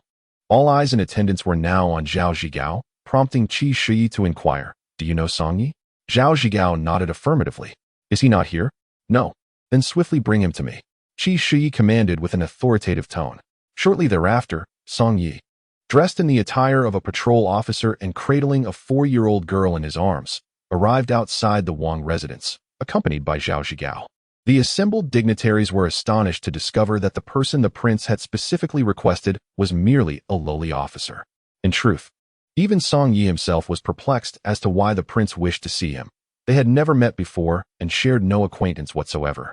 Qi Shi, hands on her hips, interrogated him. "You are Song Yi?" Song Yi nodded. "I am." "Then come with me. The prince wishes to see you." Song Yi entrusted the care of the little girl, Song Yin, to Zhao Zhigao and followed Qi Shi into the Wang residence, under the gaze of many onlookers. Qi Shi brought him to the door of a room and instructed, "You may enter." As Song Yi pushed the door open and stepped inside, Qi Shi promptly closed it behind him. Within, the windows were tightly shut and the curtains drawn, casting the room into a dim light. However, upon observing the furnishings and layout, it seemed more akin to a lady's boudoir. Why, then, would the prince be waiting for him in a woman's chamber? At the left end, there lay a grand bed, its curtains drawn. Upon it sat a woman, her delicate and fair feet peeking out. Suddenly, she gently parted the curtains, revealing a visage of extraordinary beauty. Upon seeing her face, Song Yi exhibited an expression of utter astonishment. "What is it, my little husband? Are you surprised to find me here?" Qin Xuanqi asked, her face adorned with a radiant smile as she stood barefoot. "Indeed, I am quite surprised," Song Yi replied sincerely. "How is it that you are here?" "I am the daughter of the king of Xiang, and this is the Xiang Palace. Is it not entirely normal for me to be here?" She responded, her smile unwavering. "What? You are the daughter of the king of Xiang?" Song Yi exclaimed in shock. His astonishment did not stem from the revelation of her lineage, for he was acutely aware that this ethereal beauty, seemingly fragile and delicate, was none other than the ruthless demon Lord Qin Xuanqi. Thus, what truly bewildered Song Yi was her pretense of being the king's daughter. After all, the king of Xiang was barely 50 years old, while Qin Xuanqi had lived for over 3 centuries. How could a man under 50 possibly have a daughter of such advanced years? Chapter 66. The Scent of Conspiracy. At this moment, Qin Xuanqi was adorned in a flowing azure gown, her face lightly made up, enhancing her allure. She paced barefoot before Song Yi. "My little husband, I must sincerely apologize. I previously deceived you. Qin Shi is not my true name. My father is the king of Xiang, hence my real name is Li Qingyu. Moreover, I possess another identity. My mother is the current leader of the gloomy Jade sect, making me a direct disciple of the sect." Qin Xuanqi appeared poised to reveal her true identity to Song Yi. However, Song Yi was well aware that her claims of being the king's daughter and a disciple of the gloomy Jade sect were mere fabrications. Although he was uncertain of the game she was playing, he sensed a whiff of conspiracy in the air. Yet, could a woman of such formidable powers, capable of moving mountains and seas, truly be engaged in such petty schemes? Whatever she desired, she could surely obtain through her immense strength. Even more perplexing was the fact that Qi Shi had clearly informed him that it was the king of Xiang who wished to meet him. Yet she had led him to Qin Xuanqi's chamber instead. It raised unsettling questions. Was the entire Xiang palace under Qin Xuanqi's control? Where was the king now? Had he become a mere puppet, wholly subservient to her will? "My little husband, what are you pondering?" Qin Xuanqi's voice interrupted Song Yi's reverie. He quickly replied, "Nothing. Nothing at all." Qin Xuanqi immediately smiled gently. "My little husband, there is no need for you to be overly anxious. Regardless of my current status, it shall not affect the bond we share." She naturally assumed that her identity as a princess had bewildered the honest and earnest young Song Yi. "In truth, I have returned to fulfill my previous promise to you and to formally wed you," Qin Xuanqi continued. "As a princess, and with you serving in the government, representing the court, our wedding cannot be hasty.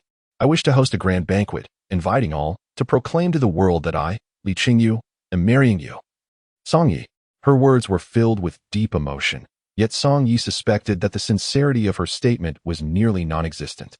For this was not the first time Qin Xuanqi had spun tales to deceive him. He could not fathom what exactly she had done to the Prince of Xiang, leading her to so boldly assume the identity of his daughter. Was it merely to leverage the power and status of the Xiang prince's residence to orchestrate a lavish wedding for them? Such conjecture seemed illogical. Clearly, Qin Xuanqi harbored greater ambitions, and for those ends, she might resort to actions of unspeakable terror. Consider, she had annihilated the entire sacred heavenly sect with its 7,000 members. What could she not do? The troubling aspect, however, was that if she indeed committed some shocking misdeed here, she could simply walk away unscathed, while he, Song Yi, would remain ensnared, unable even to venture into the distant districts, let alone escape from Yin City. Thus, should Qin Xuanqi entangle him in her grand scheme, he might very well end up bearing the blame. After all, couples are like birds of a feather. In times of peril, they flee separately. Moreover, Qin Xuanqi was not even his wife yet. After some contemplation, Song Yi concluded that he could not adhere to Qin Xuanqi's plans. He must retain control of the situation and act with discretion. Otherwise, he might find himself betrayed by this woman who had a penchant for deceit. Observing Song Yi lost in thought, Qin Xuanqi inquired, "What is the matter? Do you not wish to marry me? We have a betrothal after all. You wouldn't be considering backing out now, would you?" Song Yi promptly replied, "I do not wish to back out. I merely desire to earnestly work towards marrying you. I want to provide for you a grand wedding with my own efforts, not with the funds of the Prince of Xiang." Qin Xuanqi was taken aback. Song Ye's remarks were entirely unexpected. She had not anticipated that this ordinary man possessed such fortitude. However, what Qin Xuanqi truly desired was to expedite the wedding ceremony, in hopes of enticing the flute immortal to make an appearance. Therefore, she said, "My dear husband, I am aware of your integrity. Yet to host a wedding that befits my status as a princess requires a substantial sum. With your meager salary as a constable, it is unlikely you could amass such wealth in a lifetime. So, why must you feign strength? Once we are married, we shall no longer be separate entities. And as the sole daughter of the Xiang king, the treasury of the Xiang mansion will indeed become yours." Song Yi, feigning anger, retorted, "So, you still look down upon my position as a constable, believing I am incapable of marrying you through my own merit? My dear husband, that is not my intention." Qin Xuanqi replied, feeling a headache coming on. She had not foreseen Song Ye's stubbornness. Reflecting on the past, during the relentless wars in the northern regions of Li country, when others fled southward, Song Yi had obstinately remained in Shouyu village, waiting for her return. Clearly, he had always been a person of strong will. "My dear husband, I merely wish for our relationship to deepen, to progress further. Is it too much to ask that we expedite the wedding?" Qin Xuanqi endeavored to articulate these sentiments in a gentle tone. Yet, she pondered, why must we advance our relationship through marriage? As Song Yi spoke, his gaze drifted towards the solitary grand bed within the room, and he took a few steps in that direction. Qin Xuanqi's brow furrowed. She understood his dubious intentions. He was suggesting they consummate their union before the wedding, essentially, to take advantage of her. However, having safeguarded her virtue for 300 years, she could not allow him to take it so easily. What she sought was merely an extravagant wedding, not the subsequent bridal chamber. Thus, with a bashful tone, she asserted, "As the daughter of the Xiang king, my honor is of utmost importance. How can we engage in such acts without the proper ceremonies? I too find such actions highly inappropriate." Song Yi countered, swiftly turning the tables. "In truth, our marriage is not an urgent matter.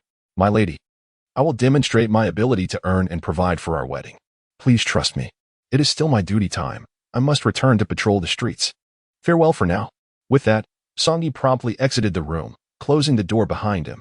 In doing so, he seized control of the situation, refusing to be led by the deceptions of the female demon lord, Qin Xuanqi. He was curious to discover the true intentions behind her masquerade as the daughter of the Xiang king. Chapter 67. Unfazed by honor or disgrace. After Song Yi exited the room, Qin Xuanqi remained inside and did not pursue him immediately. Song Yi pondered that Qin Xuanqi, now assuming the identity of a noble lady from the Wangfu, would not act inappropriately in front of the household servants. Upon entering the grand hall of the Wangfu, Song Yi noticed two female Ziyu guards standing there. One was Qi Shudi, who had just escorted him into the Wangfu, and the other was Qi Shuyu, who had previously given Song Yin a bag of candied fruits. Both women were similarly tall, and when they stood together, they bore a striking resemblance to one another. Song Yi had already assessed Qi Shuyu's cultivation level, which was at the 8th stage of the Tongshan realm. As for Qi Shui's cultivation, Song Yi had yet to investigate. He promptly employed his probing tool to examine Qi Shui, discovering, "Qi Shui, Second stage of the Zuling realm. The revelation of her name led Song Yi to deduce that these two female Ziyu guards were indeed sisters, which explained their similar appearances. However, he was taken aback to learn that Qi Shui possessed a cultivation level of the second stage of the Zuling realm. It was well known that cultivators of the Zuling realm were rare in this land, typically only found among sect masters. Thus, the Danyu Temple of the Li country was truly a hidden gem, with a 2-star Ziyu guard boasting such formidable prowess. Fortunately, Song Ye's own strength had reached the 4th stage of the Zuling realm, ensuring that even if the two sisters teamed up, they would not pose a challenge to him. Nevertheless, they were not his adversaries, and he had no need to consider them as such. At this moment, Qi Shuyu, having noticed Song Yi emerging from the room of the Princess of Xiang, spoke to him with a tone of sarcasm. It appears I underestimated you before. I never imagined that a mere street patroller like you could possess such skill and manage to associate with the Princess of Xiang. Song Yi replied nonchalantly. I never anticipated it myself. In truth, had Song Yi revealed that the occupant of the room was not merely the Princess of Xiang, but rather the true form of the demon Lord Xian Yuan, Qi Shiyu would have been 100 times more astonished. Of course, Song Yi understood that disclosing the truth now would mean no one within the Wangfu would survive to tell the tale. His response left Qi Shiyu somewhat taken aback. His tone suggested that it was not he who sought the favor of the princess, but rather that she had taken the initiative to entangle herself with him. After Song Yi departed, Qi Shiyu turned to her sister Qi Shui and inquired, Sister, I have been meaning to ask you, why did you not first take Song Yi to meet the Prince of Xiang, but instead led him directly to the princess's chamber? After all, the princess is not yet betrothed and has not received the prince's consent, yet you allowed an outsider to enter her room. This is quite unreasonable and could tarnish the princess's reputation, inviting scandal. Qi Shui replied with an indifferent expression, that was the princess's decision. Then, is that also the prince's intention? Qshy inquired once more, and after a brief moment of silence, Qshy nodded in response, affirming, indeed. Qshy furrowed her brow, sensing that her sister was concealing something from her. Her sister had escorted the Prince of Xiang from Luoqing to Yanqing. Yet upon their arrival, not a soul within the city was forewarned. Moreover, they had chosen to enter the city under the cover of night, an exceedingly peculiar decision. In fact, just yesterday, she had posed this very question to her sister, only to be told to refrain from inquiring further, as her sister would eventually elucidate the matter. Hence, Qshy concluded that something must have transpired during her sister's journey with the Prince of Xiang. As Xing exited the royal residence, numerous noble scions lingered outside, unwilling to disperse. The moment he stepped through the gates, the governor, Wingdmo, questioned him. How did it go? What did the Prince of Xiang say to you? Nothing at all, Xing replied candidly, for he had not even laid eyes upon the prince's entourage. Meanwhile, the curiosity of Wingdmo was piqued by the elusive princess, prompting him to ask, Did you encounter the princess? Indeed I did, Xing responded. What did she say to you? Zhou pressed further, while those around them eavesdropped, eager to uncover the secrets of Xing's time within the prince's residence. Yet, Xing enigmatically replied, It is not convenient to disclose. What does the princess look like? Surely, you can share that. Zhou persisted, and the noble youths around him perked up, sharing his curiosity about the mysterious princess who had yet to reveal herself. Xing continued to tease. In fact, you have seen the princess before. I have seen the princess? Zhou was taken aback. When? Where? Xing cryptically replied, Guess. At this moment, the eavesdropping noble scions were driven to frustration. After waiting so long outside the royal residence, all they received were Xing's elusive remarks. They longed to chastise him on the spot, yet Xing had been specifically summoned by the prince, thus enjoying the protection of the royal household. They dared not act against him in front of the prince's abode. Governor, Brother Zhou, I must return to my patrol, or else the vendors will turn the East Market into a chaotic mess, causing traffic congestion. With that, Xing picked up Xing from the ground and turned to leave. Wingdmo, stroking his goatee, watched Xing's retreating figure with admiration, remarking, Hgo, your recommendation is indeed commendable.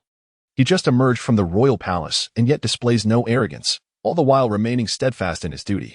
Truly, he embodies the grace of being unperturbed by honor or disgrace. On the following day, clang, clang, the morning gong echoed throughout the courtyard as usual, followed by Xing's voice calling from within, Hizi. I am already awake. No need to keep knocking. Song Yi swiftly arose and hurried to the adjacent room, where he carried the drowsy Song Yin to freshen up, completing the task with efficiency. Once they were done, the siblings hastily made their way to the yamen. However, upon arriving outside the governor's office, they were met with the unexpected sight of 2 guards from the Ziyue stationed at the entrance. A sense of foreboding washed over Song Yi, yet at that moment, he inadvertently triggered a fortuitous quest. Ding. Fortuitous quest activated. Ding. Quest. Social engagement. Social engagement. Accompany the false princess to a lavish breakfast. Quest reward. Guardian summoning ticket. Upon seeing this quest, Song Yi realized why 2 Ziyue guards had suddenly appeared at the Yamen's entrance. The false princess mentioned in the quest undoubtedly referred to Qin Xuanqi. Clearly, she was already inside, likely preparing a sumptuous breakfast for him. Chapter 68. Public romance. The reward for this fortuitous quest was a highly coveted guardian summoning ticket, a resource that could scarcely be obtained by any means other than through such quests. Since unlocking the guardian feature and using his first free draw to summon Yumuchio, Song Yi had not attempted to summon a new guardian again. The Guardian's abilities could only be activated once per day, but this limitation applied only to the same guardian. Should Song Yi possess multiple guardians, he could utilize each one's abilities within a single day, thus equipping himself with a variety of powerful techniques for critical moments. However, the total number of guardian abilities he could employ daily was capped at 5. This meant that if he had 10 guardians, he could only use the abilities of 5 in any single confrontation. Therefore, in the face of diverse adversaries or varying situations, Song Yi needed to select an appropriate combination of guardian skills. Yet, as it stood, Song Yi had only 1 guardian, and considerations of skill combinations were far from his immediate concerns. His foremost task was to gather 5 guardians. Thus, when faced with a fortuitous quest offering a guardian summoning ticket, it was imperative to complete it at any cost. This was beyond question. Moreover, the requirements of the quest were quite simple, merely to share a breakfast with Qin Xuanqi. After all, it was only natural for a couple to dine together. As Song Yi entered the yamen, the first thing that caught his eye was the astonished expression on Zhao Zhigao's face. The princess bore an uncanny resemblance to his former fiancée. Song Yi was not mistaken. At this moment, Qin Xuanqi was indeed within the precincts of the yamen, and Zhao Zhigao must have already met her. However, it seemed that Zhao Zhigao believed the princess who had appeared was not the same as Song Ye's fiancée, merely thinking they bore a striking resemblance. The princess was currently in the back courtyard of the yamen, and she had instructed that as soon as one arrived, they were to be taken to meet her immediately. Subsequently, Zhao Zhigao led Song Yi and Song Yin to the back courtyard of the yamen. To their astonishment, a lavish spread had been arranged by Qin Xuanqi inside. Beside her sat Wang Dima, the governor of Yinqing, and Shi Yi of the Ziyu Guard. Yet, at this early hour, the table was laden with a variety of exquisite delicacies, including hot pot, and even more extravagantly, a whole roasted lamb and a whole roasted pig graced a nearby table. This was hardly a breakfast affair. Song Yi doubted he had stumbled into a modern buffet restaurant. Upon seeing Song Yi enter the courtyard, Governor Wang Dima promptly stood up and greeted him warmly. "Young brother Song, come and sit." Addressing him as young brother showcased Wang Dima's social acumen, and it was no wonder he had swiftly risen from a minor county magistrate in Chung County to the governor of Yinqing. Qin Xuanqi also stood up and walked directly to Song Yi, her voice soft and shy like that of a young girl. "Yi Gur, you have finally arrived." She then glanced down at the little girl that Song Yi had been holding by the hand. Su Yin had grown a bit taller at the age of 5, her cherubic face still retaining a hint of baby fat. It was evident that Song Yi had taken excellent care of Su Yin, leading Qin Xuanqi to feel reassured about her decision to entrust Su Yin to him, thus fulfilling her promise to Liang Feng before her demise. Qin Xuanqi bent down and gently patted Su Yin's little head, silently vowing, "Su Yin, grow up carefree. Your deep-seated vengeance will be borne by me." Qin Xuanqi was, after all, a person who lived for revenge and did not mind shouldering an additional grudge. "Little sister, come, let us enjoy some delicious food." Qin Xuanqi invited Su Yin to sit at her left, while an empty chair on her right was clearly reserved for Song Yi. Although Song Yi had never experienced romance in this world, in this setting, he felt as if Qin Xuanqi, his girlfriend, intended to publicly declare their relationship before his colleagues. "Yi Gur, come and sit," Qin Xuanqi called out again, gesturing towards the vacant seat beside her. Reluctantly, Song Yi walked over and took his place beside her. "You come and sit too." Qin Xuanqi waved to Zhao Zhigao, Evidently intent on winning Song Ye's favor, she treated his friends with the same courtesy. Zhao Zhigao was momentarily taken aback, pointing to himself and asking, "Can I sit too?" Wang Dima immediately chimed in, "You, a grown man, what are you hesitating for? The princess has invited you to sit." All right, all right. Zhao Zhigao seated himself beside Governor Wang. Once Song Ye's closest colleagues and direct superior were present. Qin Xuanqi took the initiative to address Song Ye's superior, saying, "Governor Wang, do you believe that I am well matched with ye? Indeed, you are a perfect match. You are truly a pair made in heaven." Wang Dimeos responded perceptively. A faint smile graced Qin Xuanqi's face as she continued. "I too believe that ye and I are quite suited for one another. Having reached the age for marriage, I wish to wed you sooner rather than later. What do you think, Governor Wang? And what is your father's stance on this matter?" Wang Dimeos inquired cautiously, aware that discussions of marriage traditionally fall under parental guidance. He was reluctant to agree with Qin Xuanqi without understanding the king's intentions. "My father has granted me full autonomy in my matrimonial decisions," Qin Xuanqi replied. "Consequently," Wang Dimeos remarked, "then it is undoubtedly wise to marry sooner rather than later. After all, young Song Yi is no longer a child. A man should establish a family before pursuing a career."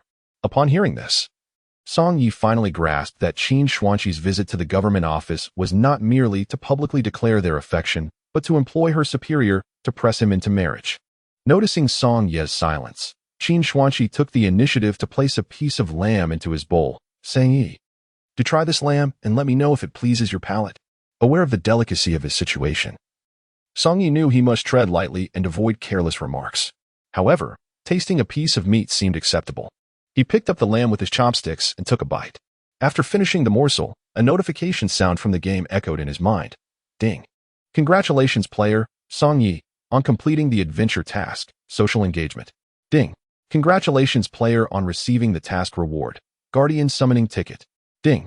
"Congratulations, player, on receiving experience reward, 300,000 points." Song Yi was momentarily taken aback. Was this social engagement task truly so trivial? He had merely eaten a piece of lamb, and that constituted completion? Soon, he noticed a new Guardian Summoning Ticket in his game inventory. Eagerly, Song Yi was excited to discover the remarkable Guardian he would summon this time. Chapter 69. Summoning the Wine Immortal Song Yi accessed the game's Guardian Summoning interface and utilized the freshly acquired ticket. A radiant golden light illuminated the screen as he received the announcement. Ding. "Congratulations, host, you have summoned the Golden Grade Guardian, Qingwanting." Guardian character, Qingwanting. Grade. Golden Grade background. The sole heir of the Heavenly Machine sect, renowned for her insatiable thirst for wine, she is celebrated as the Wine Immortal. Cultivation level. First stage of void breaking. Skill. The unfathomable wisdom of Heaven. Song Yi appears to be extraordinarily fortunate, having once again drawn a Golden Guardian. The Guardians are categorized into 5 tiers: white, green, blue, purple, and gold. The higher the tier, the lower the probability of obtaining it. The likelihood of someone like Song Yi drawing 2 consecutive top-tier Golden Guardians is exceedingly rare. Typically, only deceased characters manifest in the Guardian pool. Thus, those who can become Guardians and be drawn by players no longer exist in this world, their essence preserved solely in the annals of cultivation history. The 2 Guardians currently possessed by Song Yi, Yumuchio, and Qingwanting, have long since passed from the mortal realm. Consequently, a new resident, the Wine Immortal Qingwanting, has taken up residence in the Guardian Abode. This abode serves as an independent space accommodating all Guardians, who exist as if they were real individuals within this realm. However, only Golden Guardians are granted the privilege to reside in the Guardian Abode. Those of lesser tiers do not appear there. Song Yi can observe the daily moods and growth of the Guardians within this sanctuary. At this moment, Yumuchio is practicing swordplay beneath a tree in the abode. Her attire is somewhat scant, failing to adequately conceal her graceful figure. As she moves, this becomes particularly evident, compelling Song Yi to reluctantly divert his gaze from Yumuchio in search of Qingwanting. Before long, Song Yi spots the new resident in a small courtyard within the Guardian Abode.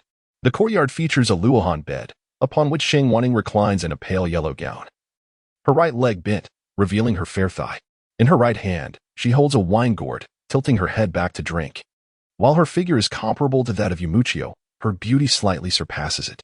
It can be said that, since arriving in the Xianing continent, among all the women Song Yi has encountered, excluding Qin Xuanqi, Cheng Wanting stands out as the most exquisite. Regrettably, such a beauty, having fallen, can now only be glimpsed in her former glory within Song Ye's guardian abode. Before her demise, Cheng Wanting had suffered the loss of her right arm.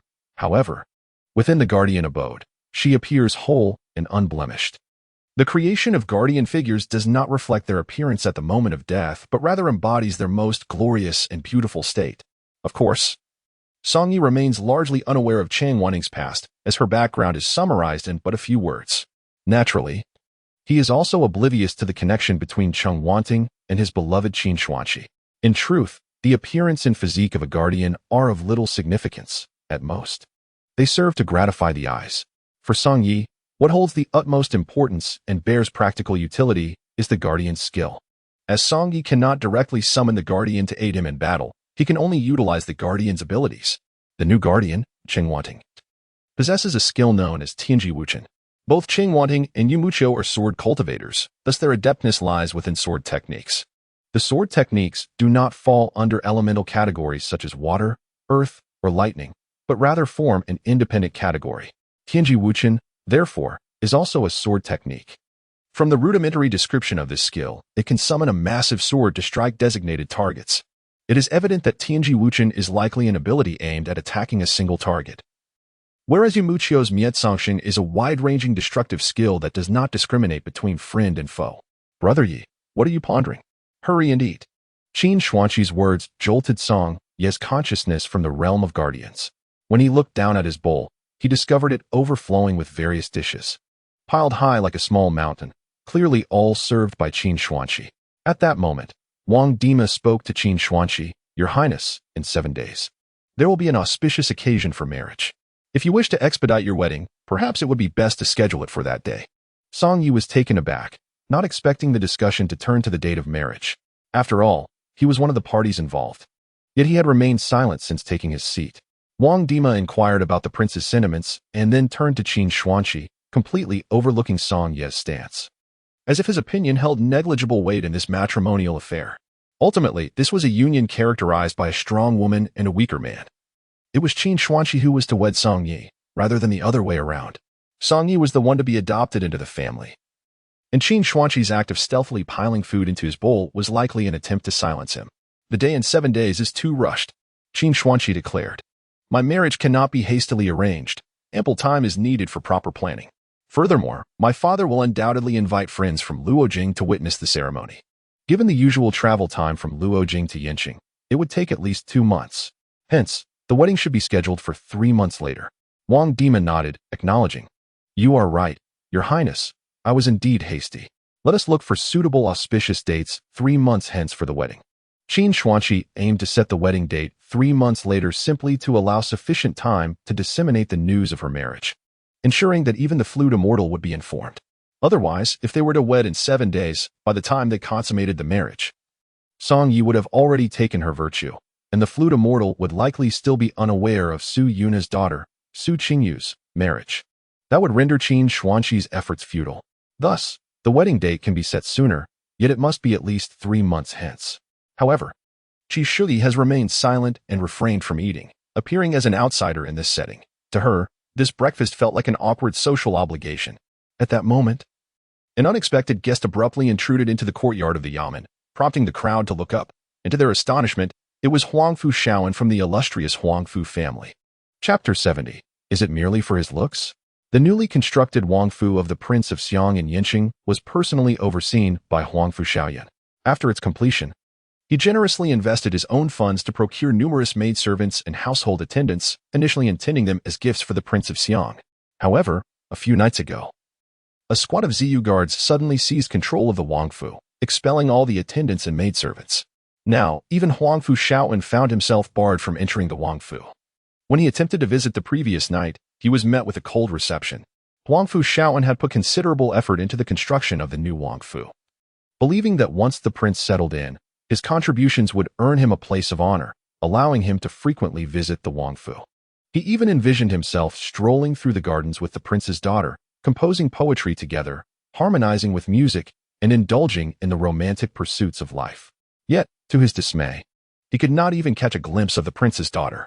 Frustrated, he spent the previous night in his residence, venting his anger and breaking several objects in the process. His servants tried to console him, suggesting perhaps the prince's daughter was unsightly, causing the prince to shy away from presenting her to the public, or that she might be afflicted with a strange ailment, making her unfit for company. Indeed, in recent days, numerous practitioners of medicine had been seen entering the Huangfu, presumably to attend to her health. Huangfu Shaoyan deemed both possibilities plausible and had even stationed scouts outside the Huangfu to monitor its activities. Indeed, early this morning, he received a report from a hidden informant indicating that a carriage had departed from the royal residence, heading towards the local magistrate's office. Upon receiving this news, Huangfu Shaoyan hastened to the magistrate's office, only to find himself obstructed by 2 guards from the Ziyue, employing a clandestine technique. He swiftly infiltrated the office and made his way to the rear courtyard. To his astonishment, a lavish banquet was laid out before him. The individuals seated at the table were familiar to him, except for a young woman in a blue dress sitting beside Song Yi. This woman instantly captivated his attention, even drawing away his very spirit. Huangfu Shaoyan, who had reveled in the company of beautiful women throughout his life and often boasted of having encountered the most exquisite beauties of the world, realized at that moment what it truly meant to behold a woman of unparalleled beauty. He finally comprehended the literary phrases such as the fish sinking and the geese falling, and a beauty capable of captivating a nation were meant to describe such enchanting figures. Once the visage of the young woman in blue was etched in his mind, all the so-called beauties he had previously extolled transformed into mere shadows of mediocrity. Unbeknownst to him, his sudden intrusion into the courtyard had incited the ire of the young woman in blue. She turned to Qi Shui beside her and commanded, "Qi Shui, expel the unwelcome guest." Qi Shui nodded towards Qin Xuanqi, affirming, "As you wish, Your Highness." Meanwhile, Huangfu Shaoyan remained transfixed by Qin Xuanqi, realizing, so she is the princess. Suddenly, a loud crash echoed through the air as Huangfu Shaoyan collided with the courtyard wall, half of his body collapsing into it, with crumbling bricks cascading down around him. Qi Shui maintained her stance, poised to strike, and coldly declared, "Be gone. Considering you are a scion of the Huangfu family, I have shown restraint." Huangfu Shaoyan extricated himself from the wall, wiping the blood from the corner of his mouth. Fortunately, he was shielded by his inner strength. Had he been an ordinary man, he would have perished from Qi Shui's kick. Thankfully, she had indeed held back her full force. However, Huangfu Shaoyan did not take his leave. Instead, he stepped past Qi Shui and called out to Qin Xuanqi, "Your Highness, I am Huangfu Shaoyan. The residence you inhabit was constructed under my supervision. I wonder if you find it comfortable?" What was a mere kick to him? He had never encountered a beauty like Qin Xuanqi in his lifetime, and he was determined to engage her in conversation, no matter the cost. Yet, Qin Xuanqi paid him no mind, instead serving a bowl of soup before Song Yi. "Brother Yi, this is ginseng chicken soup. You have been working hard on your patrols. You must replenish your strength." Having only consumed half of the mountain of dishes before him, Song Yi faced yet another bowl of chicken soup from Qin Xuanqi. How long would he have to eat? Upon witnessing this scene, Huangfu Shaoyan was naturally envious of Song Yi. Yet, he could not fathom how a mere constable could ascend to the status of the princess's esteemed guest. "Huangfu Shaoyan, if you do not depart now, I shall show you no mercy." Qi Shui warned him once more. Qi Shui herself was a woman of considerable beauty. In times past, she would have been the object of Huangfu Shaoyan's fervent pursuit, worthy of riches spent in her honor. However, now that she stood between him and Qin Xuanqi, Huangfu Shaoyan could only regard her as an insufferable nuisance. "Humph, you court sycophant. Do you truly think I, Huangfu Shaoyan, fear you?" he bellowed at Qi Shui. The atmosphere around them crackled ominously as Qi Shui's robes billowed, her formidable energy swirling about her, signaling her intent to take decisive action. "Princess, I have pressing matters to attend to at home and must return immediately. Next time, I shall bring substantial gifts to visit you at the Wang residence," Huangfu Shaoyan declared as he retreated behind the courtyard gate, clearly having lost his bravado. He understood all too well the vast disparity in their powers. He was no match for her. A boastful threat was one thing, but engaging in a real confrontation would surely spell his doom. Once Huangfu Shaoyan had fled, Qi Shui resumed her previous seat. The conversation at the table bored her immensely, prompting her silence. Furthermore, Qi Shui could not comprehend the princess's infatuation with Song Yi, a mere street patrolman devoid of any discernible cultivation. To her eyes, aside from his handsome appearance, Song Yi possessed no notable merits. Qi Shui was only intrigued by men of formidable prowess, a mortal like Song Yi, with a lifespan of mere decades, could not accompany her for long and might even hinder her own path of cultivation.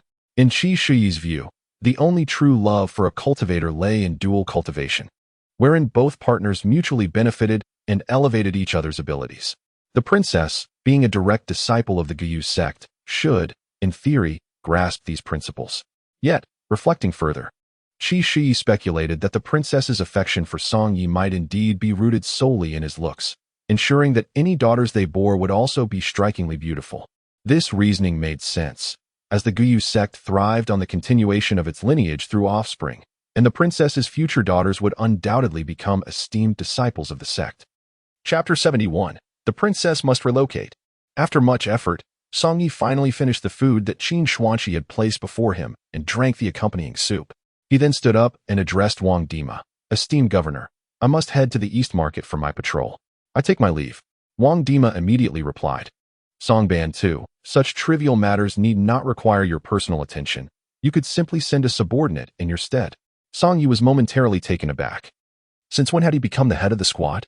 Observing the bewilderment on Song Ye's face, Wang Dimao chuckled and remarked, "I have just decided to promote you to the position of squad leader, for your talents surely deserve more than merely serving as a street patrol officer. You should remain here and enjoy the company of the princess." Song Yi was well aware that Wang Dimao was attempting to curry favor with the princess by promoting him on a whim. However, little did Wang Dimao know that the princess before him was an impostor.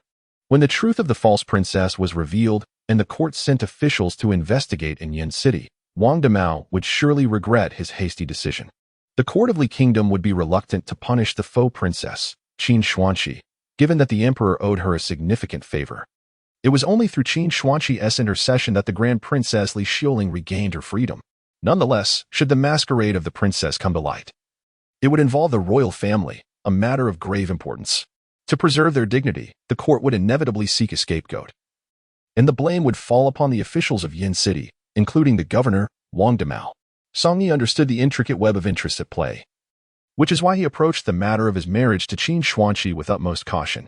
If they were still in Qiuyu village, where Qin Xuanqi, the female demon lord, merely pretended to be a homeless refugee, he could indulge her whims without concern. A wedding would simply be a gathering for a feast among the villagers. However, now she had unexpectedly returned, masquerading as the daughter of the Marquis of Xiang, and desired to continue their charade of marriage, which had escalated considerably. After all, her identity had grown increasingly complicated, entangling many others in her affairs, and he was still unaware of her true intentions. Since entering this world, Song Yi had never strayed far from his original village. Yet, with the establishment of Yin City, the people around him had gradually become more complex, and the rules of survival had followed suit, making the consequences of poor choices far more severe. "Governor Wang, if your decision to promote me is merely due to the princess's influence, I would rather continue as a street patrol officer," Song Yi replied, resolutely refusing to follow Qin Xuanqi's lead. This was his method of coping. "Not at all. This governor has promoted you solely based on your talents," Wang Dimao fibbed, knowing full well that the role of a squad leader required little in the way of talent. At that moment, Qin Xuanqi gently interjected, "Governor Wang, my brother Yi is a man of integrity who prefers to rise through his own efforts. Since he does not wish to be a squad leader, please do not press him. I believe that with his abilities, he will one day achieve a position far exceeding that of a squad leader." Wang Dimao nodded in agreement. "Then let it be as the princess wishes." He then patted Song Yi on the shoulder. "The princess's concern for you is truly thoughtful. You must cherish it and ensure you do not disappoint her kindness in the future." Song Yi nodded. "I certainly will not let the princess down." When he looked up again at Qin Xuanqi, he found her tilting her head, offering him a subtle smile, as if to convey, "This time, I have spoken on your behalf, so do not be ungrateful. Hasten to agree to my marriage proposal."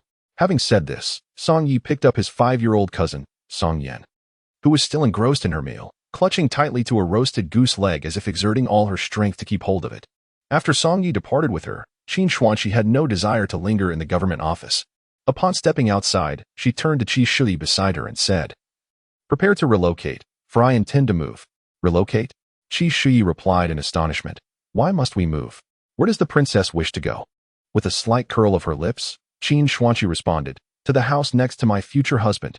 The future husband she referred to was, of course, Song Yi. "Your Highness, that may not be appropriate," Qi Shi cautioned. Why not? Qin Xuanqi retorted. I am not moving into his residence directly, no matter the cost. Whether through persuasion or coercion, ensure that the house next to Song Ye's is acquired for me. I intend to move there tonight. But, Your Highness, you are still an unmarried maiden. Moving next to Song Yi before marriage will undoubtedly invite scandal and tarnish your reputation. When the prince awakens and learns of this, he is sure to be furious. I implore you to reconsider. Qi Shi urged. Qin Xuanqi replied coldly, my decision is made. Even if you are reluctant to assist, you must comply. Seeing Qin Xuanqi's unwavering resolve, Qi Shui glanced around and then whispered in her ear, Your Highness, I fear that upon your departure from the royal residence, someone may force their way in to see Prince Xiang. If they discover him in a state of unconsciousness, it will be difficult for us to explain to the court. Rest assured, Qin Xuanqi replied. Even if I am 10 miles away from the royal residence, the puppet technique of the Lanyu Heart Sutra remains effective. Should anyone attempt to intrude seeking my father, I will control him from a distance to handle the situation. The Lanyu Heart Sutra does not actually contain any puppet techniques. It is the secret soul-controlling technique of the Xianyuan sect that Qin Xuanqi employs to manipulate Prince Xiang.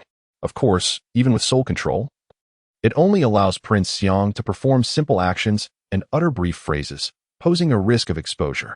Thus, since Qin Xuanqi had briefly showcased the prince before the guests using the soul control technique yesterday, the gates of the royal residence had remained firmly shut, refusing visitors.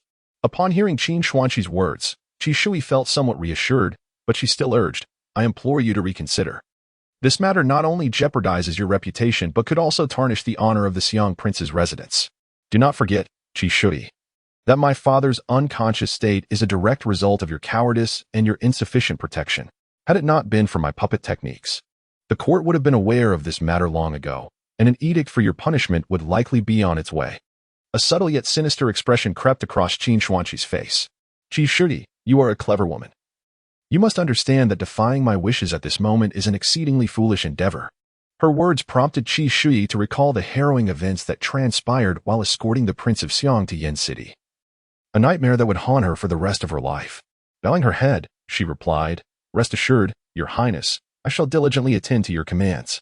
Chapter 72. The slums. Upon exiting the government office, Song Yi hurriedly took Song Yin to the Eastern Market, embarking on his day of patrolling the streets. Just as he finished rectifying some irregularities among the vendors, he suddenly heard a commotion from a nearby alley. Waters overflowing. Hurry, someone come. Despite the daylight, a fire had erupted. As a patrol officer, Song Yi was responsible for ensuring order in the market and streets. He had to respond promptly to any incidents. Without hesitation, he scooped up Song Yin and rushed toward the alley engulfed in flames. There, at the far end of the alley, thick smoke billowed from a small courtyard. Song Yi recognized this place well. It was the former residence of Uncle Shuaisheng from Qiyu village.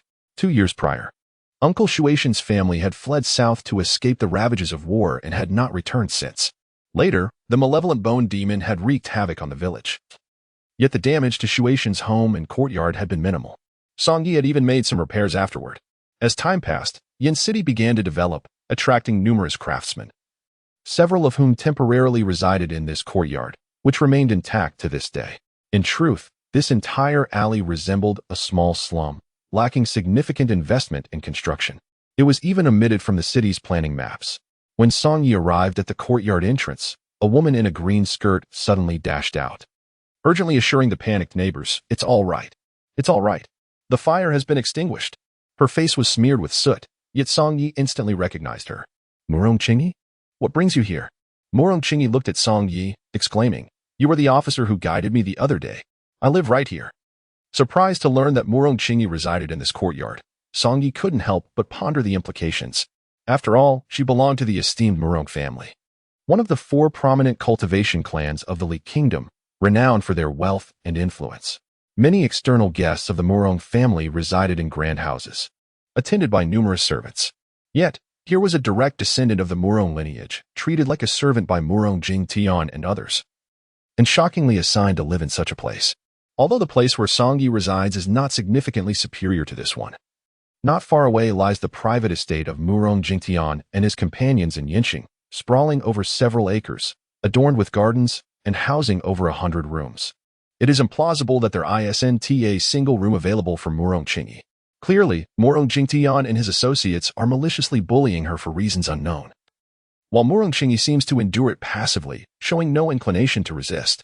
Furthermore, Song Yi had previously discerned her cultivation level, which is the highest among Murong Jingtian's group, indicating that she possesses the capability to oppose them. By the way, how do you know my name is Murongqingyi? Murongqingyi suddenly inquired, her large, curious eyes blinking. At that moment, Song Yi realized he had inadvertently let slip a piece of information. After all, they had only hastily crossed paths once, and she had never disclosed her name to him. He had learned her name from the probing interface. However, answering her query posed no challenge for Song Yi, who smiled and replied, "Look at my attire. I serve in the magistrate's office. It is quite simple to ascertain your name. Then why did you search for my name?" Murongqingyi continued, her bright, clear eyes still wide with curiosity. Song Yi swiftly redirected the conversation, saying, "Well, since the fire here has been extinguished, I must continue my inspection of other areas."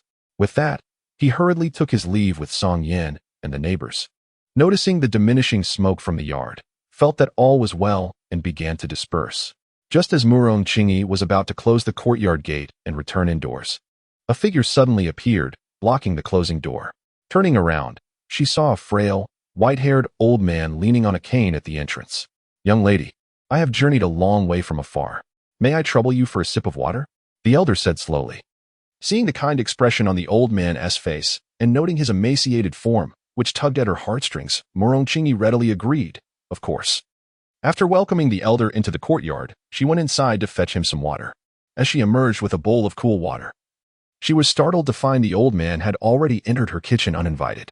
Smoke and ash still billowed from the kitchen, a clear indicator that it was the very place that had recently caught fire. "Oh no," Murongqingyi thought, her heart sinking. She rushed to the kitchen.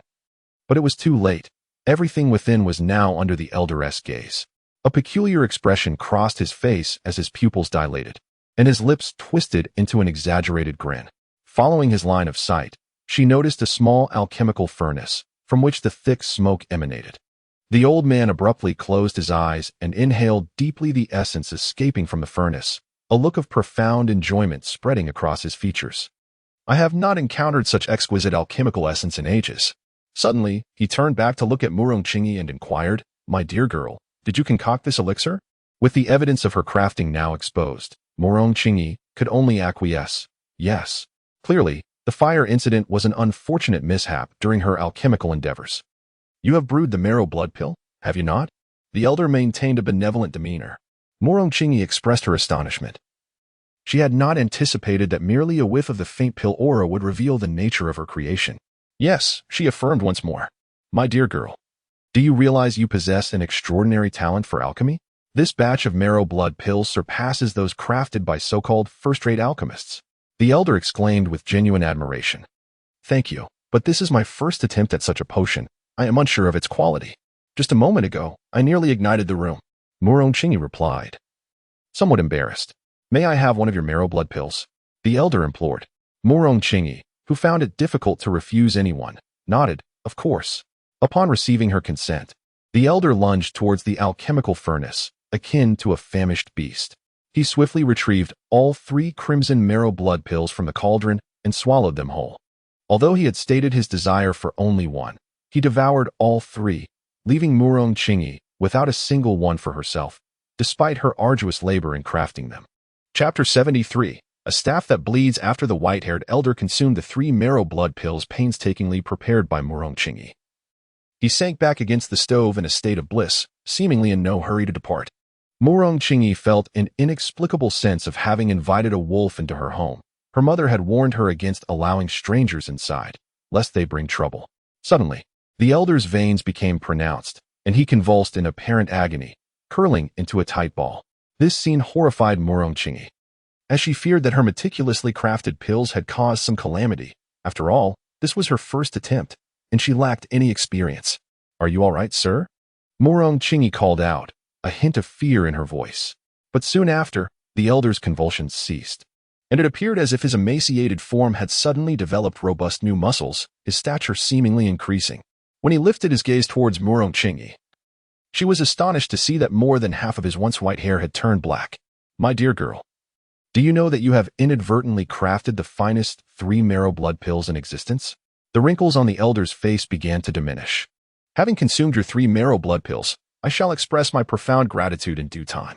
However, I must now attend to pressing matters, so I bid you farewell." Having spoken, he leaned on his cane and slowly made his way towards the front door. Morong Chingy, standing behind him, was astonished to discover blood trickling down from him. Upon closer inspection, it was the wooden cane in his hand that was seeping blood, a cane that could bleed. A shiver ran down Morong Chingy's spine. This old man was indeed quite peculiar. Fortunately, he eventually departed, leaving behind a strong scent of blood in the courtyard. Morong Chingy hurriedly fetched a cloth, dampening it to wipe away the blood on the ground. In the afternoon, in Yinxing, at Pear Blossom Lane in Yong'an Alley. This lane was a humble district within Yong'an Alley, inhabited by those at the very bottom of the social strata. The residents primarily eked out a living through hard labor within the town, resulting in the houses along the lane being quite dilapidated. Some even remnants of the original village homes from Qiuyu Village. For instance, the home of Song Yi in Pear Blossom Lane. The naming of Pear Blossom Lane was rather arbitrary, merely because a pear blossom tree once grew there, though it now stood as a mere half-trunk, incapable of bearing blossoms any longer. This tree met its demise due to a devastating attack from the Bone Demon Lord, known as the Whisper of the Wind. Yet today, this humble alleyway welcomed an extraordinary guest. As several luxurious horse-drawn carriages appeared at the entrance of the lane, they drew the attention of many passers-by. After all, carriages were typically a sign of affluent households, and these particular vehicles, drawn by two magnificent horses each, exuded opulence. The occupants within were undoubtedly of no ordinary status. When the curtain of one carriage was drawn back, a young woman in a blue dress gracefully alighted. As passers-by beheld her ethereal beauty, they involuntarily slowed their pace, their hearts marveling at the existence of such a divine beauty in the mortal realm. At the hour of view, precisely at 5 o'clock in the afternoon, Song Yi was able to conclude his duties, having made prior arrangements with Zhao Zhigao. They planned to indulge in some wine together in the small courtyard of Pear Blossom Lane after work.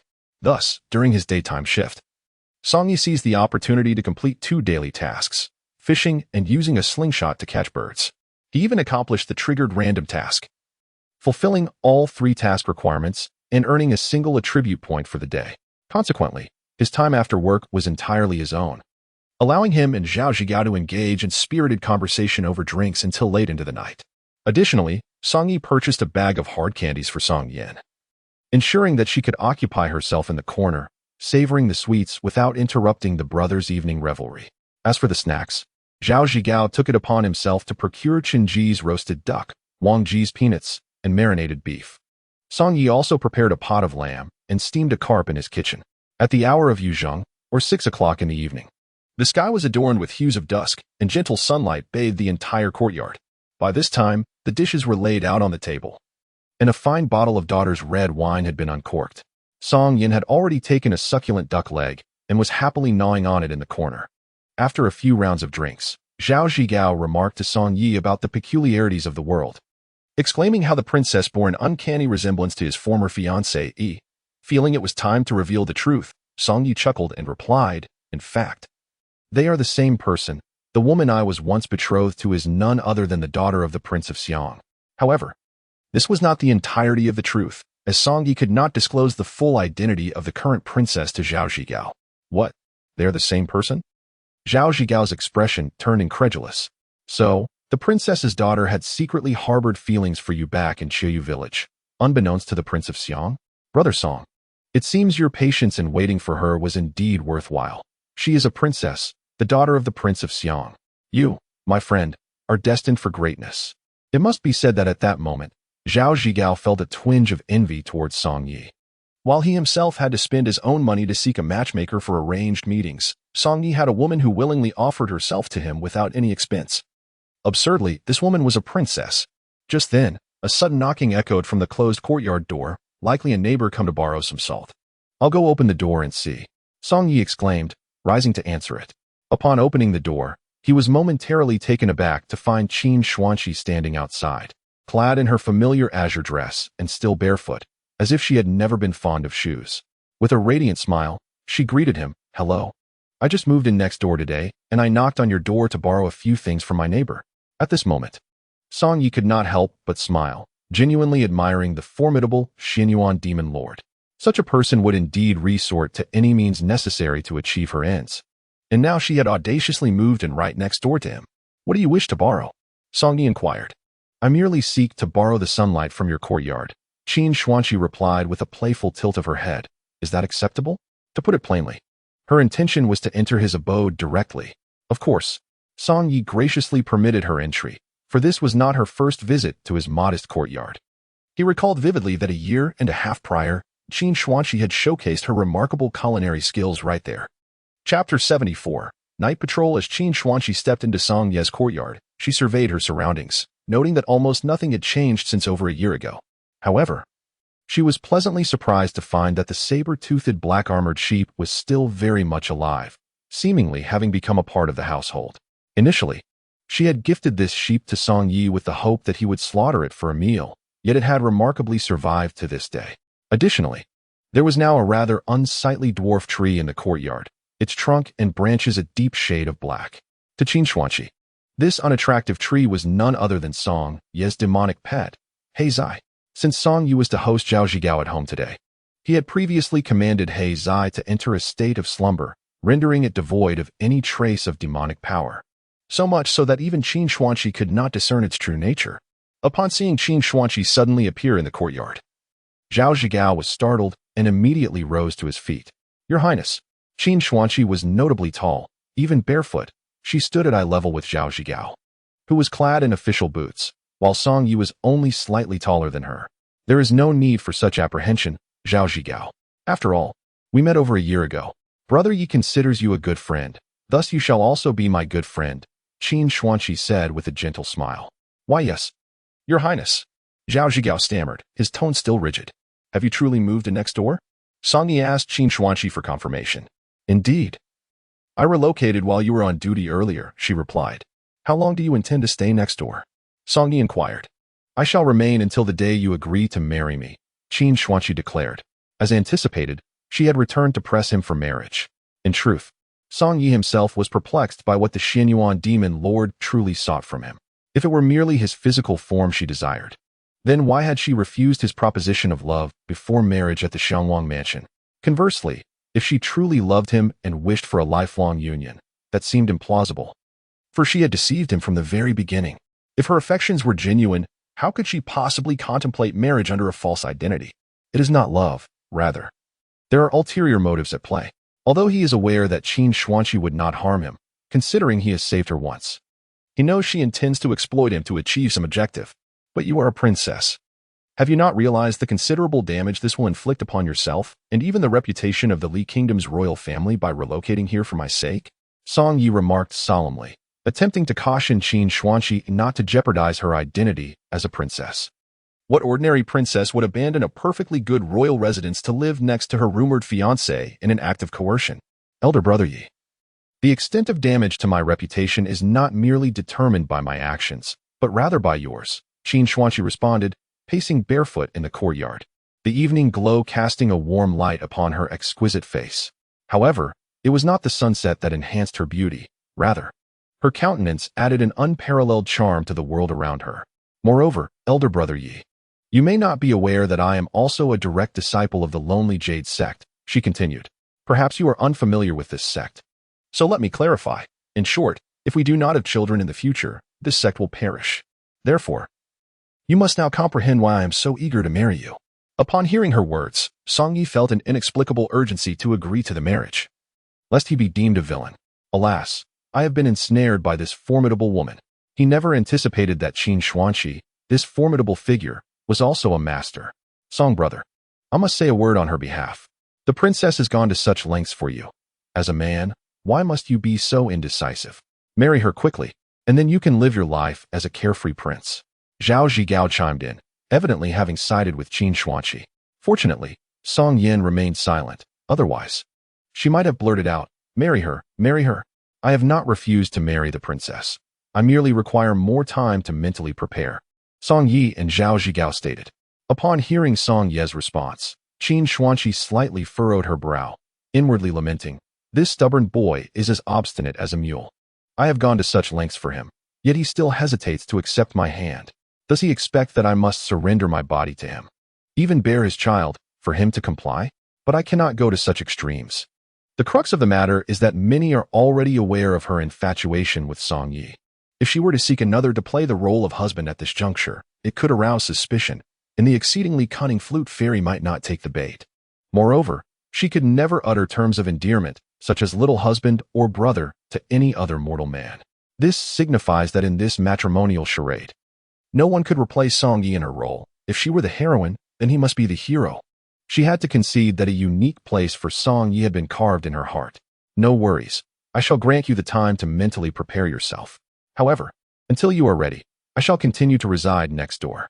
With that, Qin Xuanxi turned to leave, not wishing to intrude upon the brothers' jovial moment over drinks. Once Qin Xuanxi departed, Zhao Zhigao exhaled in relief, only to immediately turn to Song Yi with a look of concern. Did I say anything amiss in front of the princess? The very fact that you are still alive indicates you have not erred, Song Yi replied with a tone of jest. Yet, this light-hearted remark left Zhao Zhigao restless until the late hours of the night.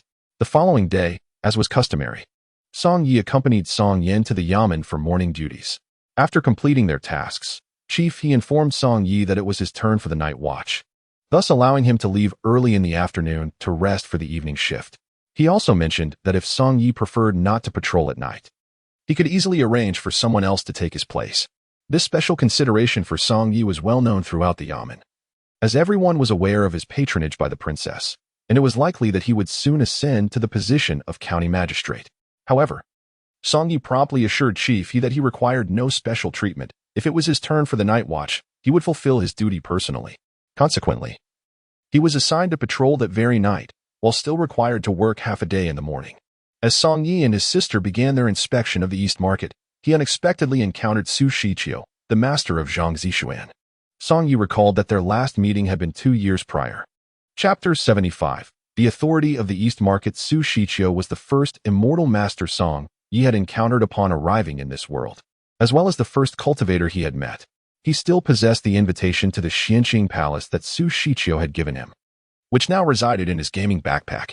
Fortunately, his backpack was spacious enough, and he thought that the invitation might someday prove useful to Song Yin. Otherwise, he would have discarded it long ago. Accompanying Su Shiqiu was a retinue of individuals, among whom Song Yi recognized only two: the immortal master Gu Shi of the Lanyue sect and her disciple Duanling. It appeared that this group also included members from the Seven Stars sect, the Divine Wind sect, and the Tianqi sect. The imposing demeanor of this assembly suggested that Su Shiqiu, as the leader of the Xianqing Palace, was leading them into a confrontation. Zhang Zixuan, however, was not among this group. Given her qualifications and abilities, she lacked the prowess to accompany her master in flirtation or combat, and she was even unworthy of merely cheering from the sidelines. Witnessing the scene, Song Yi, as the person of authority on the street, felt compelled to inquire about the matter. May I ask what brings you esteemed immortals to Yanqing? He approached with a question. Upon seeing Song Yi clad in the attire of an official, Su Shiqiu was momentarily taken aback. She had not anticipated that the rustic lad who once tended a tea stall would rise to such a position. The fitted official garb accentuated his striking demeanor. Dispelling her distractions, Su Shiqiu responded, "This immortal has come to vanquish demons." Demon? Song Yi was momentarily stunned. The East Market was filled with petty vendors. Where could there be demons? At that moment, Duanling, standing behind Gu Shi, peeked out and quietly reminded Song Yi, "Brother Song, that demon refers to the blood sword demon lord I mentioned before." Song Yi recalled that both Duanling and Zhang Zixuan had recently mentioned the name of the blood sword demon lord. Su Xian, why waste words with a mere official? The extermination of demons is of utmost importance. We must not delay lest unforeseen events arise. The speaker was a gaunt middle-aged man with a sharp, monkey-like face, a small tuft of beard adorning his chin, and a long sword strapped to his back, clad in a brown robe emblazoned with 7 golden stars. He was undoubtedly a member of the Seven Star sect. Song Yi had previously heard of this sect from Zhang Zixuan. The Seven Star sect was one of the few sword-focused sects, with all its disciples being sword cultivators. Since sword cultivators were already rare, the number of disciples in the Seven Star sect was limited, yet each disciple possessed considerable strength. Immediately, Song Yi employed a probing tool to assess the abilities of this sharp-faced man. Zhou Xingyang, 5th level of the virtual spirit realm. Clearly, this Zhou Xingyang was of a mortal master caliber, having attained strength in the virtual spirit realm. Additionally, Song Yi sought to ascertain Su Shiqiu's cultivation level. Although she was the first immortal he encountered, he had not unlocked the realm probe, function at that time, leaving him unaware of her depth of cultivation. Sushichio, 7th level of the Void-Breaking Realm. To his astonishment, Sushichio had reached the 7th level of the Void-Breaking Realm. It was no wonder she ranked 48th on the Immortals list. If she were to break through 2 more minor realms, she could attempt to ascend to the Unyielding Realm. Those who reach the Unyielding Realm possess a ticket to ascend Xuanji Mountain to vie for supremacy. In other words, attaining the Unyielding Realm grants one access to Xuanji Mountain. And should one successfully navigate the trials of the Immortal Sovereign there, they would earn the most esteemed title of Immortal Sovereign. To become a Celestial Sovereign is the greatest desire that resides within Sushichio's heart at this moment. Thus, she will not permit any disturbances that may disrupt her cultivation or unsettle her resolve during this pivotal time. 2 years prior, her inexplicable disciple, Pang On Wang, audaciously confessed his affections to her. After she firmly rejected him, he descended into depravity, betraying the celestial path for the demonic. Fortunately, she acted decisively, ending his life with a dagger, thereby stabilizing her own heart and ensuring that her will to cultivate remained untainted by trivial romantic entanglements. Song Yi was one of the witnesses to her act of slaying her disciple, and even now, he vividly recalls that scene. Song Yi, we are currently tracking the whereabouts of a notorious demon lord. If you are not afraid of death, you may accompany us, Sushichio declared, leading the group to the entrance of a narrow alley adjacent to the Eastern Market. One of her disciples whispered, Master, according to our scouts, the Bloodsword Demon Lord entered this alley yesterday. However, he lacked the courage to follow him inside, thus he does not know which house the demon ultimately entered. Song Yi had also visited this alley yesterday, where Murong Qingyi resided. At this moment, Sushichio remarked, the Bloodsword Demon is severely injured and may still be hiding within. I urge everyone to restrain your cultivation to avoid alerting him. Consequently, the group complied with Sushichio's directive, suppressing their internal power to prevent any leakage of their true energy. Naturally, Song Yi, who possessed no cultivation, had no need for such precautions. Upon entering the alley, Sushichio swiftly pinpointed their target, halting outside the courtyard of Uncle Shuixing's residence, which was currently occupied by Murong Qingyi. Just yesterday, Song Yi had encountered Murong Qingyi here. The Bloodsword Demon is no longer present, Sushichio stated coldly. But the courtyard still bears a strong scent of blood from his sword, indicating that he has indeed been here. With that, Sushichio raised her hand and forcefully pushed open the courtyard gate, leading the group inside. At that moment, Murong Qingyi was in the kitchen contemplating how to concoct another batch of new elixirs. This small kitchen served as her alchemy chamber. Upon hearing the commotion from the courtyard, Murong Qingyi rushed out, only to find the courtyard crowded with individuals, each seemingly of considerable stature. Her expression shifted to one of alarm, as she feared that the elderly man, who had consumed 3 marrow blood pills the previous day, had collapsed shortly after returning home. And now his family had come to confront her. Noticing Murong Qingyi's guilty demeanor, Sushichio immediately interrogated her. Speak. What is your connection to the Bloodsword Demon Lord? The Bloodsword Demon Lord? The one wielding the enchanted spirit sword? Murong Qingyi exclaimed, her innocent eyes wide with disbelief. I have only seen him in the Demon Lord Compendium, but I have never encountered such a formidable figure in reality. If I had, I surely would not be standing here now. You lie, Sushichio asserted with unwavering confidence, although you have meticulously cleansed this place. A potent scent of blood still lingers in the courtyard. This is the blood shed by the Bloodsword Demon Lord's enchanted blade. Chapter 76. Is she following me? Moreover, the essence of the blood from the Bloodsword Demon Lord that resides here varies over time. Sushichio discerned a wealth of information from the lingering stench. Initially, the blood was feeble, yet subsequently, the blood that flowed from the sword exhibited a newfound vitality, indicating that the Demon Lord's power was on the mend and his injuries were gradually healing. With a fierce gaze, Sushichio turned towards Murong Qingyi, indignantly exclaiming, You have healed him. Murong Qingyi hastily shook her head in denial. No, I haven't. I have never even encountered the Bloodsword Demon Lord. Yet suddenly, her expression froze as she recalled the bloodied cane held by the elderly man from the previous day. Could it be that the blood referred to by this fairy in white was indeed that which flowed from the cane? Was that enigmatic elder the Bloodsword Demon Lord? However, Murong Qingyi had previously seen the portrait of the Bloodsword Demon Lord in the Demon Lord Compendium. He was depicted with long, lustrous black hair, a towering stature, and a muscular build. How could he possibly resemble the gaunt, white-haired elder from yesterday? At that moment, Sushichio spoke again. The Bloodsword Demon Lord has been gravely wounded. His appearance has rapidly aged, differing from the likeness in the compendium. Thus, you have been deceived and unwittingly aided in his recovery. Or perhaps you are in league with him. Upon hearing Su Shichio's words, Morongqingyi's expression grew increasingly tense. For it dawned on her that the elderly man who had consumed her meticulously concocted blood essence pills was likely the infamous Bloodsword Demon Lord. As a disciple of the Immortal Sect, she had unwittingly provided sustenance to her enemy. Master Su, why waste further words with her? At that moment, Zhou Xingyang suddenly drew the sword bound to his back. For a stubborn girl like her, a little intimidation is necessary to elicit the truth. Clearly, he intended to personally teach Morongqingyi a lesson. Morongqingyi's cultivation level was merely at the 9th tier of the Xian realm, a fact that Song Yi was well aware of. In contrast, the sharp-featured Zhou Xingyang possessed a 5th-tier cultivation in the Void Spirit realm, his strength being comparable to that of the current Song Yi. The latest attributes of Song Yi were as follows: level 77 vitality, 1313 essence, 50. Just this morning, he had tested his maximum damage output against the wooden dummy in the player space, achieving a remarkable 36,000. According to the damage reference chart, the standard damage for a 5th-tier Void Spirit Realm practitioner on the wooden dummy was 36,000. Thus, based on Song Ye's latest damage output, his strength had indeed reached parity with Zhou Xingyang. However, this was solely his physical prowess, should he unleash his protective skills. A single strike from his annihilating all living beings would leave only Su Shiqiu alive in his presence. You cannot recklessly engage in violence here. Song Yi placed the girl in his arms, Song Yin, gently on the ground, and stepped into the courtyard center, warning Zhou Xingyang and the others. Your recent actions already constitute a brazen intrusion into a private residence. If you assault someone after such an intrusion, according to the laws of Dali, you shall be punished with 30 strokes and 3 months in prison. Zhou Xingyang laughed heartily. You, a mere minor official, dare to invoke the so-called Dali laws in front of me.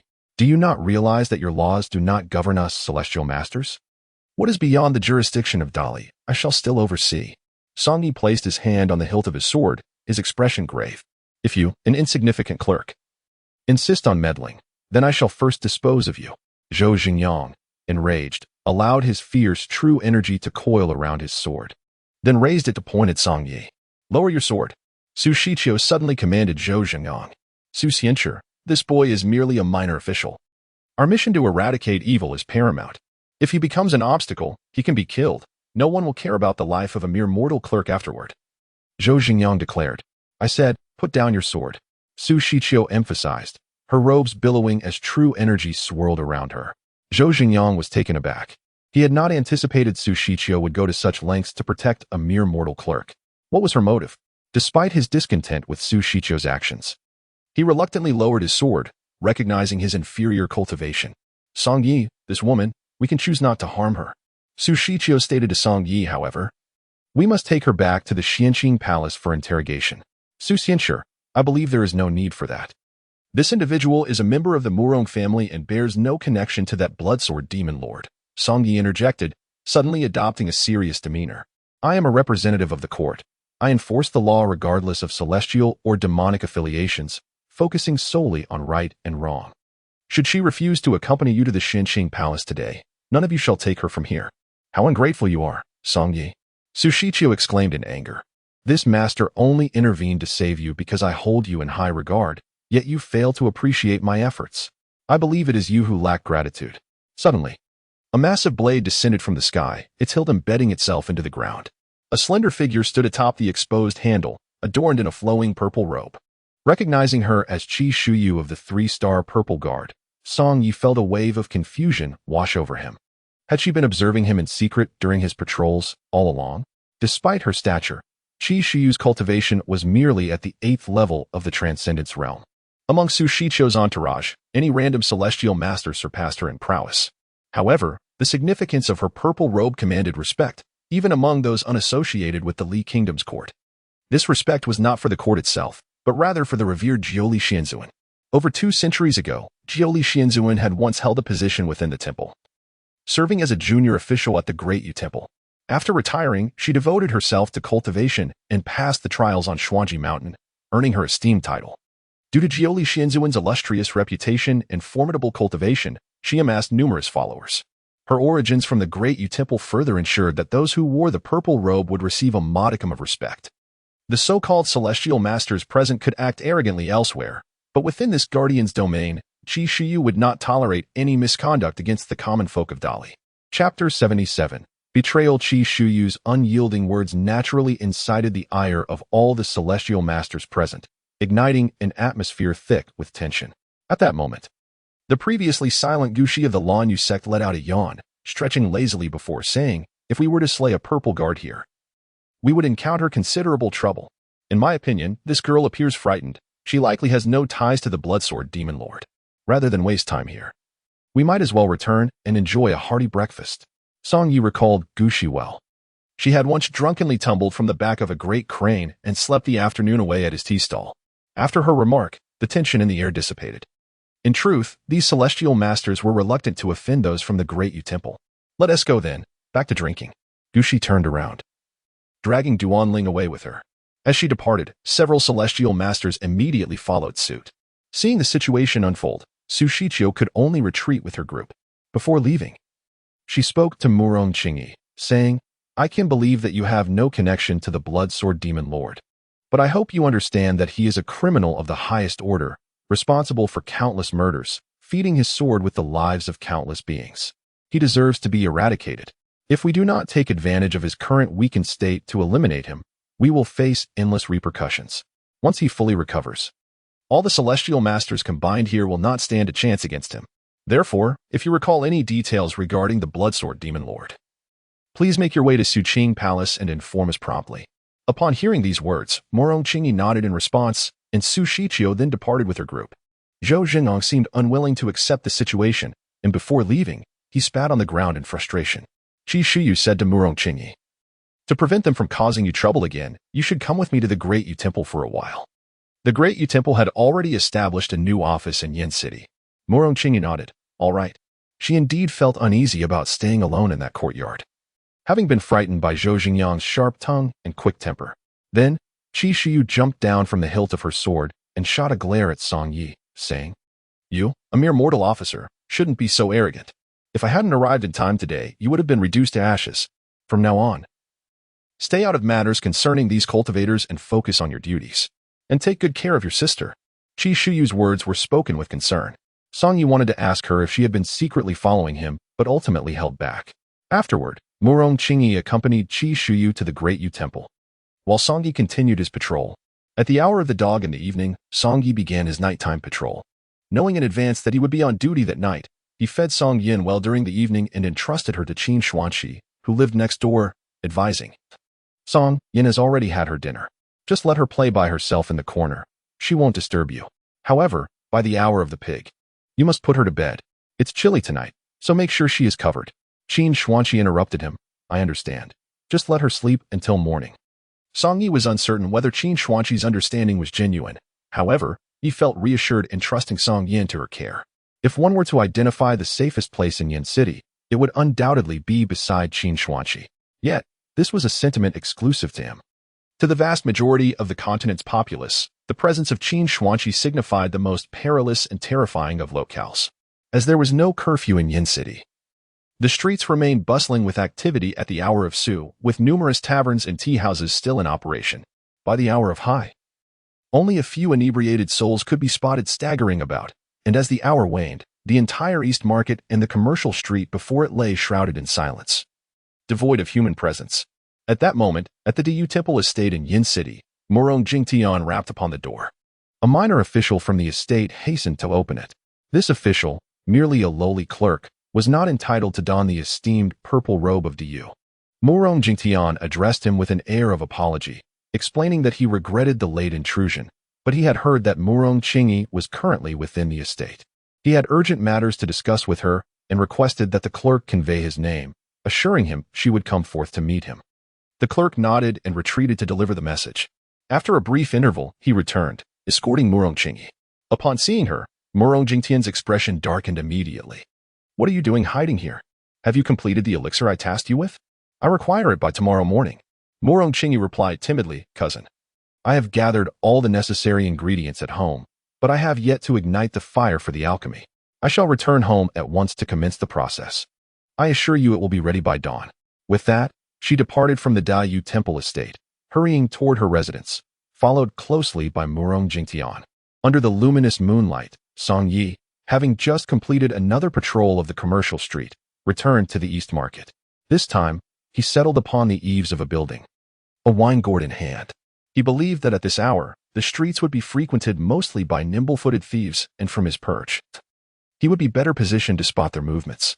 However, while he failed to detect any thieves, he did recognize two familiar figures, thanks to his keen eyesight. Even in the pitch-black night, he could discern objects clearly. He observed Murong Qingyi and Murong Jingtian entering the narrow alleyway leading to Murong Qingyi's home. Confusion washed over him.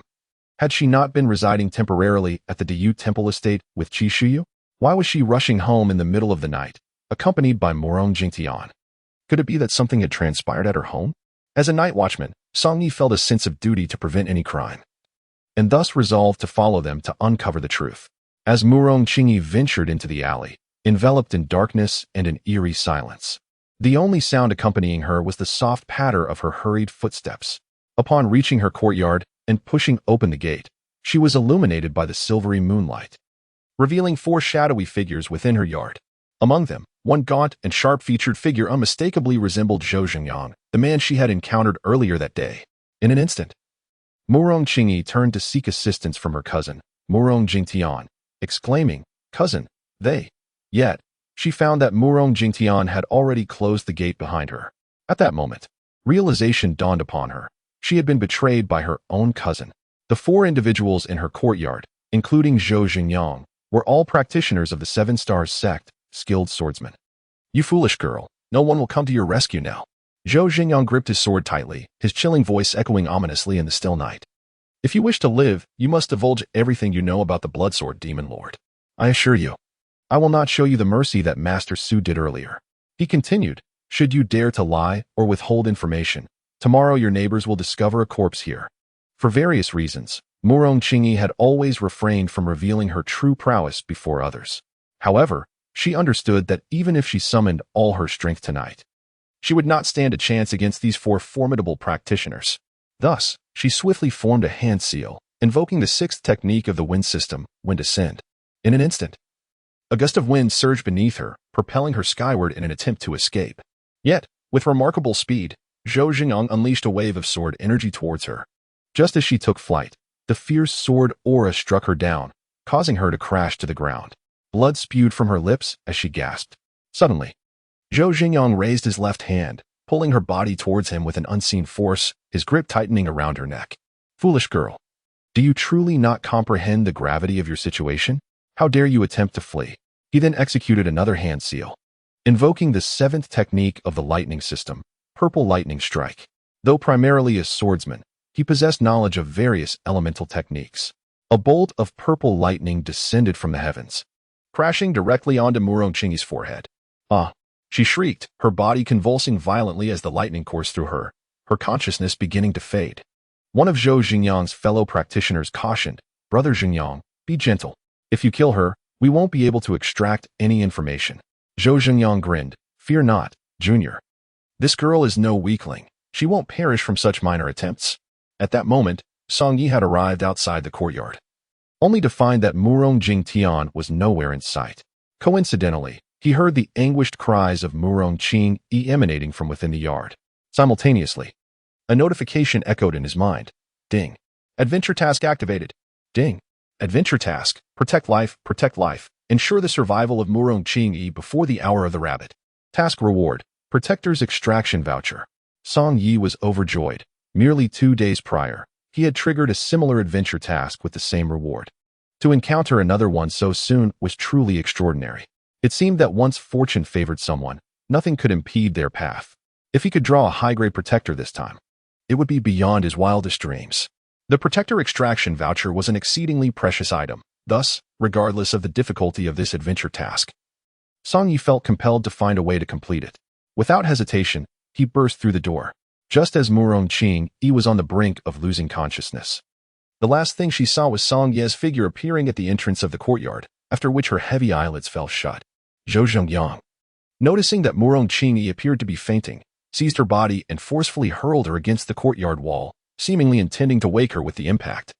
He was confident that her cultivation would shield her from harm. Such a minor ordeal would not claim her life. However, in a swift moment, Song Yi caught her just before she collided with the wall, gently placing her on the ground.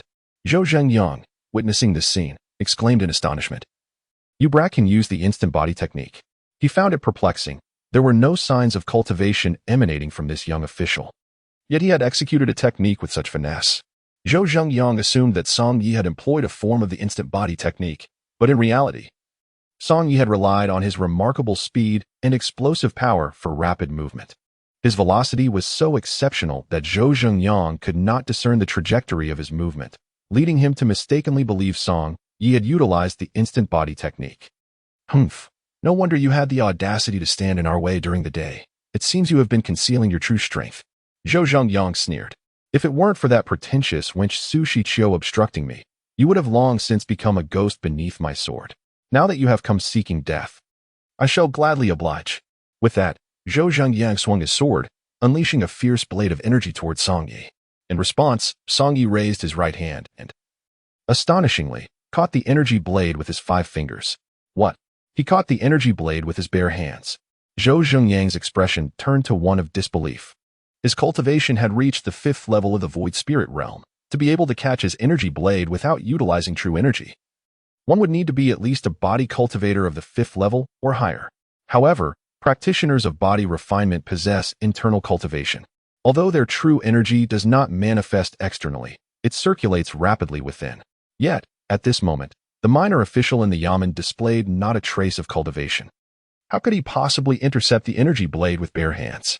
Was it solely through the strength of his physical form?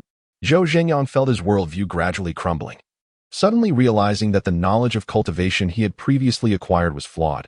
Otherwise, the existence of someone like Song Yi could not be explained. After Song Yi caught the energy blade with his bare hands, he promptly hurled it to the ground, where it vanished into the earth beneath. However, his right hand bore a minor injury. A faint bloodstain etched upon his palm, though it was of no great concern. Song Yi cast a glance around. There were 4 adversaries before him.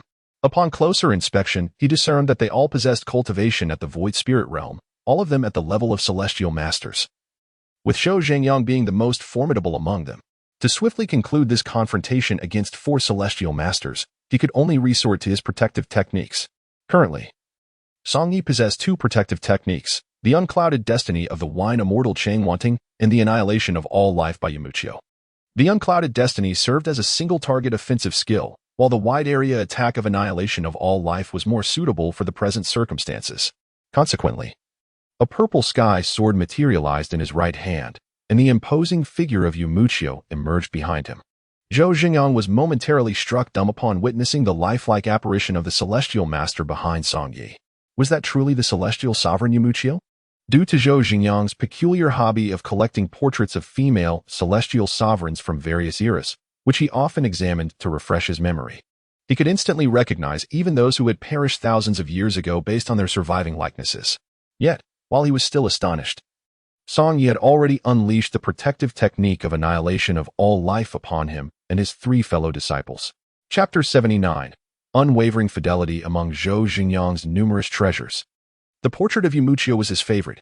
He lamented being born thousands of years too late to witness her splendor and unparalleled beauty in person.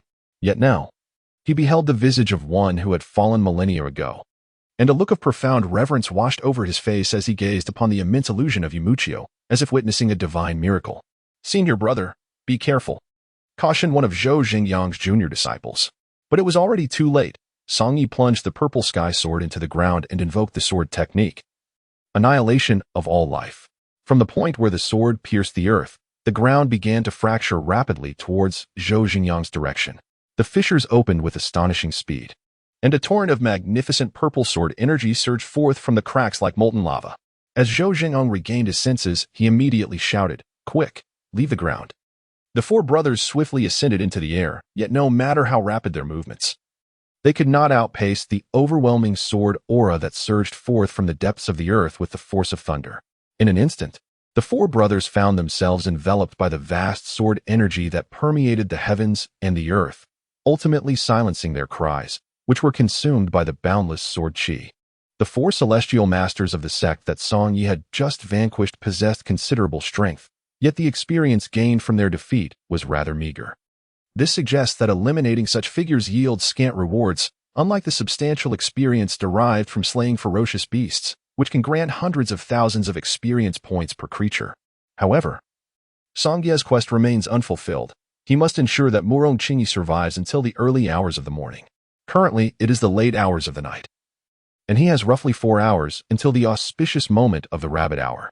Although Song Yi has dispatched these 4 celestial masters, and the immediate danger appears to have subsided, it is highly likely that other celestial masters from the 7-star sect will soon arrive.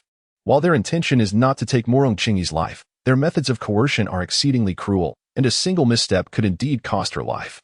Therefore, before the rabbit hour, Song Yi cannot allow Murong Qingyi to fall into the hands of the 7-star sect. Having already employed the devastating technique of annihilate all living beings, he cannot invoke it again within 12 hours. The only defensive skill at his disposal now is Cheng Wanting's heavenly mechanism, Dustless, a single target attack that can only eliminate one adversary at most. Yet, a plan soon dawned upon him. He could safeguard Murong Qingyi by bringing her to Qin Xuanqi's residence. For Song Yi, there is no place in the world safer than being in proximity to Qin Xuanqi. Furthermore, given that he is, in a sense, betrothed to her, it would be inappropriate for him to vigilantly guard Murong Qingyi alone throughout the night. Even if no one knows of their situation, it could tarnish his noble character. If someone were to witness this, it would be even more dreadful, for Qin Xuanqi would undoubtedly exact a severe punishment upon him.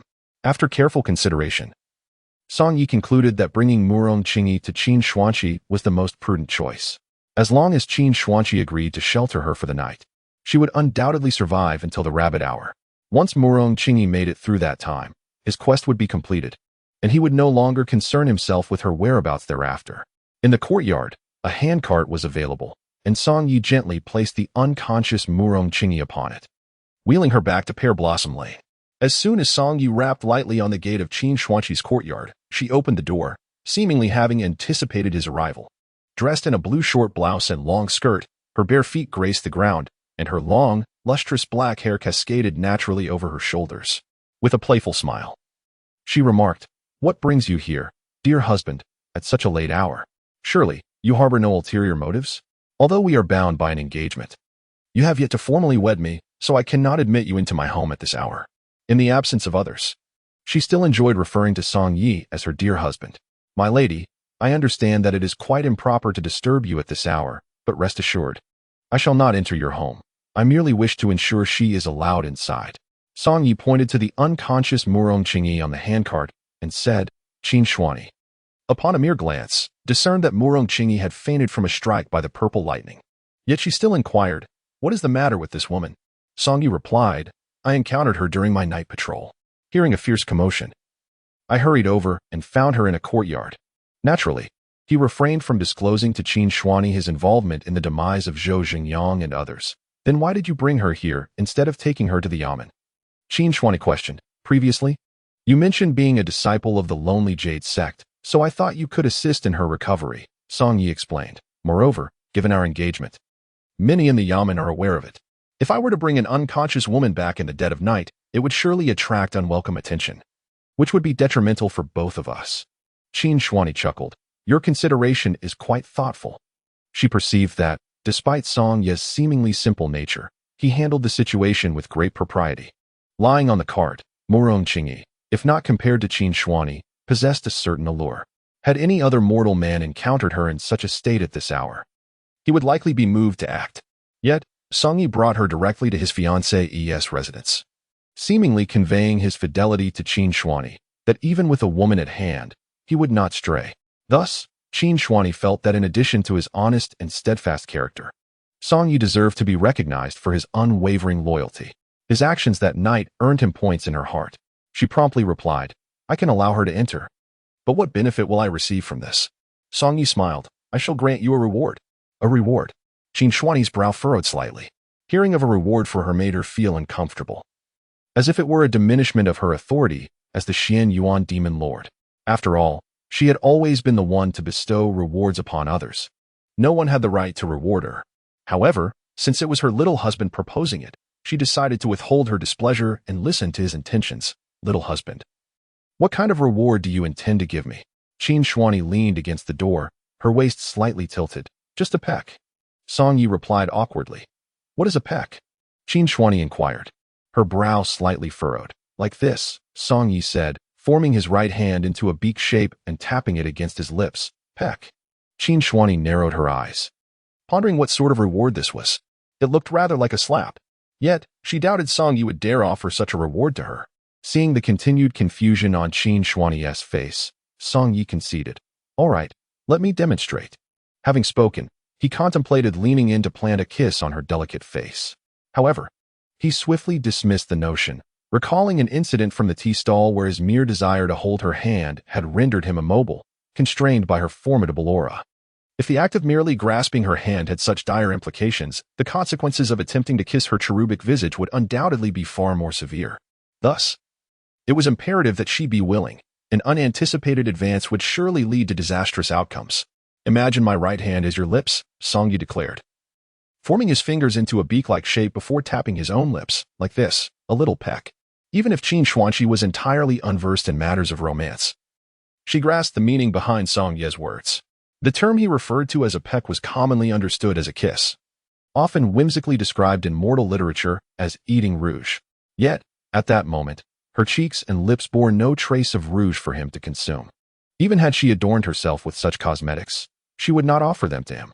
Moreover, to desire her rouge as a reward seemed quite absurd. Who was rewarding whom? After all, Qin Shuani was taken aback by the playful side of the otherwise earnest Song Yi. Very well, I shan't accept your so-called reward, she declared, gesturing toward the handcart containing Murong Qingyi. Just bring this woman inside. My lady, you do not wish to accept my reward? Song Yi feigned disappointment. Have you not prepared yourself for a kiss? It is quite understandable, considering the mental readiness required for such an act, akin to the preparation needed for marriage, which I too require ample time to contemplate. Qin Shuani furrowed her brow, sensing that Song Yi had cleverly found an excuse to postpone their wedding. Who says I am unprepared? I am even ready to bear your children, she hastily clarified. It is not that I do not desire your reward. It is simply that such an action, if witnessed, would not reflect well upon us. But who would be around at this late hour? Song Yi replied. Perhaps, as you suggested, you could envision my right hand as your lips. As she spoke, Qin Shuani mimicked his earlier gesture, forming her fingers into a beak and swiftly tapping her own lips. Thus, I accept your reward. That should suffice, no? Indeed, that is acceptable, Song Yi agreed, acknowledging that progress must be gradual. Qin Shuani's willingness to liken her hand to his lips and to execute the gesture was a significant concession on her part. Subsequently, Song Yi wheeled the cart containing Murong Qingyi into Qin Shuani's courtyard. Following her orders, she had instructed the guards not to protect her, though each morning, Qi Shi would visit to ensure her well-being. At this hour, her courtyard was devoid of other occupants, save for Song Yan, who was peacefully slumbering within. What had become of Song Yan? Song Yi inquired, and Qin Shuani replied, she is currently asleep in the room. Indeed, she is quite well behaved. By the early hours of the night, she climbs into bed all by herself, requiring no coaxing from me. Qin Shuani mused that if Sun Yinchuan were aware of how obedient his daughter was and that she was living happily alongside Song Yi, he would surely feel a sense of comfort. That is wonderful. I shall come to fetch her in the morning. I truly appreciate your assistance tonight, Song Yi remarked. Qin Shuani smiled gently, saying, Little husband, we are family now. There is no need for such formality. Song Yi chuckled inwardly, thinking to himself that this female demon lord, while professing familial bonds, would not even allow him a simple kiss. It seemed she was merely indulging in empty words. Of course, he refrained from voicing these thoughts. Upon exiting Qin Shuani's residence, Song Yi returned to the East Market to continue his patrol, which he would maintain until the early hours of the morning. After the duty hour, he could finally rest, and with the arrival of dawn, his extraordinary quest would conclude. During this time, Murong Qingyi was assuredly safe beside Qin Shuani. Even if the 5 major sects, Xianqing Palace, Lanyue sect, Shinfeng Gate, Tianqi sect, and Qixing sect, were to unite, they would not stand a chance against her. Among these sects, it was the Qixing sect that was particularly zealous about the pursuit of the blood sword demon lord, brazenly disregarding the moral codes of the immortal sects to invade Murong Qingyi's home under the cover of night, employing force to interrogate her. Thus, Song Yi surmised that the Qixing sect harbored ulterior motives in their crusade against the bloodsword demon lord. Otherwise, their fervor would be inexplicable. However, such matters seemed to hold no relevance for him. As long as they did not disrupt his patrol, He had no desire to become entangled in their affairs. Meanwhile, in the courtyard where Qin Xuanqi resided, she briefly assessed Murong Qingyi's injuries and found them to be minor. She would awaken in a few hours. In truth, Qin Xuanqi had already sensed a skirmish involving 5 cultivators in a nearby alley of East Market. Among them were 4 sword cultivators, one of whom unleashed the 7th technique of the thunder element, Purple Lightning Strike. Yet, conflicts among cultivators were a common occurrence, and given their low levels of cultivation, such disputes appeared to Qin Xuanqi as mere skirmishes between ants. She had no intention of intervening. Suddenly, without warning, one of the cultivators executed a sword technique that required at least the skill of breaking through the void. However, among the 5 she sensed, none possessed such prowess. This indicated the presence of a 6th individual who had employed this technique. Naturally, she did not suspect Song Yi, as he bore no trace of cultivation within him, a fact she was confident in recognizing. What puzzled her further was that, relying solely on her remote perception, she could not discern the specific nature of this sword technique. If she was unable to perceive it, it was possible that this technique had been lost to time, rendering her unfamiliar with it. Thus, it was likely that this 6th individual was a descendant of a long-lost sword technique. Chapter 81. Is it for vengeance? In truth, even if a successor of the long-lost sword technique were to emerge in the alleys of the Eastern Market, Qin Xuanqi would remain unimpressed. After all, the documented history of cultivation spans an astounding 70,000 years, during which countless sword techniques have inevitably faded into obscurity. To Qin Xuanqi, the majority of these lost techniques are of inferior quality. Even if they are truly forgotten, their absence is hardly regrettable. Moreover, the 6th cultivator who had just demonstrated this lost sword technique possessed a mere level of cultivation approximating the void-breaking realm, a state that Qin Xuanqi regarded as insignificant, akin to that of an ant. Typically, she held no interest in the squabbles among such ants. However, her honest and earnest little husband had unexpectedly found himself embroiled in the fray, returning with an unconscious woman in tow. Given that her little husband had involved himself, her curiosity was piqued, prompting her to take a glance. In an instant, she arrived at Murong Qingyi's residence. The majority of the courtyard's ground lay fractured, with a faint aura of sword energy seeping through the crevices. The air was thick with remnants of dust, likely the remains of the 4 sword cultivators who had been obliterated by this lost sword technique, their residual essence now mingling with the earth. At that moment, Qin Xuanqi realized that the sword technique, which she had previously underestimated, was far more complex than she had anticipated. Closing her eyes, her consciousness began to drift through the vast expanse of 70,000 years of cultivation history, as if she sought to unearth a needle long sunk to the riverbed of time. After a brief interval, her eyes shot open, her lips parting to utter 3 words: exterminate all life. To Qin Xuanqi's astonishment, the long-lost immortal sword technique, thought to have been forgotten for 30,000 years, was now resurfacing in this unremarkable courtyard. The exterminate all life technique was a unique sword art of the Holy Heaven sect, attributed to its founder, Yu Qiuqiu. The world had long believed that this technique had no successors, a notion echoed in the annals of cultivation history. Indeed, for the 3 millennia following Yu Qiuqiu's passing, no sword cultivator had ever invoked this technique. Yet now, its revival indicated the existence of a secret successor, akin to how the wine immortal Cheng Wanting had her own clandestine disciple in Qin Xuanqi. Moreover, it was conceivable that this successor had passed down the teachings through several generations over the span of 30,000 years. But if Yu Qiuqiu's heir had remained hidden for so long, why would they suddenly emerge at this juncture? This certainly sparked intrigue. A disdainful smile crept across Qin Xuanqi's face. Could it be that this long-concealed successor had appeared to seek vengeance for the destruction of their sect? Indeed, Yu Qiuqiu is the founding ancestor of the Holy Heaven sect, and thus her disciple can be considered a member of this sect. The Holy Heaven sect was utterly annihilated by Qin Xuanqi, with all 7,000 disciples perishing at her hands. Therefore, it seems entirely reasonable that Yu Qiuqiu's disciple would seek revenge against her. As for the reason this disciple appeared here and why they killed 4 sword cultivators, Qin Xuanqi could only surmise. Moreover, she had no intention of dwelling on the matter, for many sought her demise. It was merely that these individuals lacked the courage to confront her. From her earlier perception, this disciple of Yu Qiuqiu was merely at the void-breaking realm, a creature as insignificant as an ant. Why should she concern herself with such a being? Subsequently, Qin Xuanqi soared back to her own courtyard, seated herself in meditation, and awaited the dawn. Morning arrived at the hour of the rabbit, and Song Yi returned promptly to the yamen to report for duty. concluding a night of patrols without feeling even a hint of fatigue. After all, given the current strength of his physical form, he could remain awake for 10 days and nights without issue. Just then, a notification tone echoed in Song Ye's mind. Ding. Congratulations, player, for completing the fortuitous quest, Guardian of Life. Ding. Congratulations, player, for receiving the quest reward, Guardian Extraction Voucher. Ding. Congratulations, player, for receiving a quest experience reward of 300,000 points. As Song Yi had anticipated, placing Murong Qingyi with Qin Xuanqi was entirely safe. She had successfully survived until the hour of the rabbit. Song Yi had also obtained the coveted Guardian Extraction Voucher and a substantial amount of quest experience. The next step was to see what fate awaited him in the Guardian Extraction. Song Yi promptly summoned the game's Guardian Extraction interface, consuming the freshly acquired voucher. As the interface shimmered with a golden light, an unsettling premonition washed over him. For this time, the brilliance of the golden light was not as radiant as on previous occasions. The extraction results soon materialized. Ding. Congratulations, host, for drawing a purple-grade Guardian, Wei Li. Guardian character, Wei Li, grade, purple.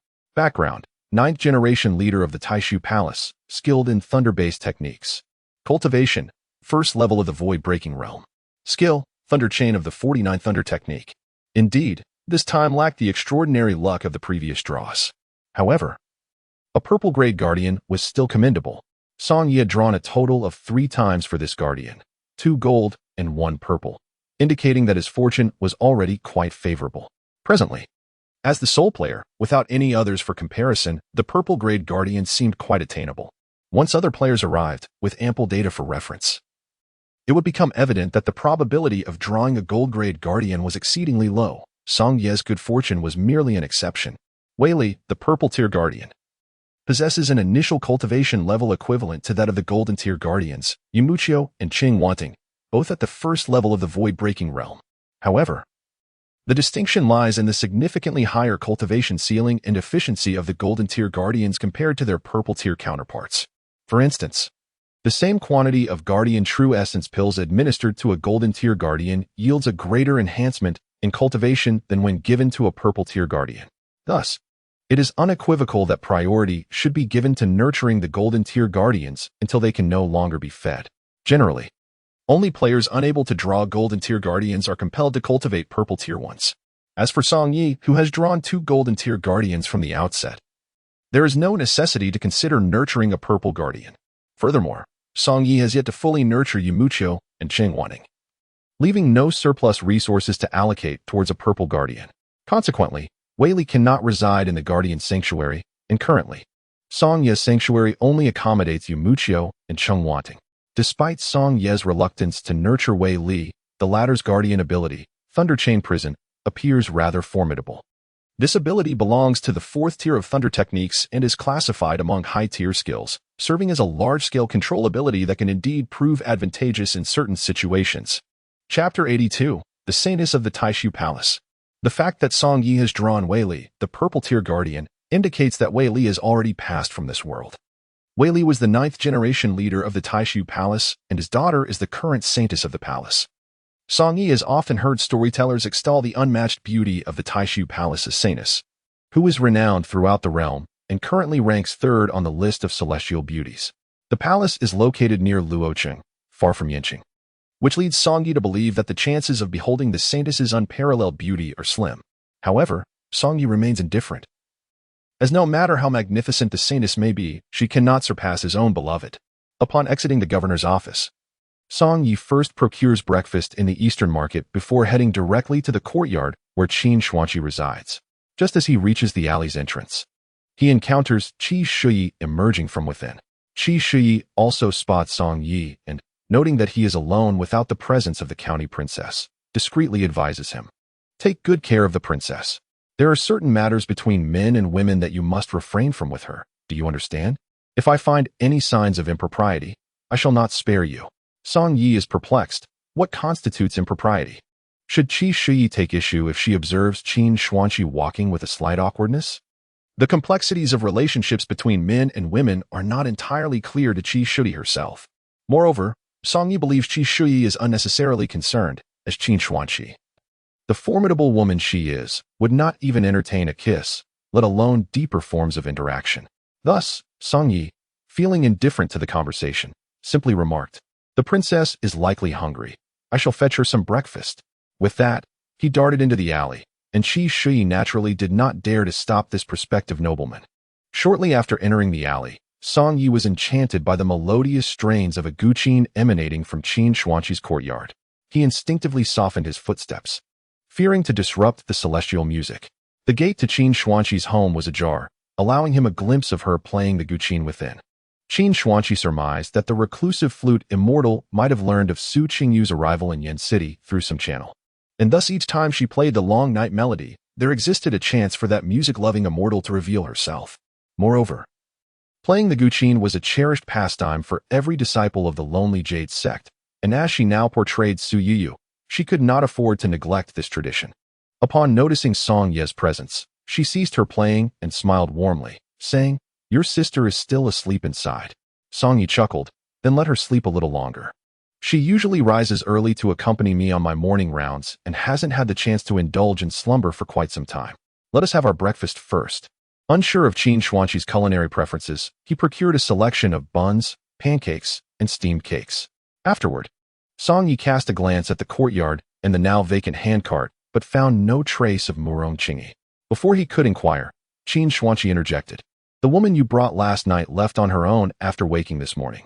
She seemed to know you were her savior and, before departing, mentioned that she possessed nothing of value, leaving behind this jade pendant for you as a token of gratitude." As she spoke, she gestured toward a jade pendant resting on a stone table in the courtyard, adding, "She indicated that this pendant could fetch a fair price and asked me to give it to you as thanks for saving her life." Song Yi smiled and replied, "In truth, I did little. I merely happened upon her collapsed in a courtyard and brought her here." Qin Xuanqi smiled faintly. "My little husband truly has a kind heart. I recall when I was injured and fell unconscious outside the tea stall you used to frequent. It was you who ultimately saved me and brought me back to your home." Embarrassed, Song Yi stammered, "You remember that?" Qin Xuanqi slightly pursed her lips, saying, "A life-saving grace cannot be forgotten. Yet, while the woman you rescued merely bestowed upon you a jade pendant, I offered you my very self. In this light, it seems I have been the most devoted to you." Song Yi laughed. "Indeed, there is no one in this world who treats me better than you, my dear." Hearing this, Qin Xuanqi felt an inexplicable sense of joy. Before meeting Song Yi, she had never realized how wonderfully simple it could be to feel such delight. Murong Qingyi's urgency to depart from Qin Xuanqi's courtyard stemmed from the recent opening of a rouge shop on Huaye Street, which was set to showcase the latest cosmetics from Luojing. The previous day, Murong Jing had instructed her to rise early and queue for the coveted products. After enduring a lengthy wait, Murong Qingyi successfully acquired the newest rouge and promptly delivered it to the Murong residence, placing it directly into Murong Jing's hands. Elated by her acquisition, Murong Jing offered no words of gratitude, retreating to her chamber with the rouge in hand. At that moment, Murong Jingtian occupied the main hall, and he was taken aback to see Murong Qingyi standing before him unscathed. He had anticipated her imprisonment at the Qixing Gate, subjected to torment. Yet, here she was, unharmed, and he exhibited no remorse for his betrayal from the previous day. Instead, he regarded her with a frigid detachment, maintaining his lofty demeanor. Murong Qingyi chose not to confront him about his treachery but bowed her head and silently exited the Murong estate. She was acutely aware that, despite sharing the Murong surname, she was regarded no differently than a lowly servant within the family. Even if she were to disclose Murong Jingtian's betrayal to the elders, she knew none would advocate for her. Thus, she had learned to endure in silence, navigating her existence with utmost caution over the years. Although her cultivation surpassed that of many peers within the clan, she took great care to conceal her abilities, striving to remain inconspicuous and avoid drawing attention. The elder members of the clan, capable of discerning her exceptional talent, chose to overlook her potential, allowing her to live as though she were a servant.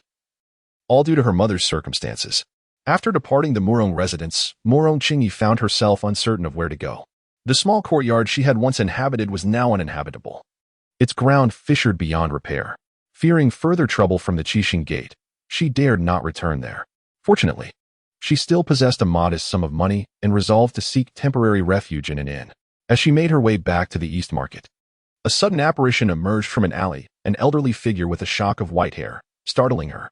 Upon closer inspection, She recognized this peculiar old man as the one who had consumed 3 of her marrow blood pills, and she realized that his true identity could very well be that of the Blood Sword Demon Sovereign. Chapter 83. The second Blood Sword Demon Lord. Upon encountering the elderly figure who bore the semblance of the infamous Blood Sword Demon Lord, Murongchingi immediately turned on her heels and fled. She had no desire to be mistakenly associated with such a notorious fiend. However, in an unexpected turn of events, a powerful surge of true energy ensnared her, lifting her effortlessly into the air. In an instant, she found herself transported by the enigmatic elder to a desolate hill beyond the city's confines. The elder unceremoniously discarded her beneath a tree, leaving Murongchingi in a state of shock. As she surveyed her surroundings, she noticed a clearing not far off, where 9 layers of firewood were stacked, seemingly prepared for a cremation. A chill of dread coursed through her, and she thought, surely, this peculiar elder does not intend to burn me alive here. After all, she had not wronged him. In fact, she had previously gifted him 3 of the marrow blood pills she had painstakingly concocted. He should be grateful, not vengeful. Could it be that something had gone awry with the pills? She recalled how, after consuming them, he had visibly improved, with his vitality restored and half of his white hair transformed to black. Yet, now, as she beheld him, he appeared gaunt and pallid, his hair fully white and half of it missing. Could her marrow blood pills be the cause of his current state? Gathering her courage, Murongchingi stammered. What do you intend to do by bringing me here? Your current condition is not my concern. You insisted on consuming those 3 marrow blood pills. Suddenly, the elder threw back his head and laughed heartily. Silly girl, do you think I have come to seek retribution? There is no need for you to be so anxious. While it is true that I experienced a temporary improvement after consuming your pills, the true cause of my present frailty lies in this unhealable scar.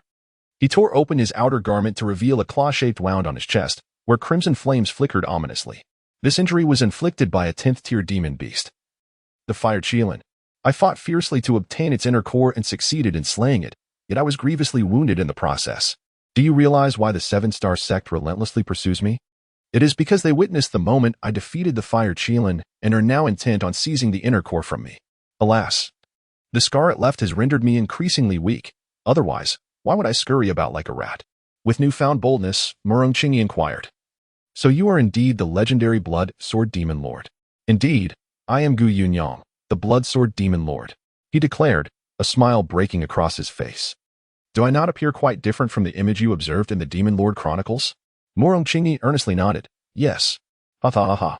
Ancient Yunyang smiled once more. And after he had finished, Murongchingi cautiously inquired, Master Demon Lord, what brings you to bring me here? Ancient Yunyang replied, in truth, I have been observing you in secret for quite some time. Not only do you possess an extraordinary talent for alchemy, but your aptitude for cultivation is also remarkable. However, your gifts do not lie in celestial cultivation, but rather in the path of demonic cultivation. You have yet to reach the ethereal realm in your celestial practice, which affords you the opportunity to transition to demonic cultivation. Celestial practitioners have the chance to shift to demonic cultivation before reaching the ethereal realm, as their celestial veins within have not yet fully matured. Likewise, demonic practitioners who have not attained the demonic origin realm can also shift to celestial cultivation before their demonic veins take root. Take, for instance, Su Shichou's disciple, Pang On Wang, who turned to the demonic path midway. If Murongchingi were to begin her transition to demonic cultivation now, she would simultaneously harbor both celestial and demonic powers within her. However, unlike Qin Xuanqi, who possesses a dual cultivation body, once Murongchingi's demonic cultivation reaches the demonic origin realm and her demonic veins take root, her celestial veins will completely wither away, leaving no trace of celestial power within her. At that point, there would be no turning back, and she would become a true denizen of the demonic path. Thus, I implore you to embrace demonic cultivation, Ancient Yunyang stated earnestly. I wish for you, Murongchingi, to inherit my legacy and become the second Blood Sword Demon Lord. What? Upon hearing this, Murongchingi's eyes widened in shock, her mouth agape. She had never contemplated straying from the celestial sect to embrace the demonic path, let alone aspire to become the second Blood Sword Demon Lord. Furthermore, the title of Blood Sword Demon Lord was hardly a fragrant one. Why should she bear the burden of such a notorious title? Master Demon Lord, I am but a humble scion of a minor family, of lowly status and superficial cultivation. I truly lack the capability to inherit your legacy. Murongchingi hastily protested. It is too late. Ancient Yunyang retorted, spitting blood. My body is nearing its limits, and I, Ancient Yunyang, must have a successor. Besides you, I have no time to seek another. Whether you agree or not, you must continue my legacy. As he spoke, Ancient Yunyang cast his staff at Murong Qingyi's feet, the end of the staff embedding itself several inches into the ground. Suddenly, the staff began to tremble violently, enveloped in black mist, and transformed into a long sword with a pitch-black blade. This sword, named Sang, will now belong to you, Ancient Yunyang continued. It shall impart to you the methods of cultivation and the blood flame sword technique. The fire Qilin's inner core, which I am unworthy to enjoy, resides within it. At the appropriate time, you may retrieve the fire Qilin's inner core. Wait. Murong Qingyi interjected immediately. Master Demon Lord, I am merely a frail woman, devoid of grand aspirations. I truly am not suited to inherit your esteemed legacy. No, you are more suited than anyone else. You simply have yet to comprehend your own potential, Gu Yunyang remarked. You would never willingly endure a lifetime of bullying from Murong Jingtian and his ilk. Nor would you accept being treated as a mere servant. One day, you shall rise against them, perhaps even take their lives. Only then will you truly become yourself. However, be warned, this path will attract more enemies, necessitating your growth and strength. And Sang will teach you how to become powerful. As Gu Yunyang spoke, he suddenly gazed at the sword of the demon spirit, addressing it as if to an old friend. Go forth, Sang, to your new master. The sword, named Sang, trembled slightly as if in response to Gu Yunyang's call. In an instant, it transformed into a black hairpin, and with a swift motion, it embedded itself into Murong Qingyi's hair at the nape of her neck, forcibly acknowledging her as its master. Chapter 84. When the spectator becomes the participant, Murong Qingyi was startled to find the demon spirit sword had morphed into a small hairpin lodged in her hair. She instinctively reached back to remove it, but the pin seemed to have melded with her hair, refusing to budge. Ha! Gu Yunyang laughed again. It seems Sang has taken quite a liking to you. This is splendid. I, Gu Yunyang, now have an heir, and I have no regrets. I can depart in peace. With that, he turned and walked toward the pile of firewood. Then, summoning the last of his strength, he leaped onto the top of the 9-tiered wood stack and lay down. It turned out that this towering pyre had been prepared for his own end. Suddenly, the stack ignited in a roaring blaze, flames leaping several yards high. Thus, the Bloodsword Demon Lord met his demise. Half a month later, in the capital of the Li Kingdom, in Luoqing, Princess Li Xiaoling entered the palace seeking an audience, but was stopped by the emperor's personal attendant, Wang Yan. Your Majesty is in the Yujie Palace discussing matters of the harem with concubine Wei and cannot see anyone at present. Wang Yan bowed respectfully. Li Xiaoling furrowed her brow. Not even for this princess? Wang Yan replied. I implore the esteemed princess not to make it difficult for me. I am merely conveying His Majesty's orders. With no choice but to acquiesce, Li Xiaoling turned to leave. It had been half a month since she had last seen her brother, the emperor. Each time she entered the palace, it was Wang Yan who delivered the message, consistently stating that he was occupied with concubine Wei in the harem. What matters could possibly require so much discussion? Since the forces of the Yin Kingdom had been defeated and the external threat temporarily alleviated, Li Qianshi had descended further into indulgence, now favoring concubine Wei above all, reveling in nightly festivities and frequently absenting himself from morning court sessions. Previously, Li Xiaoling could offer him counsel, but recently he had begun to avoid her altogether. What troubled Li Xiaoling even more was that just half a month prior, Li Qianshi had appointed Wei Guifei's brother, Wei Jianda, as the Minister of War. Gradually, a considerable number of followers of Wei Jianda began to emerge in the court, indicating a trend towards the formation of a faction led by him. Li Xiaoling understood that the concentration of power in the hands of the imperial relatives was a long-standing taboo for any dynasty. This very matter prompted her to repeatedly seek an audience with her unambitious younger brother, the emperor. She contemplated that if Li Qianshi continued to evade her, she might have to resort to force to enter the palace. Yet, she wished to avoid such drastic measures until the very last moment. Meanwhile, in Yin City, news of the ground fissures in the courtyard where Murong Qingyi resided quickly spread. With Murong Qingyi herself missing and absent for an extended period, rumors naturally began to circulate. The profound cracks in the earth were attributed to the actions of cultivators. Qi Shui had once taken a team of Ziyu guards to inspect the scene. However, she could only ascertain that the fissures were caused by a particular sword technique. The specific sword technique remained unknown to her. Yet she had preserved several strands of the residual sword aura left at the scene. Moreover, not only was Murong Qingyi missing, but 4 celestial masters from the Qixing sect had also vanished simultaneously. leading to suspicions that the traces of conflict in the courtyard were linked to the mysterious disappearances of these four masters. The situation escalated significantly due to the inexplicable absence of the four celestial masters. Thus, determining the origin of the sword technique became exceedingly crucial.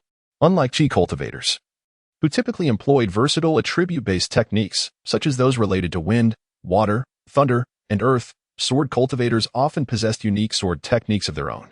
Generally, if one could ascertain the name of a sword technique, it would lead to the identification of its practitioner. Consequently, the 5 major sects dispatched their most seasoned celestial masters to the scene for investigation. Through the collaborative efforts of numerous elder masters, after several days of meticulous inquiry and the perusal of countless cultivation texts, an elder master from the Xianxing Palace finally spoke with a quivering voice, suggesting his conclusion. This sword technique seemed to be the long-lost annihilation of all life, believed to have been forgotten for 30,000 years. Upon the utterance of these words, the assembled celestial masters were struck with astonishment. They were well aware that the technique annihilation of all beings was the unique swordsmanship of the female sword cultivator Yumuchio, which had been lost to time since her demise 30 millennia ago. However, once this notion was proposed, an increasing number of venerable masters began to concur, ultimately reaching a near-unanimous conclusion that the terrifying fissure left in the courtyard was indeed the work of annihilation of all beings. This, in turn, implied that Yumuchio must have had an heir.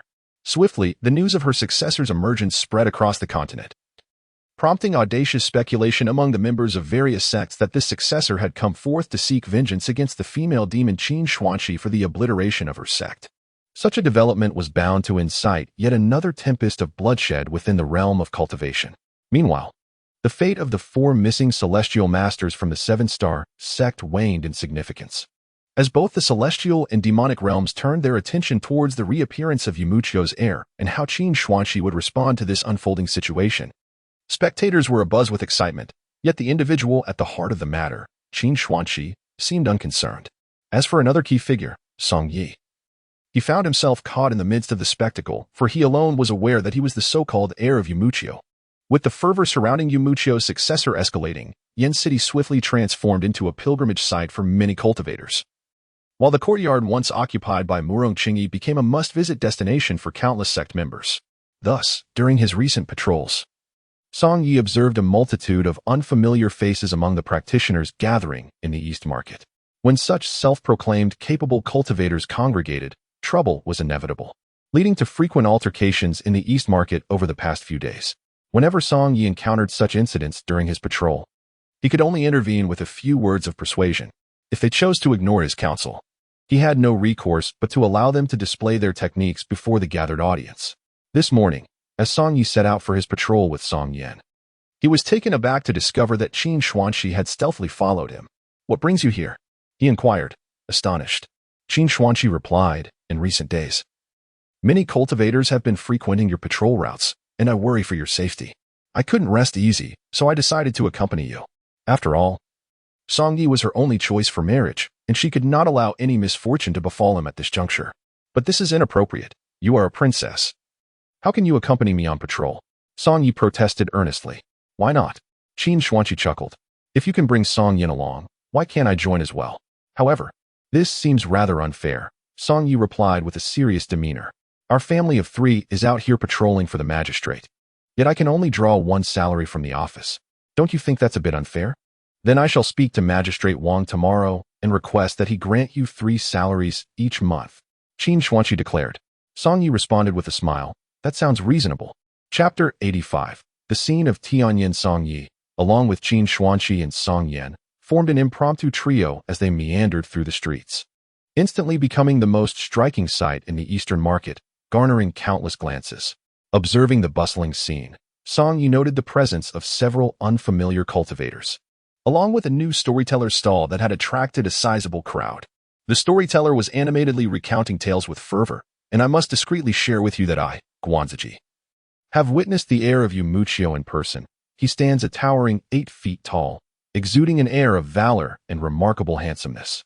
Furthermore, he has pledged to join my coalition against the female demon lord, to collectively seek vengeance upon the malevolent Xian Yuan Mo Zun, allowing the 7,000 souls of the Holy Heaven sect who perished at her hands to finally find peace. Initially, Song Yi found the voice to be familiar. Indeed. It was Guanziji, a man of hollow reputation, whose rhetoric brimmed with righteousness and moral integrity, yet in truth, he was merely a cowardly scoundrel. Now, he had come to Yin City, exploiting the fame of Yumucho's heir, fabricating lies to further embellish his own image.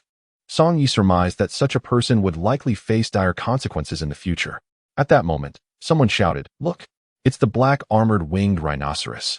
Upon hearing the name, Guanziji, feeling a pang of guilt, instinctively crouched beneath the table in fear. For everyone knew that the black armored winged rhinoceros was the mount of the female demon lord, Qin Xuanqi. However, the creature was not truly present. This was merely a prank by someone. Those around, witnessing Guanziji's earlier indignation followed by his cowardice at the mere mention of a pet, erupted into hearty laughter.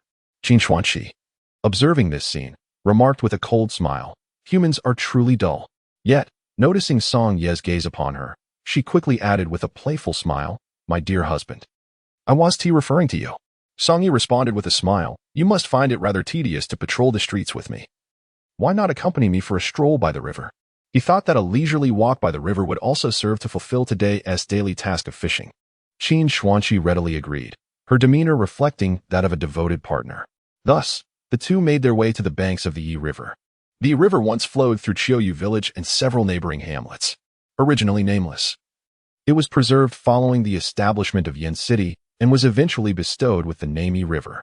As Song Yi, Qin Xuanqi, and the ever-present burden of Song Yin arrived by the riverside, the sun was gentle and a soft breeze caressed the air, creating an idyllic atmosphere perfect for a leisurely stroll.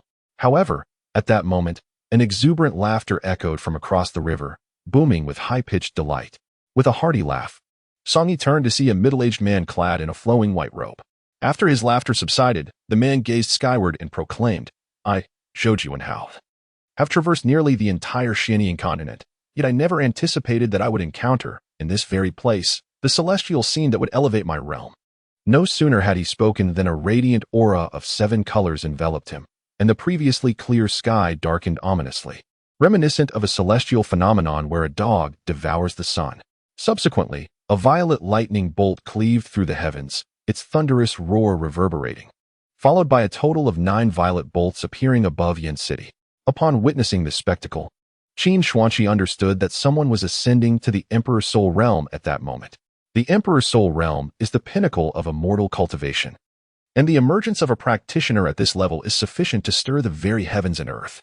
The newly ascended individual was the white-robed man standing across the river from Song Yi.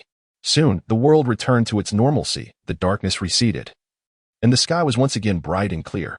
In an instant, the white-robed man appeared before Song Yi and Qin Xuanqi, expressing his heartfelt gratitude. "I am Zhou Juanhao," he declared. "The sight of your family of 3 here has fortuitously manifested my unique celestial scene. After witnessing this, I have finally broken through the bottleneck that has hindered me for 2 centuries and ascended to the Emperor's Soul Realm." Had this white-robed man truly faced a cultivation bottleneck for 2 centuries? Song Yi pondered, realizing that his true age must be at least over 200 years. However, this was not particularly surprising, considering that his own beloved companion was over 300 years old. Yet, Song Yi found himself perplexed by the man's words. He and Qin Xuanqi had merely taken a stroll by the river with Song Yin. How could this have constituted the celestial scene he spoke of?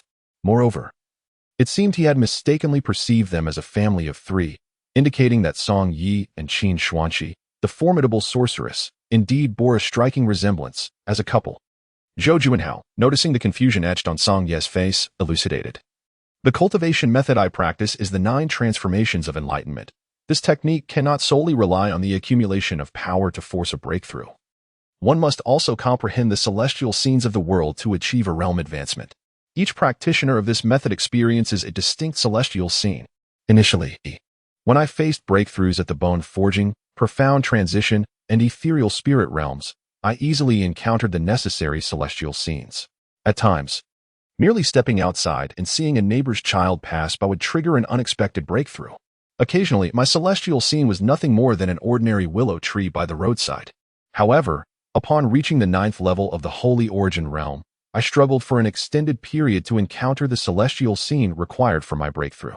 Thus, I traveled for 200 years, my footsteps nearly covering the entire continent, all in pursuit of a scene that would enable my cultivation to advance, until just now, when I beheld the three of you strolling by the river, which finally allowed me to transcend.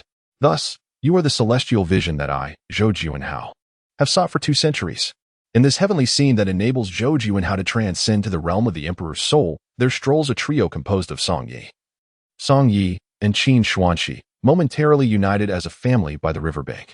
Song Yi, clad in a fitted and snug official's attire, possesses an unmatched elegance, while Qin Xuanqi adorns a delicate light blue long robe, her bare feet gracing the earth. Without a trace of makeup, her visage blooms like a peach blossom, her long, lustrous hair cascading freely behind her. The 5-year-old Song Yi, with her adorably pouting little face, adds an extraordinary charm to this family tableau. Such a scene has gifted the world with an Emperor's soul cultivator, and it has long been indelibly etched in Zhou Juanhao's mind. Had you not appeared here, it is likely that even after another 2 centuries, I, Zhou Juanhao, would remain unable to break through my realm. This is a profound grace, and I ought to express my gratitude. However, Zhou Juanhao sheepishly remarked, as I have been wandering for years, I seem to possess nothing of considerable value. After rummaging through my storage space for quite some time, I uncovered merely 7 beast eggs. Chapter 86. The Ascension of the Flesh. Zhou Juanhao insisted on presenting these 7 beast eggs of varying sizes to Song Yi, who lifted her garment to accommodate the peculiar gifts. Zhou Juanhao explained, these beast eggs were acquired during my travels, with the intention of hatching a few little beasts to train as companions, providing amusement in my leisure time. However, they now belong entirely to you. How you choose to handle these eggs is entirely at your discretion. If cooked, they are quite delectable, far surpassing the ordinary chicken or duck eggs. Indeed, just last night, I prepared one to savor. Song Yi smiled and replied, then I shall accept your kindness with gratitude. Having never tasted a beast egg before, I am intrigued to try. Of course, such a significant favor cannot be repaid with mere beast eggs. This gratitude, I, Zhou, shall remember for a lifetime. Zhou Juanhao spoke sincerely. Should you ever require my assistance in the future, you may certainly seek me at the Immortal Yin Palace. I shall not decline. My ascension to the realm of the Emperor's soul is a momentous occasion for the Immortal Yin Palace, and I have promised my master and junior disciples that on the day I become the Emperor's sole immortal sovereign, I shall return promptly to share the news. Thus, I shall not overstay my welcome and bid you farewell. With that, Zhou Juanhao soared into the wind, vanishing into the horizon in the blink of an eye. Observing his hasty departure, Song Yi pondered whether he truly intended to rush back to the Immortal Yin Palace or if he hurriedly left to avoid me extorting further benefits from him, leaving behind merely a few eggs. Indeed, the older generation proves to be astute. At least, he did not depart empty-handed. Once Zhou Juanhao had left, Qin Xuanqi remarked to Song Yi, this person is of no ordinary status. He is the Qingyan Immortal Sovereign, the master of the Immortal Yin Palace, holding a position even higher than that of the sect leader. Qin Xuanqi believed that her young husband was extraordinarily fortunate. Merely taking a stroll by the river, he inadvertently assisted the esteemed Qingyan Xianzuan in transcending his realm. As a result, Song Yi acquired an exceptional cultivation resource in Zhou Juanhao. In many instances, connections serve as a vital resource in the realm of cultivation. After all, during the prolonged journey of spiritual practice, the support and guidance of a powerful cultivator can significantly benefit one's own advancement. Alas, such a cultivation resource would prove useless to Song Yi, for Qin Xuanqi had already discerned that he possessed no spiritual roots within him. Consequently, he would never cultivate celestial veins or demonic pathways, rendering him entirely devoid of any fate with cultivation. Thus, Song Yi would remain a steadfastly honest and devoted mortal throughout his life. However, Qin Xuanqi was oblivious to the fact that Song Yi's lack of spiritual roots at this moment was due to his cultivation function yet to be unlocked. This was the primary reason why he could not practice before the activation of the cultivation function. Nevertheless, Song Yi felt indifferent about whether he could cultivate. He could entirely rely on enhancing his physical attributes to attain the realm of a holy body. Furthermore, he could employ protective skills to aid in combat, ensuring that even if he could never cultivate, he could still become an invincible presence in this world. After Zhou Juanhao departed, Song Yi decided to fashion a simple fishing rod to catch fish, as he felt it inappropriate to conjure a fishing rod from his game inventory in front of Qin Xuanqi. The bait was freshly dug earthworms. Qin Xuanqi and Song Yi quietly watched him fish, and after a quarter of an hour, he successfully caught a carp, measuring a good 5 palms in size. Song Yi mused that this carp would suffice for their lunch, accompanied by a few beast eggs. The local government office naturally did not provide meals, and Song Yi and Song Yin typically settled for a bowl of noodles at a small eatery in the East Market. However, with the three of them gathering today, Song Yi contemplated a slightly more sumptuous meal, intending to return to his courtyard to cook. He recalled Qin Xuanxi's astonishing culinary skills and inquired whether she needed to purchase any additional ingredients from the East Market to showcase her talent. Qin Xuanxi promptly suggested buying a chicken, as she was only adept at stir-frying chicken. Thus, after procuring a chicken from the East Market, the trio returned to the small courtyard in Pear Blossom Alley. Song Yi took charge of steaming the fish and stir-frying the beast eggs, while Qin Xuanxi prepared the chicken, with Song Yin patiently awaiting the meal. From the 7 beast eggs, Song Yi selected a brown one, cracked the shell, and poured the egg liquid into a bowl. At that moment, an unexpected notification from the game system resonated in his mind. Ding. Player has slain a high-level beast, blue-eyed golden feather bird, earning 500,000 experience points. Song Yi momentarily froze, his gaze then falling upon the eggshell. Could this possibly be the egg of the blue-eyed golden feather bird? It is possible that the bird eggs harbored life within. Thus, when Song Yi shattered the eggs, it could be deemed as an act of slaying. For Song Yi, this was an unexpected windfall. Merely breaking an egg yielded him 500,000 experience points. He recalled a prior occasion when he had delivered a finishing blow to a blue-eyed golden feather bird, earning only 60,000 experience points at that time. Perhaps this was due to his lower level back then, which restricted the experience he could gain. Now, at level 78, slaying such high-tier demonic beasts naturally awarded him greater experience. Subsequently, Song Yi picked up 4 more eggs, identical in their brown exteriors, and smashed them one by one into a bowl. The game's notification chimed in his mind once again. Ding. Player has slain a high-tier demonic beast, blue-eyed golden feather bird, earning 500,000 experience points. Ding. Player has slain a high-tier demonic beast, blue-eyed golden feather bird, earning 500,000 experience points. Ding. Player has slain a high-tier demonic beast, blue-eyed golden feather bird, earning 500,000 experience points. Remarkably, it appeared that Zhou Juanhao had taken an entire nest of bird eggs. There were still 2 more demonic beast eggs remaining, one from the infant-headed giant python, which offered 700,000 experience points, and the other from the sword feather bird, which granted 680,000 experience points. Thus, after shattering these 7 demonic beast eggs, Song Yi amassed a total of 3,880,000 experience points. Immediately, several beams of golden light signified his level-ups, culminating in a remarkable ascent of 5 levels. He then allocated the 32 attribute points gained from leveling up entirely to his health attribute. His latest attributes were as follows: level 82, health 1360, spirit 50. This morning had indeed proved bountiful. Regardless of the edibility of these demonic beast eggs, he had feasted sufficiently on the experience alone. Outside Yin City, within a desolate mountain, Murong Qingyi had been residing alone for the past fortnight. Due to a demonic spirit hairpin lodged in the back of her head, she dared not return to Yin City. She had contemplated severing her long hair along with the hairpin using a sharp blade, but just as she prepared to do so, the hairpin seemingly comprehended her intent and transformed into a black choker, tightening around her fair neck. She could hardly consider severing her neck as well. Over the course of these 2 weeks, she had exhausted all manner of methods to rid herself of this demonic spirit sword known as Sang. Chapter 87. The sword slave. For the past fortnight, within these desolate mountains, Murong Qingyi had taken to sleeping directly on the ground each night. Whenever hunger gnawed at her, she would venture into the wilderness to forage for game. She feared that if this continued, she would inevitably become a wild creature of the mountains. Yet, she was equally apprehensive that should she descend the mountain impulsively, the unruly spirit sword would wreak havoc and claim lives. Her concern stemmed from a recent encounter. A 6th-tier demonic beast, the Hellfire Hound, had suddenly appeared in the mountains. With her current cultivation at the 9th level of the Profound Realm, she was no match for such a formidable foe. Just as she resigned herself to becoming a meal for the Hellfire Hound, the collar around her neck transformed into a long black sword, which, on its own, executed a blood flame sword technique, slaying the beast on the spot. After dispatching the Hellfire Hound, the sword, known as Sang, promptly reverted to a collar, hastily clasping itself around her neck as if fearing she might escape during the brief interlude. Witnessing Sang's autonomous act of slaying a 6th-tier demonic beast instilled in Murong Qingyi a chilling intuition. Could it be that the spirit sword was, in fact, the corporeal form of the Bloodsword Demon Sovereign, while the ancient Gu Yang was merely a servant to this sword.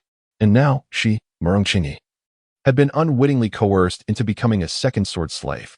From the very beginning, it was not Gu Yang who had chosen her.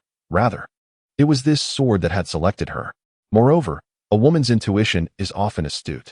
Thus, she worried that upon descending the mountain, this seemingly sentient demonic sword might suddenly turn to slaughter, and naturally, the consequences would fall upon her shoulders.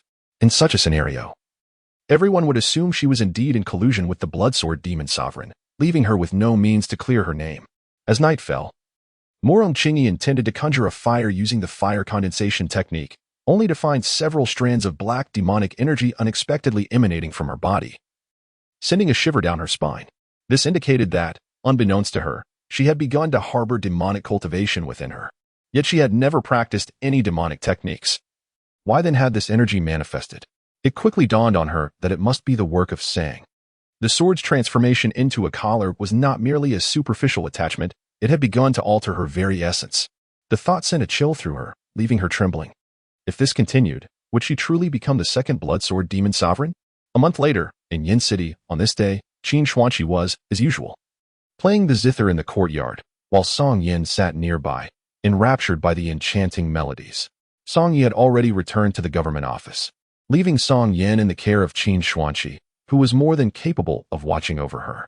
Suddenly, Qin Xuanqi received a message from her trusted disciple, an otherworldly voice calling out, "Master." Qin Xuanqi furrowed her brows slightly and replied with a voice that transcended the mundane, "Did I not instruct you that during this period, no matter the circumstances, you must not contact me through celestial means?" After all, her adversary this time was the Flute Immortal, a being of profound cultivation and extreme caution. Even transmitting messages through celestial channels posed the risk of detection by him. "Master, it is reported by a disciple that traces of the 15th tier ferocious beast, the ancient golden ape, have been discovered in the 9E Forbidden Domain. Knowing your relentless pursuit of this beast, I disregarded your command and hastened to relay this news. I beseech you to chastise me for my disobedience." The disciple replied, "Very well," Qin Xuanqi said, "your eagerness to convey this news is for my benefit, so I shall not penalize you." Indeed, Qin Xuanqi had dispatched numerous disciples to seek the whereabouts of the ancient golden ape, as its inner core was one of the essential ingredients for refining the supreme ancient Xian pill, which held the potential to break the shackles of her current cultivation at the 9th level of the emperor-respecting Yuan demon realm, bringing her closer to the pinnacle of the 3 realms. However, capturing the Flute Immortal remained her utmost priority. After all, her arduous cultivation was solely aimed at acquiring sufficient power to uncover the truth behind the death of the Wine Immortal. If she could capture the Flute Immortal, she might directly learn the truth of the Wine Immortal's demise from him. Yet, at present, Song Yi had yet to agree to marry her, causing her plans to reveal the Flute Immortal to be put on hold. Qin Xuanqi was reluctant to coerce Song Yi into marriage through force, given his obstinate nature. Such an approach could lead him to refuse outright. Naturally, beyond force, she could resort to other less honorable tactics. Yet deep within her heart, she yearned for a wedding that both she and Song Yi would cherish. This was the only offering she could provide him at this moment. Since marriage was temporarily set aside, she contemplated the possibility of leaving Yin City for a while to hunt the ancient golden ape in the 9E Forbidden Domain. After acquiring the ape's inner core, she could return to Yin City. Furthermore, there is a common saying that absence makes the heart grow fonder. Perhaps after a brief separation, Song Yi would willingly agree to marry her upon her return. Having resolved this, Qin Xuanqi decided to return to the Wangfu to bid farewell to Qi Shui and the others. After all, her current identity as a princess did not permit her to depart Yin City as casually as she had left Qiyu village without a word. She informed Qi Shui that she would be leaving Yin City for a period of time, potentially 2 to 3 months, or even up to half a year. The 9E Forbidden Domain, like the Netherworld Domain, contained 3,000 smaller worlds, and locating the precise whereabouts of the ancient golden ape would require considerable time. As for the reason for her departure, she explained to Qi Shui that she wished to seek her mother in the celestial mountain caves before her marriage, to inform her that her daughter had found a beloved and would soon wed, a sentiment entirely natural. QSHY was naturally imploring her to stay, for he feared that once QNSU NX departed, no one would wield the puppet technique to control the Prince of Xiang, and the fact that the prince lay in a deep stupor would inevitably be uncovered. However, QSHY's entreaties could not retain QNSU NX. The sole individual capable of doing so was Sing-Y. If Sing-Y were to promptly agree to marry her, then the pursuit of the ancient golden ape would have to be postponed, as securing a marriage with Sing-Y took precedence. Indeed, the most pressing matter was to summon the flute fairy to make an appearance. At that moment, Sing-Y was still patrolling the eastern market, oblivious to the fact that QN was about to depart from YNCHing that very day. Suddenly, a voice resonated in his mind. The sound of the game system announcing, "Ding. Adventure task activated. Ding. Adventure task. Accompaniment. Accompany QN to witness the sunrise at the hour of MO tomorrow. Task reward. Secret Realm Challenge ticket." Upon seeing this fortuitous task, Sing-Y could not help but smile with relief. The task was exceedingly simple. QN resided next door, and it would be effortless to invite her to watch the sunrise together. He could simply knock on her door before dawn and lead her to the rooftop to await the sun's ascent. Sing-Y couldn't help but jest at the game system, wondering if it could not present him with a challenge of greater difficulty for him to tackle. Chapter 88. The lethal means. Sing-Y continued his patrol until he arrived at the entrance of Yingyan Lane.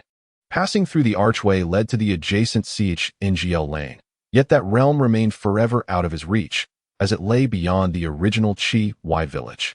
He placed his hand against the archway and could still feel the ethereal barrier. It seemed that this barrier would only dissipate when other players arrived, allowing him to engage in player-versus-player tasks. "Little husband."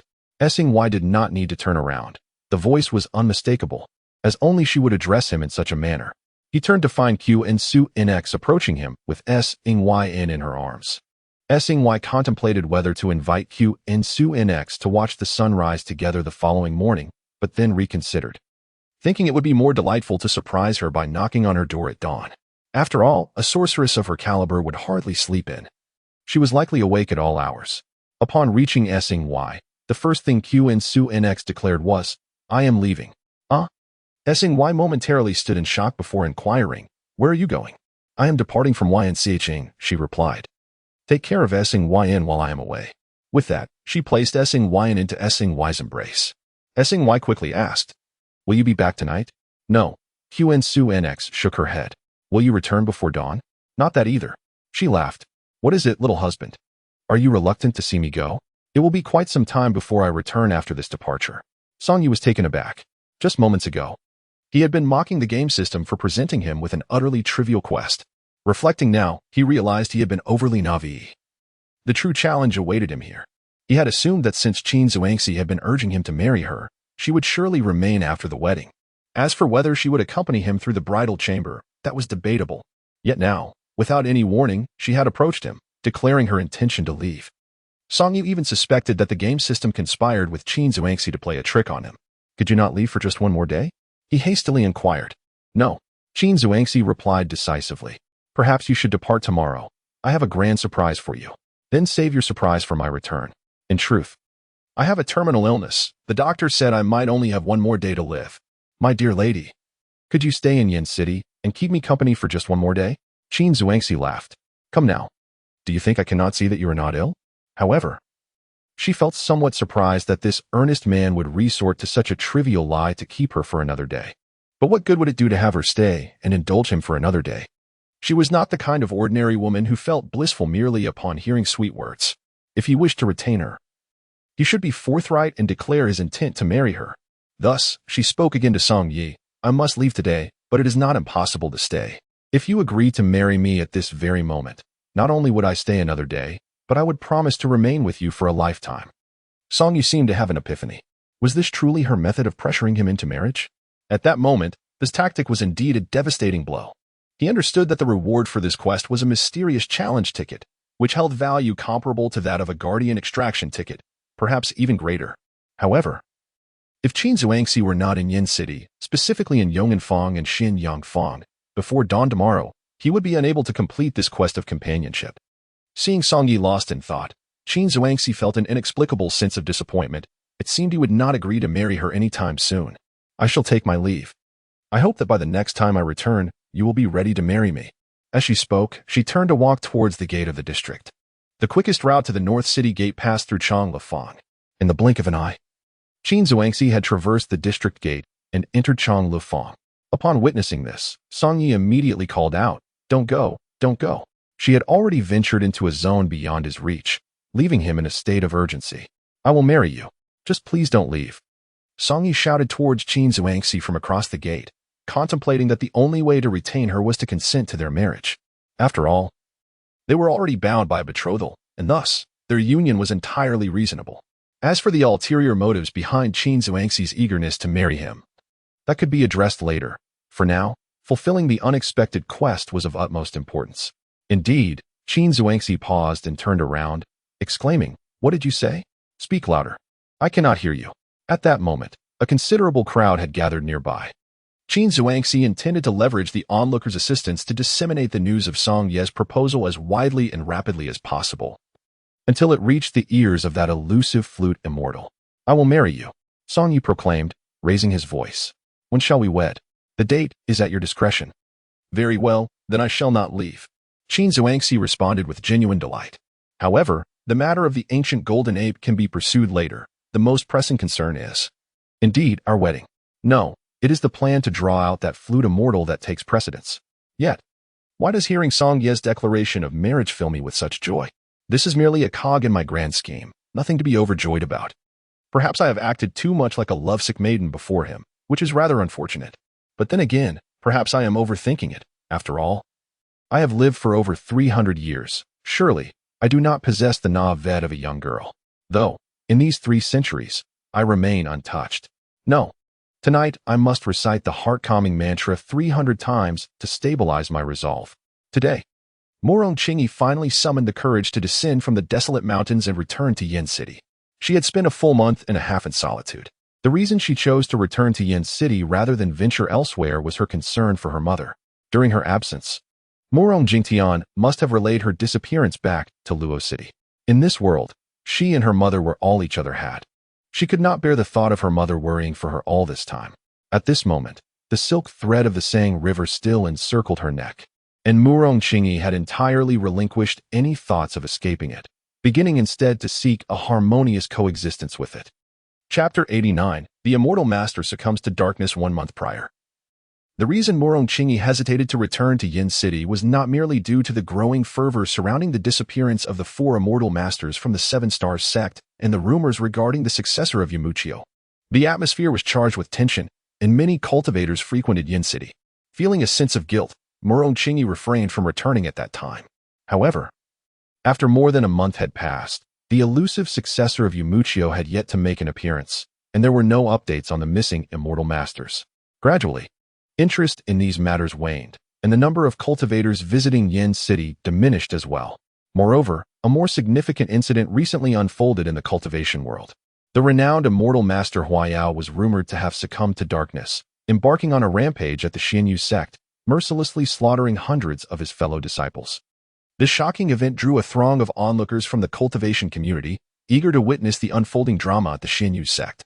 As most cultivators eventually encounter a bottleneck in their practice, stalling their progress for an extended period, they often find themselves with ample leisure time, thus becoming the eager spectators in such affairs. It was precisely because of the chaos wrought by immortal Master Huayao that the curious crowd of cultivators was drawn away, allowing Yin City to regain its former tranquility. Only then did Morong Qingyi feel emboldened enough to return. Upon entering Yin City, however, a sense of trepidation lingered within him. With his head bowed, he silently implored, saying please do not wreak havoc here. I beg you, exercise restraint. She was acutely aware that this sword could comprehend her innermost thoughts. Thus she felt that it could hear the words she silently uttered. Upon returning, Morong Qingyi hurried to the Morong residence, eager to ascertain whether her mother in Luoqing had sent any correspondence during her absence. Morong Qingyi's mother, Morong Shui, was the daughter of the current head of the Morong clan, Morong Shao. However, unbeknownst to her father, Morong Shui had secretly fallen in love with a demonic cultivator, leading to their elopement and the birth of Morong Qingyi. Tragically, the demonic cultivator perished at the hands of a vengeful foe, and soon after, Morong Shui and her daughter were discovered and captured by the Morong clan. At that time, Morong Qingyi was merely 7 years old. As a scion of a celestial lineage, Morong Shui's clandestine affair was deemed a grave transgression, resulting in her being subjected to 50 lashes of thunder by Morong Shao, who had grown exceedingly disdainful of her. Ultimately, she was placed under house arrest. Meanwhile, Morong Qingyi, Being the daughter of Murong Shui and the demonic cultivator was regarded as a blemish upon the Murong family. Enduring relentless humiliation and scorn within the clan, she was granted but a single opportunity each year to visit her mother. Murong Jingtian and Murong Jingliu's father was named Murong Li, while Murong Jing was merely his adopted daughter. Murong Li, being Murong Qingyi's uncle, was a man consumed by jealousy and pettiness, unwilling to accept that his niece's cultivation prowess surpassed that of his cherished sons. Aware of this, Murong Qingyi never dared to reveal her true abilities during clan competitions, often feigning defeat to her cousins. She would rather serve as a menial servant to Murong Jingtian and his brothers, merely to ensure a semblance of comfort for her imprisoned mother. However, upon her return to the Murong estate, Murong Jing delivered a harrowing message: "Your mother has passed away. The clan head wishes to keep this under wraps and has secretly buried her. Before her death, your mother left you a letter, which the clan head has sent. It arrived yesterday, but since you were not present, it was entrusted to Murong Jingtian for safekeeping." Upon hearing this devastating news, Murong Qingyi felt as though she had been struck by lightning. She had endured years of suffering solely for the sake of her mother's peace. Now, with her mother's demise, the very pillar that upheld her existence had crumbled. Yet, in that moment, she also felt a profound sense of liberation. No longer would anyone hold her back. It was then that the seeds of vengeance were quietly sown in her heart. For she understood that the true culprits behind her mother's death were none other than the Murong clan. The elders of the Murong family had decreed that Murong Shui must endure a brutal thunder punishment each year as retribution for her liaison with the demonic cultivator, which had led to her deteriorating health. At that moment, Murong Qingyi bit her lip so fiercely that it drew blood, vowing internally that one day she would demand accountability from the entire Murong clan for her mother's death. At this moment, the black choker around her neck seemed to sense the burgeoning animosity within her, emitting a faint, enigmatic glow. Meanwhile, Murong Jing was preoccupied with fiddling with her newly acquired jewelry, utterly oblivious to the subtle changes in Murong Qingyi. "Where is Murong Jingtian? I must find him to retrieve my mother's will," Murong Qingyi declared icily, her face betraying not a trace of sorrow. This unexpected stoicism took Murong Jing by surprise. She had anticipated that upon receiving news of her mother's demise, Murong Qingyi would dissolve into tears, utterly inconsolable. "Murong Jingtian has gone hunting outside the city with several young scions. It may take several days for him to return," Murong Jing replied. "Where are they hunting?" "I have no idea. You should simply wait for him to come back." "Very well, I shall wait for his return." With that, Murong Qingyi turned and departed from the Murong residence. The following day, at the break of dawn, equivalent to 5 o'clock in the morning in the present world, the sky had yet to brighten. Song Yi had already taken Qin Xuanqi to the eaves, preparing to await the sunrise. As anticipated, a female demon of her caliber did not require sleep. Upon his knocking at her gate, she promptly appeared to open it. Song Yi mused that beings like Qin Xuanqi, powerful in the arts of demonic cultivation, would only need rest when gravely injured and in need of recovery. Much like the time he had brought her home when she was severely wounded, and her sole desire was to sleep within his abode.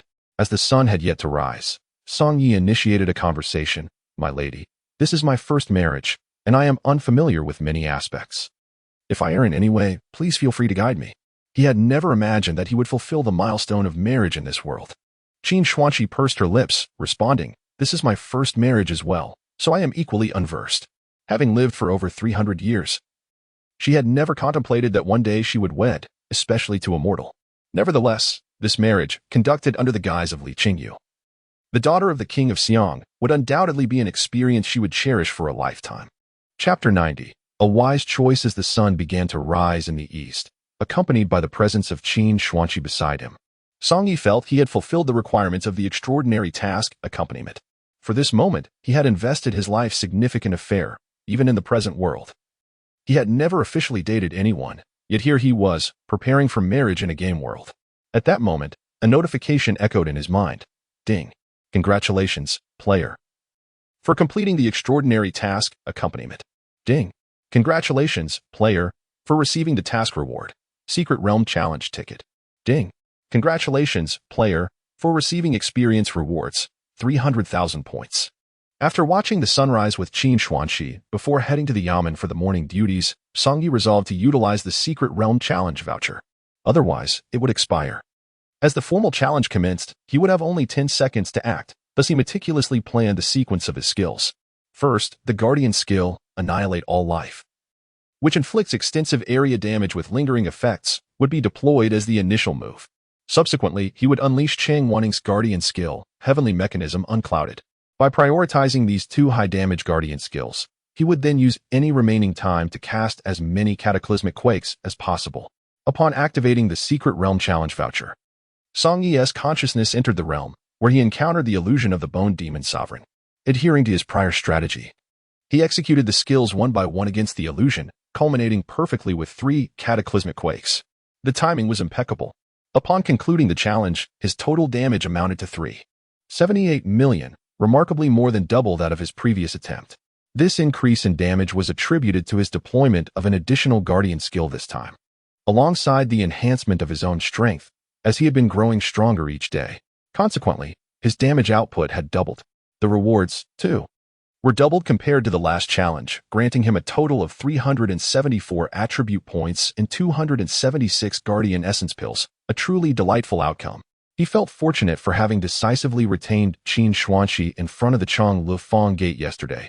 Otherwise, he would not have enjoyed such bountiful rewards now. 7 days later, in Yin City, Murong Qingyi had been waiting anxiously within the city, yet Murong Jingtian had not returned. Over the past few days, she had inquired several times at the Murong residence, each time returning empty-handed. Nonetheless, she was determined to await Murong Jingtian's return to obtain the letter from her mother before embarking on her journey back to Luo City to pay her respects at her mother's grave. During these days, rumors had begun circulating in the city that Princess Li Qingyu was to wed the patrolling Yamen officer Song Yi. Murong Qingyi recalled the moment before her fainting spell, when she had seen Song Yi in her courtyard, ultimately being rescued by him and brought to the princess. Although she remained unaware of the events that transpired or how Song Yi had saved her from the clutches of the 4 celestial masters from the 7-star sect, he was undeniably her savior. Hearing of her benefactor's impending marriage, she resolved to purchase a gift and personally extend her congratulations. Presently, Song Yi still resided in the small courtyard of Pear Blossom Lane. Upon reaching the courtyard entrance, Murong Qingyi noticed the door was ajar, and she could hear the conversation between Song Yi and the princess. "My lady, shall I arrange this room a bit to serve as our bridal chamber? Is that really necessary? There are plenty of rooms in the royal residence, and the servants will handle the arrangements. There is no need for us to worry. The Wangfu is not a place I am accustomed to, as we prepare for our first night as a married couple. I fear that my performance may falter in an unfamiliar bed." Song Yi jestingly remarked, "You do have quite the tongue. How about this? Before the wedding, you should spend some nights at the Wangfu to acclimatize yourself, so that you need not worry about any mishaps on our wedding night." "That is not out of the question, my lady." Hearing this exchange, Murong Qingyi could not help but smile to herself.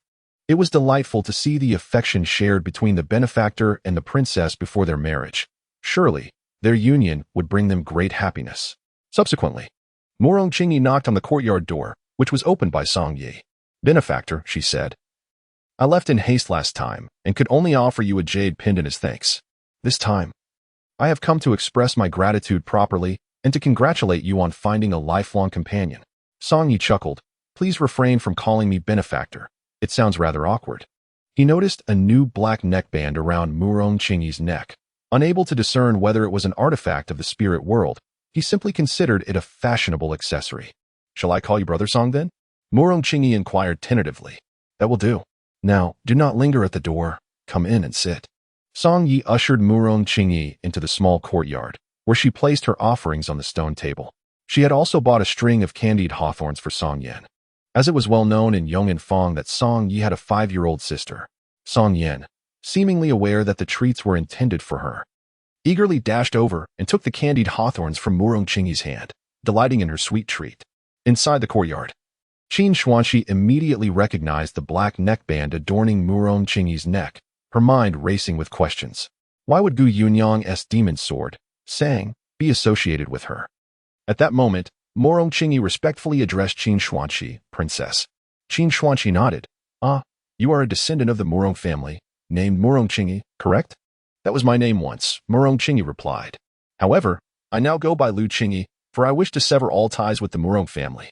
Lu was indeed her father's surname, and after being forcibly returned to the Murong family with her mother, she had been compelled to adopt the Murong name.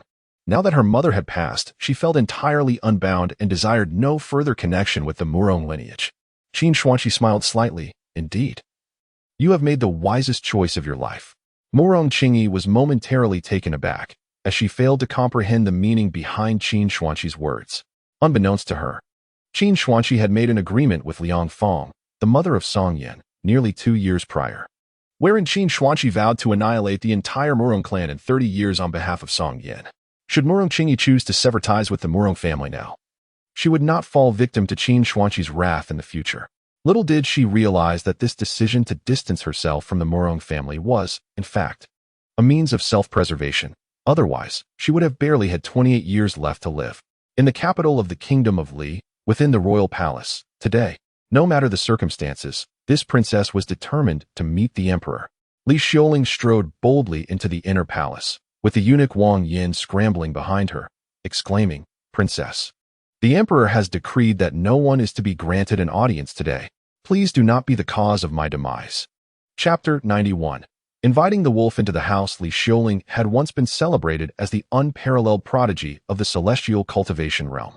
Had she not been imprisoned in the Nine Nether prison for 7 long years, she would likely have ascended to the status of a celestial sovereign by now. If she wished to breach the palace, few could deter her. Unwavering, Li Xiaoling approached the gates of Fengyang Hall, where 2 members of the Ziyu Guard obstructed her path. "Princess, please turn back.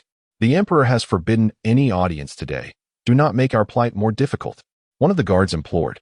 These 2 Ziyu Guards, both of the 2nd star rank, possessed formidable strength, each at the level of the void spirit realm, akin to celestial masters within their sect. "I shall not complicate your situation. Let us proceed," Li Xiaoling coldly commanded. "The emperor's decree is absolute." The guards exchanged glances, and one replied, "Forgive us, princess." In an instant, their vital energy surged as they launched a coordinated attack against Li Xiaoling. She swiftly formed a hand seal, invoking the 19th water technique, Ice Coffin. A massive ice coffin materialized from thin air, encasing the 2 Ziyu guards within its icy confines. Their cultivation levels were vastly inferior to hers, rendering them incapable of breaking free, and Li Xiaoling had no intention of taking their lives. She merely sought to immobilize them temporarily. With that, she forcefully pushed open the doors of Fengyang Hall, revealing several women gracefully dancing within, accompanied by melodic tunes. Li Qianshi, inebriated, sat on the floor, while concubine Wei, disheveled, was entwined with him. "Li Qianshi," Li Xiaoling exclaimed in a fit of rage, inadvertently addressing her younger brother, the emperor, by name, a grave act of disrespect. Yet in that moment, Li Xiaoling saw not the emperor, but a wayward brother in dire need of her guidance. Upon witnessing his sister's sudden appearance, Li Qianshi was jolted awake from his stupor, panic-stricken as he sprang to his feet, shouting to those around him, "Stop! Do not play! Leave, all of you at once!" From a young age, Li Qianshi had endured numerous beatings from his sister, Li Xiaoling, instilling in him a profound mixture of respect and fear. Even now, as the exalted emperor, the weight of their blood ties lingered heavily upon him. Once the unrelated individuals had exited, Li Qianshi approached Li Xiaoling with an anxious expression and inquired, "Sister, what brings you here to see me?" Beside him, concubine Wei hastily adjusted her attire upon the arrival of the esteemed princess, dutifully positioning herself at Li Qianshi's side. Li Xiaoling's countenance was grim. She had long suspected that her brother was avoiding her due to some inner turmoil. Upon entering the palace today, it became evident that this wayward brother had been indulging in revelry and excess, shirking his responsibilities. Such a lackluster emperor was unfit for the great delineation. Li Xiaoling recalled her father once remarking that Qianshi lacked determination and was easily swayed by others, perhaps not suited for the throne. Yet, before her mother passed, he had promised her that the crown would be bestowed upon Qianshi. Fortunately, Qianshi was relatively obedient to her. Henceforth, she would be tasked with guiding him, provided he did not commit any grave misdeeds. However, Li Xiaoling now perceived that Li Qianshi was treading dangerously close to making significant errors, and it was imperative that she admonish him. With this resolve, she slightly raised her right hand, prompting Li Qianshi to instinctively lift both hands to shield his head, a reaction ingrained in him from childhood. Nevertheless, Li Xiaoling was acutely aware that the brother she once chastised was now the sovereign, and merely uttering his name could be deemed an act of great disrespect, making physical reprimand out of the question. Given that scolding him was not an option, a sharp sound echoed as Li Xiaoling struck concubine Wei with her palm. She had refrained from employing her internal strength, resulting in concubine Wei experiencing only a stinging sensation on one side of her face. coupled with a profound sense of humiliation. After all, she was a favored concubine, second only to the empress in the hierarchy of the imperial harem. Your Majesty, concubine Wei gazed at Li Qianshi with an expression of deep grievance, seemingly seeking his intervention. Yet, before his sister, Li Qianshi felt diminished, softly advising Li Xiaoling, "Sister, please temper your anger. Concubine Wei is in fragile health. It would be best not to resort to violence against her. The Fengyang Hall is meant for your royal duties and the review of state affairs. Yet concubine Wei is here, engaging in trivialities and indulgence, thus hindering state matters. Is my slap not justified?" Li Xiaoling retorted. Li Qianshi found himself at a loss for words, rendered silent. Observing his subservient demeanor before Li Xiaoling, concubine Wei was incensed and stormed off in frustration. Once all the unrelated individuals had departed, Li Xiaoling earnestly addressed Li Qianshi, saying, "Your Majesty, it is unwise to overly indulge Consort Wei. You must recognize that her family's influence is formidable. It is concerning that you have appointed her brother, Wei Jianda, to the significant position of Minister of War. This could very well sow the seeds of future peril. Among the four great cultivation families of the nation, namely the Murong, Huangfu, Wei, and Shui clans, the Wei family stands as one of the most powerful. Do not worry, sister," Li Qianshi replied. "I have conferred with several esteemed elders from both dynasties, and they believe that Wei Jianda is indeed well suited for the role of Minister of War. The Wei family boasts a multitude of talented individuals. Should our nation face another significant incursion from Yin, we could harness the Wei family's strength for our defense." Li Xiaoling pondered that these so-called elders were likely shaken by the previous invasion from Yin, which prompted them to seek the Wei family's influence at court. However, they seemed oblivious to the fact that this could potentially invite danger into their midst. At present, with Wei Jianda enjoying the support of the court's elders, it would not be an easy task for Li Xiaoling to topple him immediately. She would have to bide her time for a more opportune moment. After leaving the inner palace, Li Qianshi hastily made his way to Consort Wei's chambers to placate her. Initially, Consort Wei wore a sullen expression and remained silent. After Li Qianshi showered her with flattery, she finally spoke. "Your Majesty, if you wish for me to be appeased, it is quite simple. Allow the Grand Princess to leave Luo City for a while. Otherwise, she may once again intrude upon the palace and strike me." Li Qianshi furrowed his brow, "But I do not know how to persuade my sister to leave the capital. I have heard that the daughter of the Prince of Xiang is to be married in Yin City, with the wedding set for 3 months hence. Your Majesty could send the Grand Princess as the court's representative to extend congratulations," Consort Wei suggested.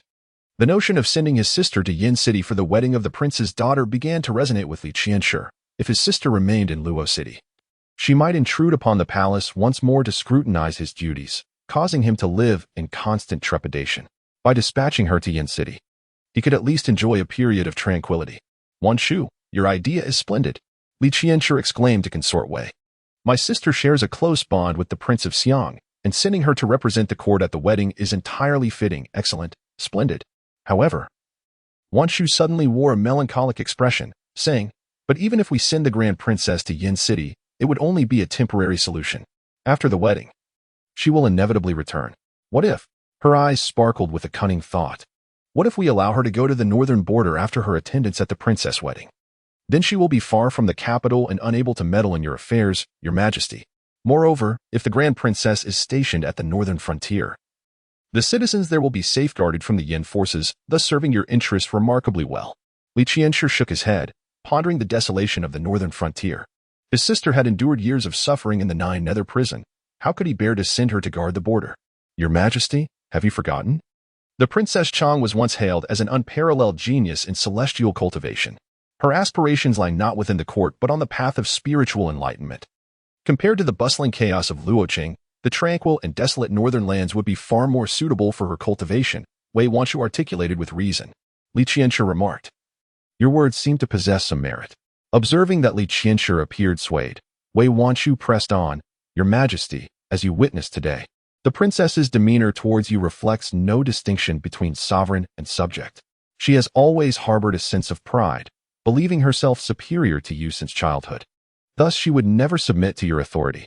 If the princess were to be dispatched to the border, would it not offer you the chance to demonstrate that you can manage state affairs effectively without her?" Li Qianshi replied, however, "I truly cannot broach the subject of sending my sister to the frontier. Why must your Majesty address this personally?" Once the princess arrives in Yinqing, you can issue an edict for her to proceed directly to the northern frontier for her post, suggested Wei Wanshu. After some contemplation, Li Qianshi nodded in agreement. Very well. Let it be so. In Yinqing, at Pear Blossom Lane, shortly after Murong Qingyi's visit, Zhang Zixuan arrived. The courtyard where Song Yi resided was the same one that had formerly housed a tea stall, and Zhang Zixuan was well acquainted with the way. Brother Song, congratulations on your impending marriage, she exclaimed from outside the gate. Upon hearing her voice, Song Yin joyously bounded over, for she and Zhang Zixuan had grown quite familiar. Once Zhang Zixuan entered the courtyard, Song Yi inquired, Zixuan, how is it that you are so well informed? Even those in Xianying Palace know of my wedding? The Prince of Xiang has sent invitations to Xianying Palace. How could I not be aware? Zhang Zixuan replied. Song Yi was taken aback by Qin Xuanqi's swift actions. The wedding date had only recently been set, and invitations were already dispatched to Xianying Palace. Suddenly, a great crane descended outside the gate, carrying Duan Ling and Zhou Nongshan upon its back. Duan Ling was the first to leap down, calling out to the courtyard, Brother Song, I heard you are to be wed. I have come with Brother Nongshan to extend my congratulations.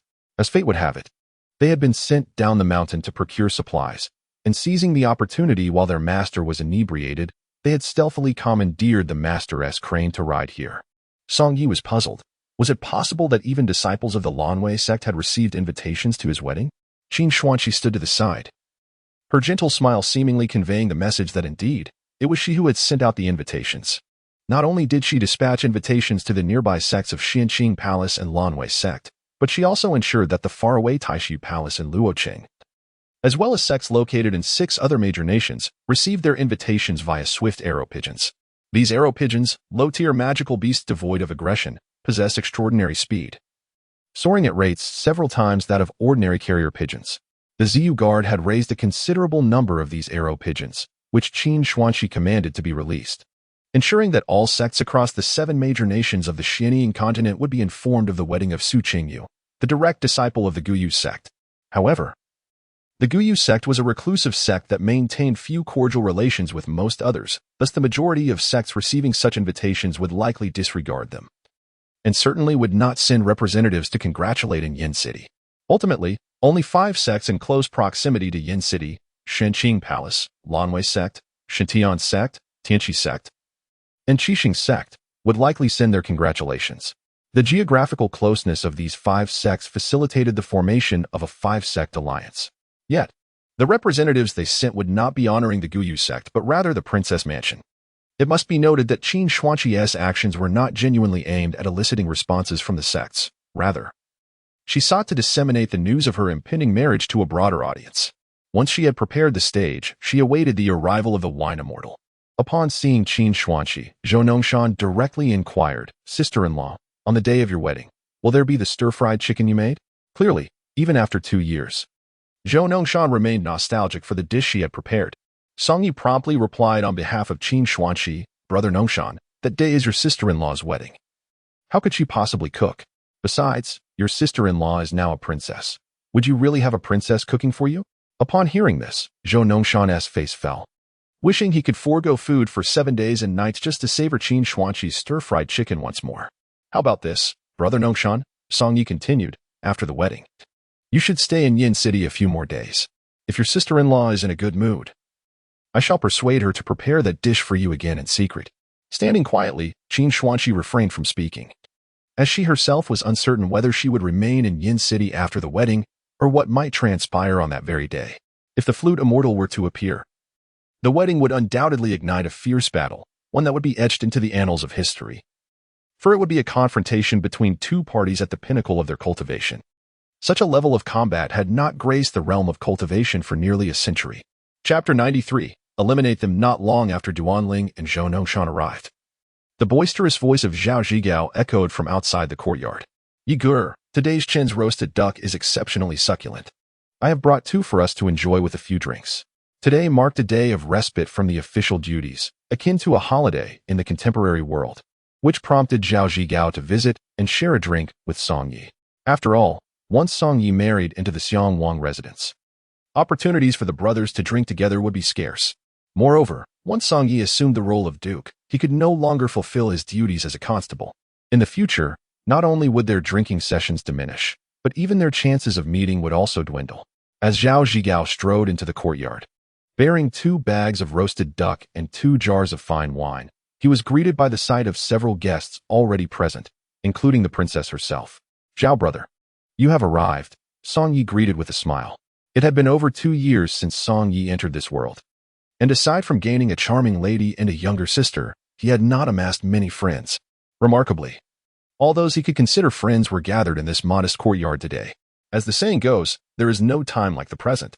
Allow me to prepare a few dishes in the kitchen, and let us dine and converse, Song Yi proposed. Zhou Nongshan eagerly concurred. That sounds splendid. However, he cast a hopeful glance at Qin Xuanqi, wondering if his sister-in-law would personally cook a dish of stir-fried chicken for them. Qin Xuanqi, with a gentle smile, turned her gaze towards Song Yi, seemingly delegating the decision to him, thus granting him ample dignity in front of his friends. Song Yi looked at Qin Xuanqi and said, "Might I trouble my dear lady to grace us with your culinary skills once more?" Qin Xuanqi nodded, replying, "Since it is my little husband who requests, I shall cook once again." This delighted Zhou Nongshan, who, with his hefty frame, leapt into the air in exuberance.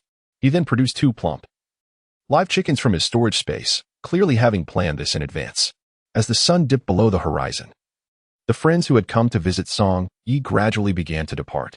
The first to leave was Murong Qingyi, now to be called Lu Qingyi. She intended to make a trip back to the Murong residence to inquire if Murong Jingtian had returned. Upon arriving at the Murong estate, Murong Jing informed Lu Qingyi, "Jingtian has returned," but shortly after, he went to his beloved's residence to drink with his companions. Lu Qingyi, filled with urgency, asked, "Where is his beloved's residence?" Murong Jing cautioned, "I must advise you, if you go to his beloved's abode now, you will only bring upon yourself misfortune. You will disturb his revelry, and he will surely scold you. It would be wiser to wait until tomorrow to seek him here." Lu Qingyi shook her head. "Sister Jing, I implore you to disclose his beloved's address to me at once." Seeing that Lu Qingyi had visited the Murong residence numerous times over the past few days, Murong Jing felt a pang of compassion and decided to disclose the address of Murong Jingtian's beloved to her. Lu Qingyi immediately expressed her gratitude, saying, "Thank you, Sister Jing. By the way, I forgot to tell you, I no longer go by Murong Qingyi, I am now Lu Qingyi." Murong Jing was momentarily taken aback, then admonished softly, "Have you lost your mind? Do you think changing your name will allow you to completely sever ties with the Murong family? The head of the family will not spare you when he finds out." With a resolute expression, Lu Qingyi replied slowly, "Since my mother's passing, nothing in this world can threaten or instill fear in me any longer." Having said that, she turned to leave. In Xianyangfang, Easty Alley, the residence of Murong Jingtian's beloved was nestled within this lane. At that moment, Murong Jingtian was embracing his enchanting companion, enjoying drinks and conversation with 5 wealthy youths from Yin City in the hall, while his brother, Murong Jinglu, was absent. "Miss, the master has instructed not to receive guests today. Please take your leave," said a servant. At that moment, a voice from outside the hall interrupted, indicating that someone had intruded upon the residence. "I am not here to see your master, but rather to find his beloved." The intruder was revealed to be a woman. Recognizing the voice, Murong Jingtian's expression shifted, displaying evident displeasure. Soon after, Lu Qingyi appeared before him. "Murong Jingtian," she declared, "Sister Jing mentioned that my mother's will is in your possession. I kindly request that you return it to me. Who allowed you to barge in here? Do you not see that I am drinking?" Murong Jingtian retorted angrily, throwing the wine cup towards Lu Qingyi. She did not flinch. Yet the cup shattered upon contact with her protective aura. Remaining composed, Lu Qingyi reiterated, "Murong Jingtian, please return my mother's will." "Filthy! Your mother's will is tainted. And so are you." Murong Jingtian, having consumed considerable alcohol, spoke his mind candidly. "You, Lu Qingyi, are the greatest stain on the Murong family. I truly cannot fathom why the head of the family has allowed you to live until now. Previously, I had intended to eliminate this blemish with the aid of the 4 celestial masters from Kixingmen, and of course, I also took advantage of that opportunity to gain considerable benefits from them. Yet, unexpectedly, you returned unscathed. Now that your mother is dead, why not follow her into oblivion? Do you still wish to remain by my side as a servant?" Hearing these words ignited a fury within Lu Qingyi, her fist clenched tightly, causing her lips to bleed from the pressure. It seemed that Seng sensed her wrath, emanating a faint black light. Simultaneously, a chilling and ethereal female voice echoed in Lu Qingyi's mind, urging, "Eliminate them. Leave none alive. Kill them all. Just say the word, and I shall assist you in their annihilation. Yet, Lu Qingyi was still striving to restrain herself. Once more, she beseeched Morong Jingtian. Could you possibly return my mother's letter? Ha ha ha. Morong Jingtian laughed heartily. Your mother was such a shameless woman. Consorting with demonic cultivators, she has brought disgrace upon the Morong family. Thus, the letter she pinned is tainted. How could I possibly keep such a filthy item in my storage? Lu Qingyi, do you not comprehend? I have long since cast her letter into the flames. But rest assured, I did not pry into its contents. After he spoke, he erupted into another fit of laughter, oblivious to the impending doom that loomed over him. At that moment, Lu Qingyi's robes billowed, enveloped by a fierce black aura. Her pupils transformed into a blood-red hue. With her lips slightly parted, she uttered 3 chilling words. Kill them all. Chapter 94. The balance is shattered. Morong Jingtian had not even grasped the meaning of Lu Qingyi's final words when a flicker of black flame appeared before him. In the next instant, his head rolled from his shoulders. Lu Qingyi's neck ornament had morphed into a long sword with a black blade, entwined in black flames. Swirling within the hall, the blade itself was imperceptible to the naked eye. Only the dancing black flames were visible. In an instant, the 5 affluent youths and Morong Jingtian's companions met the same fate, their bodies severed. One of the wealthy youths had raised a wine cup to drink. Yet the liquid never reached his lips. Instead, it poured into his severed throat. When Lu Qingyi emerged from the estate, a total of 27 lives, including servants, had perished within, regardless of their innocence or guilt. Lu Qingyi was acutely aware that from this moment on, her hands were stained with blood. Suddenly, a torrential rain poured from the heavens as she tilted her face to welcome the raindrops. Her mother was gone, and the Lu Qingyi who had once endured humiliation without resistance had also perished this night. Previously, she had pondered why the family head did not wait for her to arrive in Luocheng to personally deliver her mother's letter, instead choosing to send it to Yanqing. After hearing Morong Jingtian's final words, she understood that even the family head had harbored disdain for her as an outsider, wishing to avoid seeing her again, hence opting to dispatch the letter to Yanqing. At that moment, she silently vowed that aside from her benefactor, Song Yi, anyone who dared to bully her would face the most severe retribution. 2 months later, in Yanqing, with just 1 month remaining until the princess's wedding. For the sake of the alleged honor of the princess, Qin Xuanqi would no longer visit Song Yi's courtyard before the marriage. Instead, 2 members of the Ziyu guards had been stationed at the courtyard entrance to safeguard Song Yi's safety. After all, times had changed. From the day the wedding date between Song Yi and the princess was officially set, his life had become exceedingly precious. Now serving as the esteemed county marquis, Song Yi found it wholly inappropriate to engage in the mundane duties of an official. He had attempted to report to the magistrate's office as usual, yet the governor, Wang Dima, fervently insisted that he remain at home, ensuring that his stipend was delivered punctually. In his previous life, Song Yi had never encountered such a benevolent superior, who implored him to refrain from working while still providing his salary. Witnessing Wang Dima nearly on his knees, pleading for him to stay home, Song Yi could hardly bear to complicate matters further, so he acquiesced and returned home, preparing himself to enter the Prince of Xiang's residence, where he would thereafter rely on a life of leisure. During this period, Song Yi had become the object of envy and jealousy among the men of Yin City. After all, in the eyes of many, aside from his modest good looks, he was merely an unremarkable official. Yet, in a mere month, this ordinary clerk would transform into the illustrious county marquis. However, Song Yi was acutely aware that he might not savor the privileges of such a title, for he alone knew that Qin Xuanqi was not truly a princess. To this day, he remained oblivious to the genuine purpose behind Qin Xuanqi's masquerade as a princess and their impending marriage. Nevertheless, he believed that the day of revelation was not far off, for in just 1 month, they were to celebrate their grand wedding at the Prince of Xiang's estate. In his hand, Song Yi possessed an invitation, and upon glancing at it, he noted the date of his marriage to Qin Xuanqi, the Sinwei day of the 5th month in the 78th year of the Xianing calendar. Xuanji Mountain, a sacred realm of the immortal sect, required all aspiring immortals to undergo trials there before earning their titles. Today, the venerable ancestor of the immortal sect, Zhuge Yang, sat beneath an unnamed tree atop Xuanji Mountain, its leaves a brilliant white. Before him lay a colossal stone, naturally shaped like a table, adorned with 2 cups of wine, one for him, and the other for an esteemed guest expected to arrive soon. Zhuge Yang, It seems you have arrived a quarter of an hour earlier than last year. A young girl's voice suddenly resonated in the void, followed by the emergence of a formidable shadow. A girl clad in a flowing white robe, her head adorned with a traditional cap, gracefully stepped out of the shadow, standing in the air. Had anyone else been present, they would never have guessed that this girl, appearing no older than 11 or 12, was the formidable leader of the demon sect, Wei Bewley. The weather today is quite pleasant, which is why I arrived early to enjoy the cool breeze at the summit, Zhuge Yang said with a faint smile. Despite Wei Bewley's female form, he still referred to her as brother.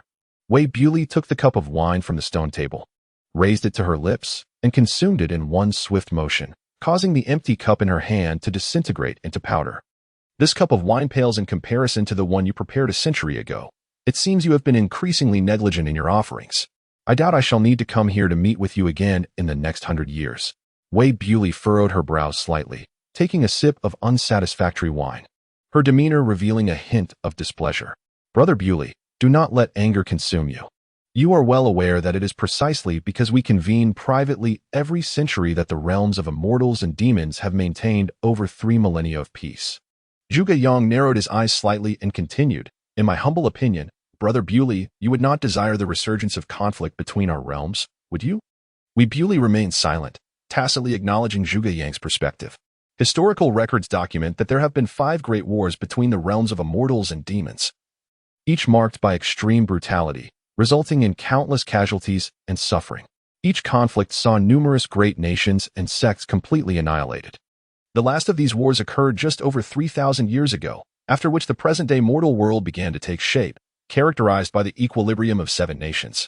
However, these so-called great nations appear particularly fragile in the face of celestial and demonic strife. Should a 6th war erupt, their downfall would be imminent. Brother Bewley, you must understand that the cornerstone of maintaining peace between our realms lies in balance, Zhuge Yang continued, his eyes still narrowed. As long as the equilibrium of power between the realms remains intact, neither our immortal sects nor your demonic factions would dare to provoke conflict. Regrettably, I have observed that this balance has been gradually eroded over the past century, primarily by your demonic sect, led by the master Qin Xuanqi of the Fanyuan sect. It has been 3 millennia since our immortal realm has produced an emperor immortal, yet a century ago, your demonic realm birthed Qin Xuanqi, an emperor demon. Thus, the balance between our realms has been irrevocably disrupted. Zhuge Yang shook his head in resignation. Upon hearing Zhuge Yang's remarks, Wei Bewley could not help but burst into laughter, her mirth reminiscent of a young girl. Zhuge Yang, your words are truly ludicrous. Your immortal sect is bereft of talent, unable to produce an emperor immortal in 3,000 years, yet you have the audacity to voice such grievances. Perhaps it is time for your sect to engage in some self-reflection instead of blaming our demonic realm for shattering the balance. Mark my words, we in the demonic realm are abundant in talent. It is likely that we will soon see the emergence of another emperor demon. Zhuge Yang stroked his beard with a sense of resignation, offering a few hollow smiles. He was acutely aware that the disruption in the balance between the celestial and demonic realms could not solely be attributed to the demonic practitioners. Rather, it was the celestial cultivators who had failed to present a commendable record over the past 3 millennia, having not produced a single emperor celestial during that time. Nonetheless, the escalating imbalance in strength between the 2 realms deeply troubled Zhuge Yang, particularly following the discovery of the corpse of the wine immortal 3 centuries ago, which had already begun to tilt the scales of power.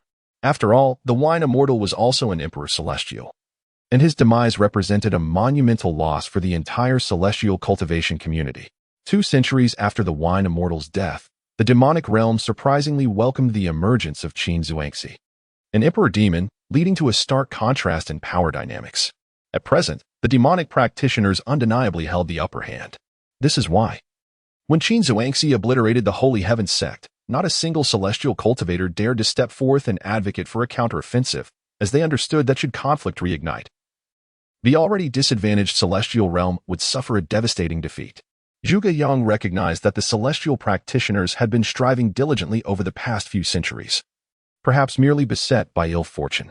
Just over 2 months prior, the master of the Xianyan Palace, Zhou Juanhao, ascended to the realm of Emperor Soul, providing a much-needed boost to the celestial community.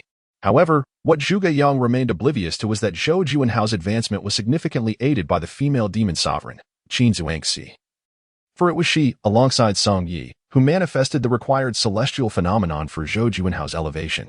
Yet, Zhou Juanhao's current cultivation level was merely at the first stage of Emperor Soul, with a considerable distance yet to traverse to reach the 9th stage, the threshold for being recognized as a true Emperor Celestial. Moreover, Zhou Juanhao practiced the 9 transformations of enlightenment, a cultivation technique that imposed stringent requirements for breakthroughs, necessitating not only a requisite level of cultivation but also encounters with the celestial phenomena essential for advancement.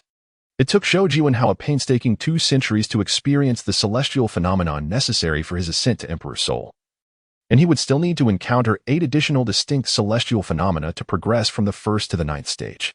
One could only speculate how many centuries this endeavor would require. Over a decade ago, the celestial realm also witnessed the rise of an unparalleled prodigy, Li Xiaoling, who entered the realm of Tongxian at the age of 13, achieved Dengsu at 14, and shattered the void by 17. Such remarkable feats were indeed rare among celestial cultivators over millennia, leading many to proclaim her as possessing the stature of an emperor sovereign, with some even asserting she bore the potential of an emperor celestial. Consequently, a decade ago, Zhuge Yang discreetly descended the mountain, disguising himself as an ordinary woodcutter, in an effort to engage with this celestial prodigy. However, that encounter left him profoundly disillusioned. Li Xiaoling was undeniably gifted, but her talents appeared to peak before reaching the Holy Spirit realm, suggesting that her ultimate limit was confined to that stage, making it improbable for her to attain even the Emperor Soul realm, let alone ascend to Emperor Celestial status. While some celestial practitioners might initially exhibit modest talents and experience slow progress, taking decades merely to reach the Tongxian realm, such individuals often possess the capacity to exert significant effort in later stages, ultimately rising to become Emperor Celestials who command the world. In contrast, Li Xiaoling demonstrated rapid advancement in her early cultivation, only to gradually reveal signs of decline in the latter stages, potentially becoming ensnared in a bottleneck that would halt her progress. It was precisely because Zhuge Yang recognized Li Xiaoling's limitations that he chose to remain passive when she was imprisoned in the 9 underworlds by Changsun Nishuan. After all, he understood that even if the celestial realm were to produce dozens of sovereigns, it would not compare to the emergence of a single Emperor Celestial. Upon perceiving that the strength of the celestial cultivation realm was evidently waning, Zhuge Yang had already begun to take covert actions. He meticulously devised a century-long talent cultivation program for the celestial cultivation realm. Prior to implementing this plan, Zhuge Yang conducted a thorough analysis as to why, over the span of 3 millennia, no Emperor Celestial had emerged from the realm. Ultimately, he attributed this failure to the lackluster vision exhibited by the prominent sects in selecting disciples, resulting in a plethora of apprentices who, despite their training, had not ascended to the rank of Emperor Celestial. However, Zhuge Yang himself was unable to personally take on disciples for 3 millennia prior. He had made a solemn vow with Wei Bulei that neither would accept apprentices. Consequently, Zhuge Yang endeavored to persuade the reclusive elder celestial beings to emerge from their seclusion and take on disciples, hoping that their discerning eyes might uncover a true heir with the potential to become an Emperor Celestial. Yet, most of the secluded elder celestial beings had grown weary of involving themselves in the celestial demonic conflicts and were reluctant to expend the time and effort required to teach apprentices. After all, if one successfully nurtured a commendable disciple, it was deemed a matter of course, given their status as seasoned elder celestial beings. Conversely, should they inadvertently mentor a disgraceful apprentice, it would tarnish the hard-won reputation they had painstakingly built. Thus, the majority of these reclusive elders were disinclined to engage in such thankless endeavors. Zhuge Yang exerted considerable effort, exhausting his persuasive skills and goodwill, ultimately convincing merely 7 elder celestial beings to agree to take on disciples. Presently, Zhuge Yang could only hope that from among the disciples of these 7 elders, a genuine Emperor Celestial would eventually arise, which constituted the essence of Zhuge Yang's grand century-long cultivation initiative. As for the ultimate outcome of this talent cultivation program, Zhuge Yang harbored no certainty. At this juncture, Wei Bulei addressed Zhuge Yang, indicating that the cup had been emptied, and if there were no further matters to discuss, he would take his leave, with hopes of meeting again in a century, wishing that a fine wine would await him then. Wait, Bulei. I have a question that has lingered for 300 years. The demise of the wine immortal. Do you have any relation to this? Zhuge Yang inquired, his expression suddenly grave. Without a moment's hesitation, Wei Bulei replied, the death of the wine immortal bears no connection to me. With that, her figure vanished into thin air.